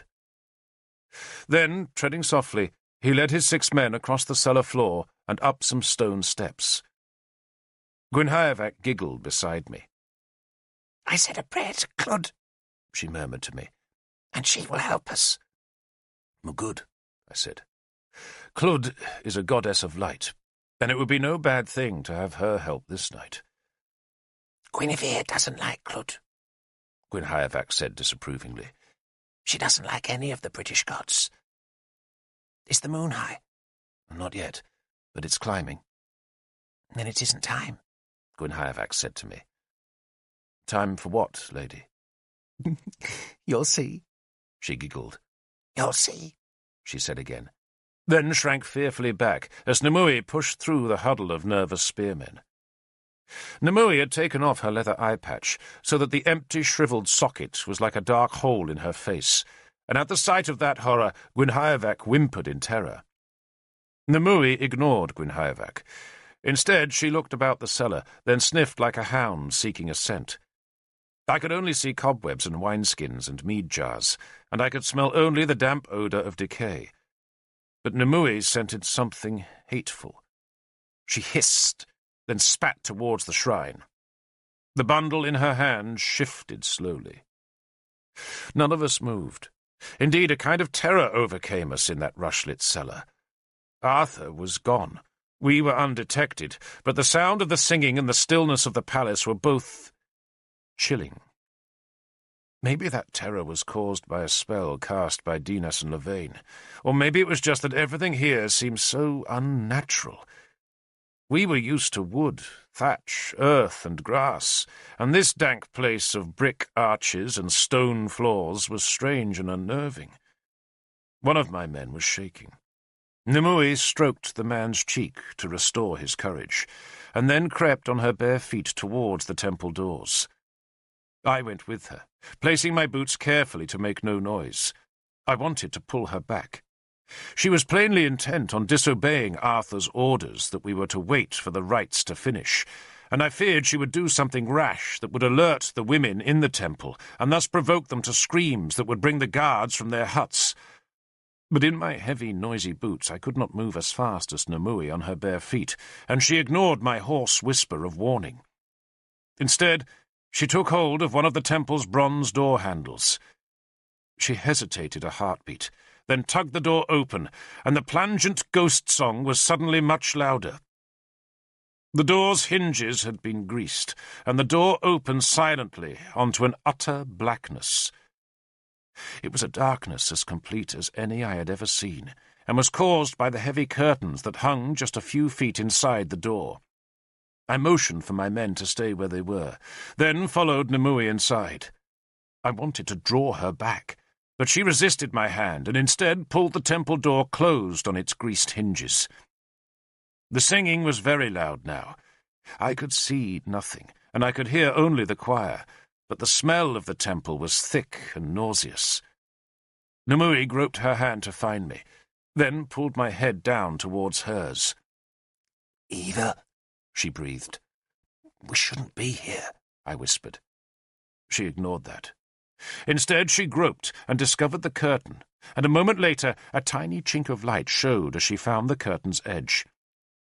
I followed her, crouched and looked over her shoulder.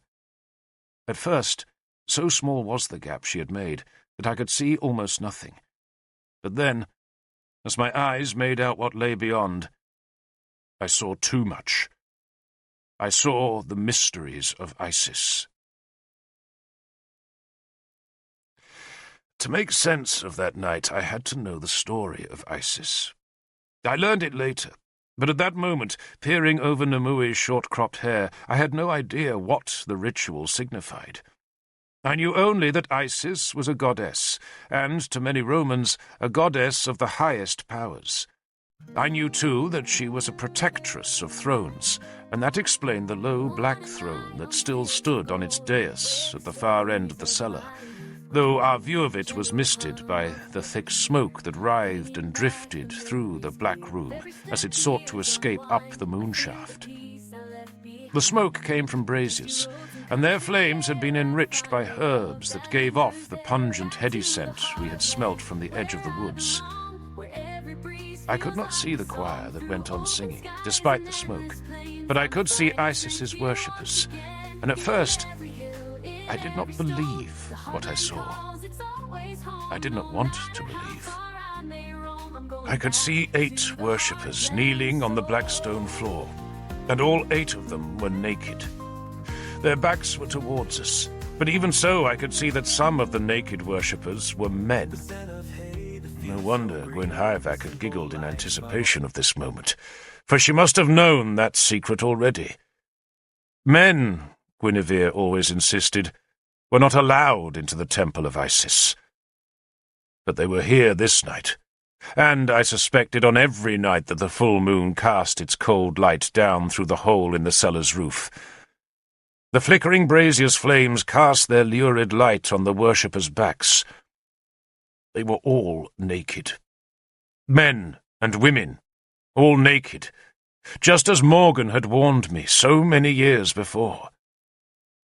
The worshippers were naked, but not the 2 celebrants. Lavaine was one.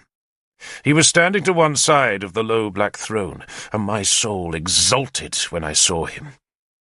It had been Lavaine's sword that had cut Diane's throat, and my sword was now just a cellar's length away from him. He stood tall beside the throne, the scar on his cheek lit by the brazier's light, and his black hair oiled like Lancelot's to fall down the back of his black robe. He wore no druid's white robe this night, but just a plain black gown, and in his hand was a slender black staff tipped with a small golden crescent moon. There was no sign of Dinas. 2 flaming torches, becketed in iron, flanked the throne where Guinevere sat, playing the part of Isis. Her hair was coiled on her head and held in place by a ring of gold, from which 2 horns jutted straight up. They were the horns of no beast I had ever seen, and later we discovered they were carved from ivory. Around her neck was a heavy gold torque, but she wore no other jewels, just a vast, deep red cloak that swathed her whole body. I could not see the floor in front of her, but I knew the shallow pit was there, and I guessed they were waiting for the moonlight to come down the shaft and touch the pit's black water with silver. The far curtains, behind which Kynwyn had told me was a bed, were closed. A flicker of light suddenly shimmered in the drifting smoke, and made the naked worshippers gasp with its promise. The little sliver of light was pale and silvery, and it showed that the moon had at last climbed high enough to throw its first angled beam down to the cellar floor. Levane waited a moment as the light thickened, then beat his staff twice on the floor. "It is time," he said in his harsh, deep voice. "It is time." The choir went silent. Then nothing happened. They just waited in silence as that smoke-shifting, moon-silvered column of light widened and crept across the floor. And I remembered that distant night when I had crouched in the summit of the knoll of stones beside Chryn Cerrig and watched the moonlight edge its way towards Merlin's body. Now I watched the moonlight slide and swell in Isis's silent temple. The silence was full of portent. One of the kneeling naked women uttered a low moan, then went quiet again. Another woman rocked to and fro. The moonbeam widened still further, its reflection casting a pale glimmer on Guinevere's stern and handsome face. The column of light was nearly vertical now. One of the naked women shivered, not with cold, but with the stirrings of ecstasy. And then Levane leaned forward to peer up the shaft. The moon lit his big beard and his hard, broad face with its battle scar. He peered upwards for a few heartbeats, then he stepped back and solemnly touched Guinevere's shoulder. She stood, so that the horns on her head almost touched the low arched ceiling of the cellar. Her arms and hands were inside the cloak that fell straight from her shoulders to the floor. She closed her eyes. "Who is the goddess?" she asked. "Isis, Isis, Isis," the women chanted the name softly. "Isis, Isis, Isis." The column of moonlight was almost as wide as the shaft now, and it was a great smoky silver pillar of light that glowed and shifted in the cellar's centre. I had thought, when I had first seen this temple, that it was a tawdry place, but at night, lit by that shimmering pillar of white light, it was as eerie and mysterious as any shrine I had ever seen. "And who is the god?" Guinevere asked, her eyes still closed. "Osiris," the naked men answered in low voices. "Osiris, Osiris, Osiris." "And who shall sit on the throne?" Guinevere demanded. "Lancelot!" Both the men and the women answered together. "Lancelot! Lancelot!" It was when I heard that name that I knew that nothing would be put right this night. This night would never bring back the old Dumnonia. This night would give us nothing but horror, for I knew that this night would destroy Arthur, and I wanted to back away from the curtain and go back into the cellar and take him away into the fresh air and the clean moonlight, then take him back through all the years and all the days and all the hours, so that this night would never come to him. But I did not move. Nimue did not move. Neither of us dared to move, for Guinevere had reached out with her right hand to take the black staff from Levane, and the gesture lifted her red cloak from the right side of her body, and I saw that under the cloak's heavy folds she was naked. "Isis, Isis, Isis," the women sighed. "Osiris, Osiris, Osiris," the men breathed. "Lancelot, Lancelot, Lancelot," they all chanted together. Guinevere took the gold-tipped staff and reached forward, the cloak falling again to shadow her right breast, and then, very slowly, with exaggerated gestures, she touched the staff against something that lay in the water pit right beneath the glistening, shimmering shaft of silvered smoke that now came vertically down from the heavens. No one else moved in the cellar. No one even seemed to breathe. "Rise!" Guinevere commanded. "Rise!" And the choir began to sing their weird, haunting song again. "Isis, Isis, Isis," they were singing, and over the heads of the worshippers I saw a man climb up from the pool. It was Dinas, and his tall, muscled body and long black hair dripped water as he came slowly upright, and as the choir sang the goddess's name louder and ever louder. "Isis, Isis, Isis," they sang, until Dinas at last stood upright before Guinevere. His back to us, and he, too, was naked. He stepped up out of the pool, and Guinevere handed the black staff to Lavaine, then raised her hands and unclasped the cloak so that it fell back onto the throne. She stood there, Arthur's wife, naked but for the gold about her neck and the ivory on her head, and she opened her arms so that the naked grandson of Tanabers could step onto the dais and into her embrace. "Osiris! Osiris! Osiris!" the women in the cellar called. Some of them writhed to and fro like the Christian worshippers in Iska who had been overcome by a similar ecstasy. The voices in the cellar were becoming ragged now. "Osiris! Osiris! Osiris!" they chanted.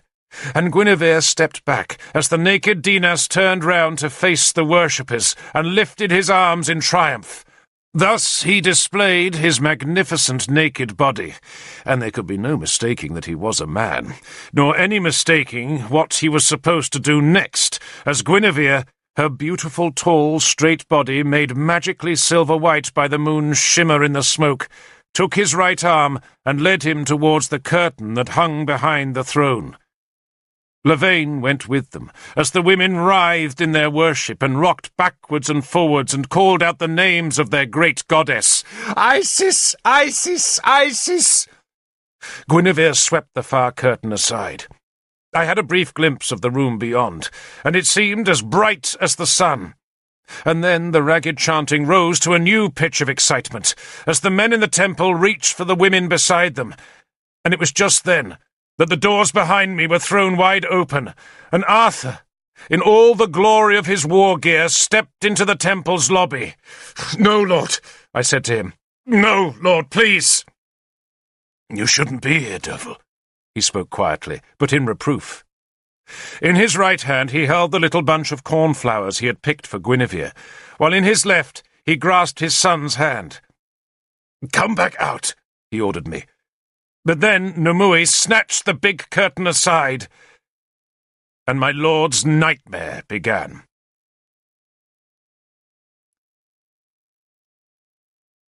Isis is a goddess. The Romans brought her to Britain, but she did not come from Rome itself, but from a distant country far to Rome's east. Mithras is another god who comes from a country east of Rome, though not, I think, the same country.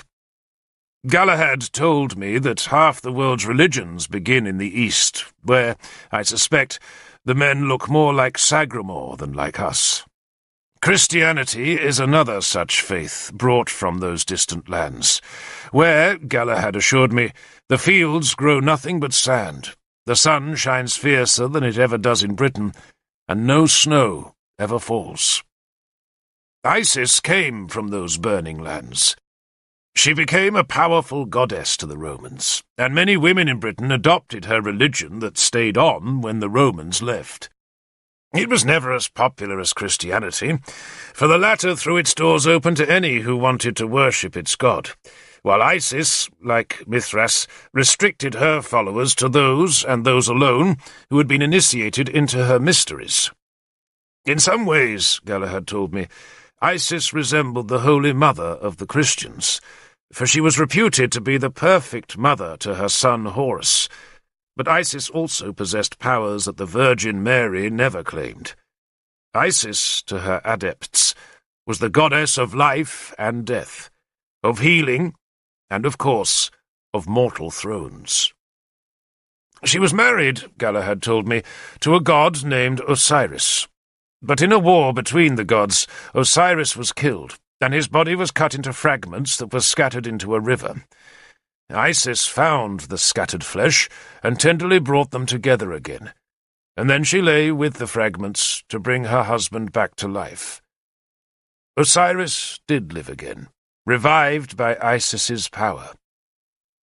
Galahad hated the tale, and crossed himself again and again as he told it, and it was that tale, I suppose, of resurrection and of the woman giving life to the man that Nimue and I watched in that smoky black cellar. We had watched as Isis, the goddess, the mother, the giver of life, performed the miracle that gave her husband life, and turned her into the guardian of the living and the dead, and the arbiter of men's thrones. And it was that last power, the power that determined which men should sit on this earth's thrones, that was, for Guinevere, the goddess's supreme gift. It was for the power of the throne-giver that Guinevere worshipped Isis. Nimue snatched the curtain aside, and the cellar filled with screams. For one terrible second, Guinevere hesitated at the far curtain, and turned around to see what had disturbed her rights. She stood there, tall and naked, and so dreadful in her pale beauty, and beside her was a naked man. At the cellar's door, standing with his son in one hand and with flowers in the other, was her husband. The cheek pieces of Arthur's helmet were open, and I saw his face at that terrible moment, and it was as if his soul had just fled. Guinevere disappeared behind the curtain, dragging Dinas and Lavaine with her, and Arthur uttered an awful sound, half a battle shout and half the cry of a man in utter misery. He pushed Guidra back, dropped the flowers, then drew Excalibur and charged heedlessly through the screaming naked worshippers, who scrambled desperately out of his way. "Take them all!" I shouted to the spearmen who followed Arthur. "Don't let them escape! Take them!" Then I ran after Arthur, with Nimue beside me. Arthur leapt the black pool, pushed a torch over as he jumped across the dais, then swept the far black curtain aside with Excalibur's blade. And there he stopped. I stopped beside him. I had discarded my spear as I charged through the temple, and now had Howlbane bare in my hand. Nimue was with me, and she howled in triumph as she gazed into the small square room that opened up from the arched cellar. This, it seemed, was Isis's inner sanctuary, and here, at the goddess's service, was the cauldron of Clithno-Ethin. The cauldron was the first thing I saw, for it was standing on a black pedestal that stood as high as a man's waist, and there were so many candles in the room that the cauldron seemed to glow silver and gold as it reflected their brilliant light. The light was made even brighter because the room, all but for the curtained wall, was lined with mirrors. There were mirrors on the walls and even on the ceiling, mirrors that multiplied the candles' flames and reflected the nakedness of Guinevere and Dinas. Guinevere, in her terror, had leapt onto the wide bed that filled the room's far end, and there she clawed at a fur coverlet in an effort to hide her pale skin. Dinas was beside her, his hands clutched to his groin, while Lavaine faced us defiantly. He glanced at Arthur, dismissed Nimue with scarce a look, then held his slender black staff towards me. He knew I had come for his death, and now he would prevent it with the greatest magic at his disposal. He pointed his staff at me, while in his other hand he held the crystal-encased fragment of the true cross that Bishop Sansom had given to Mordred at his acclamation. He was holding the fragment suspended above the cauldron, which was filled with some dark, aromatic liquid. "Your other daughters will die too," he told me. "I only need to let go." Arthur raised Excalibur. "Your son, too," Lavaine said, and both of us froze. "You will go now," he said with calm authority. "You have invaded the goddess's sanctuary, and you will go now, and leave us in peace. Or else you, and all you love, will die." He waited. Behind him, between the cauldron and the bed, was Arthur's round table with its stone image of the winged horse, and on the horse, I saw, were a drab basket, a common horn, an old halter, a worn knife, a whetstone, a sleeved coat, a cloak, a clay dish, a throw-board, a warrior ring, and a heap of decaying broken timbers. Merlin's scrap of beard was also there, still wrapped in its black ribbon. All the power of Britain was in that little room, and it was allied to a scrap of the Christians' most powerful magic. I lifted Howlbane, and Lavaine made as though to drop the piece of the true cross into the liquid, and Arthur put a warning hand against my shield. "You will go," Lavaine said. Guinevere said nothing, but just watched us, huge-eyed, above the pelt that now half covered her. Then Nimue smiled. She had been holding the bundled cloak in both her hands, but now she shook it at Lavaine. She screamed as she released the cloak's burden. It was an eldritch shriek that echoed high above the cries of the women behind us. Vipers flew through the air. There must have been a dozen of the snakes, all found by Nimue that afternoon and hoarded for this moment. They twisted in the air, and Guinevere screamed and dragged the fur to cover her face, while Lavaine, seeing a snake flying at his eyes, instinctively flinched and crouched. The scrap of true cross skittered across the floor, while the snakes, aroused by the heat in the cellar, twisted across the bed and over the treasures of Britain. I took one pace forward and kicked Lavaine hard in the belly. He fell, then screamed as an adder bit his ankle.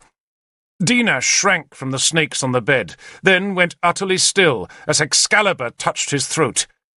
Howlbane was at Lavaine's throat, and I used the blade to bring his face up towards mine. Then I smiled. "My daughter," I said softly, "watches us from the other world. She sends you greetings, Lavaine." He tried to speak, but no words came. A snake slid across his leg. Arthur stared at where his wife was hidden beneath the fur. Then, almost tenderly, he flicked the snakes off the black pelt with Excalibur's tip, then drew back the fur until he could see Guinevere's face. She stared at him, and all her fine pride had vanished. She was just a terrified woman. "Do you have any clothes here?" Arthur asked her gently. She shook her head. "There's a red cloak on the throne," I told him. "Would you fetch it, Nimue?" Arthur asked. Nimue brought the cloak, and Arthur held it towards his wife on Excalibur's tip. "Here," he said, still speaking softly. "For you." A bare arm emerged from the fur and took the cloak. "Turn round," Guinevere said to me in a small, frightened voice. "Turn, Derval, please," Arthur said. "One thing first, Lord." "Turn," he insisted, still gazing at his wife. I reached for the cauldron's edge and tipped it off the pedestal. The precious cauldron clanged loud on the floor as its liquid spilt in a dark rush across the flagstones. That got his attention. He stared at me, and I hardly recognized his face. It was so hard and cold and empty of life. But there was one more thing to be said this night, and if my lord was to sup this dish of horrors, then he might as well drain it to the last bitter drop. I put Howlbane's tip back under Lavaine's chin. "Who is the goddess?" I asked him. He shook his head, and I pushed Howlbane far enough forward to draw blood from his throat. "Who is the goddess?" I asked him again. "Isis," he whispered. He was clutching his ankle where the snake had bitten him. "And who is the god?" I demanded. "Osiris," he said in a terrified voice. "And who," I asked him, "shall sit on the throne?" He shivered and said nothing. "These, Lord," I said to Arthur, my sword still on Lavaine's throat, "are the words you did not hear. But I heard them, and Nimue heard them. Who shall sit on the throne?" I asked Lavaine again. "Lancelot," he said, in a voice so low that it was almost inaudible. But Arthur heard, just as he must have seen the great device that was embroidered white on the lavish black blanket that lay on the bed beneath the bear pelt in this room of mirrors. It was Lancelot's sea-eagle. I spat at Lavaine, sheathed Howlbane, then reached forward and took him by his long black hair. Nimue already had hold of Dinas. We dragged them back into the temple, and I swept the black curtain back into place behind me, so that Arthur and Guinevere could be alone. Gwynhwyvac had been watching it all, and she now cackled with laughter. The worshippers and the choir, all naked, were crouching to one side of the cellar, where Arthur's men guarded them with spears. Gwyndra was crouching terrified at the cellar door. Behind us, Arthur cried one word. "Why?" And I took my daughter's murderers out to the moonlight. At dawn, we were still at the Sea Palace. We should have left, for some of the spearmen had escaped the huts when the horsemen had at last been summoned from the hill by Arthur's horn, and those fugitives would be spreading the alarm north into Dumnonia. But Arthur seemed incapable of decision. He was like a man stunned. He was still weeping as the dawn edged the world with light. Dinas and Lavaine died then. They died at the creek's edge. I am not, I think, a cruel man, but their deaths were very cruel and very long. Nimue arranged those deaths, and all the while, as their souls gave up the flesh, she hissed the name Dian in their ears. They were not men by the time they died, and their tongues had gone, and they had just one eye apiece, and that small mercy was only given them so they could see the manner of their next bout of pain. And see they did as they died. The last thing either saw was that bright piece of hair on Howlbane's hilt, as I finished what Nimue had begun. The twins were mere things by then, things of blood and shuddering terror, and when they were dead, I kissed the little scrap of hair, then carried it to one of the braziers on the palace's arcades, and tossed it into the embers, so that no fragment of Dian's soul was left wandering the earth. Nimue did the same with the cut's plait of Merlin's beard. We left the twins' bodies lying on their left sides beside the sea, and in the rising sun, gulls came down to tear at the tortured flesh with their long hooked beaks. Nimue had rescued the cauldron and the treasures. Dinas and Lavaine, before they died, had told her the whole tale, and Nimue had been right all along. It had been Morgan who stole the treasures, and who had taken them as a gift to Sansom, so that he would marry her, and Sansom had given them to Guinevere. It was the promise of that great gift which had first reconciled Guinevere to the Mouse Lord, before Lancelot's baptism in the River Churn. I thought, when I heard the tale, that if only I had allowed Lancelot into the mysteries of Mithras, then maybe none of this would have happened. Fate is inexorable. The shrine's doors were closed now. None of those trapped inside had escaped, and once Guinevere had been brought out, and after Arthur had talked with her for a long time, he had gone back into the cellar alone, with just Excalibur in his hand, and he did not emerge for a full hour. When he came out, his face was colder than the sea, and as grey as Excalibur's blade, except that the precious blade was now red and thick with blood. In one hand he carried the horn-mounted circle of gold that Guinevere had worn as Isis, and in the other he carried the sword. "They're dead," he told me. "All?" "Everyone." He had seemed oddly unconcerned, though there was blood on his arms and on his scale armour, and even spattered on the goose feathers of his helmet. "The women too?" I asked, for Lunette had been one of Isis's worshippers. I had no love for her now, but she had once been my lover, and I felt a pang for her. The men in the temple had been the most handsome of Lancelot's spearmen, and the women had been Guinevere's attendants. "All dead," said Arthur, almost lightly. He had walked slowly down the pleasure garden's central gravel path. "This wasn't the first night they did this," he said, and sounded almost puzzled. "It seems they did it often. all of them, whenever the moon was right. And they did it with each other. All of them. Except Guinevere. She just did it with the twins. Or with Lancelot. He shuddered then, showing the first emotion since he had come so cold-eyed from the cellar. "It seems," he said, "that she used to do it for my sake. Who shall sit on the throne? Arthur, Arthur, Arthur. But the goddess can't have approved of me." He began to cry, or else I resisted the goddess too firmly. And so they changed the name to Lancelot.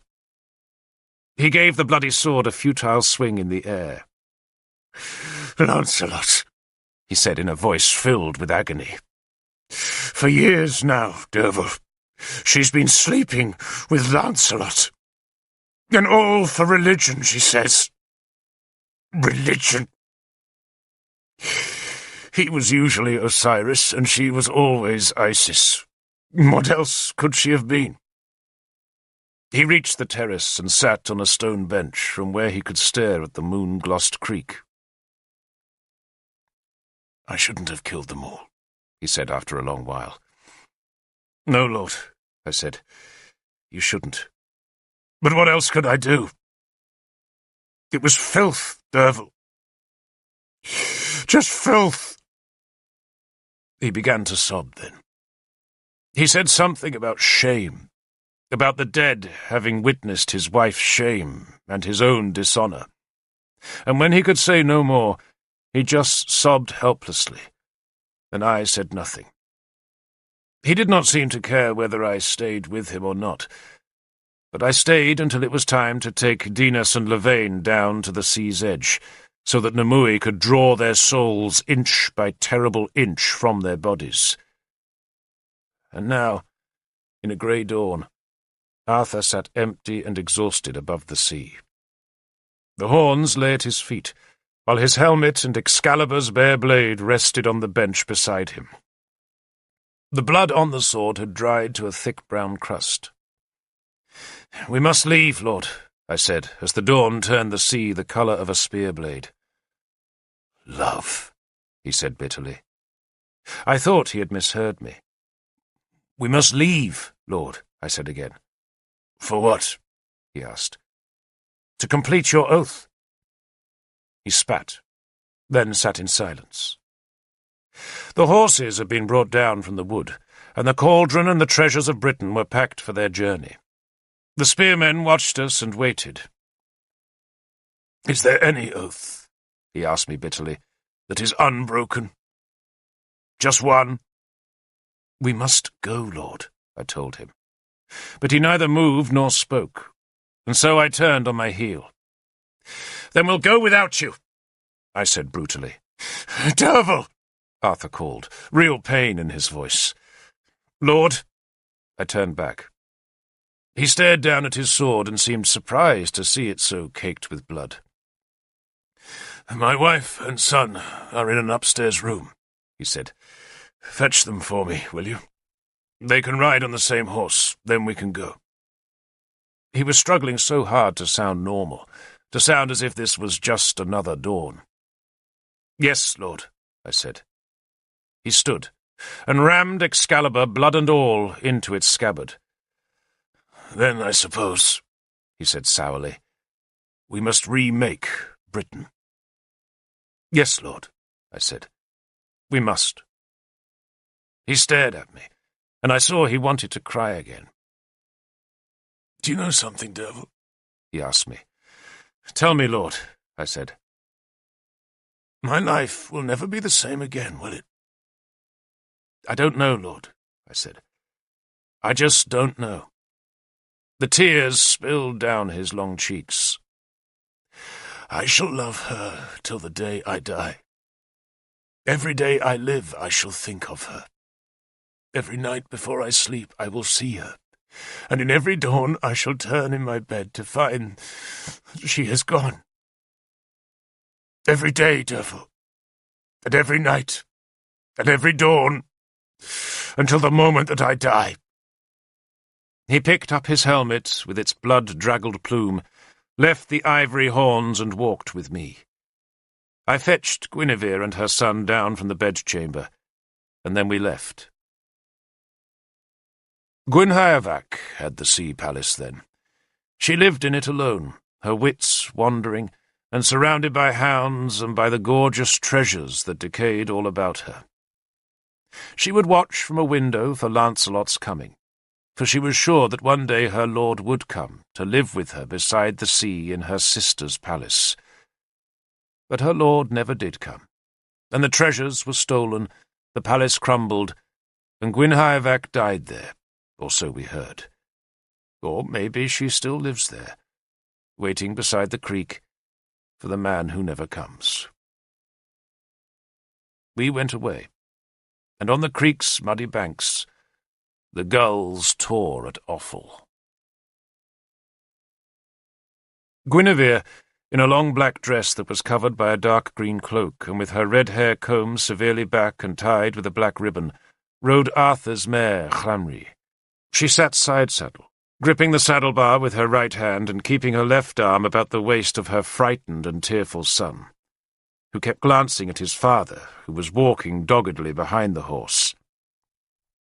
"I suppose I am his father," Arthur spat at her once. Guinevere, her eyes reddened by tears, just looked away. The motion of the horse rocked her back and forth, yet she managed to look graceful all the same.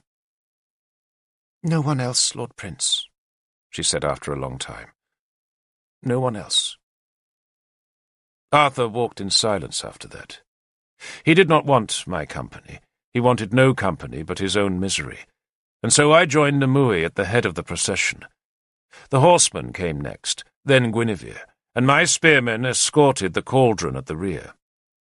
Nimue was retracing the same road that had led us to the coast, and which here was a rough track that climbed onto a bare heath, broken by dark stretches of yew and gorse.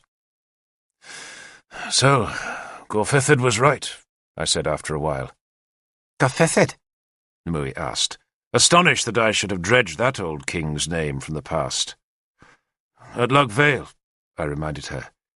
"He said Guinevere was a whore." "And you, Derval Cadern," Nimue said scornfully, "are an expert on whores."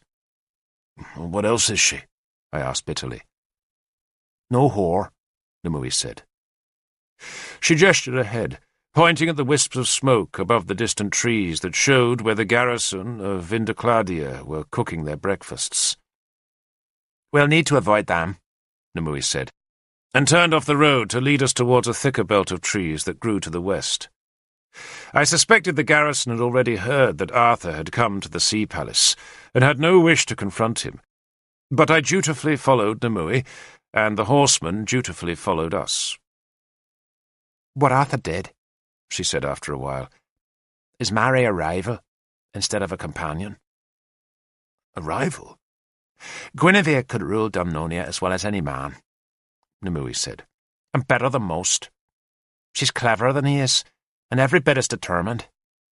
If she'd been born to Uther instead of that fool Leodegan, then everything would have been different. She'd be another Boudica, and there'd be dead Christians from here to the Irish Sea, and dead Saxons to the German Sea." "Boudica," I reminded her, "lost her war." "And so has Guinevere," Nimue said grimly. "I don't see that she was Arthur's rival," I said after a time. "She had power. I don't suppose he ever made a decision without talking to her."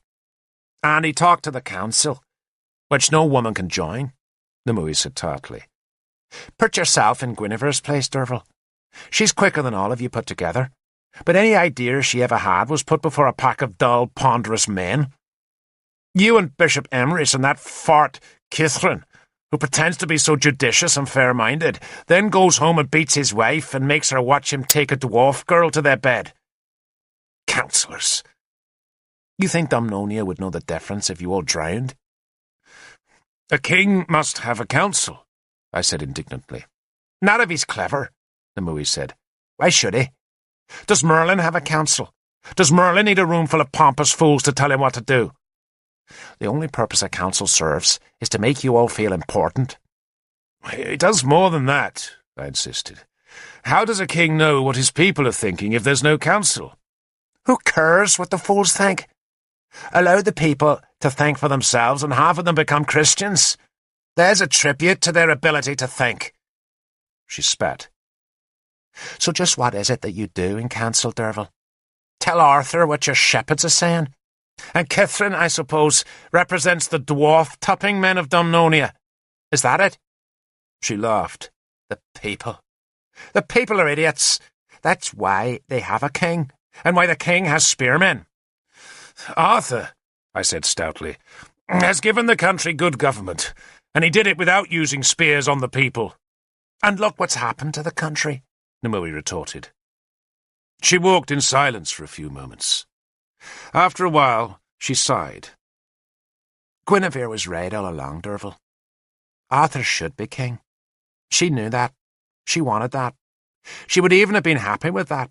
For with Arthur as king, she would have been queen, and that would have given her as much power as she needed.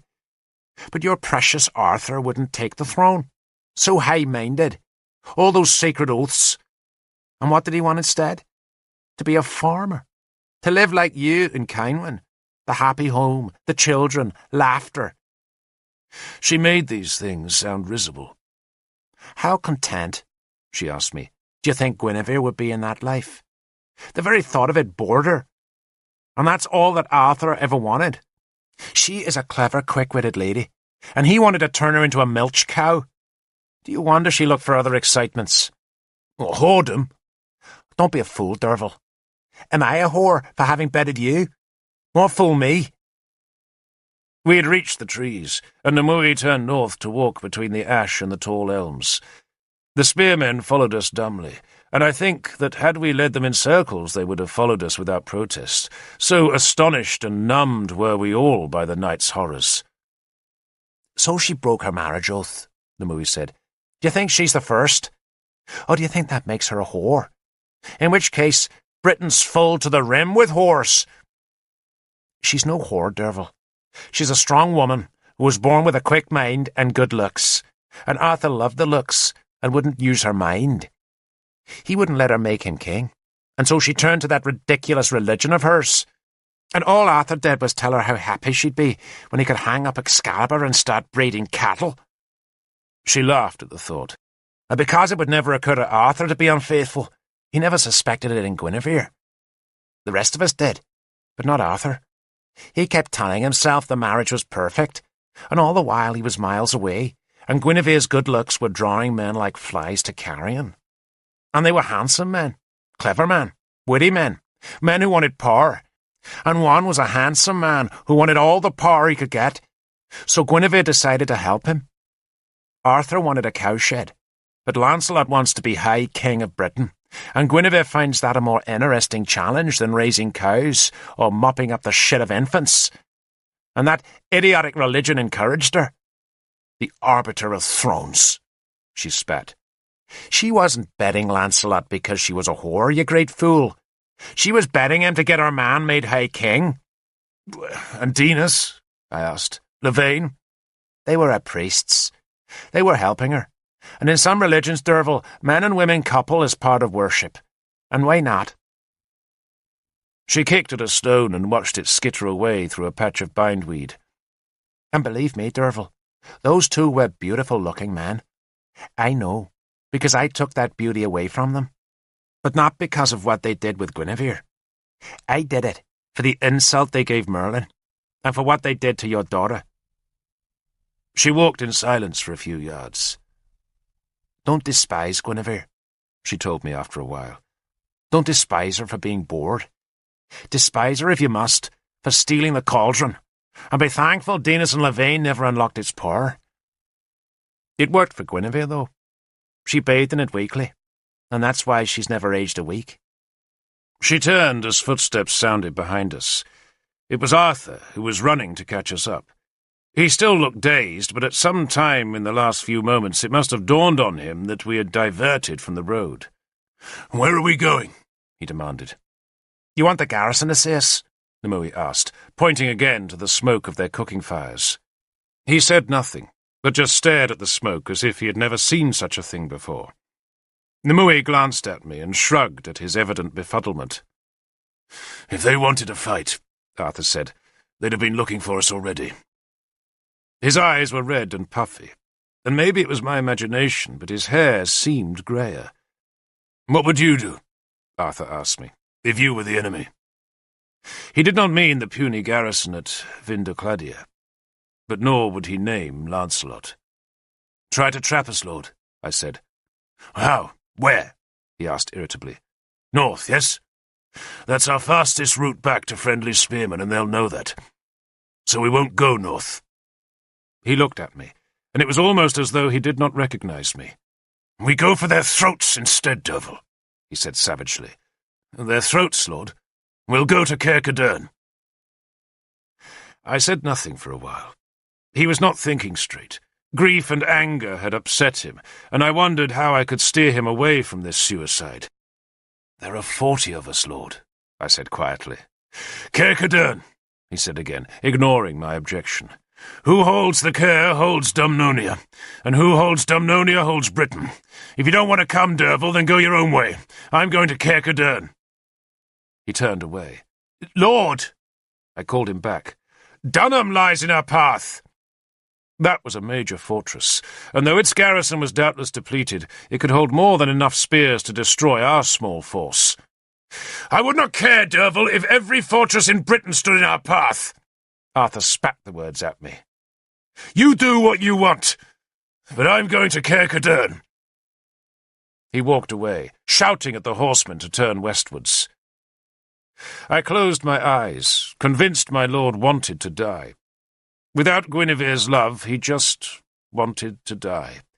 He wanted to fall beneath the enemy's spears at the centre of the land for which he had fought so long.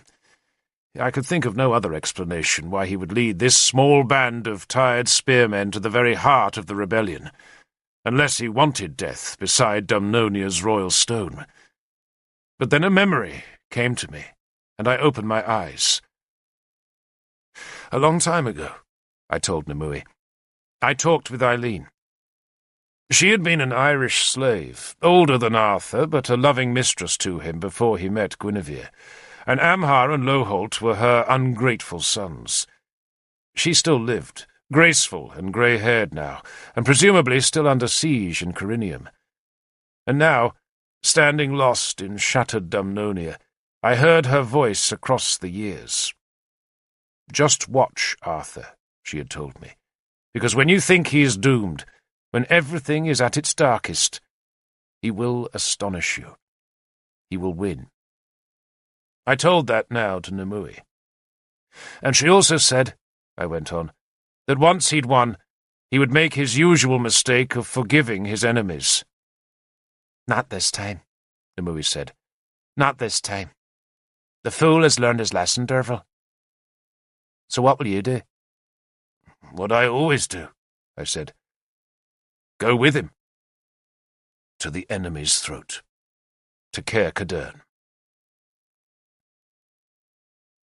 That day Arthur was filled with a frenetic, desperate energy, as though the answer to all his miseries lay at Caer Cadern's summit. He made no attempt to hide his small force, but just marched us north and west with his banner of the bear flying above us. He used one of his men's horses, and he wore his famous armour, so that anyone could see just who it was who rode into the country's heart. He went as fast as my spearmen could walk, and when one of the horses split a hoof, he just abandoned the beast and pushed on hard. He wanted to reach the Caer. We came to Dunham first. The old people had made a great fort on Dunham's hill. The Romans had added their own wall, and Arthur had repaired the fortifications and kept a strong garrison there. The garrison had never seen battle, but if Cerdic ever did attack west along Dumnonia's coast, it would have been Dunham that would have formed one of his first major obstacles, and, despite the long years of peace, Arthur had never let the fort decay. A banner flew above the wall, and as we drew closer, I saw it was not the sea-eagle, but the red dragon. Dunham had stayed loyal. 30 men remained of the garrison, The rest had either been Christians and had deserted, or else, fearing that Mordred and Arthur were both dead, they had given up their defiance and slipped away.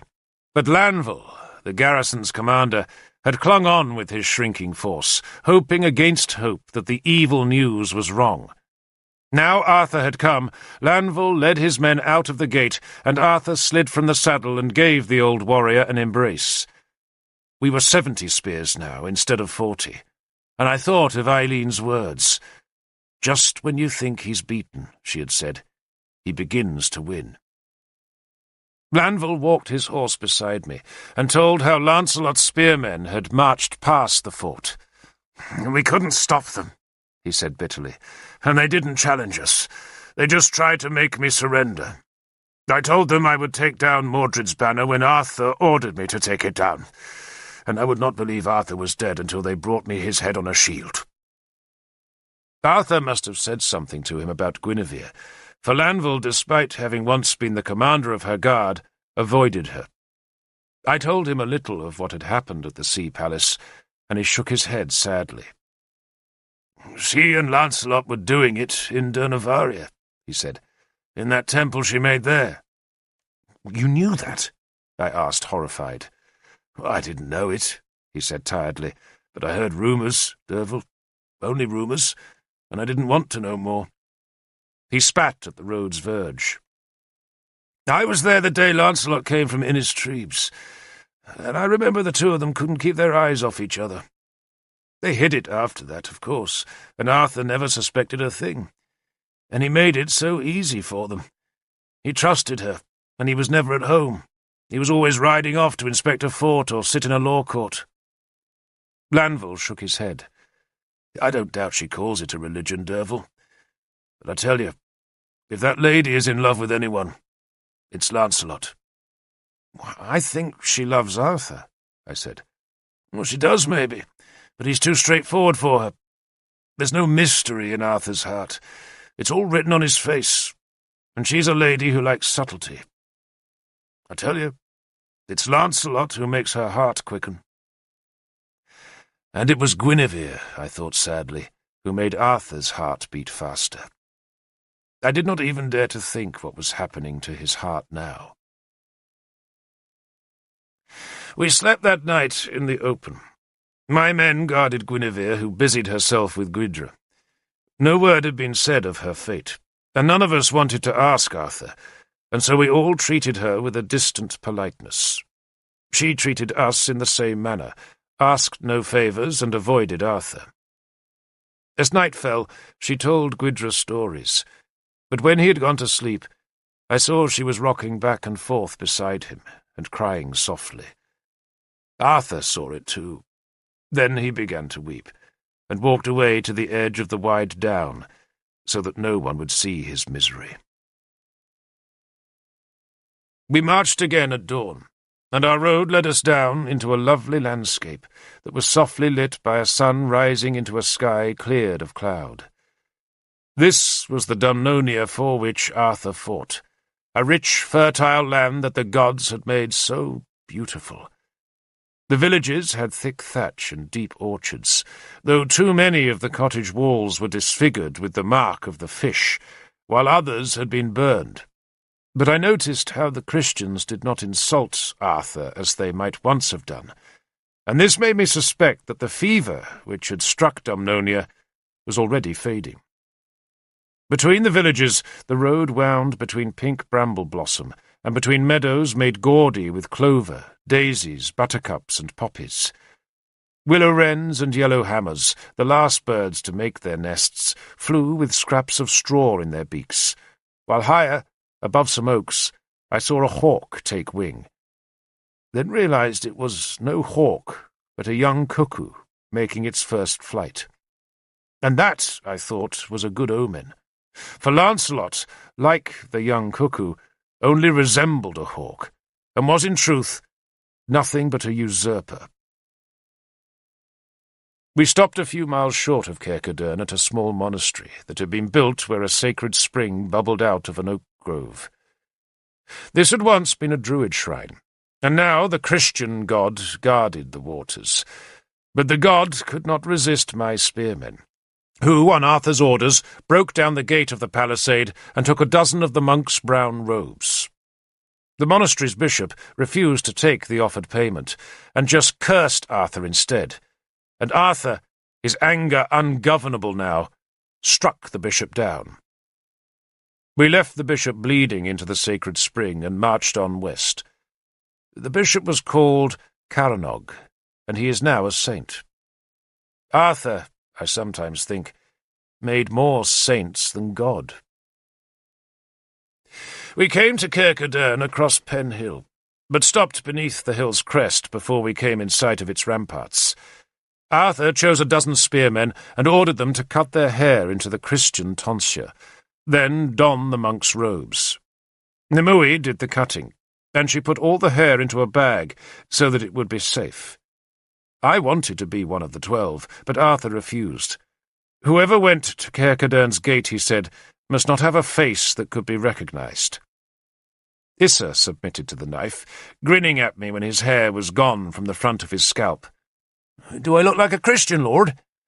"You look like your father," I said, "bald and ugly." The 12 men wore swords under their robes, but could carry no spears. Instead, we knocked their spearheads off their shafts and gave them the bare poles as weapons. Their shaved foreheads looked paler than their faces, but with the cowls of the robes over their heads, they would pass as monks.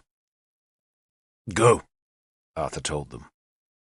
Kirkcudern was of no real military value, but as the symbolic place of Dumnonia's kingship, its worth was incalculable.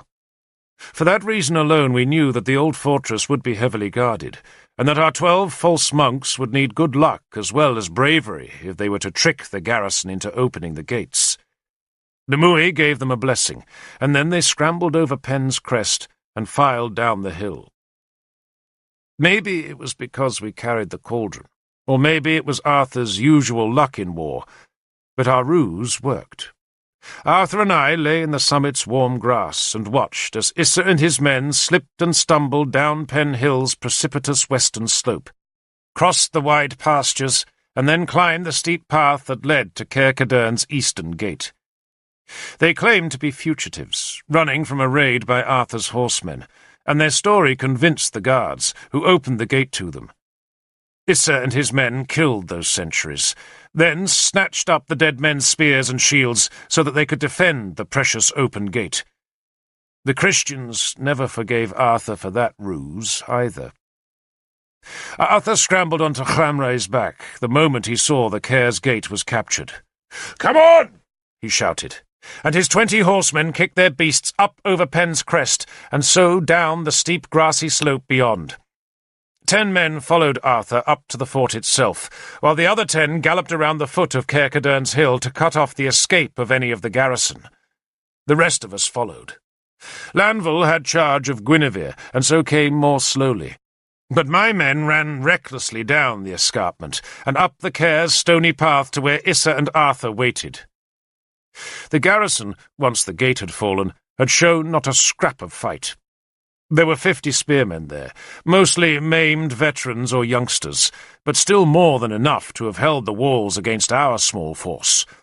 The handful that tried to escape were easily caught by our horsemen and brought back to the compound, where Issa and I had walked to the rampart over the western gate, and there pulled down Lancelot's flag and raised Arthur's bear in its place.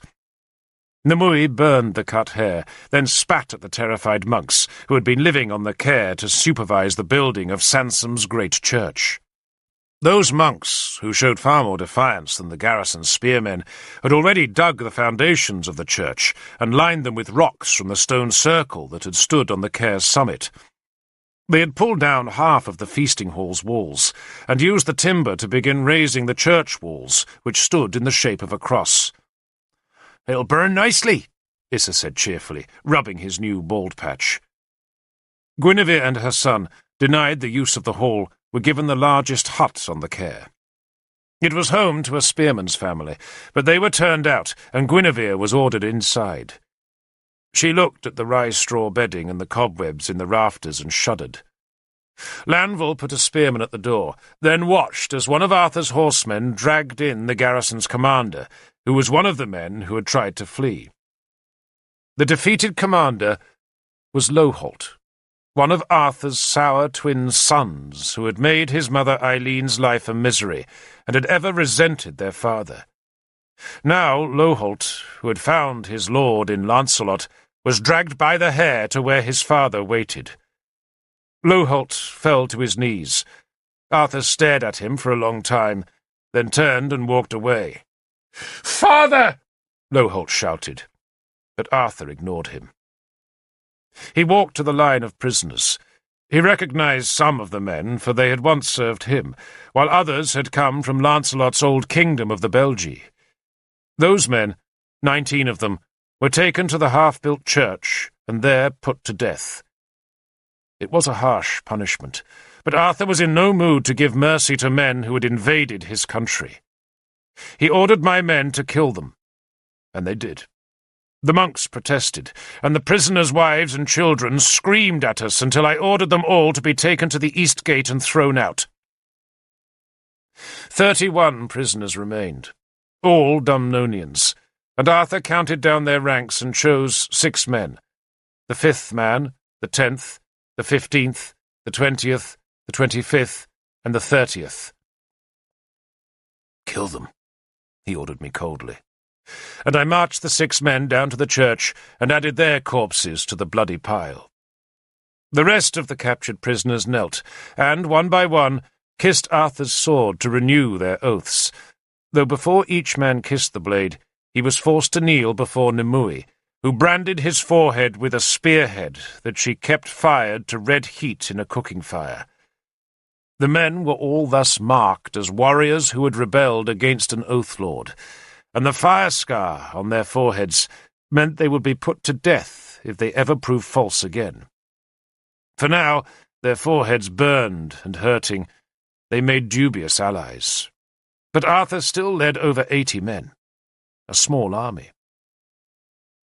Loholt waited on his knees.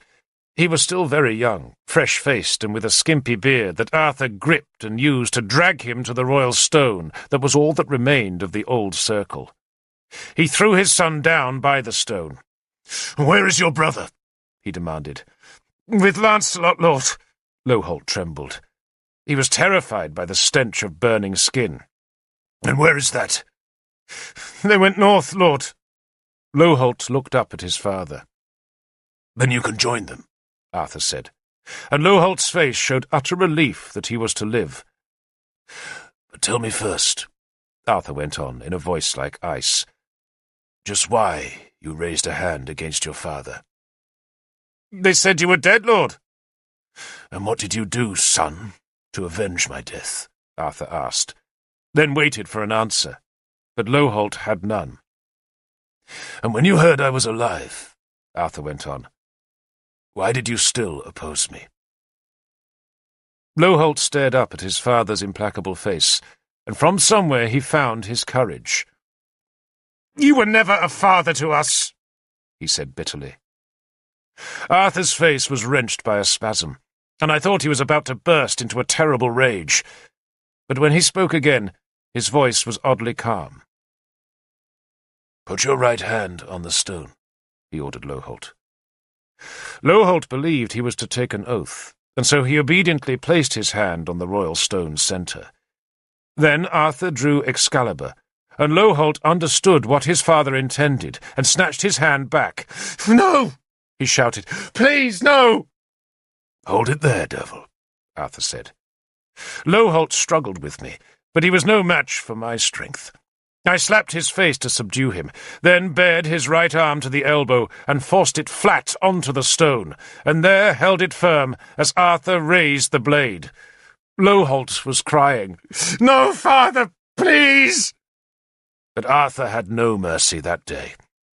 Not for many a day. "You raised your hand against your own father, Loholt, and for that you lose both the father and the hand. I disown you." And with that dreadful curse, he slashed the sword down, and a jet of blood spurted across the stone as Loholt twisted violently back. He shrieked as he snatched his bloody stump back and gazed in horror at his severed hand. Then he whimpered in agony. "Bind it," Arthur ordered Nimue. "Then the little fool can go." He walked away. I kicked the severed hand with its 2 pathetic warrior rings off the stone. Arthur had let Excalibur fall onto the grass, so I picked up the blade and laid it reverently across the patch of blood. That, I thought, was proper. The right sword on the right stone, and it had taken so many years to put it there. "Now we wait," Arthur said grimly, "and let the bastard come to us." He still could not use Lancelot's name. Lancelot came 2 days later. His rebellion was collapsing, though we did not know that yet. Sagramor, reinforced by the first 2 contingents of spearmen from Powys, had cut off Cerdic's men at Corinium, and the Saxon only escaped by making a desperate night march, and still he lost more than 50 men to Sagramor's vengeance. Cerdic's frontier was still much further west than it had been, but the news that Arthur lived and had taken Caer Cedern, and the threat of Sagramor's implacable hatred, were enough to persuade Cerdic to abandon his ally Lancelot. He retreated to his new frontier, and sent men to take what they could of Lancelot's Belgic lands. Cerdic at least had profited from the rebellion. Cerdic brought his army to Caer Cedern. The core of that army was Lancelot's Saxon guard, and 200 Belgic warriors, and they had been reinforced by a levy of hundreds of Christians, who believed they were doing God's work by serving Lancelot. But the news that Arthur had taken the Caer, and the attacks that Morfans and Galahad were making south of Gleevum, confused and dispirited them. The Christians began to desert, though at least 200 were still with Lancelot when he came at dusk 2 days after we had captured the royal hill. He still possessed a chance of keeping his new kingdom, if only he dared to attack Arthur. But he hesitated, and in the next dawn Arthur sent me down with a message. I carried my shield upside down and tied a sprig of oak leaves on my spear to show that I came to talk, not fight. And a Belgic chieftain met me and swore to uphold my truce before leading me to the palace at Lindinis, where Lancelot was lodging. I waited in the outer courtyard, watched there by sullen spearmen, while Lancelot tried to decide whether or not he should meet me. I waited over an hour, but at last Lancelot appeared. He was dressed in his white enamelled scale armour, carried his gilded helmet under one arm, and had the Christ-blade at his hip. Amhar and the bandaged Loholt stood behind him. His Saxon guard and a dozen chieftains flanked him, and Bors, his champion, stood beside him. All of them reeked of defeat. I could smell it on them like rotting meat. Lancelot could have sealed us up in the Caer, turned and savaged Morfans and Galahad, then come back to starve us out. But he had lost his courage. He just wanted to survive. Sansom, I noted wryly, was nowhere to be seen. The Mouse Lord knew when to lie low. "We meet again, Lord Derval," Bors greeted me on his master's behalf. I ignored Bors. "Lancelot!" I addressed the king directly, but refused to honour him with his rank. "My lord Arthur will grant your men mercy on one condition." I spoke loudly, so that all the spearmen in the courtyard could hear me. Most of the warriors bore Lancelot's sea-eagle on their shields, but some had crosses painted on their shields, or else the twin curves of the fish. "The condition for that mercy," I went on, "is that you fight our champion man on man, sword on sword. And if you live, you may go free, then your men may go with you. And if you die, then your men will still go free. Even if you choose not to fight, then your men will still be pardoned, all but those who were once oath-sworn to our Lord King Mordred. They will be killed." It was a subtle offer. If Lancelot fought, then he saved the lives of the men who had changed sides to support him, while if he backed down from the challenge, Then he would condemn them to death, and his precious reputation would suffer. Lancelot glanced at Bors, then back at me. I despised him so much at that moment. He should have been fighting us, not shuffling his feet in Lindinis's outer courtyard. But he had been dazzled by Arthur's daring. He did not know how many men we had. He could only see that the Cair's ramparts bristled with spears, and so the fight had drained out of him. He leaned close to his cousin, and they exchanged words. Lancelot looked back to me after Bors had spoken to him, and his face flickered in a half-smile. "My champion Bors," he said, "accepts Arthur's challenge." "The offer is for you to fight," I said, "not for someone to tie and slaughter your tame hog." Bors growled at that, and half drew his sword, but the Belgic chief who had guaranteed my safety stepped forward with a spear, and Bors subsided. "And Arthur's champion?" Lancelot asked. "Would that be Arthur himself?" "No," I said, and smiled. "I begged for that honor," I told him, "and I received it. I wanted it for the insult you gave to Cynwyn. You thought to parade her naked through Inniswydran, but I shall drag your naked corpse through all Dumnonia. And as for my daughter," I went on, "her death is already avenged. Your druids lie dead on their left sides, Lancelot. Their bodies are unburned, and their souls wander." Lancelot spat at my feet. "Tell Arthur," he said, "that I will send my answer at midday." He turned away. "And do you have a message for Guinevere?" I asked him, and the question made him turn back. "Your lover is on the Cair," I told him. "Do you want to know what will happen to her?" "Arthur has told me her fate." He stared at me with loathing, spat again, then just turned and walked away. I did the same. I went back to the Cair, and found Arthur on the rampart above the western gate, where, so many years before, he had talked to me of a soldier's duty. That duty, he had said, was to fight battles for those who could not fight for themselves. That was his creed, and through all these years he had fought for the child Mordred, and now, at last, he fought for himself, and in so doing he lost all that he had most wanted. I gave him Lancelot's answer, and he nodded, said nothing, and waved me away.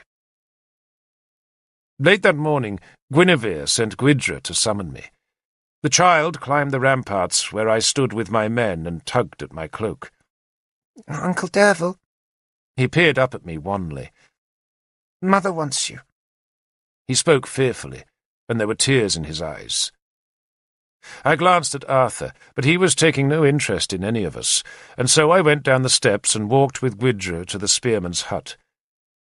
It must have cut Guinevere's wounded pride to the quick to ask for me, but she wanted to convey a message to Arthur, and she knew that no one else in Cair Cadern was as close to him as I. She stood as I ducked through the door.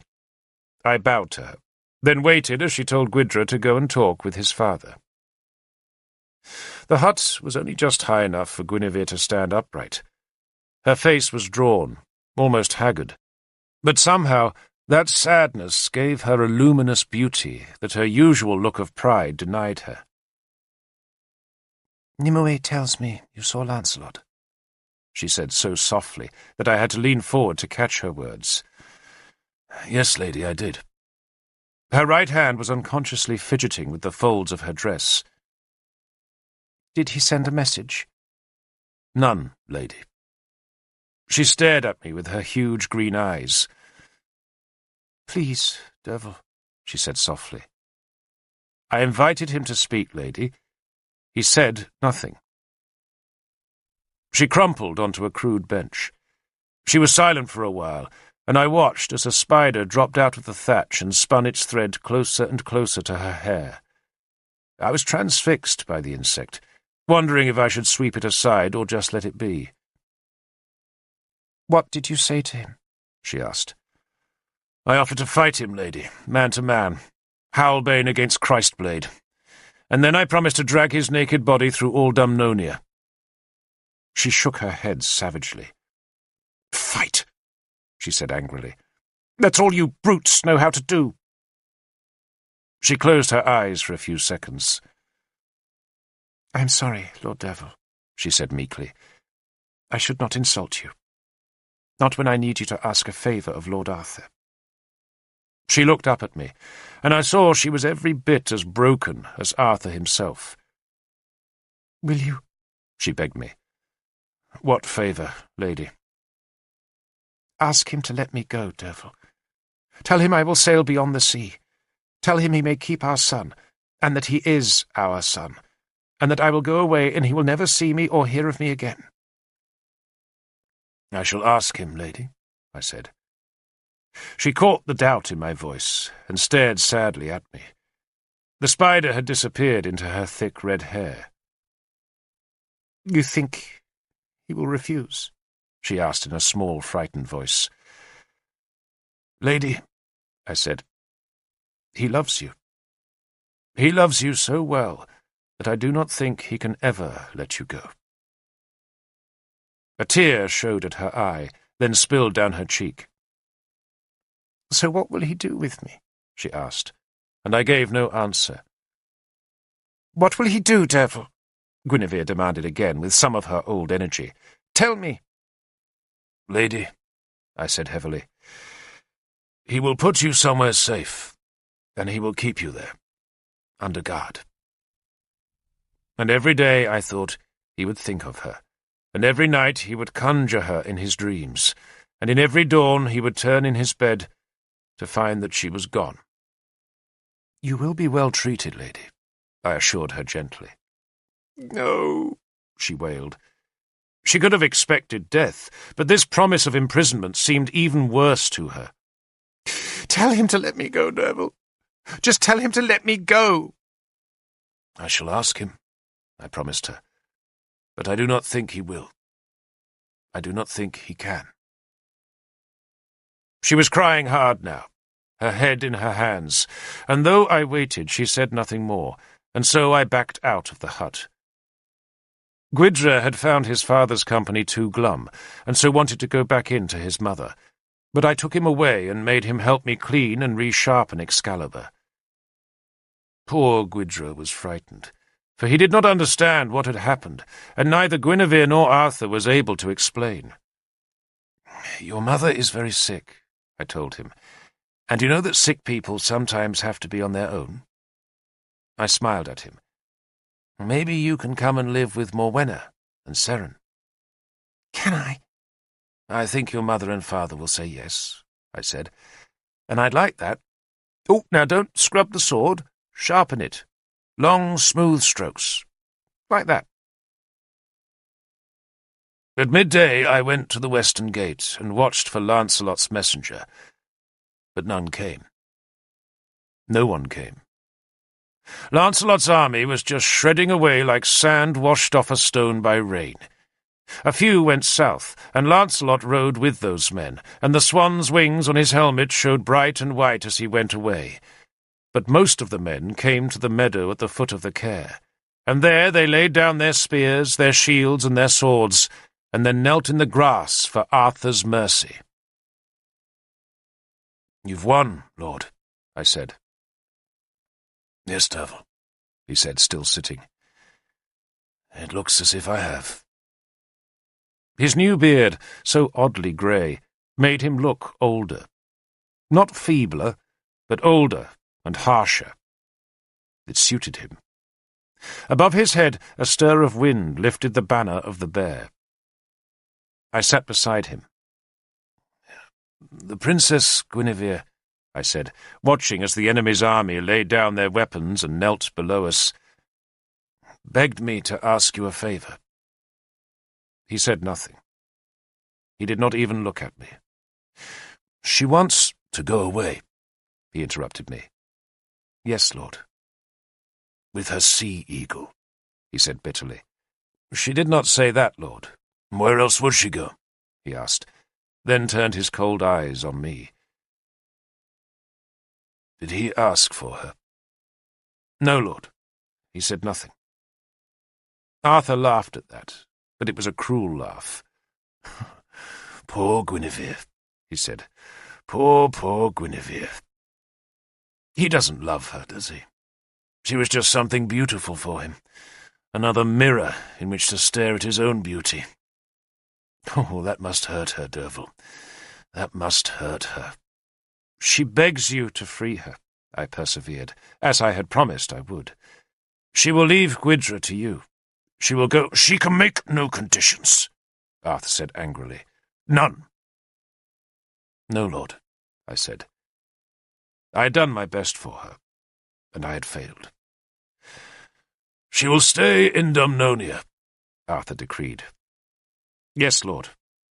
And you will stay here too, he ordered me harshly. Mordred might release you from his oath, but I do not. You are my man, Derval. You are my counselor, and you will stay here with me. From this day on, you are my champion. I turned to look at where the newly cleaned and sharpened sword lay on the royal stone. Am I still a king's champion, lord? I asked. We already have a king, he said, and I will not break that oath. But I will rule this country. No one else, Derval. Just me. I thought of the bridge at Pontus, where we had crossed the river before fighting Ael. If you won't be king, lord, I said, then you shall be our emperor. You shall be a lord of kings. He smiled. It was the first smile I had seen on his face since Nimue had swept aside the black curtain in the Sea Palace. It was a wan smile, but it was there. Nor did he refuse my title. The Emperor Arthur, Lord of Kings. Lancelot was gone, and what had been his army now knelt to us in terror. Their banners were fallen, their spears were grounded, and their shields lay flat. The madness had swept across Dumnonia like a thunderstorm, but it had passed, and Arthur had won. And below us, under a high summer sun, a whole army knelt for his mercy. It was what Guinevere had once dreamed of. It was Dumnonia at Arthur's feet with his sword on its royal stone. But it was too late now. Too late for her. But for us, who had kept our oaths, it was what we had always wanted. For now, in all but name, Arthur was king. That was Enemy of God by Bernard Cornwell. Narrated by Jonathan Keeble.